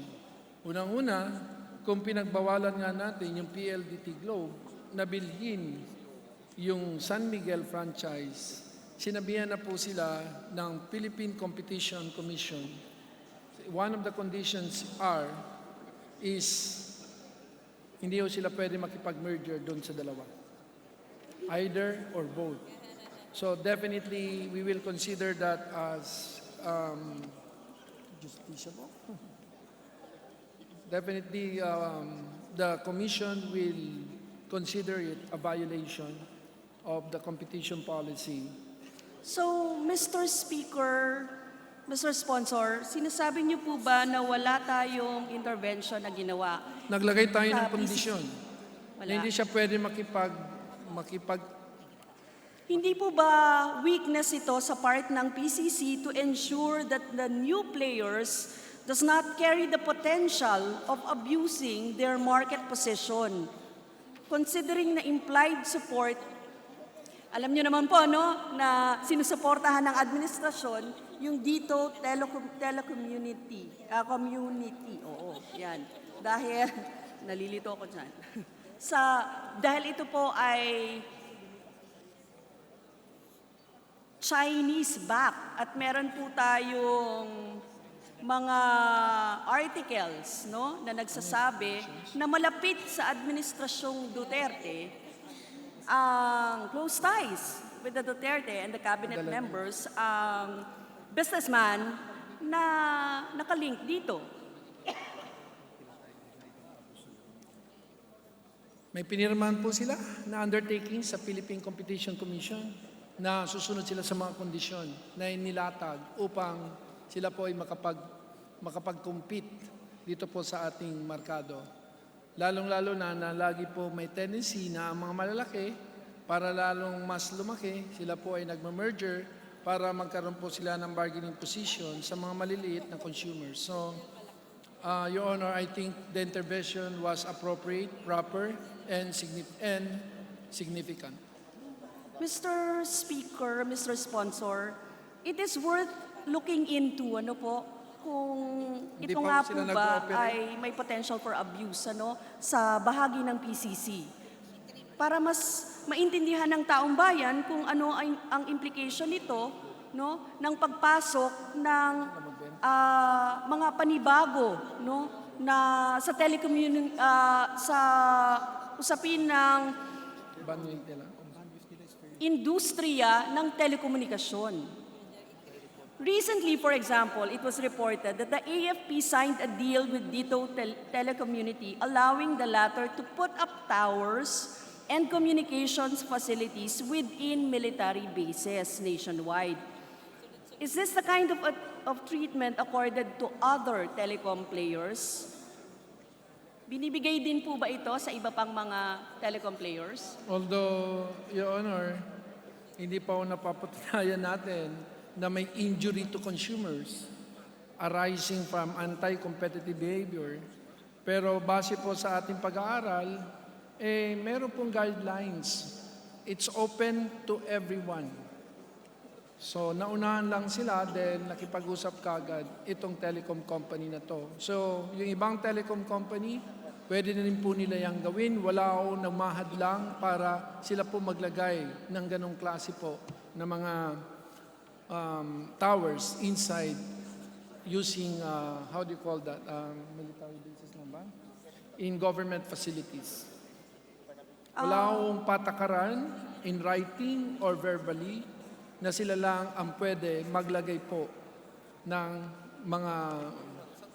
mga facilities sa mga properties po ng government. Mr. Speaker, Ginoong Sponsor, we believe that the PCC must exercise its power para tingnan po kung merong preferential treatment na nangyari o kung ano man, ano, lalong-lalo na dito sa joint venture nga ng China Telecom at Udena Corporation na nakalink, no, even to President Duterte. This is precisely a form of anti-competitive behavior that presents serious risks, lalong-lalo na po sa ating national security. It allows Chinese company to tap our bases for its operations. Ano pong masasabi ng PCC dito? Definitely po. Ang inatasan natin ng PCC na walang consumers na masasaktan.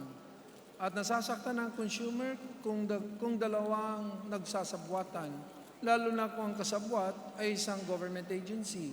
Sa mga Tejo Honor, pag tingnan natin po yung inatas natin sa PCC, kailangan nilang tignan kung sakali po may mga ganun po na mga sitwasyon at ito'y gawa ng file a case with the DOJ or katulad po na mga nangyari sa malalaking kumpanya like URC and Rojas Holdings, they blocked the transaction. Patulad po dun sa PLDT Globe with the San Miguel Telco, they prevented that merger. So, in short, Your Honor, within the domain of the actions available to the PCC, they've been quite vigilant. Lalong-lalo na po kung may nagreklamong consumer. Importante po, may magreklamo. Kasi hindi naman po abot, no matter how it's not omniscient, but definitely those injury, once they crop up, the PCC is mandated by law to look into that from an abuse of market power arising from anti-competitive behavior. Mr. Speaker, Ginoong Sponsor, maaari po bang at the very least ay ma-review yung kontrata po ng AFP with the DITO telecommunity, yung pinirmahan po nila, no? At the very least, yon ay po pwede ba yung ma-review ng PCC?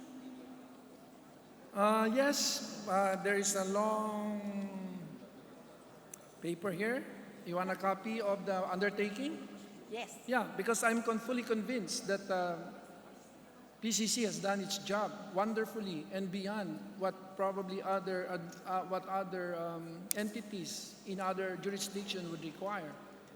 I would even say that it is preemptively interventionist, but on behalf of the small consumers, basically. So, in sum, we will print this and we'll give it. No, we'll print this because it's in my laptop. So unless you want my laptop too. But essentially, to summarize, it warrants that not a related party to a dominant telco player, so hindi lang po PLDT, Smart, or Globe, that it will not merge with the dominant telco player, and the participant hereby undertakes to notify PCC for any co-use or interconnection or resource sharing arrangements with other telecommunication firms. But we will print it.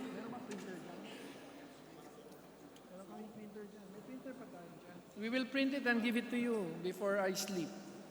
Yes. Thank you, Mr. Speaker. Thank you, Mr. Sponsor, sa pagbigay po ng kopya, pag-furnish ng copy sa amin ng kontrata. And yung tungkol naman po ito sa ibang topic, sa merger and acquisitions ng banking sector. Maaari po bang humingi ng report kaugnay ng mergers and acquisitions in the banking industry from 2016 to present? Kaya po namin hinihiling yung report na ito ay para malaman natin dahil sa merger ng mga bangko, meron pong report ng pagkalagas ng mga empleyado at nalalaglag ang kasapian ng mga unyon. Sa ilang pagkakataon po, nalulusaw ang mga nakatayong unyon kapag nagkakaroon ng merger at acquisition. Kung kaya, mahalaga po na makuha namin yung ulat kaugnay dito. Definitely, Your Honor. Unang-una, ang pinag-aaralan nila ay kung yung transaction above 2 billion. Pangalawa, with respect po sa presyo o sa volume ng isang produkto na kinukonsumo ng isang consumer. In other words, kung mas mababa dahil mas mataas ang presyo, yun po ang pinaka-concern nila. With respect po to the impact on the labor force, it is of a broader national concern.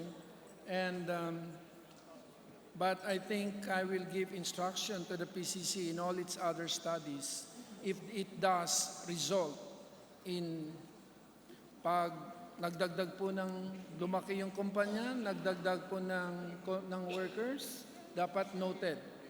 Ilagay po sa report. Dapat, kung nagbawas ng worker dahil sa merger, dapat ilagay din po sa report. So, Your Honor, your suggestion is now considered by the Philippine Competition Commission. Yes, thank you, Mr. Sponsor. Thank you, Mr. Speaker, doon at yung request pong report. Last po, kaugnay ito sa ano na yung ginagawa ng PCC kaugnay sa price manipulation ng bigas. Alam niyo po ito at familiar po kayo dito dahil yung mga ano na po ang ginagawa sa sinasabi na report na ang mga rice cartel ay nananaig ngayon, no? So ano po ang ginagawa ng PCC ngayon dyan? PCC started its investigation on possible anti-competitive practice in August of 2018, almost 1 year. The preliminary investigation ended in November 2018. Full administrative investigation, in other words, it was scaled up or scoped, is ongoing and it started in November 2018. This is with respect to the possible collusion. During that time kasi wala pa yung RTL. So the PCC takes cognizance of the current situation, especially with respect to the impacts of the rice tarification law on the dynamics of the rice industry. And there are kinds of cartel behavior. One, price fixing. Second, supply restriction. Third, market allocation. And mostly, the rigging of bids in terms of procurement. So we are looking at all of this, Your Honor, and kasi nga po, yung kanilang framework nun, that it is under quantitative restrictions. Ngayon po, under RTL, perhaps they need to revise their optics and the lens by which they analyze the rice industry. But definitely po, the conclusion of the DTI is wrong. Mr. Speaker, Ginoong Sponsor, naalala ko po ang news report ng nakaraan ay kayo na rin po ang na-cite doon eh. It's kind of an economic sabotage. Ano po doon sa ano. So ano pong pagtingin ng PCC doon at kailan po lalabas yung report ninyo kaugnay dito? Nako, kasi kailangan nila magsimula ulit. Kailangan po nila inspeksyonin ng libro, ang warehouse. Kailangan po warehouse. Halimbawa po, may isang bayan ako sa Albay. Ang lahat po ng warehouse, isa lang po ang may-ari. So, alam na natin kung ano mangyayari. So, kailangan natin i-establish po yung case facts. Hindi po yung aking pong conclusion, dahil po bumagsak ng 18% yung presyo ng bigas ay ng palay, pero halos po hindi bumaba ang presyo ng retail. Ang talagang buod ng rice tarification law ay bababa po dahil rice ang pinayagang pumasok, therefore siya ang bababa. Pero ang dumapa yung sa farmer. In short, from my own by my own analysis ever since, Your Honor, it's not just a suspicion, but I have seen this operate. And now that with the PCC, now we can have the basis for officially not just investigating, but proceed with para po hindi na po maulit na ito pong there are what we call regional or localized monopolies. In short, ang ating pong rice market ay single buyer sa isang barangay, single buyer sa isa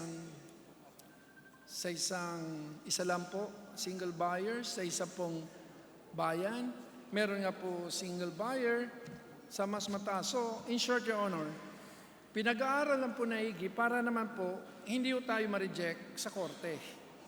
Kasi po kung katulad nito na simula pa last year, August 2018, ay pinag-aaralan na, iniimbestiga na po nila. Kaya lang po hindi ko pwede po pag-usapan ang mga tao, ang mga lugar, dahil meron po tayo na policy, the PCC Informant's Office does not make public its inquiries, investigation, to maintain the integrity of the evidence and effectiveness of the process. So definitely, Your Honor, there is a rice cartel. But how do we prosecute them? I think the PCC is in the right direction. Mr. Speaker, ginoong sponsor, ibig sabihin, kailangan pong patunayan ng PCC ang hindi niya pagkainutil dito sa issue na ito. No. Dahil napakahirap na nung kalagayan ng mga magsasaka ngayon. Alam po natin yan dahil ang mga rice-producing regions po natin ay talaga namang umaangal na. Mr. Speaker, ginoong sponsor, gusto ko lang sabihin din as my last point. Simula po nang na-create itong PCC, ilan na po ba ang kanyang nakasuhan, ang kanyang na-penalize, ang kanyang naimbestigahan? Yun po yung mga kailangan ng taong bayan na malaman para masabi natin na itong function talaga ng PCC ay nagagawa niya. Yun lang po ang last point ko, Mr. Speaker, ginoong sponsor. Ang full administrative, unang-una, 262 po yung inimbestigahan. Yung nasa preliminary inquiry na ay isa.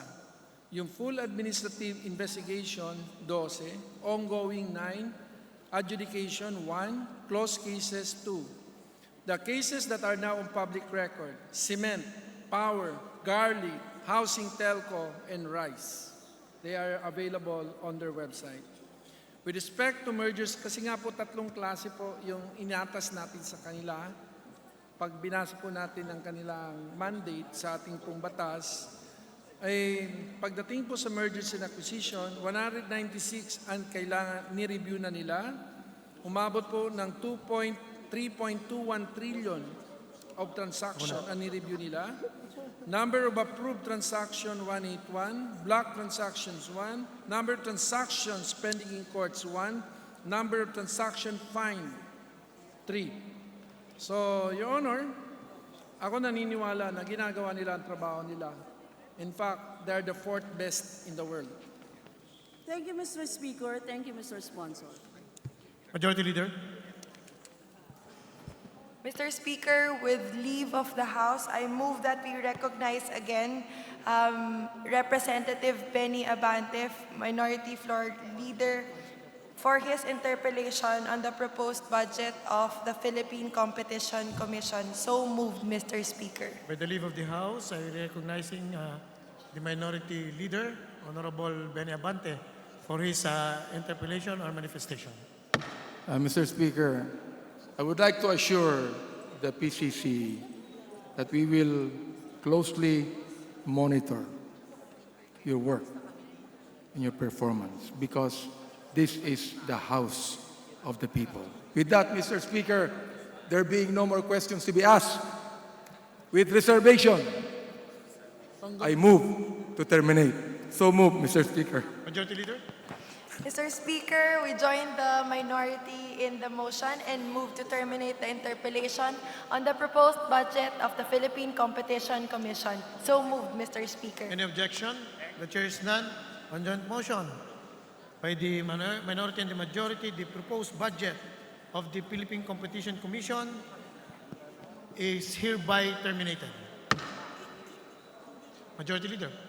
Mr. Speaker, I move to suspend the session to allow our guests and their technical staffs to vacate the floor and allow the guests and technical staffs of the next department or agency to settle down. So moved, Mr. Speaker. Session suspended.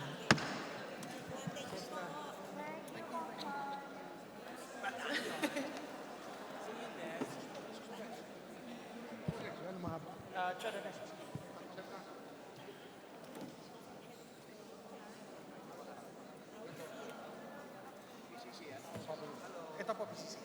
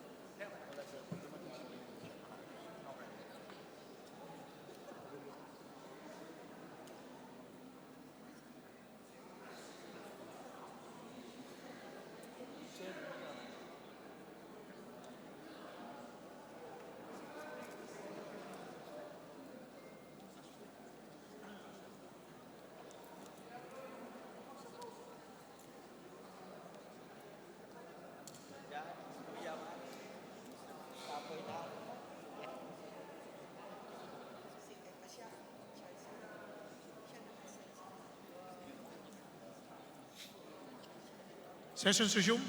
Majority Leader.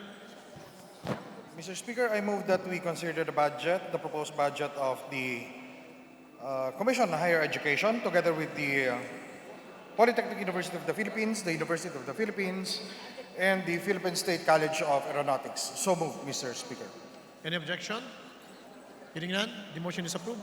Majority Leader. Mr. Speaker, to sponsor for the proposed budgets of the said agencies, may I recognize the Honorable Bigo Matugas as sponsor for the budget of the Commission on Higher Education, as well as the Honorable Paul Daza to sponsor for the budget of the PUP, UP, and the Philippine State College Aeronautics. So moved, Mr. Speaker.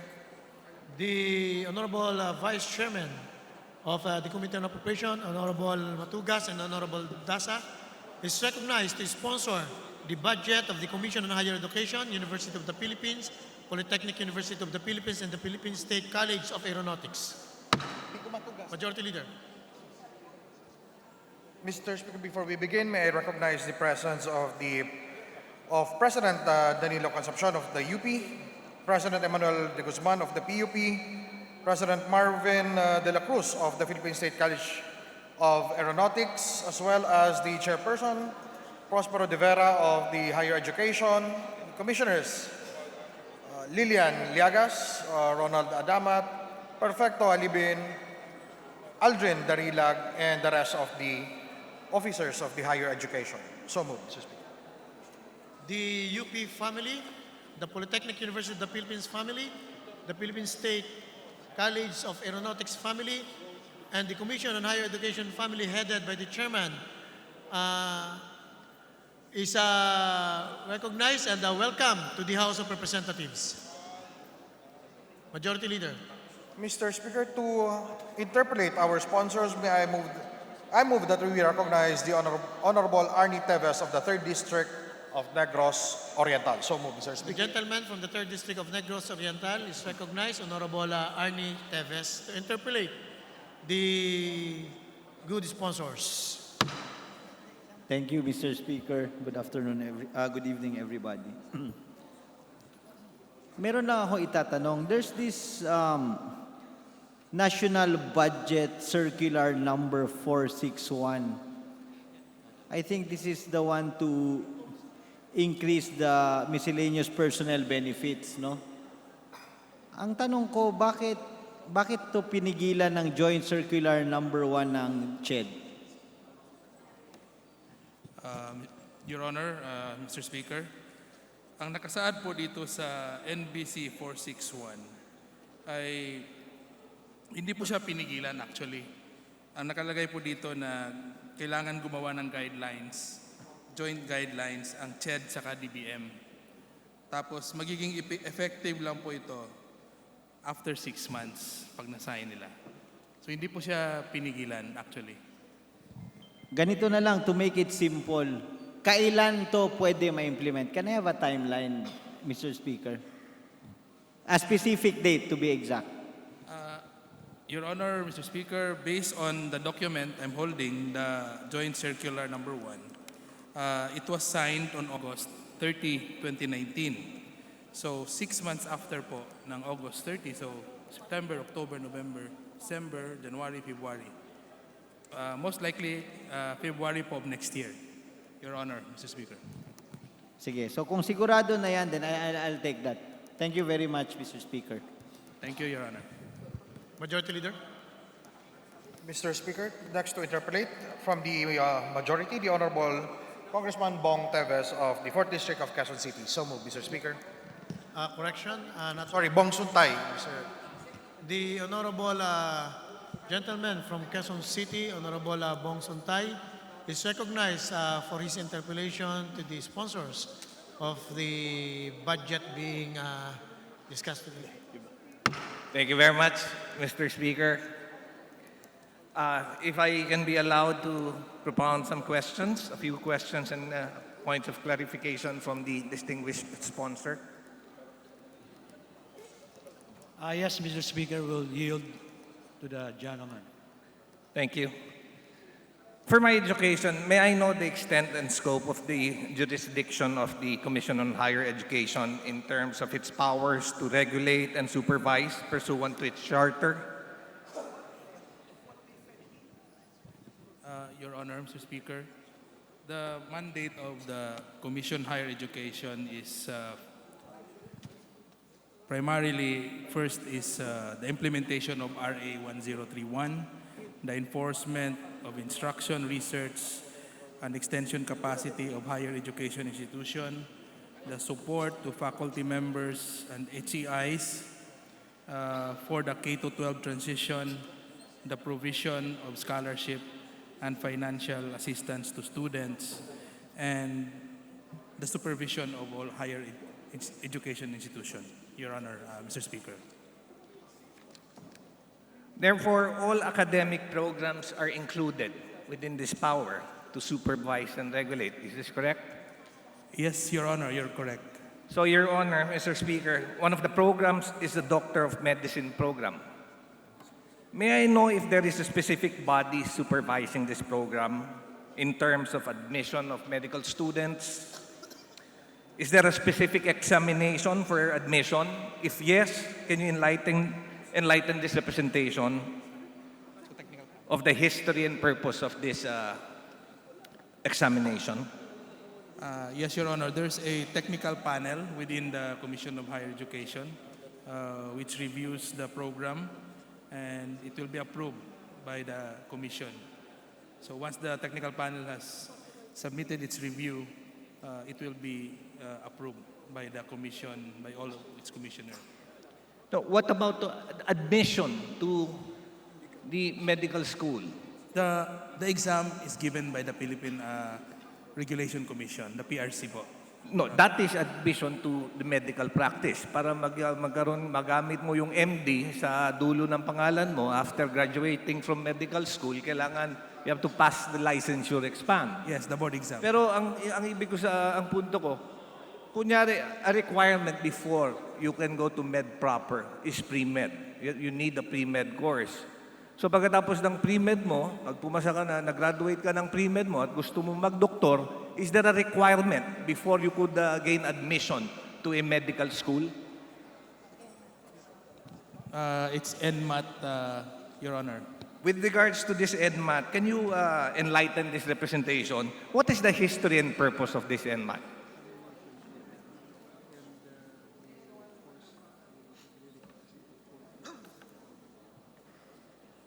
This is an admission test, as the acronym implies. It's given to the medical student who wants admission, and it requires a 40-point average to be admitted. So, Your Honor, Mr. Speaker, so anong pinaka-purpose nito? Because nag-aral ako ng college, nag-pre-med ako, graduate ako ng pre-med, I decide to pursue med school. So, ibig sabihin, pag nag-med school ako, first year muna yan. First year, second year, parang sa law lang yan. After we graduate from law, from a pre-law course, we pursue law, ganon din. You have 4 years. So, why is ENMAT required before you gain acceptance to a medical school?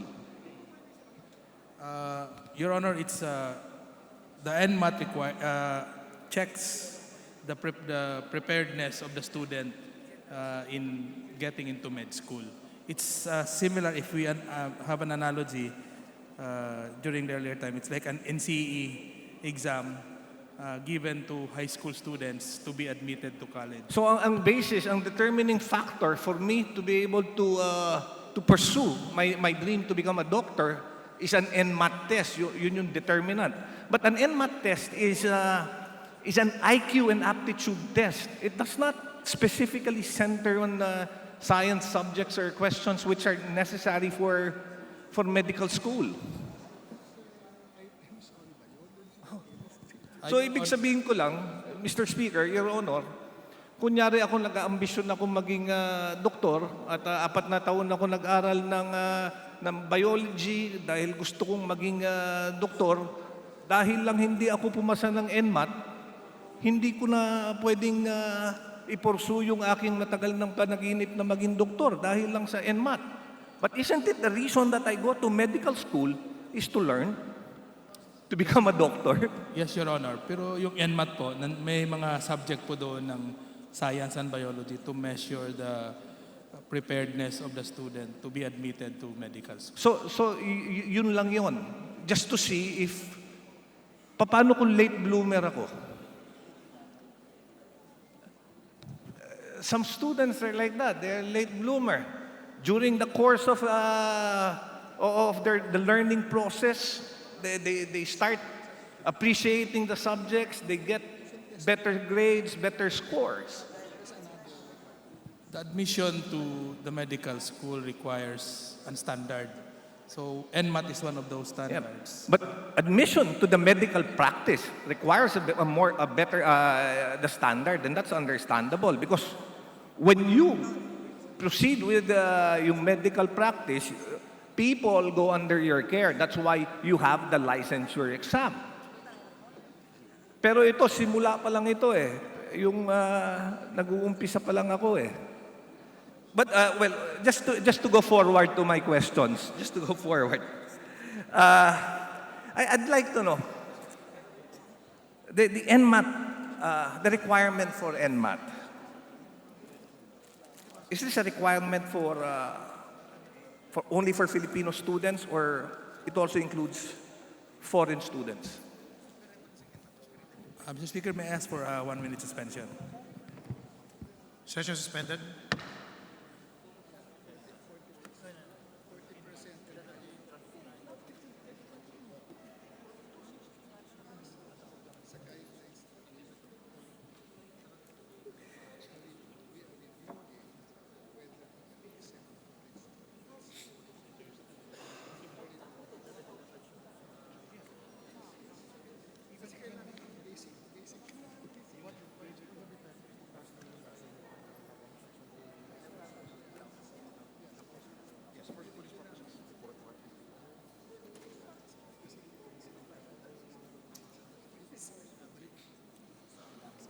Mr. Speaker, may I? Session resumed. Sa NMAT po, allowed po lahat mag-take, whether Filipino or foreigner. Na, ibig sabihin, hindi allowed.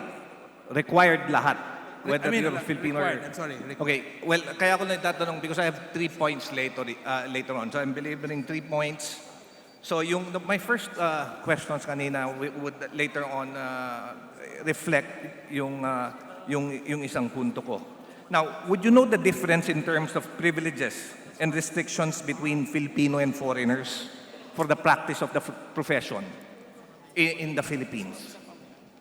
Your Honor, with regards to the practice of profession, hindi po allowed ang foreigner mag-practice under sa batas natin. So, ang foreigner is not allowed to practice medicine in the Philippines. However, they are allowed to study and take med proper in the Philippines. Yes po, Your Honor. So, babalik ako, i-connect ko rin doon sa unang punto ko.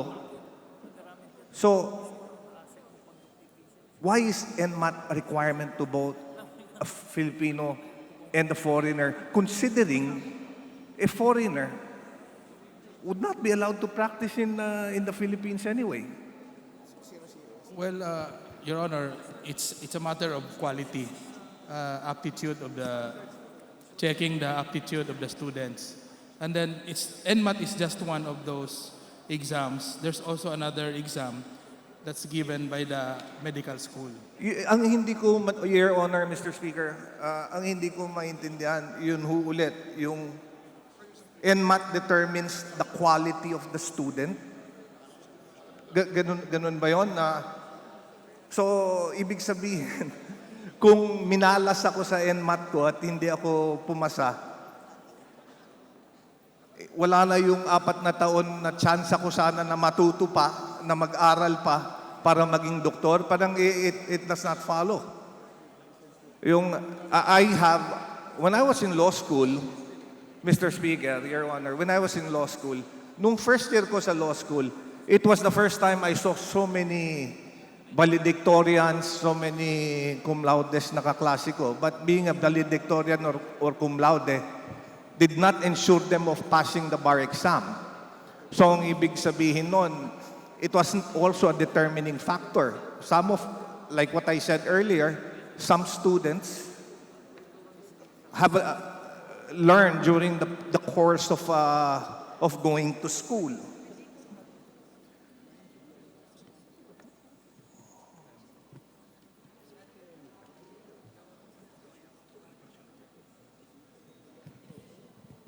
I'm sorry, Your Honor.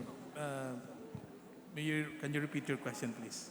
So, bumabalik lang ako to belabor a point kasi I think what you're pointing out is NMAT is used in the Philippines to screen, to make sure that qualified medical students in the Philippines, that there are qualified students in the Philippines. Kaya kailangan pumasa muna sila ng NMAT para maging parang it's an assurance na, uy, ikaw, dahil pasado ka ng NMAT, maaaring maging magaling na doktor ka para pwede ka mag-practice dito sa Pilipinas pag naging doktor ka. Is that your point? Yes, Your Honor. Because if that is your point, then I will go back to my point. Why is it a requirement for foreigners, considering that a foreigner is not allowed to practice the medical profession in the Philippines? Shouldn't there be 2 sets of standards then? That it may be a requirement for Filipinos, but not a requirement for foreigners. Your Honor, with regards to the practice of profession in our country, under our Constitution, it is not allowed. It's defined in our Constitution, it's not allowed. Yes, Your Honor. Well, I am aware it's not allowed, Mr. Speaker. Because I go back, kasi kaya ko ito tinatanong, because this relates to CMO 18, which was issued by the Commission on Higher Education, which in fact bothers me even more. Dahil I think it's Article 6, Section 22.4 of that said provision, dun sa assessment ng mga eskwelahan, the basis for assessment is yung, well, of course, yung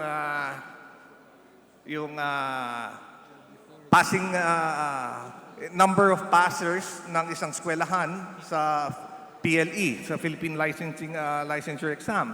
Pangalawa is the weighted average that they get. Yung pangatlo is the result of the joint observation conducted by the Commission on Higher Education and the PRC. Diba? Yun yung nagiging basis. Now, ang punto ko dito, yun yung basis. Now, if the school gets 50% or below na passing percentage sa PLE, ang nagiging censure, ang nagiging sanction is, una, I think, monitoring ng SED. Pangalawa, the passing requirement for the NMAT goes higher. It now goes higher to 50%. Tapos nun, there is a 1-year supervision. This bothers me dahil anong nangyari? Ina-assess yung performance ng school. So pagka yung ang assessment nila hindi maganda yung performance ng school, ang sanction, ang makukuha mo sa sanction is maghanap tayo ng mas magaling na estudyante para tumaas yung passing percentage. Di ba mali? Hindi ba dapat yung sanction is not to look for better students to enroll? It's improving the curriculum of the school. Kasi dun sa sanction na ini-impose natin, tinaasan mo ng 50% yung NMAT. So ang sinasabi mo, para tumaas yung passing percentage mo sa licensure exam, humanap ka ng mas matatalinong estudyante, which is wrong. Di ba? Improve mo yung curriculum ng school. So there's something wrong with CMO 18. Your Honor, Mr. Speaker, the CMO that you are discussing is still under review by... Because, I have 3 points, which this affects, first, my earlier point, kawawa naman yung mga estudyante, the Filipino students who wishes to become medical practitioners, who bata pa lang pinanaginipan na maging doktor, nag-pre-med, tapos dahil lang hindi nakapasa sa NMAT, biglang hindi na pwedeng mag-aral ng pagdodoktor. Hindi naman sila magpa-practice kaagad dahil kailangan pumasa ka pa ng board exam for medicine before you could practice. And that should be the determining factor, the board exam. You should be given a chance to learn. So kawawa yung mga Pilipino. Pangalawa, yung mga foreigner. Madaming nag-aaral na dito na foreigner. In fact, this is a welcome development for medical schools in the Philippines. But because of the requirement of the NMAT, kahit na hindi sila pwedeng mag-practice dito dahil tinaasan natin, madami ngayong foreign students who are not able to continue their medical education here in the Philippines. So, dalawa na yung naapektuhan. Pangatlo, are the medical schools. A lot of small medical school relies on these foreign students. Because because of yung provision ng CMO 18 ng requirement na tinaasan actually yung requirement, yung passing percentile to 40%, madami ngayong hindi makapag-enroll for med proper. So yun yung tatlong punto ko. My last point. When did the law take effect?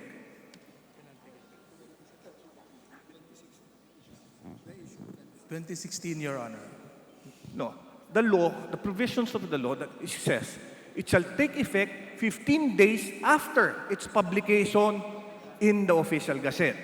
My question is, when was it published in the official gazette? So we will know when the 15th day was. Because there is a provision in CMO 18 that states that the application of the provisions of the CMO shall take effect 3 years after its effectivity. Your Honor, per information given to me, that CMO was published in General Newspaper of General Circulation last 2017. Okay. Then that is another point that I would want to belabor. It was published 2017. The provisions of CMO 18 states that it will take effect 3 years after its official publication. But it is already being implemented. Dapat school year 2020 to 2021 ini-implement yan. So bakit ganun? Isn't it unfair that you're implementing the CMO 18 even if your very own CMO states that it should take effect 3 years after its publication in the official gazette? As of now, Your Honor, the Commission on Higher Education is reviewing the CMO. So while it's being reviewed, shouldn't we allow the students to be admitted even if they did not receive 40% percentile points in their NMAT?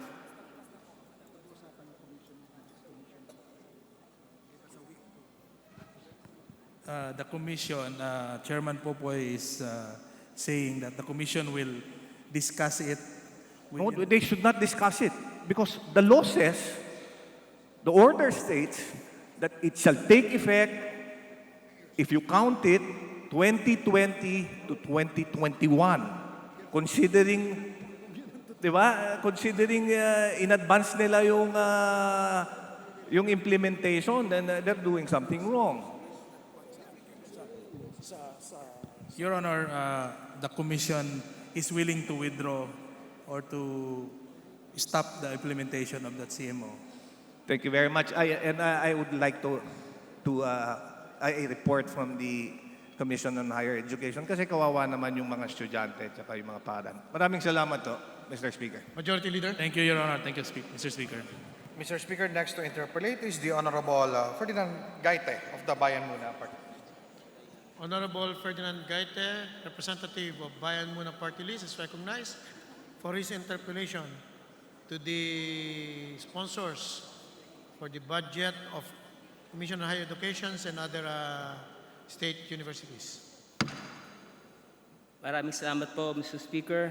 Pahintulutan ba ng kagalang-galang na ating sponsor ng budget ng SUCs na makapagpalinaw sa mga ilang katanungan, Mr. Speaker, Your Honor.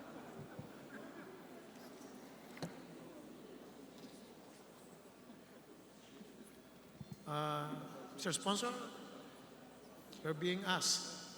Yes, Mr. Speaker. We'll yield to the gentleman from Bayan Muna. Maraming salamat po, Mr. Speaker, Mr. Sponsor. Ang aking katanungan ay kaugnay sa budget ng isang ayon sa website ng naturang ahensya, considered the biggest modern government tertiary hospital in the Philippines, servicing more than 600,000 patients annually. It remains as the only national referral center for tertiary care, providing direct and quality patient services to thousands of indigent Filipinos all over the country. Ang tinuturing ko po ay walang iba kundi ang Philippine General Hospital located at Taft Avenue. Hindi na ako kung magpapaligoy-ligoy pa.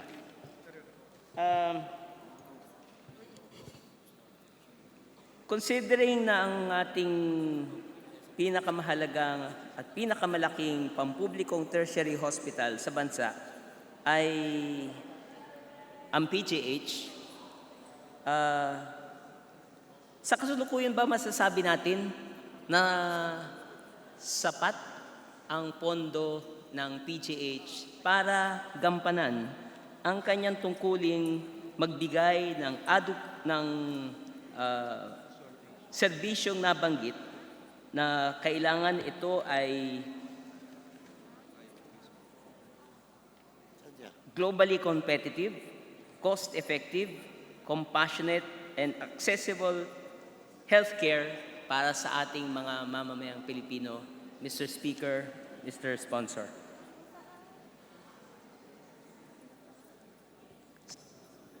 Sapat ba ang pondo na nakalaan para sa ating pangunahing ahensya ng nagbibigay ng serbisyong pangkalusugan sa ating mamamayan, Mr. Speaker, Mr. Sponsor? Mr. Speaker, the Philippine General Hospital is as correctly stated, is a level 3 training hospital. The proposed 2020 budget for the PGH in the NEP is 2.9 billion pesos, and we estimate that the shortage, ang kulang po, is about 2 billion pesos. Maraming salamat po, Mr. Sponsor. 2 billion ang kakulangan. At kung ihambing rin muna natin doon sa aktual na budget noong 2019 at sa proposed GAB for 2020, dito pa lamang ay nagsuffer na ng decrease by about 14%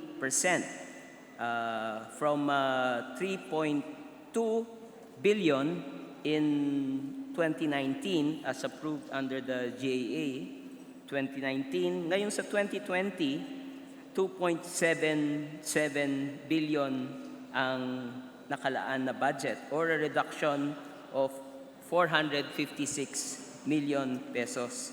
Tama po ba ako, Mr. Speaker, Mr. Sponsor?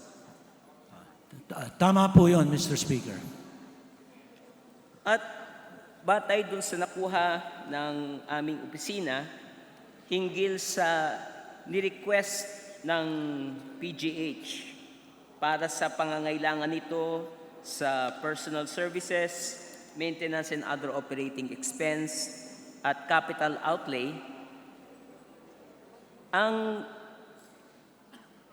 original na proposal ay aabot dapat ng, based sa data na nakuha namin, ay 4.5 billion at ang inilaan lang ngayon na 2.77 billion. Tama po, no? Kulang-kulang 2 billion or about 38.45% less than what the PGH requested. Tama po ba yun, Mr. Speaker, Mr. Sponsor? Tama po yun, Mr. Speaker.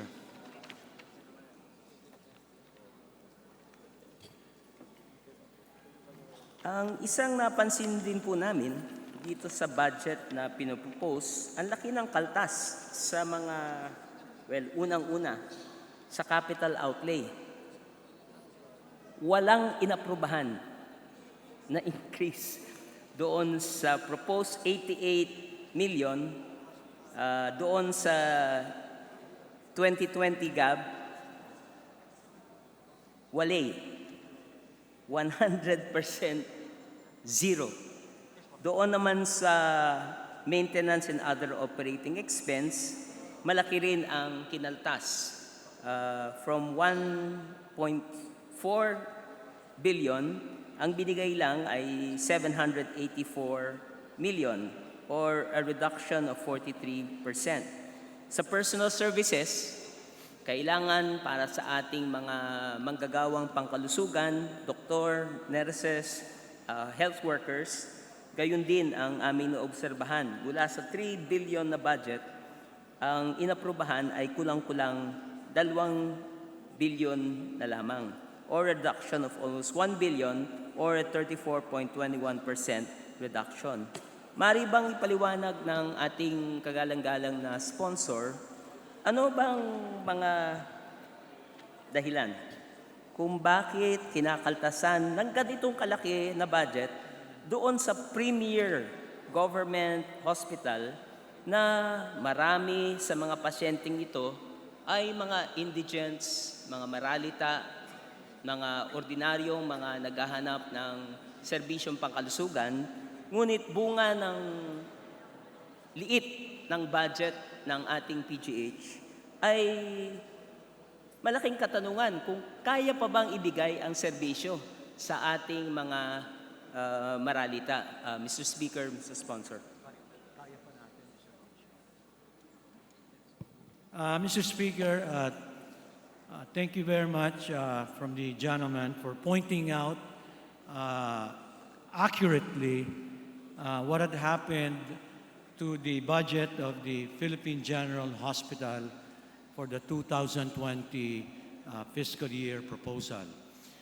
In fact, this sponsor is disappointed,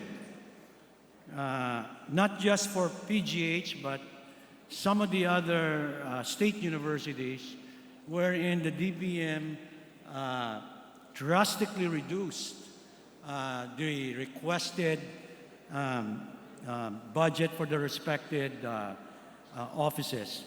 But please allow me, Mr. Speaker, to assure the gentleman from Bayan Muna that the officials and the doctors and other employees of PGH will do their best to continue the good service for the thousands of patients that they handle every year. Maraming salamat po, Mr. Speaker, Mr. Sponsor, dahil kaysa niyo po kami doon sa dismaya ng pagkatay sa budget ng PGH na kailangan ng ating mga mamamayan at talagang isang malaking katanungan kung bakit sa halip na pangunahing ipinagmamalaki na dapat social services ang bibigyan ng diin, yung mga premier hospitals ng gobyerno ay tinitipid at binabawasan pa nga ng budget. Matanong ko po, na may nabanggit kasi ako, nakita nga po kami dito, na reduction ng 100% doon sa capital outlay. Para saan po ba ito? Kasi kanina po, during the interpellation sa ating Department of Health, nabanggit ng ating mga manggagawang pangkalusugan sa ilalim ng Alliance of Health Workers, HED at iba pa, na ang gusto nila sanang ipambili, yung capital outlay, ay para sa respirators. At nakakalungkot na binanggit nila at binalita nila na napakarami na daw pala ng mga indigent na mga ordinaryong mga pasyente ang namatay dahil hindi available yung equipment na ito. Pwede ho bang mabanggit sa atin kung para saan ho ba itong capital outlay sana na na-slash sa budget ng PGH, Mr. Speaker, your ating sponsor?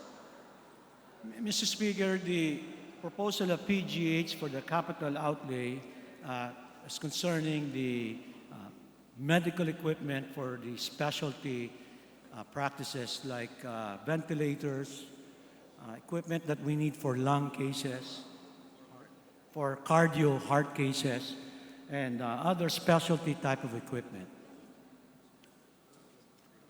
Maraming salamat po sa kasagutan, Mr. Sponsor. Nakakabahala dahil itong mga normal equipment na ito ay talagang kailangan na kailangan para sa pagpapagaling ng ating at pag-sustain ng buhay ng ating mga pasyente. At sa halip, ganyan nga po yung ni-report ng ating mga kasamahan na meron na nga ho namatay at ilan na talagang namatay dahil kakulangan ng equipment ng capital outlay. Para sa isang hospital na dapat ito yung uliran o ehemplong hospital, ay yung basic na gamit tulad nito, ventilators, lung, ano po yung nabanggit? Lung equipment, cardiovascular equipment, ay hindi sapat sa kasalukuyan.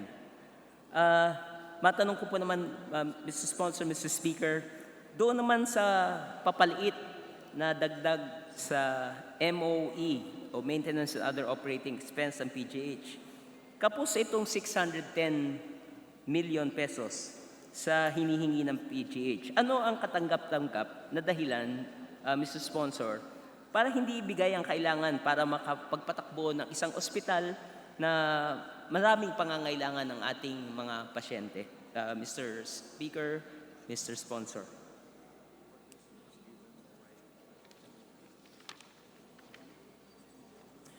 Mr. Speaker, it seems to be across all agencies, the DBM has cut funding requests, not just like PGH, but for other institutions and other agencies. And unfortunately, there were no specific reasons for the cuts. Tama po, Mr. Sponsor, Mr. Speaker, na parang arbitrarily nagkakaroon ng slash na walang paliwanag.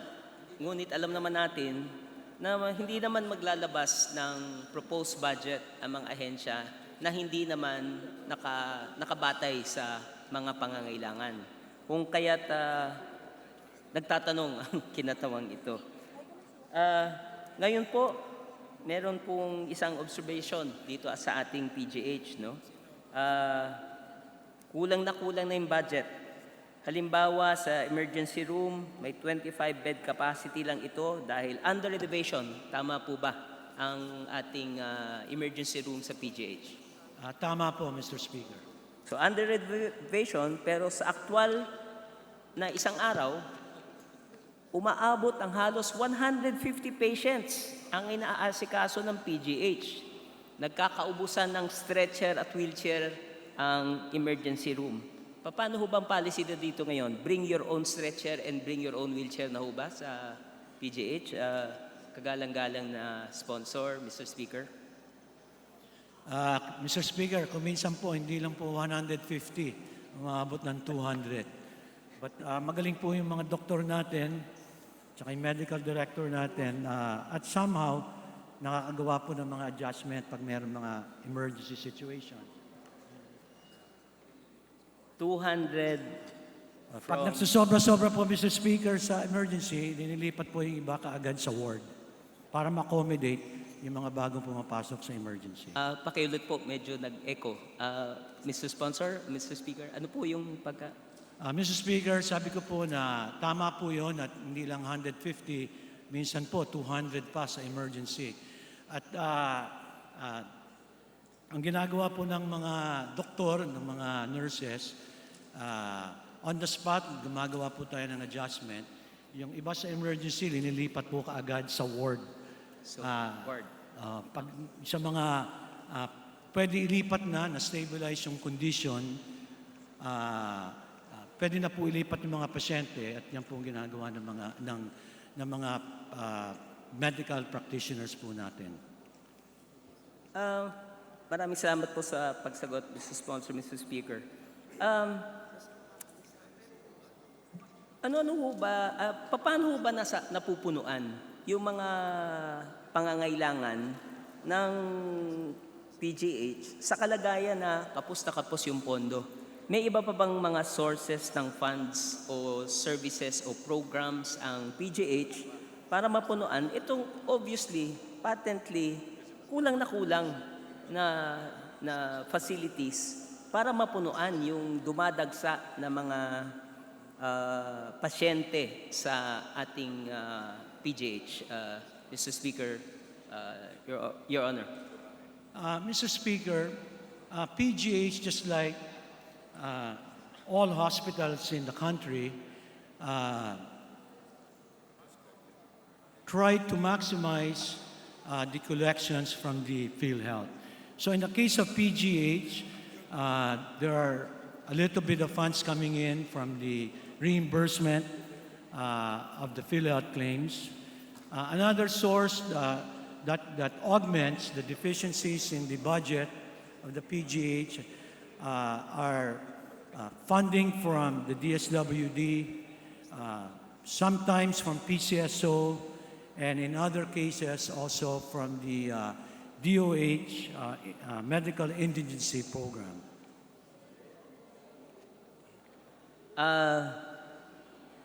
Tanong ko po, meron po bang naitutulong itong sinasabing services sa ilalim ng Malasakit Center, yung Medical Assistance Program, yung Medical Assistance Fund sa naturang ahensya, Mr. Speaker, Your Honor? Mr. Speaker, malaking tulong po yung Malasakit program po natin sa PGH at hindi lang po sa PGH, sa iba pang mga ospital. Meron pong dinadagdag na pondo from the social fund ng Presidente na binibigay po sa PGH. At yung pondo po na dinadagdag, liniliquidate po yan ng ospital at pag na-liquidate, nagdadagdag po ulit ang Office of the President. And ang isa pong trabaho ng Malasakit is to assist the patients na hindi na po sila lalabas pa para lang makakuha ng dagdag pambayad galing sa PCSO. Kuminsan po, kahit po PAGCOR, nakakabigay ng konti. At yung mga kinukuha po natin pandagdag sa mga pasyente natin na galing sa DSWD at sa DOH. Hindi ko alam kung matutuwa ako dun sa sagot o hindi. Kasi para pong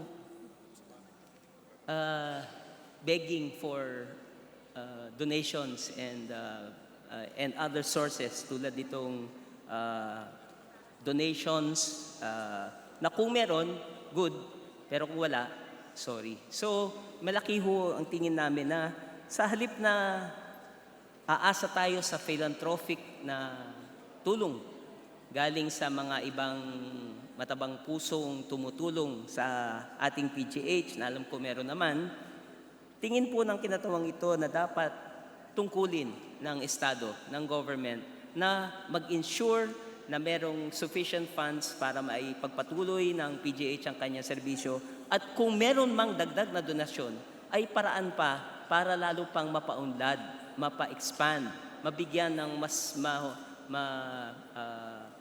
tamang serbisyo ang ating mga pasyente, Mr. Speaker. Mr. Speaker, tama po yung observation of the gentleman. Our healthcare problems partly stems from very inconsistent funding for our public hospitals. And second, a fragmented funding mechanisms, as pointed out by the gentleman. As he mentioned about the Malasakit Center, the goal of the Malasakit Center is to coordinate the various funding mechanisms with the objective of helping the needy and indigent patients. Malaking tulong po yun na kahit po sa sinabi po nung gentleman na kulang ang pondo ng PGH, so ang naitutulong po ng Malasakit is makadagdag ng pondo na makakatulong sa pasyente at po sa hospital. Maraming salamat po sa kasagutan. Nabuti na banggit nyo rin po ulit yung Malasakit Center. Pero doon sa mga kasama natin sa PGH, ang kanilang komentaryo dito sa Malasakit Center, ang tawag nila Pasakit Center eh. Kasi di umano, ang Malasakit Center ay dahil sa bawat opisina ay may kanya-kanyang pila at assessment ng social worker. Worse pa raw, ayon sa ang PCO sa PGH ay may quota lamang na 30 patients per day. Kasama ang pag-accept ng outpatient at may isang staff lamang. Kaya't kung may naitulong man ito, hindi talaga sasapat din sapagkat napakaliit. It only creates a small dent on the possible 200, at least doon pa lamang sa ER ang pinag-uusapan natin. Pero doon sa mga iba pang non-ER patients, ay siguradong napakalaki pa ng pangangailangan. Panghuling tanong, hinggil sa napag-usapan natin yung MOE, yung capital outlay, hindi po makakapagbigay ang serbisyong pangkalusugan kung wala yung ating mahalagang mga manggagawa, yung ating mga nurses, mga health workers, ang ating mga doctors at iba pa. Tanong po namin, totoo bang 20% ng kawani ng PGH ay kontraktual? Mr. Speaker, ang ating kagalang-galang na sponsor.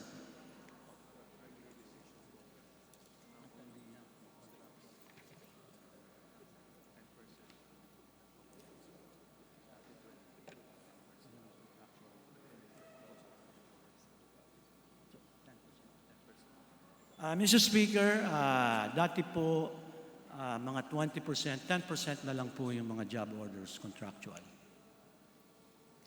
Natanong ko po kasi dahil sa nakuha naming datos, 400, hanggang ngayon hindi na regular yung 435 na mga job orders sa PGH at 260 naman sa UP Manila.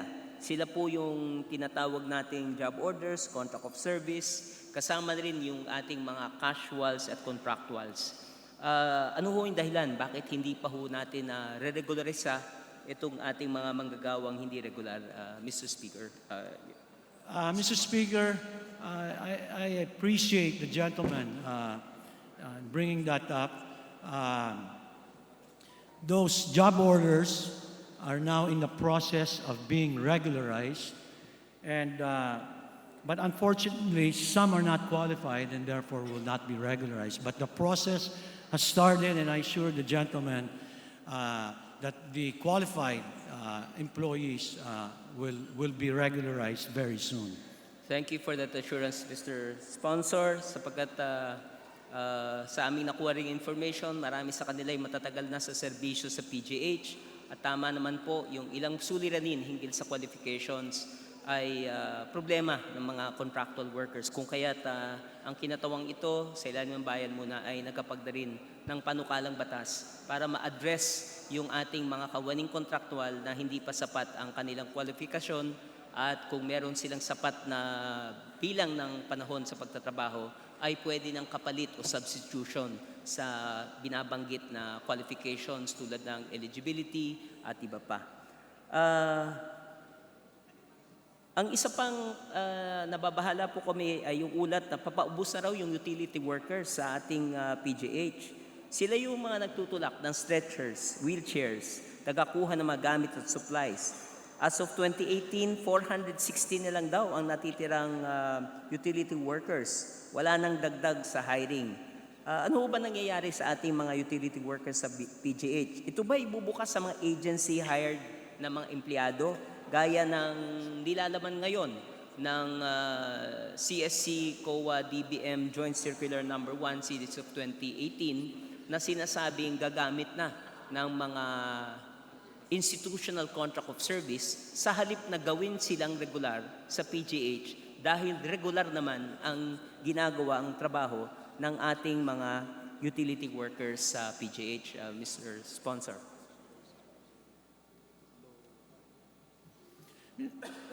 Mr. Speaker, the DBM discouraged the low salary grade items, and because the utility workers were salary grade 4.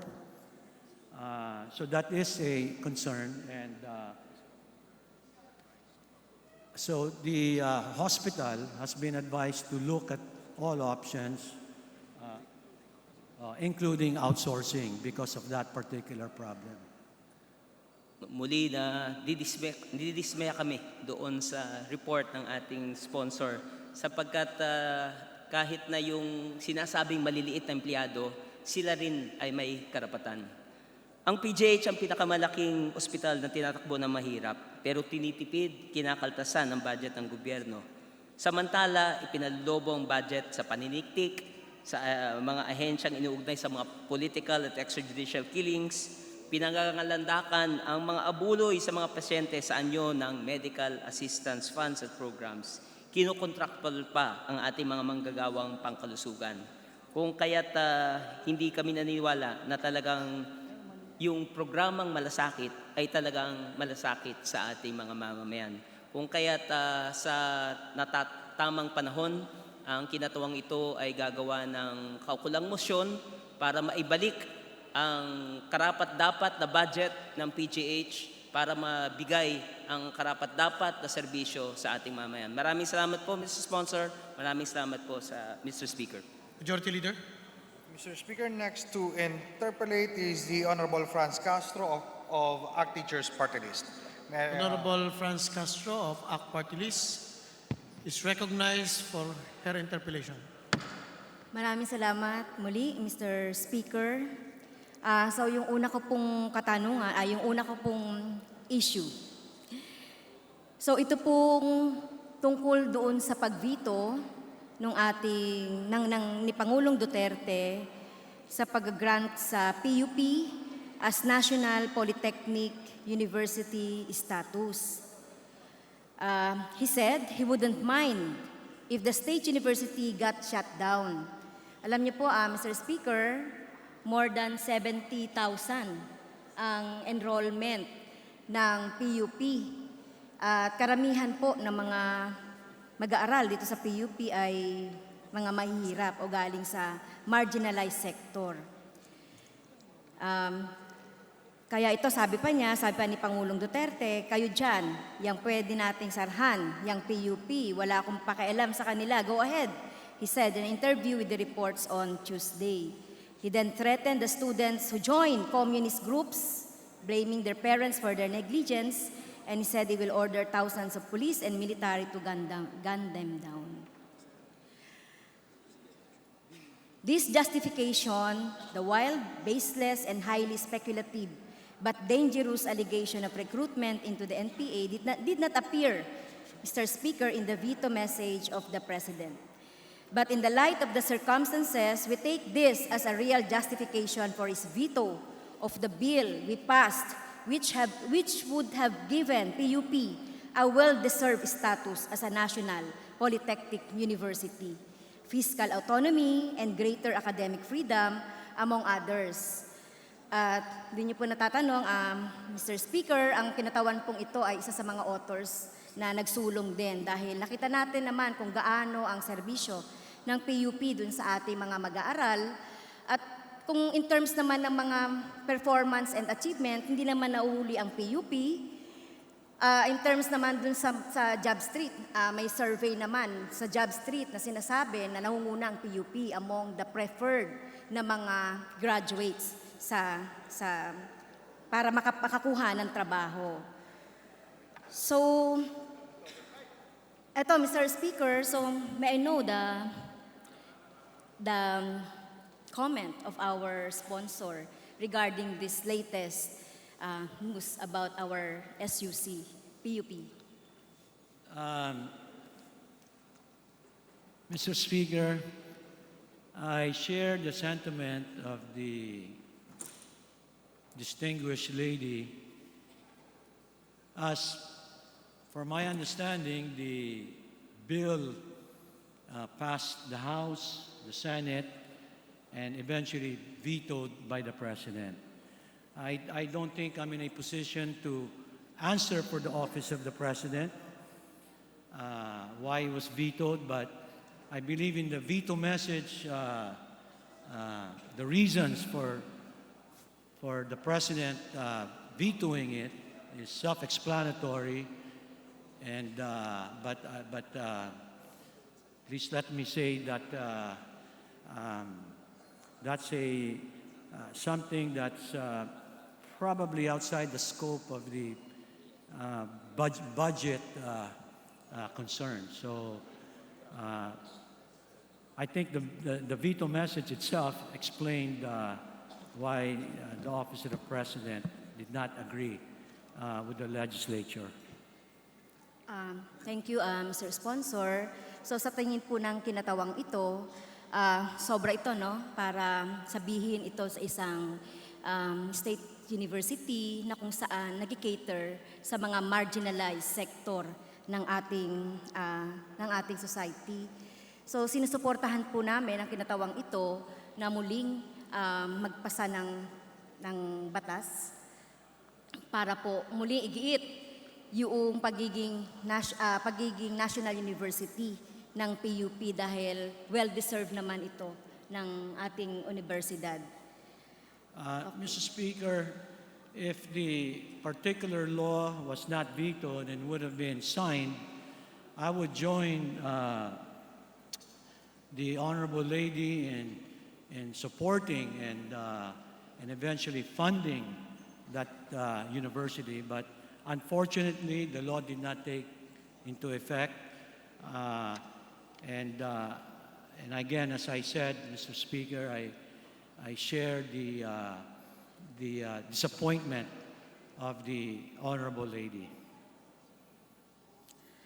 Okay, second concern, Mr. Speaker, distinguished sponsor, is on the budget of the Commission on Higher Education. So, I am very sad because of the various cuts doon sa budget ng CHED. Ngayon pa namang meron po tayong free universal access to quality tertiary education. So, malaki po rin yung cut nito dahil alam naman natin bakit pinasa natin itong universal access to quality education dahil gusto natin mas malaki ang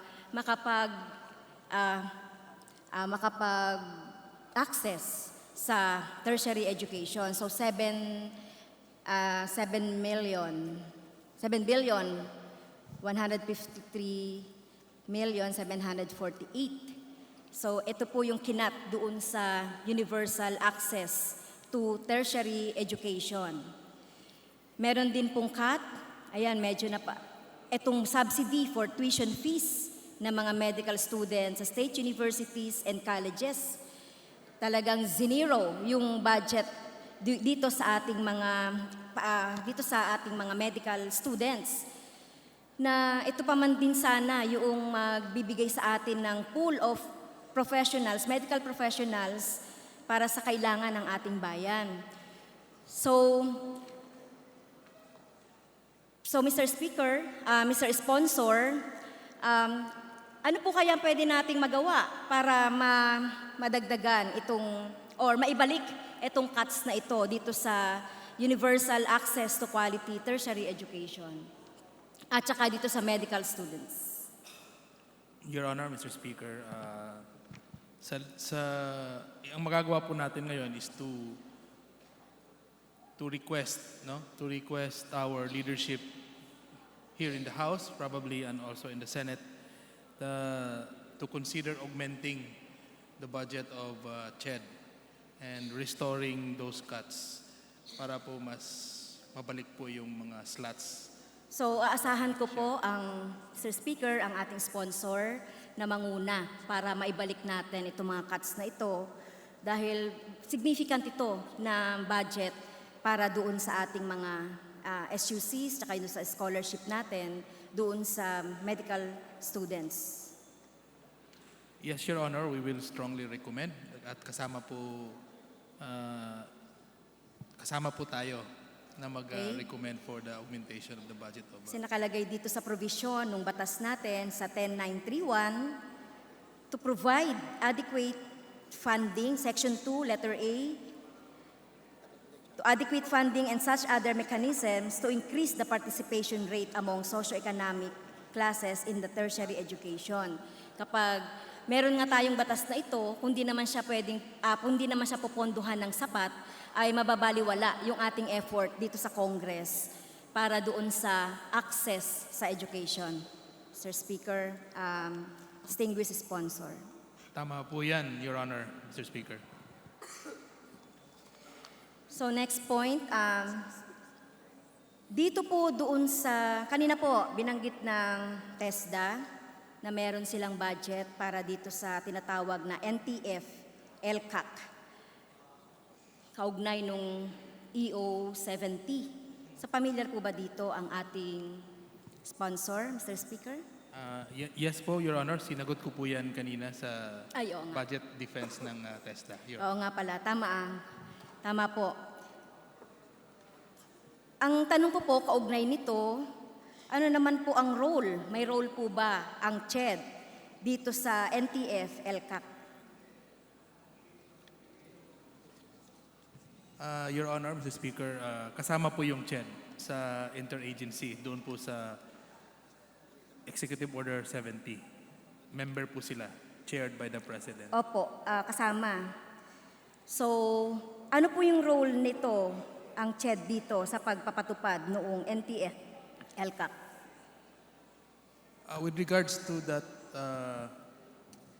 provision, Your Honor, I think it's directed towards Tesda. But as far as CHED is concerned, it's more of the scholarship being given to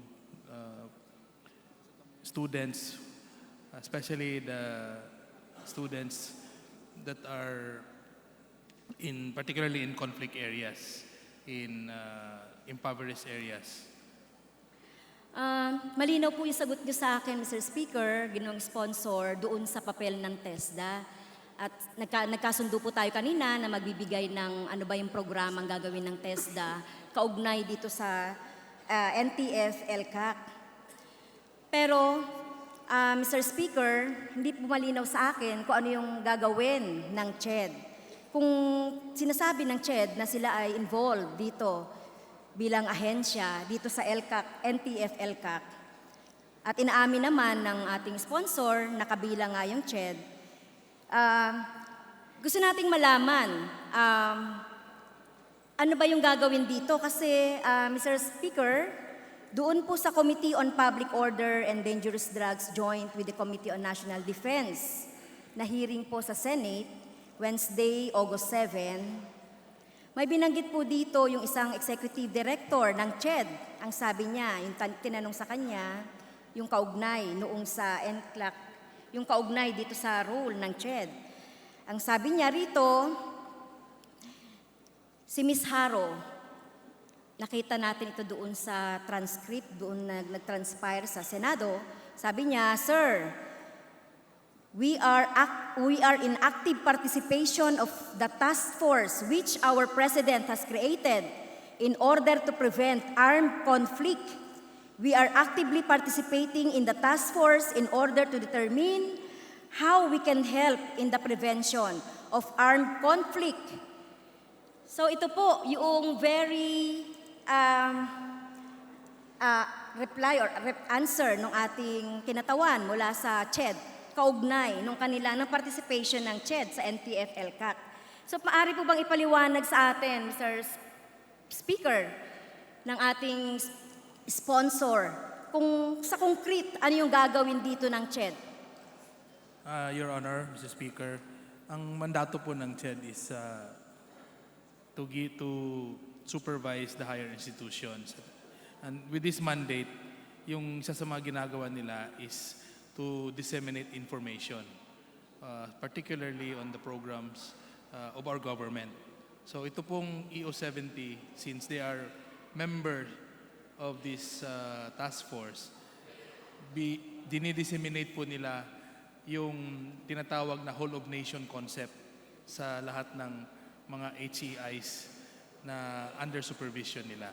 So with that dissemination, students will be aware kung ano po yung ginagawa ng ating gobyerno to improve poverty alleviation through education. Magbibigay po ako ng example kung kabilang ito doon sa kanilang mga sinasabing mga activity, information dissemination. Halimbawa, Mr. Speaker, yung tinatawag na Red October ng AFP, may tinag na 18 schools na nagre-recruit daw ng NPA. Ngayon, active ang PNP at AFP na nagtatag ng mga professors na nagbe-brainwash sa UP, sa PUP, at ibang mga eskwelahan pa. Academic freedom, encouraging alam natin na ang mga schools natin sa SUC ay nag-enjoy ng academic freedom, encouraging critical thinking at sa ating mga kabataan. Yet, ang pagpasok ng AFP at PNP sa mga schools, sa mga public man o private na mga schools natin sa CHED, nagdudulot ito ng takot sa ating mga estudyante at mga professors. So may mga account din na pumupunta ang PNP kahit sa mga private school, asking for recruiters ng NPA. May direktang nagpunta doon sa isang private school. Alam kaya ito ng CHED na nagtatanong direkta, meron ba dito na nagre-recruit ng NPA? So may mga ganun po, Mr. Speaker, na mga insidente na nakita natin sa mga eskwelahan na siyempre under the CHED. So ano pong masasabi dito ng CHED? Kasama ba ito dun sa pagpayag natin bilang membro o bilang tagapagsunod nitong NTF-LCAC? Paano natin mapoproteksyonan ang kalayaan ng ating mga kabataan, halimbawa, na mag-organisa? Tapos magsalita nung kanilang gusto mang sabihin. Paano natin mapoproteksyonan ang karapatan ng ating mga guro sa kanilang academic freedom? At mag-organisa din ng mga union. So, ano masasabi po dito, Mr. Speaker, ng ating sponsor? Your Honor, Mr. Speaker, wala po yun sa mandato ng CHED. Tama, oo. Talagang wala po yun sa mandato mandato ng CHED. ng Is CHED. to supervise and review the programs of the higher education. As far as the activities within the school is nandun po yun sa mga schools. So with CHED, nasa supervisory level po sila, Your Honor, Mr. Speaker. Okay, malinaw, Mr. Speaker, ayon sa ating sponsor, na wala sa mandato nila itong ganitong mga activity na nangyayari doon sa ating mga eskwelahan. Bakit pinapayagan? At bakit nangyayari ito, Mr. Speaker, Ginoong sponsor? Your Honor, Mr. Speaker, with regards to that, siguro nasa school po yun. Hindi po sa level ng CHED. Sige, mamaya in due time siguro kay Congressman Elago, magbibigay siya ng mga examples. So meron po bang nakalaang pondo para dito ang CHED? Your Honor, Mr. Speaker, per review po ng budget ng CHED, wala po with regards to that particular provision of EO70. Nasa Tesda po yung very specific. So wala pong pondo ang CHED dito? Wala po, Okay. Your Honor. Okay. Good to hear. Next topic po, Mr. Speaker. Ito, palalawigin ko lang yung sinabi ng ating kasamahan sa minority, si Congressman Tebes. Ito, nasabi ko na rin sa ating kagalang-galang na sponsor. Kami po sa ACT Teachers Party List, tagapagtaguyod po kami talaga ng kapakanan ng mga kaguruan. Hindi lang po basic education, private, public, pati na rin yung mga SUCs na yan.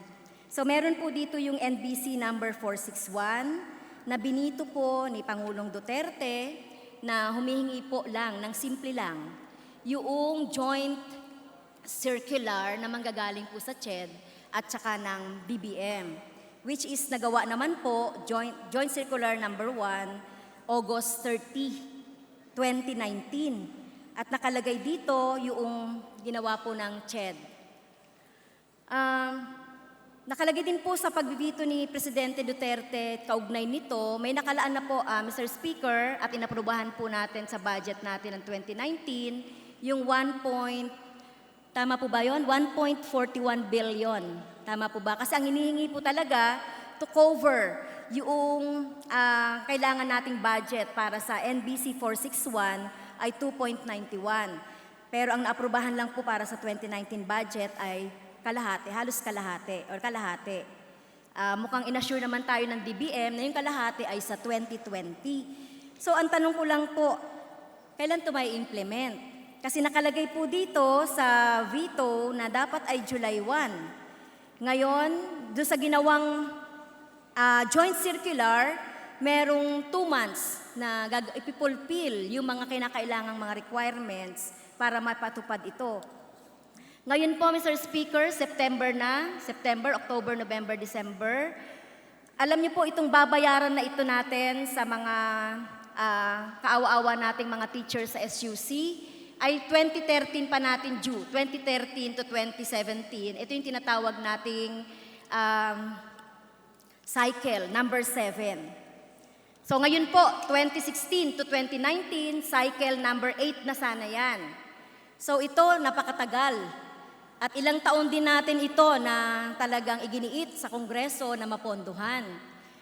So, ang issue lang naman po dito ay, naitanong ko na rin ito sa ating CHED, about doon sa mga requirements kaugnay nito. Sabing ganon, parang bumalik tayo sa zero sa pagpo-point. Kasi tapos na yung ginawang mga ginawang evaluation sa mga teachers natin. So, ang tanong ko lang po, Mr. Speaker, kailan ito talaga may patutupad? September na, naglaps na po yung 60 days na kailangan para mapatupad ito. Your Honor, with regard to your first comment, yung mga requirements, hindi po bumalik sa zero. Nire-review lang po ng CHED. Isa na lang. Then, CHED is also, will talk first will have a meeting with Civil Service and DBM.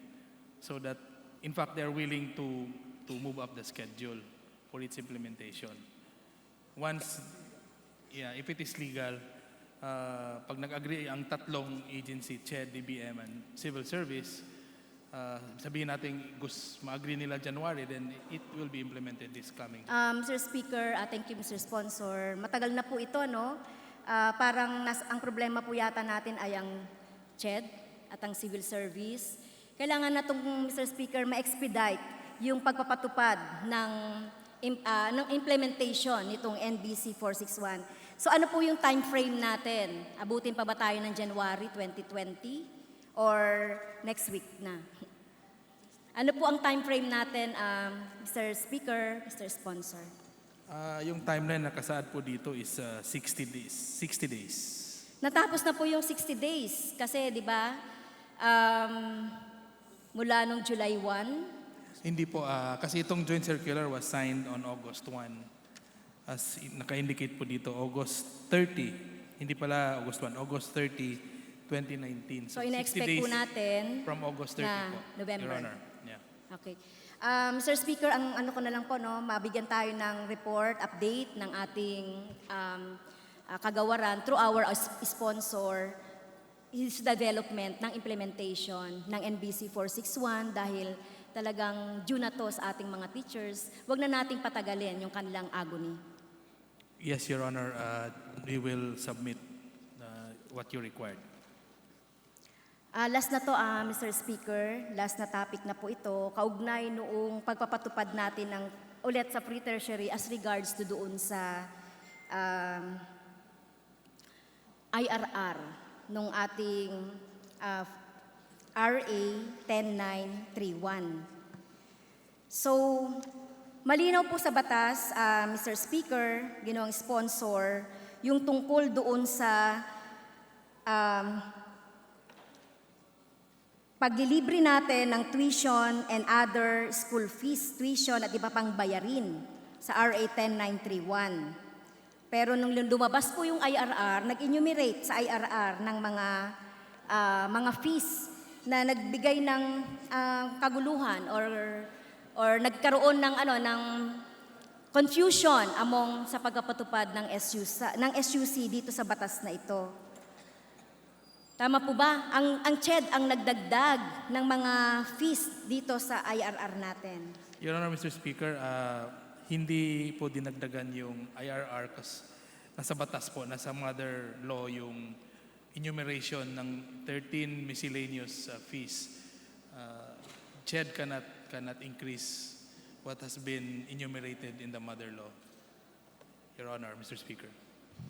Parang wala akong nakita kasi nandito sa Section 4, Mr. Speaker, free higher education in SUC and LUC, all Filipino students, sa Section 4 po ito, either currently enrolled at the time of the effectivity of this act or shall enroll at any time, shall be exempt from paying tuition and other school fees for units they enrolled in. Your Honor, So- Mr. Speaker, CHED is willing to submit a copy of the IRR. Yeah, meron po ako, Mr. Speaker, nung IRR. So dinagdag nga po dito sa IRR yung mga in-identify na mga fees dito sa IRR, like yung library fees, computer fees, laboratory fees. Tama po ba? Pwede po ba, ito po yung pinakahuli na. Pwede po ba, Mr. Sponsor, natanggalin natin sa Rule 1, Section 3, WW in your IRR, issue an amendatory order retracting CHED's restriction on the kinds of fees that can be charged to SUC and LUC and budget allocation. Tanggalin yung nilagay natin sa IRR. Kasi malinaw naman yung batas free tuition and other fees. Malinaw na yon doon sa batas natin. Pero nilagyan natin ng enumerations. Mr. Speaker, may I ask for 1 minute suspension? Session suspended.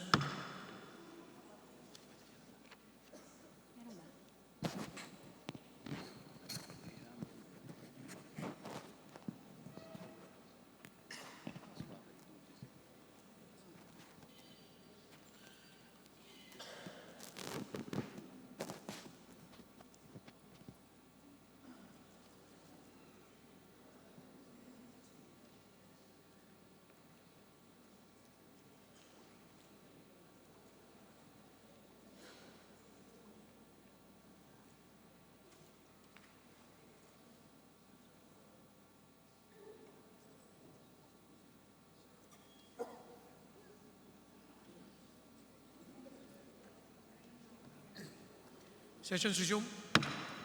Good sponsor.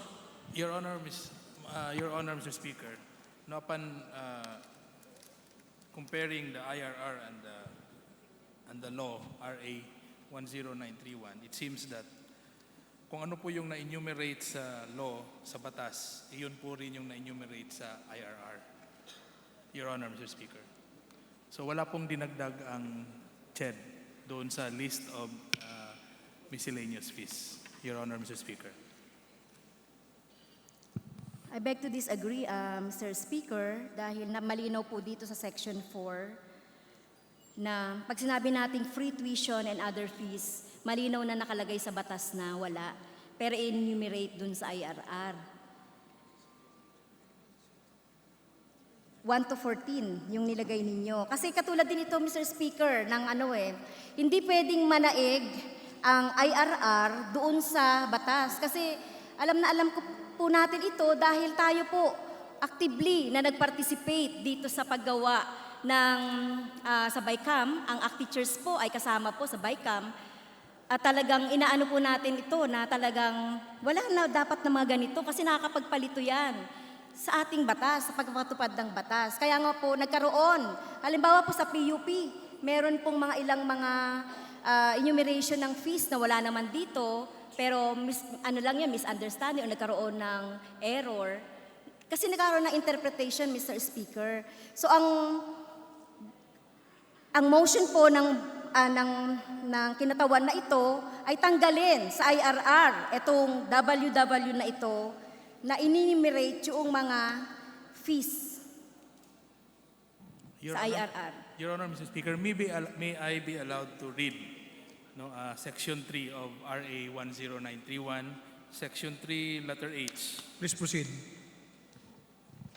Under Section 3, letter H, it says, other school fees refers to fees charges by HEIs at technical vocational institutions which cover other necessary costs supportive of instructions. Specifically, the following: library fees, computer fees, laboratory fees, school ID fees, athletic fees, admission fees, development fees, guidance fees, handbook fees, entrance fees, registration fees, medical and dental fees, cultural fees, and other similar or related fees. So actually it's 14, still the same in the IRR, 14 other school fees enumerated in the law, RA 10931. Mr. Speaker, Your Honor. I agree, nandito po. Pero yun lang po, Mr. Speaker, yung definition ng other fees. Kaya in-enumerate yan dito. Nilagay dito po sa letter H ng Section 3, yung definition po ng other fees. Pero malinaw po doon sa kasunod na section number 4, na free tuition and other fees. Kaya hindi pwedeng magdagdag ng anumang maisipan ng SUC na fees. So, Your Honor, we share your sentiment, but as looking at the IRR and the law, wala po siya talagang dinagdag. may I have a minute of suspension, Mr. Speaker? Session suspended.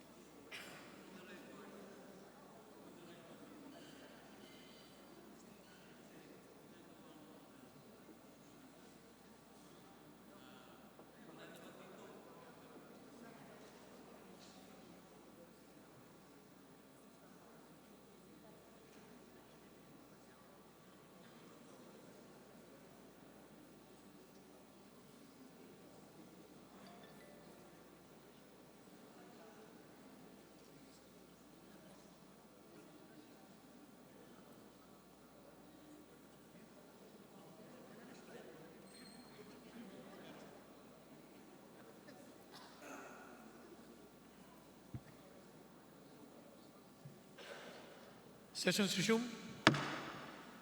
Honorable Sponsor. Your Honor, Mr. Speaker, I have with me a memorandum from the Office of the Chairperson of CHED.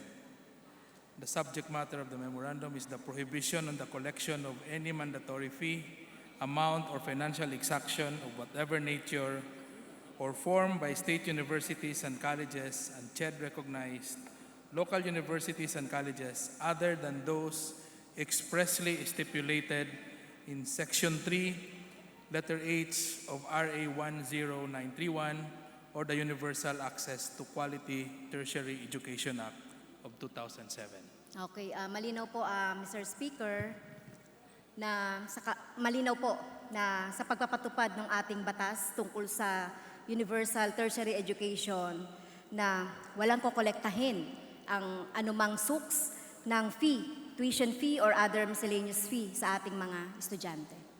Yes po, Your Honor. Mr. So that ends my interpellation, Mr. Speaker. Thank you, Mr. Sponsor. Majority Leader. Mr. Speaker, next to interpolate, I move that we recognize the Honorable Sara Elago of the Kabataan Party List. So moved, Mr. Speaker.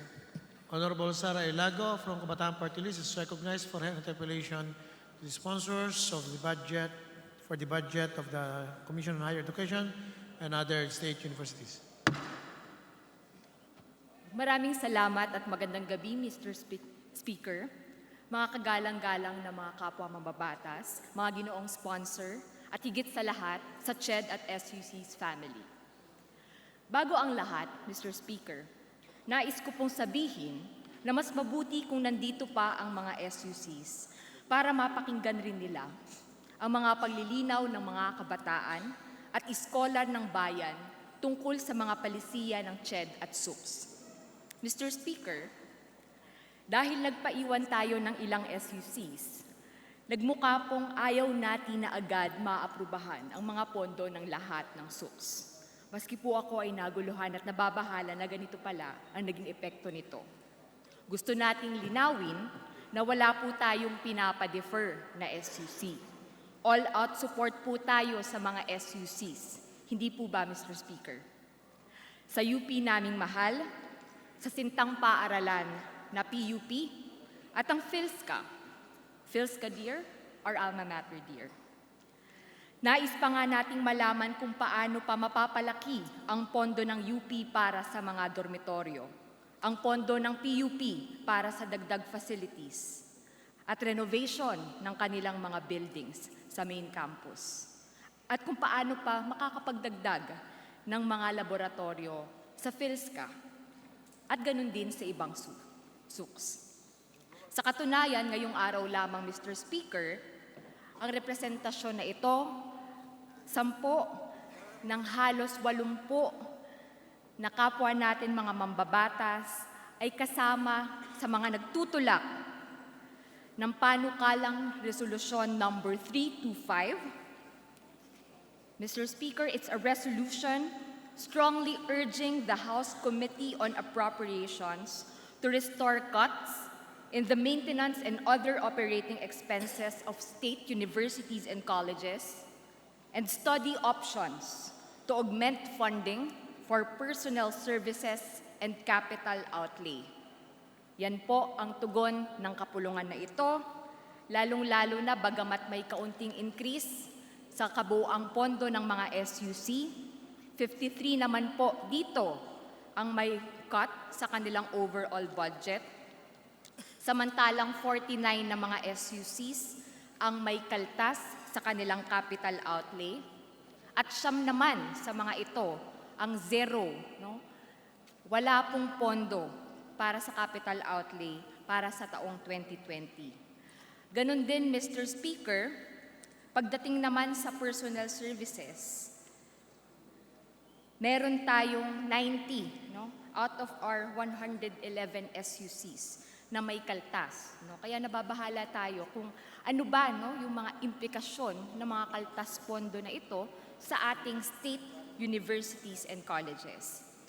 Mr. Speaker, nabanggit na lamang ang tungkol sa patuloy na koleksyon ng iba't ibang mga bayarin sa mga SUCs. Nais ko ding maipagbigay alam sa CHED no, na tayo po ay may hawak dito ng isang listahan ng 141 other school fees na kinokolekta ang paliwanag po sa atin ng CHED.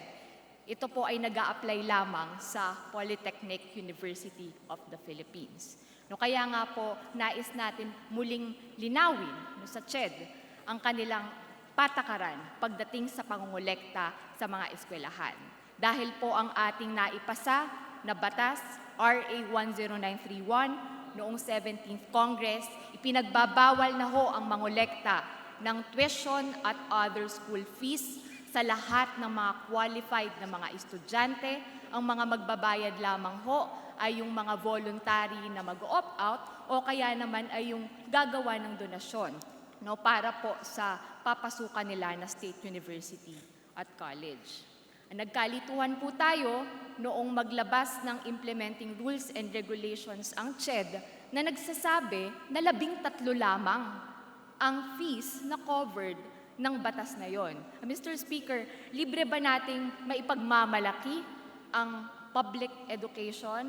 Maipagmamalaki ba natin na libre ang ibinigay natin sa mga scholar ng bayan kung meron pa rin tayong mga kinokolekta na nasa 141 na mga other school fees? No, kaya po hinahamon po natin ang CHED, no, na kung meron pala silang memorandum na nagre-reiterate na, no, nung pagbabawal ng mga fees, dapat na pong maibasura itong listahan na ito ng 141 fees.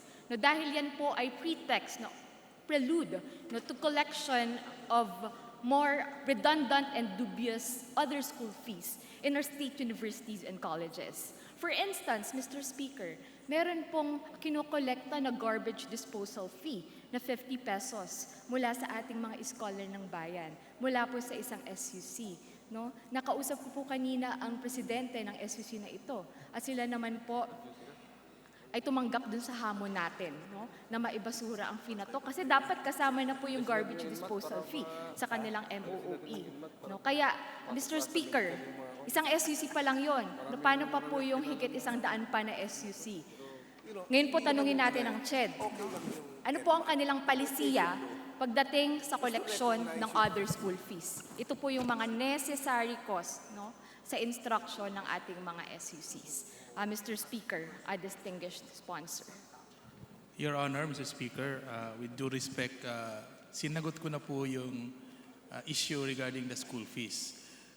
But with regards to your statement about the 141 school fees being collected by a particular SUC, pwede pong mag-complain yung mga estudyante sa kagawaran ng CHED at they are willing to investigate. Kasi may memorandum na pong na-issue to prohibiting collection of fees other than those listed in the law and on the IRR. Your Honor, Mr. Speaker. Mr. Speaker, ang CHED po ang chair, no, ng board na naglabas ng listahan na ito. Ito po ay nilabas ng UNIFAST Board, no, ng Unified Student Financial Assistance System for Tertiary Education Board, no, na ang CHED po ang nag-chair. No? So, napakarami po nito, maski po energy fee ay pinapayagan na nilang kolektahin. Mr. Speaker, di ba, yung energy fee, part po yan ng maintenance and other operating expenses na pinapasok na po natin sa mga SUC. So, nagkabiglaan po ngayon sa SUCs natin. Kala namin libre, meron pa pala tayong energy fee na babayaran. On top of other, no, burdensome other school fees. Your Honor, Mr. Speaker, with due respect to our distinguished interpolator, if my memory serves right, during the briefing, you asked that question and it was answered by the CHED panel na yung nangyari po ay with this digital age now, na-splice po yung listahan, pinapalabas na CHED ang nag-issue when in fact, wala po silang na-issue na ganong list of school fees. And even if ipalabas yan, the CHED will deny it categorically and they are willing to investigate that matter. Your Honor, Mr. Speaker. Mr. Speaker, maganda, may logo pa po. May I request to the gentle lady, to the interpolator, na yung mga natanong na natin sa pre-briefing, ay huwag na natin tanungin ngayon. Nasagot na naman yan nung sa briefing natin, sa pre-plenary briefing. Mr. Speaker, tayo po bilang representasyon ng mga kabataan at scholar ng bayan ay syempre po bumalik sa ating mga constituents para magbigay linaw hinggil dito. At sinabi nga po nila na ito yung mga fees na kinokolekta sa kanila. Kaya nga, kung meron palang memorandum ang CHED tungkol dun sa pagbabawal ng mga other school fees, baka maaari na maglabas ulit tayo ng memorandum, mas lakas na memorandum, malinaw, magbawal po ang koleksyon ng tuition at other school fees sa mga state universities and colleges. At bukod dyan, Mr. Speaker, dapat po nating ma-review na yung implementing rules and regulations na nilabas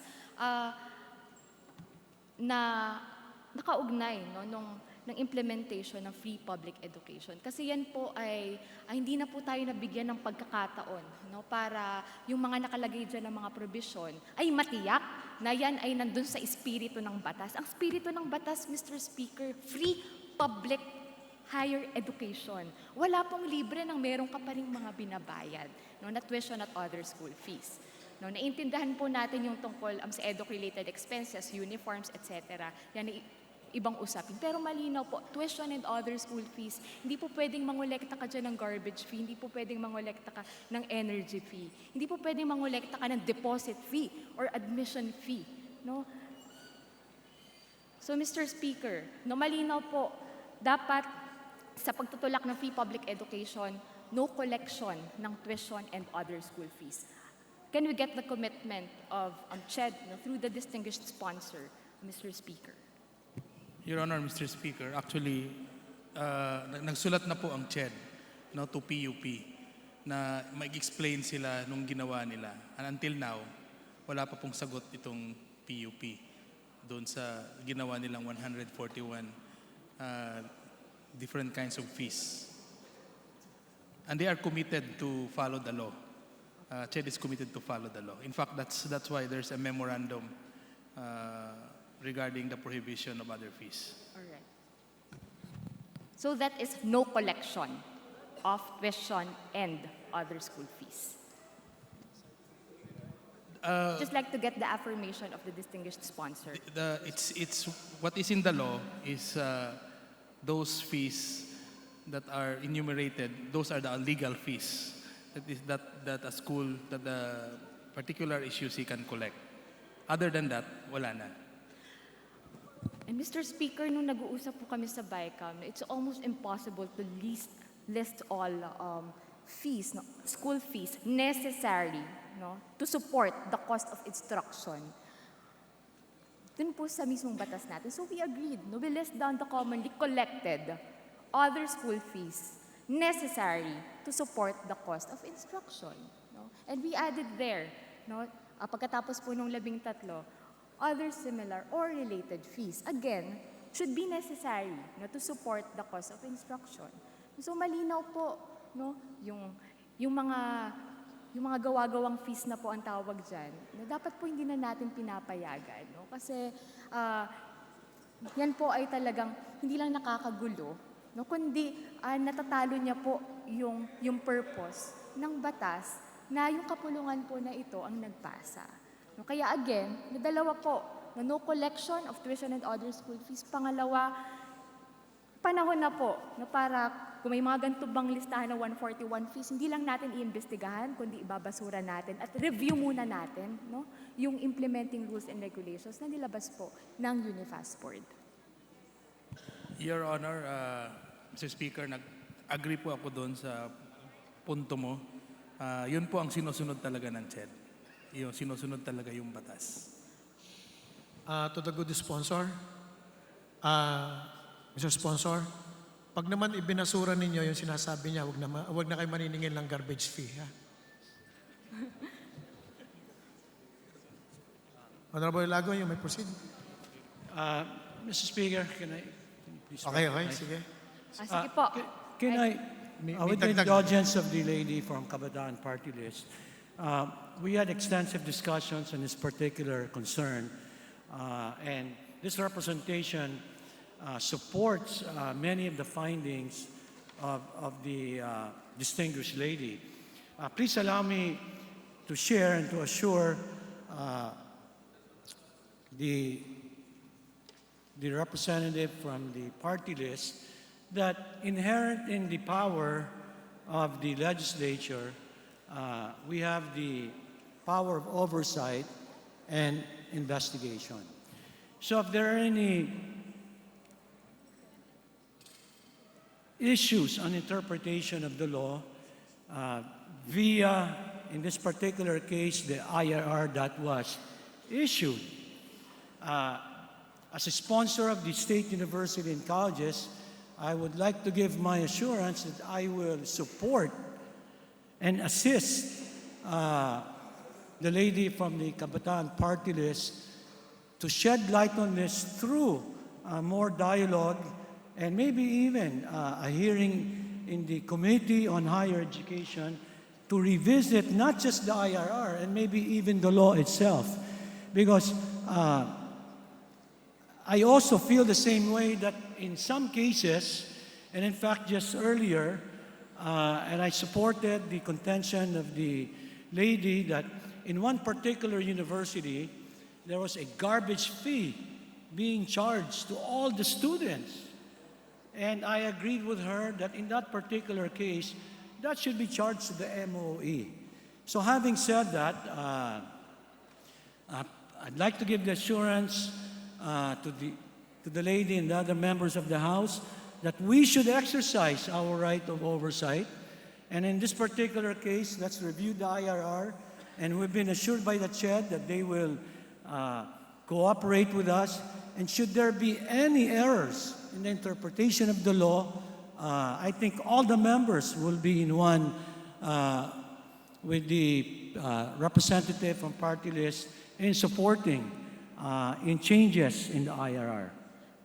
Mr. Speaker, we welcome the assurance from the distinguished sponsor, and we want this commitment to be written on paper. When can we expect that written commitment from the Commission?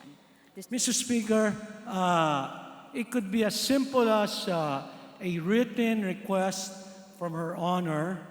As also a member of the Committee on Higher Education, I will personally see to it that we schedule the necessary hearing or a meeting with the CHED to address these concerns, because I also personally have interest in this particular issue. Mr. Speaker, yung CHED din po dapat ang maglabas, nung kanilang commitment, no collection of tuition and other school fees pending the review of the IRR. Kailan po natin ito maaasahan mula sa Commission on Higher Education, Mr. Speaker? Mr. Speaker, after the work on the budget, I assure the distinguished lady that CHED and this representation and other members who are interested will sit down with CHED and review the IRR and address those particular issues. So, Mr. Speaker, within the month, kasi po yun din po ang target natin, we're going to be, Bago Mr. po Speaker, magsimula. we're on the break October 5th. I can't assure you because I personally will be away October 5th. But if the lady will give us some flexibility, maybe within the month or maybe sometime October, if that's acceptable to the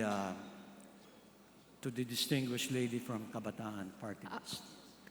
Mr. Speaker, first week of October is good for this representation. Yes, Mr. Speaker. Kailangan po yan bago magsimula yung susunod na termino sa ating mga state universities and colleges. Now, let me go to my next set of concerns, Mr. Speaker. Tungkol po sa residence hall sa UP. Maganda po yung pagbibigay na importansya ng UP sa ating mga dormitoryo. UPD treats our residence halls in high regard so as to call them as living laboratories on campus where students are able to integrate the interplay between academic and non-academic learning experience. Ngayong taon po, may renovasyon no, sa tatlong pinakamalalaking residence halls sa UP Diliman. At ang concern po no, ng ating mga scholar ng bayan, sa higit 1,000 na apektado ng renovation. Wini-welcome naman po natin yung renovation, pero yung plano po hinggil dun sa mga na-displace nating mga residente ay mukha pong doon po tayo kailangan ng atensyon. So, kamusta na po yung estado ng ating mga residence halls at natugunan na po ba yung kanilang mga panawagan hinggil sa suporta sa kanilang panirahan sa loob ng universidad? Mr. Speaker, to clarify, tungkol po yun sa, is the lady referring to the renovation of the dormitories? Yes, Mr. Speaker, meron pong na-displace tayong mga residente na about 1,000 residents. No? Nagsabi po ang UP na sila ay magbibigay ng suporta dahil nga mahalaga sa kanila hindi lang ang mga dorms pero maski ang mga residente. No? Ngunit, kamusta na po ba ang mga residents natin, ang mga dormers? Kasi magpasanggang ngayon po ay hirap na hirap po sila maghanap ng kanilang mga lilipatan. Mr. Speaker, many of the students and the community in UP were complaining about the conditions of these dormitories. Luckily, the university received funding in the 2019 GAA for the renovation and, in fact, funding for a new dormitory building. And because of the cash-based system that was instituted starting 2019, the university gave advance notice to the students that the renovation would start. So at the expiration of their one-year lease, to comply with the DBM cash-based requirements, and to also comply with the request of the many students who are complaining about the conditions, the projects to renovate and to construct the new dormitory were immediately procured, started, and in fact, the project's now ongoing and should be completed by year-end. We do sympathize with the students who were displaced, but they were given advance notice. And in fact, I appreciate the lady bringing it up because no less than the university president has said that once the dormitories are completed, the returning students who are interested will be given priority in the newly renovated dormitories. Mr. Speaker, pagdating sa ating newly renovated dormitories, gusto rin po natin makakuha ng commitment mula sa ating UP President na hindi po magtataas ang rental fees matapos ang renovasyon. Kasi yan po ang pinakakinakatakot ng ating mga residente. Marami po dyan yung mga talagang na-accept sa ating mga dorms. Yan po yung mga wala pong kakayahan o kulang po ang kakayahan na makapagbayad po dun sa mga boarding house or condominiums around the area na medyo mataas na rin po talaga ang rent. So, yung mga residence halls po within the campus, yan po yung mga talagang pinakamura na talagang subsidized ng UP, yung binabayaran ng kada estudyante. Kaya po, wala pong magtataas na rent sa ating mga dormer, Mr. Speaker, distinguished sponsor.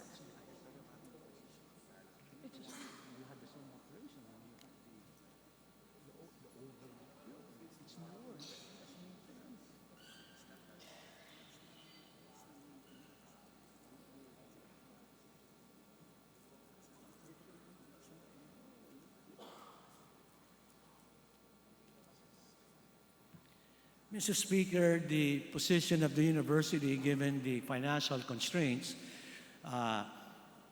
the university can assure, provided that there will be additional funding for their MOE, because there are increases in all sorts of expenses, power, cleaning, maintenance. So that's a financial decision that that could be made, a later time, unless we can provide additional funding for their MOE. Mr. Speaker, nako, tayo po ang nagpondo para dun sa renovation. No? Tapos ang siyempre gusto naman natin ng mas magandang facilities no, sa dormitories. No? Pero ang ibig sabihin pala nito, mas mataas din po nakokolektahin mula dun sa mga estudyante. So bakit hindi na lang po, di ba before naman, ginagamit na rin natin yung pondo na binabayaran nila. No? Break even po parang ganun nung panahon ko no, as part of the student council. So bakit po kailangan pa nating parang mag-warn na pag walang ibibigay na pondo, no, nadagdag na pondo, hindi rin natin maa-assure na walang pagtataas.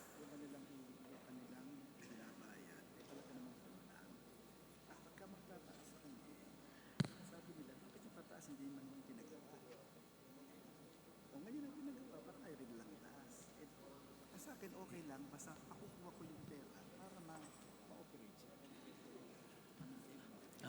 Mr. Speaker, to properly address the concern of my colleague, in the past, many of the community, the students, have complained about the conditions of the housing. And in fact, in prior years, the university had attempted to increase the rates, and the students would complain, ang pangit naman, kailangan ma-renovate, huwag na yung taasan. Hindi pa maganda. Ngayon po, pinaganda na yung mga dormitory, gusto po ng university mataasan kahit konti, dahil mas maganda na ngayon. But having said that, should the House and the committee find ways to augment the MOE funding of the university, I think no less than the President has said that they will not increase the rates. Mr. Speaker, kung kakausapin niyo po yung mga dormer na na-displace, na hanggang ngayon po ay nakikipagsiksikan sa mga boarding house ng mga kakilala nila at mga classmate nila. Nung masaya na po sila, meron lang po silang bubong na masisilungan na hindi nila kailangan gumastos dahil lalakarin na lang nila. Dahil nanggaling po sila dahil nandun lang sana sila sa mga residence halls within the UP. Kung nandun ka sa loob mismo ng campus, nalalakarin mo lang lahat ng mga buildings. Yung mga pinakamahihirap po natin ng mga scholar ng bayan, dyan po talaga ang takbuhan. Kaya, again, Mr. Speaker, hinihiling po natin sa ating university president, na siya pong presidente na naglagay sa UP, sa top 500 sa buong mundo ng mga universities, na itong dormitoryo, very integral part, yung housing for university students or integral part of the university community to support not only the indigent but from those underprivileged po talaga na mga families, na mga nakapasa po ng ating national university. Kaya again, Mr. Speaker, yung commitment po ng ating UP President at wag naman natin palakihan pa yung pangamba ng mga scholar ng bayan na tayo po sa ating pag-i-improve ng facilities, no, hindi rin po tayo magtataas ng mga rent sa ating residence halls.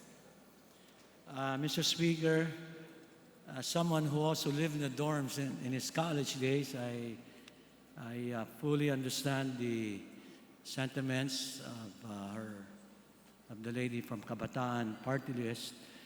The university has committed that if they are truly poor, the rates will be discounted, and I'm happy to share that with the members of the House. Huwag po sana nating itrato bilang income-generating activity, no? Yung ating mga dormitoryo, dahil yan po ay serbisyo nga, no? Para dun sa mga pinakamahirap natin na mga estudyante. No? Kaya po, again, no, yung mga serbisyo po, katulad ng pabahay, ng pagkain at ng healthcare, hindi po dapat natin yan ang tinatrato bilang mga money-making ventures, no, for our SUCs. total, napakarami pa po nating mga pwedeng i-explore, no, na mga pamamaraan, no, to generate more resources for the universities, no, given the deep well of talent it has produced in its more than 100 years of history. Mr. Speaker, distinguished sponsor. We appreciate the concerns para po dun sa mahihirap na mga estudyante. Pero kung titignan po natin sa financial statements, ang totoo po dyan, yung kulang-kulang talaga yung sinisingil. In fact, subsidized talaga yung housing. Kulang-kulang pa yon sa mga lahat ng overhead. At ang totoo po dyan, hindi po yan revenue generation for the university. At talagang ang rates po niyan, for example, mga 300 pesos per month. Kung i-compare po natin yan sa malapit sa UP, wala po tayong makukuha kwarto na 300 pesos per month. So, subsidized po yan. Ang issue na lang is to what extent we subsidize, and that's really the role partly of the legislature on how we work with the executive branch in funding the university. As you know, Mr. Speaker, it's been discussed extensively sa budget briefing na lahat ng mga SUC at medyo kulang-kulang po yung pondo. But despite that, kahit po kulang, nabawasan ang pondo ng mga SUC po natin, they're still doing their best to fulfill the mandate of access, quality education, especially for the needy and for the poor. Mr. Speaker, ganito na lang po. After ng renovation, hindi po tayo magtataas. At kung meron man po tayong pagtataas sa mga fees nakukolektahin po from our dormers, dapat po tayo magkaroon ng konsultahan sa kanila. Kasi po, ang best po na makakapagbigay, no, ng kanilang mga inputs on this matter are the dormers themselves. So, would that be agreeable, Mr. Speaker, distinguished sponsor? Mr. Speaker, we support the request for consultation, and this representation believes that's an important role of the members of the House, and we appreciate the passionate plea and concerns of the distinguished lady from Kabataan Party List. Salamat po, Mr. Speaker, distinguished sponsor. Sunod po, mula po sa Polytechnic University of the Philippines. Tungkol naman po sa PUP budget, magkano po ang inyong original proposed budget sa DBM?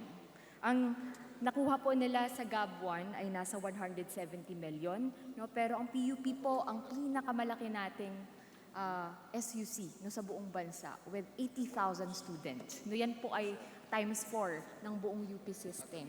No, kaya nababahala po tayo na doon sa liit, no, ng kanyang nakukuhang pondo kumpara doon sa dami ng mga scholar ng bayan na umaasa na makapag-aral at makapagtapos mula sa sintang paaralan ng PUP.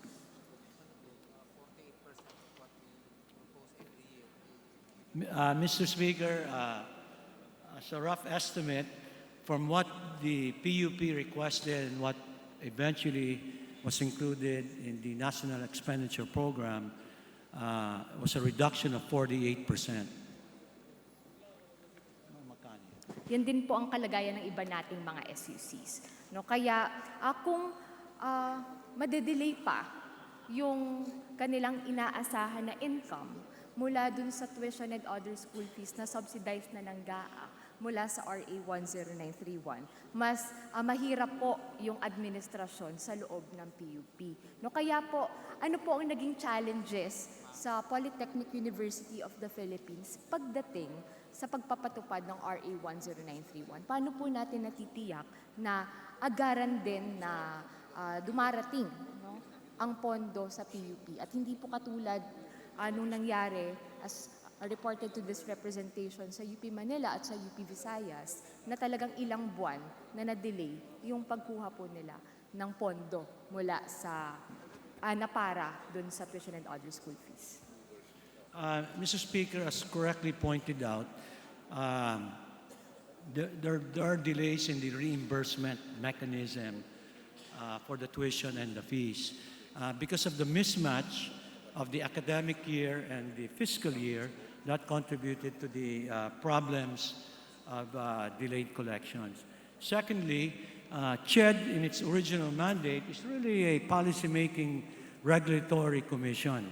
And because of the advent of the free tuition law, they were burdened by the additional administrative work, as correctly pointed out, which ended in some delays in the reimbursement.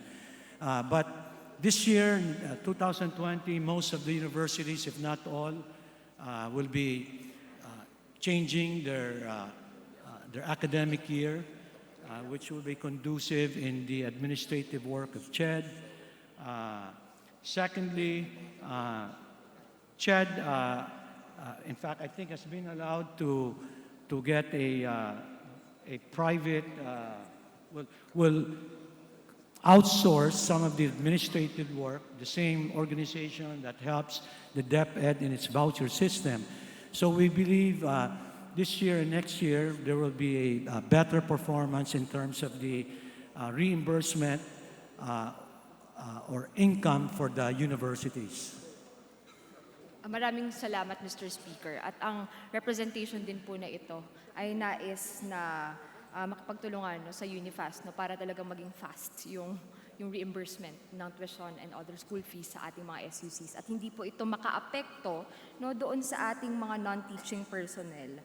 At lalong-lalo na sa aming mga constituents, Mr. Speaker, yung mga student councils, governments at mga campus press. Maaari po ba tayong makapag-agawa din ng espesyal na proseso para naman po yung mga nakaasa dun sa mga previously kinokolekta nila mga fees ng mga student council at campus press ay hindi po sila mahihirapan pagdating sa conduct ng kanilang activities dahil kailangan pa po nilang hintayin yung end of term bago sila magkaroon ng pondo para sa mga projects and activities.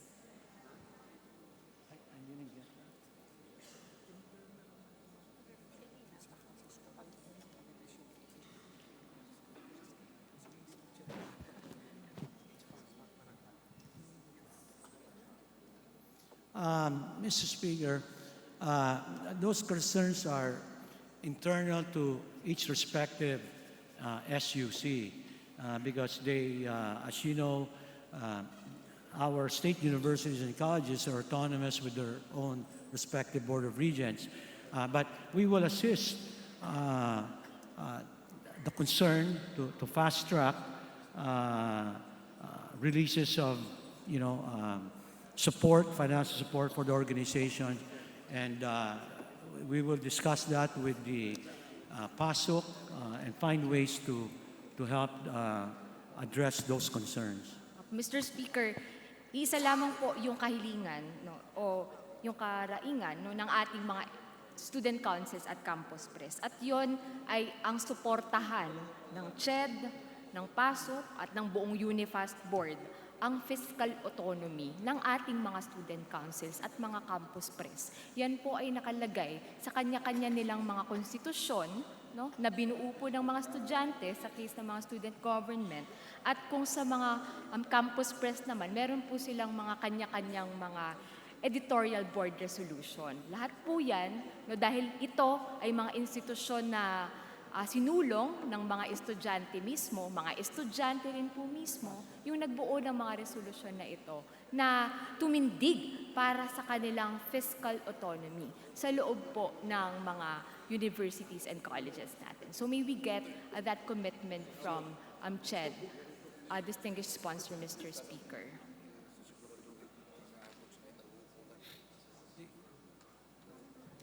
To the extent allowed by law, Mr. Speaker, the CHED is willing to support. But my understanding, Mr. Speaker, that those particular concerns raised by the lady is concerning the operations management policies of each respective state university and college, which is governed by their Board of Regents. To the extent these issues can be raised in the Philippine Association of State Universities and Colleges, I'm assuring the lady that provided she gives enough information and details, I personally will bring that up to both CHED and PASO. Salamat po.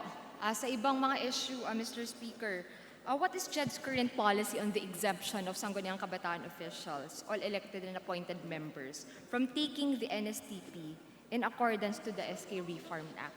I have here a joint memorandum circular from CHED and the National Youth Commission, and it says here na exempted lang po sa CWATS 2 ang mga SK officials natin, pero hindi sa lahat ng mga NSTP CWATS subject nila. So bakit po ganoon, Mr. Speaker? Mr. Speaker, may I ask for a 1-minute suspension? Session suspended. Alas na yun.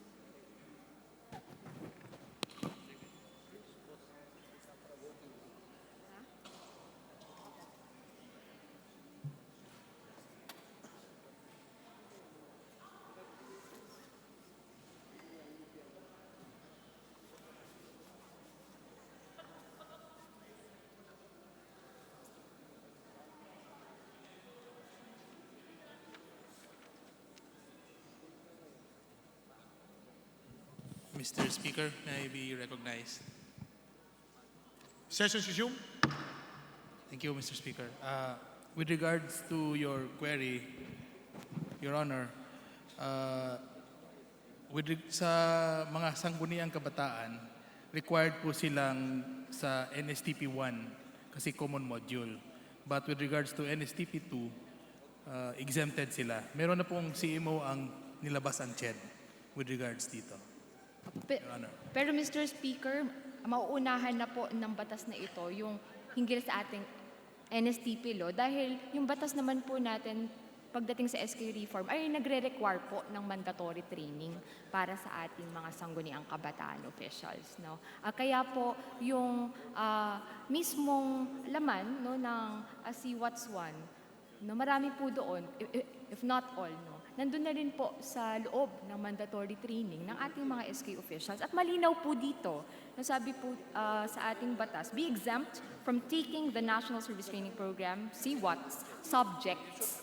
No? So lahat po ng mga subjects na may kinalaman or covered ng Civic Welfare Training Service. So bakit po ito nalagay no, dun sa SK Reform Act para din mabigyan pa ng dagdag na oras yung mga estudyante na makapagsilbi dun sa kanilang mga barangay at makapag-attend dun sa mga proyekto nila bilang mga nahalal o mga appointed na lingkod bayan. Your Honor, Mr. Speaker, if papayagan niyo po, magbibigay po yung CHED ng copy ng Joint Memorandum Circular Number 1, Series of 2019. It's a memorandum between CHED and the National Youth Commission.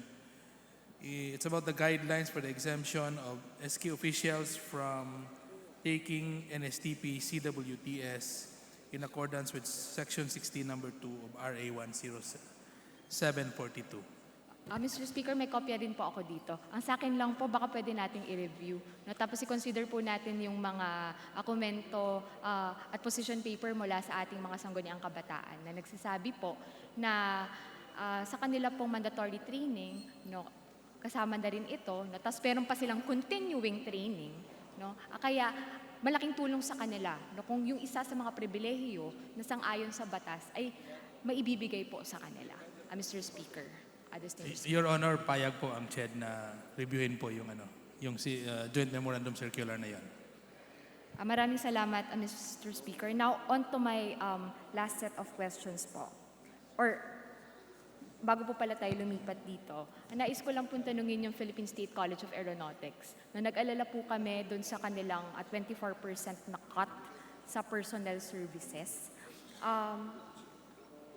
Lalong-lalo na, naglabas po ang mga airlines sa buong mundo, ang kantas ng statement na we'd be needing about 7,000 new pilots na for the next 3 years or next 5 years. No, so, Bakit hindi po natin i-grab tong opportunity na ito no total no sa Pilipinas po, no? Ang pride natin, meron tayong isang state college, no, ng aeronautics. No, bakit po nakakaranas pa ang ating natatangi, no, na state college para sa aeronautics ng ganito kalalaki na mga cuts, no? Maaari po bang maipaliwanag itong 24% na decrease na ito? At idagdag na rin po, no, para po marinig ng ating mga kasamahan dito sa Kongreso kung ano pa po yung mga kinakailangan natin pagdating sa capital outlay para ma-improve ang mga facilities ng Philippine State College of Aeronautics.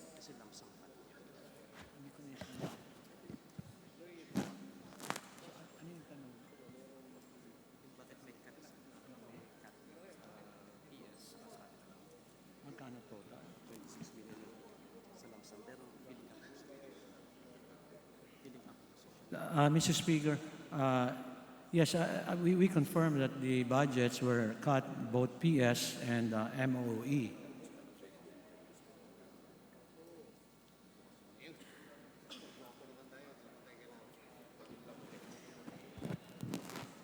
Mr. Speaker, a distinguished sponsor, nais ko na lang pong humingi no, ng paliwanag mula sa PhilSCA tungkol doon sa 24% na personal services. Pero ang nais ko pong malaman pagdating sa capital outlay, dahil hindi po biro ang mag-train ng mga piloto, ng mga aeronautical engineers, ano ba po yung mga kinakailangan sa capital outlay natin na hindi po naibigay o hindi po kasama pa doon sa ating GAB1 or doon sa nakabilang sa NEP.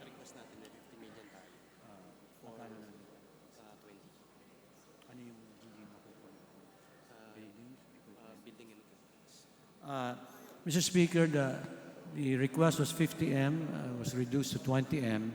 So the financial impact will be to buildings and equipment. Maraming salamat, Mr. May tanong din po si Honorable Ilago, yung what will be the effect, yung 24% cut sa personal services. Mr. Speaker, nagsabi na rin po ako na kung maaari pong makapagbigay na lamang ang PhilSCA no, sa atin. No? At ibabahagi ko po sa kapulungan na ito ng paliwanag hinggil doon sa 24%. Dahil ang kinababahala naman po natin dyan ay yung dami rin ng maaaring mawala ng trabaho o nawala na ng trabaho. No, dahil dito sa ganitong panukalang kaltas budget para sa susunod na fiscal year. Abangan na lang po, no, hintayin ng representasyon na ito ang tungkol sa 24% na yan, na-cut sa personal services. Pero ang ating pong paninindigan na dapat mong suportahan ang faculty, ang ating mga professors, ang non-teaching personnel sa loob po ng university dahil ang lahat po yan ay parte ng napakahalagang community na humuhubog po sa mas mataas na edukasyon. Panghuli, Mr. Speaker, tungkol po sa tuition and other school fee increases, hindi pa po nagbibigay sa amin ang CHED ng report at listahan ng mga nagtaas ng tuition para sa taong 2019 at 2020. During the budget briefing, they reported that for the current academic year, the tuition increased by 10.7% and for other school fees po, 12.89%. Now, Mr. Speaker, dahil wala pa po tayong hawak na document, sana po maibigay na ngayong gabi, what are the peso equivalents of the said percentages?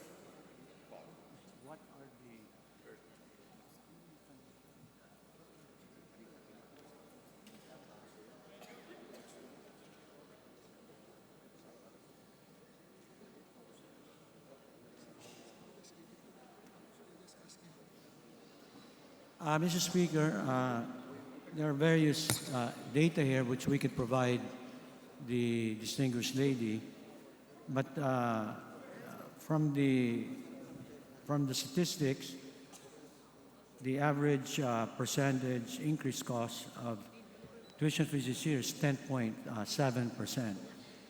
Mr. Speaker, yung peso equivalent po ang hinihingi natin at kukunin ko po yan no, pagkatapos ng aking turn dito. No? Pero ang gusto ko lang pong sabihin, no, kailangan din pag-aralan ng Kongreso na ito kung paano po halos dumoble yung tuition at other school fee increase sa mga eskwelahan matapos pong mapatupad ang train. No? From 6% noong 2017 to 2018. No? Nag-jump po yan to 11%. No, the next year, o halos 11% the next year. No, so yan po yung mga dapat nating pag-aralan. At bilang panghuli, no, yung mga autonomous or deregulated private higher education institutions natin, exempted po ba sila sa CMO3 series of 2012? Exempted po ba yung mga private schools natin sa mga gabay na nakapaloob sa CMO3? Exempted sa private. May mga private HEIs po tayo, no? Meron po dito nag-e-enjoy ng autonomous or deregulated status. No, hingi po tayo ng listahan yan, no? Mula sa CHED. Totoo po ba na sila ay hindi na dapat sumunod sa CMO3 series of 2012?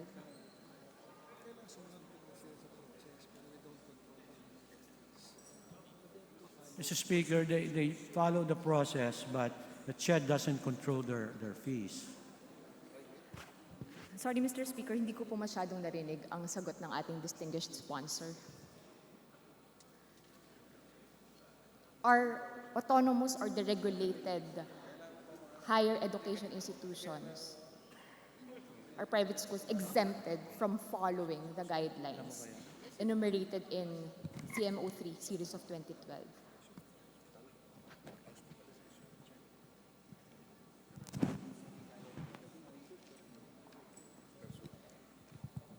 Mr. Speaker, may I ask for 1 minute suspension?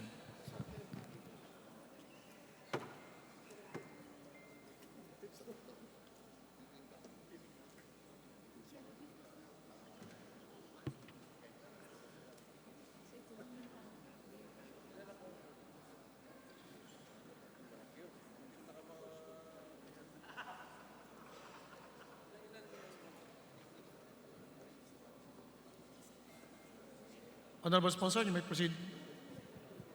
Your Honor, Mr. Speaker, with regards to autonomous or deregulated higher institution, talagang they have the freedom except that kailangan din sila mag-report sa CHED. And in fact, CHED will be coming up with a new CMO to revise revise the assessment procedures in order to review the operations of those deregulated schools. Mr. Speaker, may kopya po ako dito ng mga benefits. Wala naman po doon na exempted sila sa CMO3, series of 2012. Nowhere in the manual for private higher education institution does it says there na exempted po sila. Kaya po, yung CHED dapat dapat po lahat ay sumunod dun sa patakaran sang-ayon sa CMO3 para po matiyak natin na kung meron ng pagtataas, ito po ay rasonable at hindi yung magagamit lamang para palakihin yung kita ng ating mga private schools. Your Honor, Mr. Speaker, if you may allow me to read CMO 19, Section 15 of the CHED Memorandum. They are granted privilege to increase tuition fees without securing permit from CHED. These HEIs should ensure that the existing CHED PSGs on increases in tuition and other school fees are fully complied with, especially those pertaining to the consultation process and requirements. The HEIs should inform the CHED Central Office through appropriate CHEDRO of these increases before the start of the academic year. Okay, malinaw, Mr. Speaker, meron pa rin pong mga requirements, no? At meron pa rin pong kinakailangan na compliance, no? Na nasasaad sa batas. So hindi po sila talagang exempted, no? Dun sa mga guidelines na nakasaad po sa CMO. Yes, Your Honor. As part of the mandate of CHED to supervise all HEIs in our country. Maraming salamat, Mr. Speaker, distinguished sponsor sa pagsagot ng aking mga katanungan. Bilang panghuli, nais ko lang pong tawagan ang UP at PUP na i-uphold ang tagumpay ng mga estudyante na nakasaad sa LFSD&D Accord, sa Ramos Abueva Accord, para po na nagbaban ng military and police presence sa loob ng mga campus kung kailangan itong i-review no, nararapat ma-review, no, pero kailangan po natin protektahan ang mga naipanalo na yan ng mga pamantasan at ng mga scholar ng bayan. At sunod po, dahil nabanggit ng CHED na meron silang supervisory power or responsibility sa NTF-ETLAC, nais ko rin maibalita na sa Isabela State University, no, kasalukuyan po dong may wall of commitment, no, vilifying, no, smearing, no, the reputation of Kabataan Party List. So I strongly urge, I challenge CHED, no, kung talagang meron silang supervisory power, no, na maipatanggal itong mga wall of commitments na ito, at kung magpapapasok sila ng mga ganong tipo ng mga activities, no, kailangan po may mag-vet muna, no, sa katotohanan ng mga information na yan at sa mga laman ng mga posters na yan. Dahil po ang mga ganyang tipo ng poster naglalagay po ng panganib, hindi lang po sa akin, no, kundi sa lahat ng mga kabataan at scholar ng bayan na nagtitiwala at miyembro ng Kabataan Party List. Maraming salamat, Mr. Speaker. Maraming salamat, distinguished Majority Leader. Mr. Speaker, last to interpolate, may I recognize the Honorable Minority Leader Benny Abante. The Honorable Minority Leader from the 6th District of Manila, Honorable Benny Abante, is recognized for his interpellation or manifestation. Thank you, Mr. Speaker. Your Honor, this is a short manifestation in question. I would be able to understand if the university, state universities, become the hotbed of militancy and free expression, but not violence nor armed struggle. But when the university becomes also a hotbed of corruption, that's a very different thing. No? So my first question is this. What happened to the anomaly involving the Tulong Dunong Scholars Program? Let me explain. The COA audit report noted the poor utilization of the Tulong Dunong Scholarship Program in the Polytechnic University of the Philippines. It happens to be in my district. COA said, and I'm just citing what COA said, no? The inadequacy of the guidelines and delayed actions by PUP officials resulted in the non-utilization of Tulong Dunong's 36.684 million peso budget for the school year 2015 to 2016. It was noted that the same anomaly persisted in 2017 and 2018. Total is around 100 million pesos for 3 consecutive years. Now, COA said there seems that there's no clear-cut guidelines in implementing the program because of the confusion whether or not the validated list of beneficiaries should still be approved by the Commission on Higher Education. I just would like a short answer for that, Mr. Speaker, Mr. Sponsor. Your Honor, Mr. Speaker, may I just have a clarification of your question? Are you addressing it to PUP? Yes. In particular?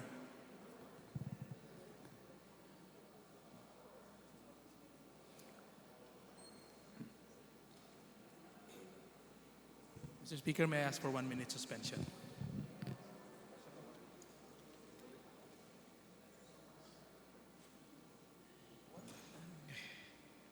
Mr. Speaker, ganito na lang. May I suggest to the sponsor, I will not recognize our 1 minute suspension. Just confer to the members of the shared family.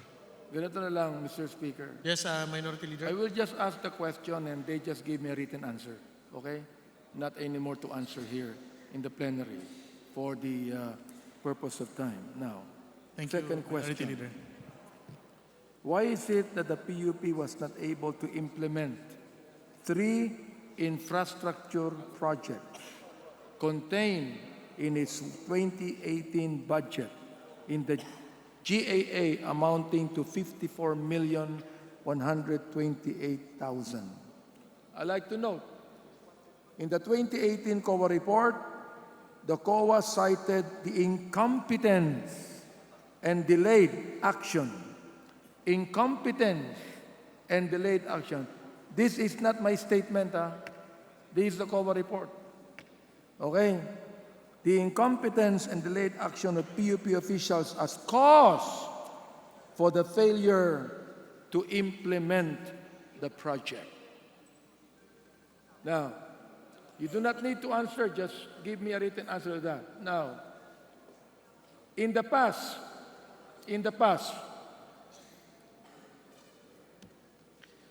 may I request the sponsor to... Mr. Sponsor? can I just please them to listen for Mr. a while? Sponsor? Honorable Dasa? Honorable Matugas? Your Honor, Mr. Speaker, the PUP officers promised to submit the answer to your question within 7 days. Good. Your Honor. Third question. Generally, wala, tapos na, no? What actions, if any, did PUP take to pay the unsettled suspensions and notice of these allowances issued by COA in its 2018 audit report amounting to 208,514,845.41 and 249,866,198.56 respectively. Now, this is the highest fund suspension and disallowance made by COA for any state college or university. Now, this is not just trying to say something out of the blue. This is the COA report. And I believe that the people would like to have some answers. Because in the past, Mr. Speaker, sponsor, in the past, the PUP has been involved in some anomaly in the past, many, many years ago.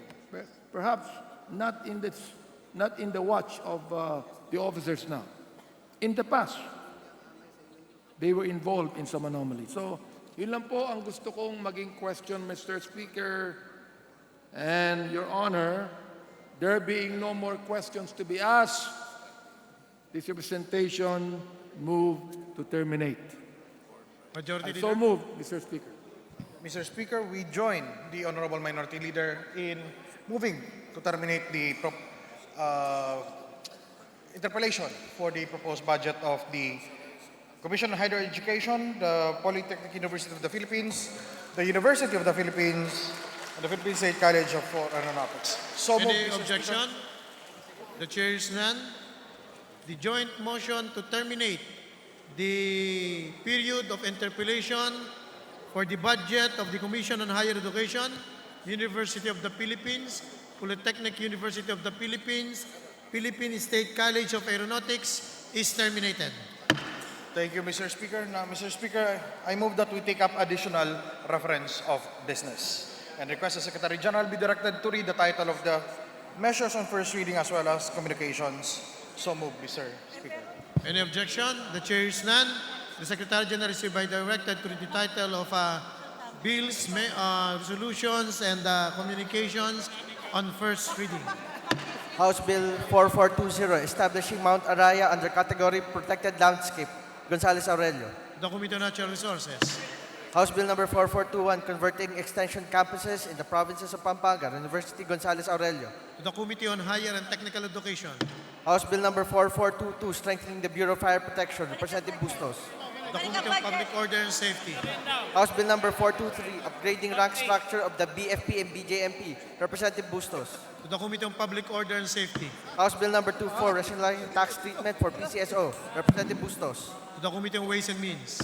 House Bill number 4425, prescribing a 40% gross income for all taxpayers, Representative Committee on Ong Ways Jose. and Means. House Bill number 4426, establishing OWA centers in the To the provinces. Committee on Overseas Workers Affairs. House Bill number 4427, To declaring the Committee on Basic Education and Culture. House Bill number 4428 and 4448. To the Committee on Public Works and Highways. House Bill number 4429. To the Committee on Indigenous Cultural Communities and Indigenous Peoples. House Bill number To the 4430. Committee on Agriculture and Food. To House Bill number the Committee on 4431. Tourism.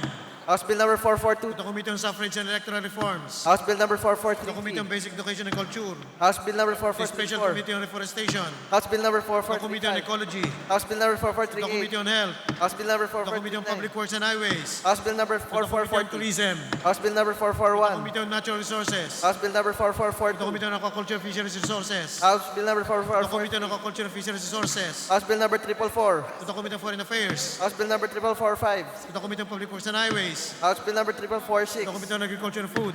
House Bill number To the Committee on 3447. Government Organization. To the Committee on Public Works and Highways. House Bill number To the Committee on 3449. Revision of Laws. House Bill number To the Special 4450. Committee on Food Security. House Bill number To the Committee on 4451. Appropriations. House Bill number To the Committee 4452. on Tourism. House Bill number To the Committee on 5553. Public Works and Highways. House Bill number To the Committee on 4454. Justice. House Bill number To the 4455. Committee on Ways and Means. House Bill number To the 4456. Committee on Justice. House Bill number To the Committee on 4457. Economic Affairs and the Committee on Trade and Industry. House Bill number 4458. To the Committee on Justice. House Bill number To the 4459. Committee on Public Order and Safety. House Bill number 460. To the Committee on Justice. House Bill number To the Committee on 4461. Justice. House Bill number To the 4462. Committee on Transportation. House Bill number To the Committee on 4464. Local Government. Resolutions. House Resolution To 313. the Committee on Rules. House Resolution To 314. the Committee on Rules. House Resolution 315. Rules. House Resolution 316. Rules. Joint Resolution 13 and 14. To the Committee on Transportation. Communications. Letter dated 2 August 2019. To the Committee on Appropriations. Letters dated August 8, 2019. To the Committee on Appropriations. Letters dated August 20, 2019. To the Committee on Science and Technology. Letter dated August 23, 2019. To the Committee on National Defense and Security. Communications, Assistant Defense Secretary, AAPSI. To the Committee on Appropriations. 2018 LEDAC Accomplishment Report. To the Committee on Rules. Majority Leader. Mr. Speaker, I move to suspend session until September 13 at 1 in the afternoon. Any So moved, Mr. objection? The chair is none. Session suspended until 1 o'clock in the afternoon, September 13, 2019.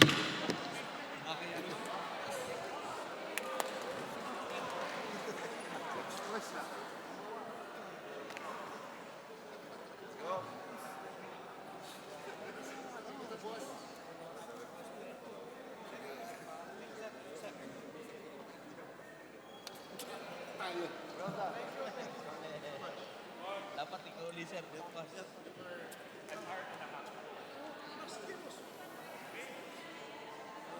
Hello. Yan, nagpakita ko yun. Oh. Ito, ito, sana eh.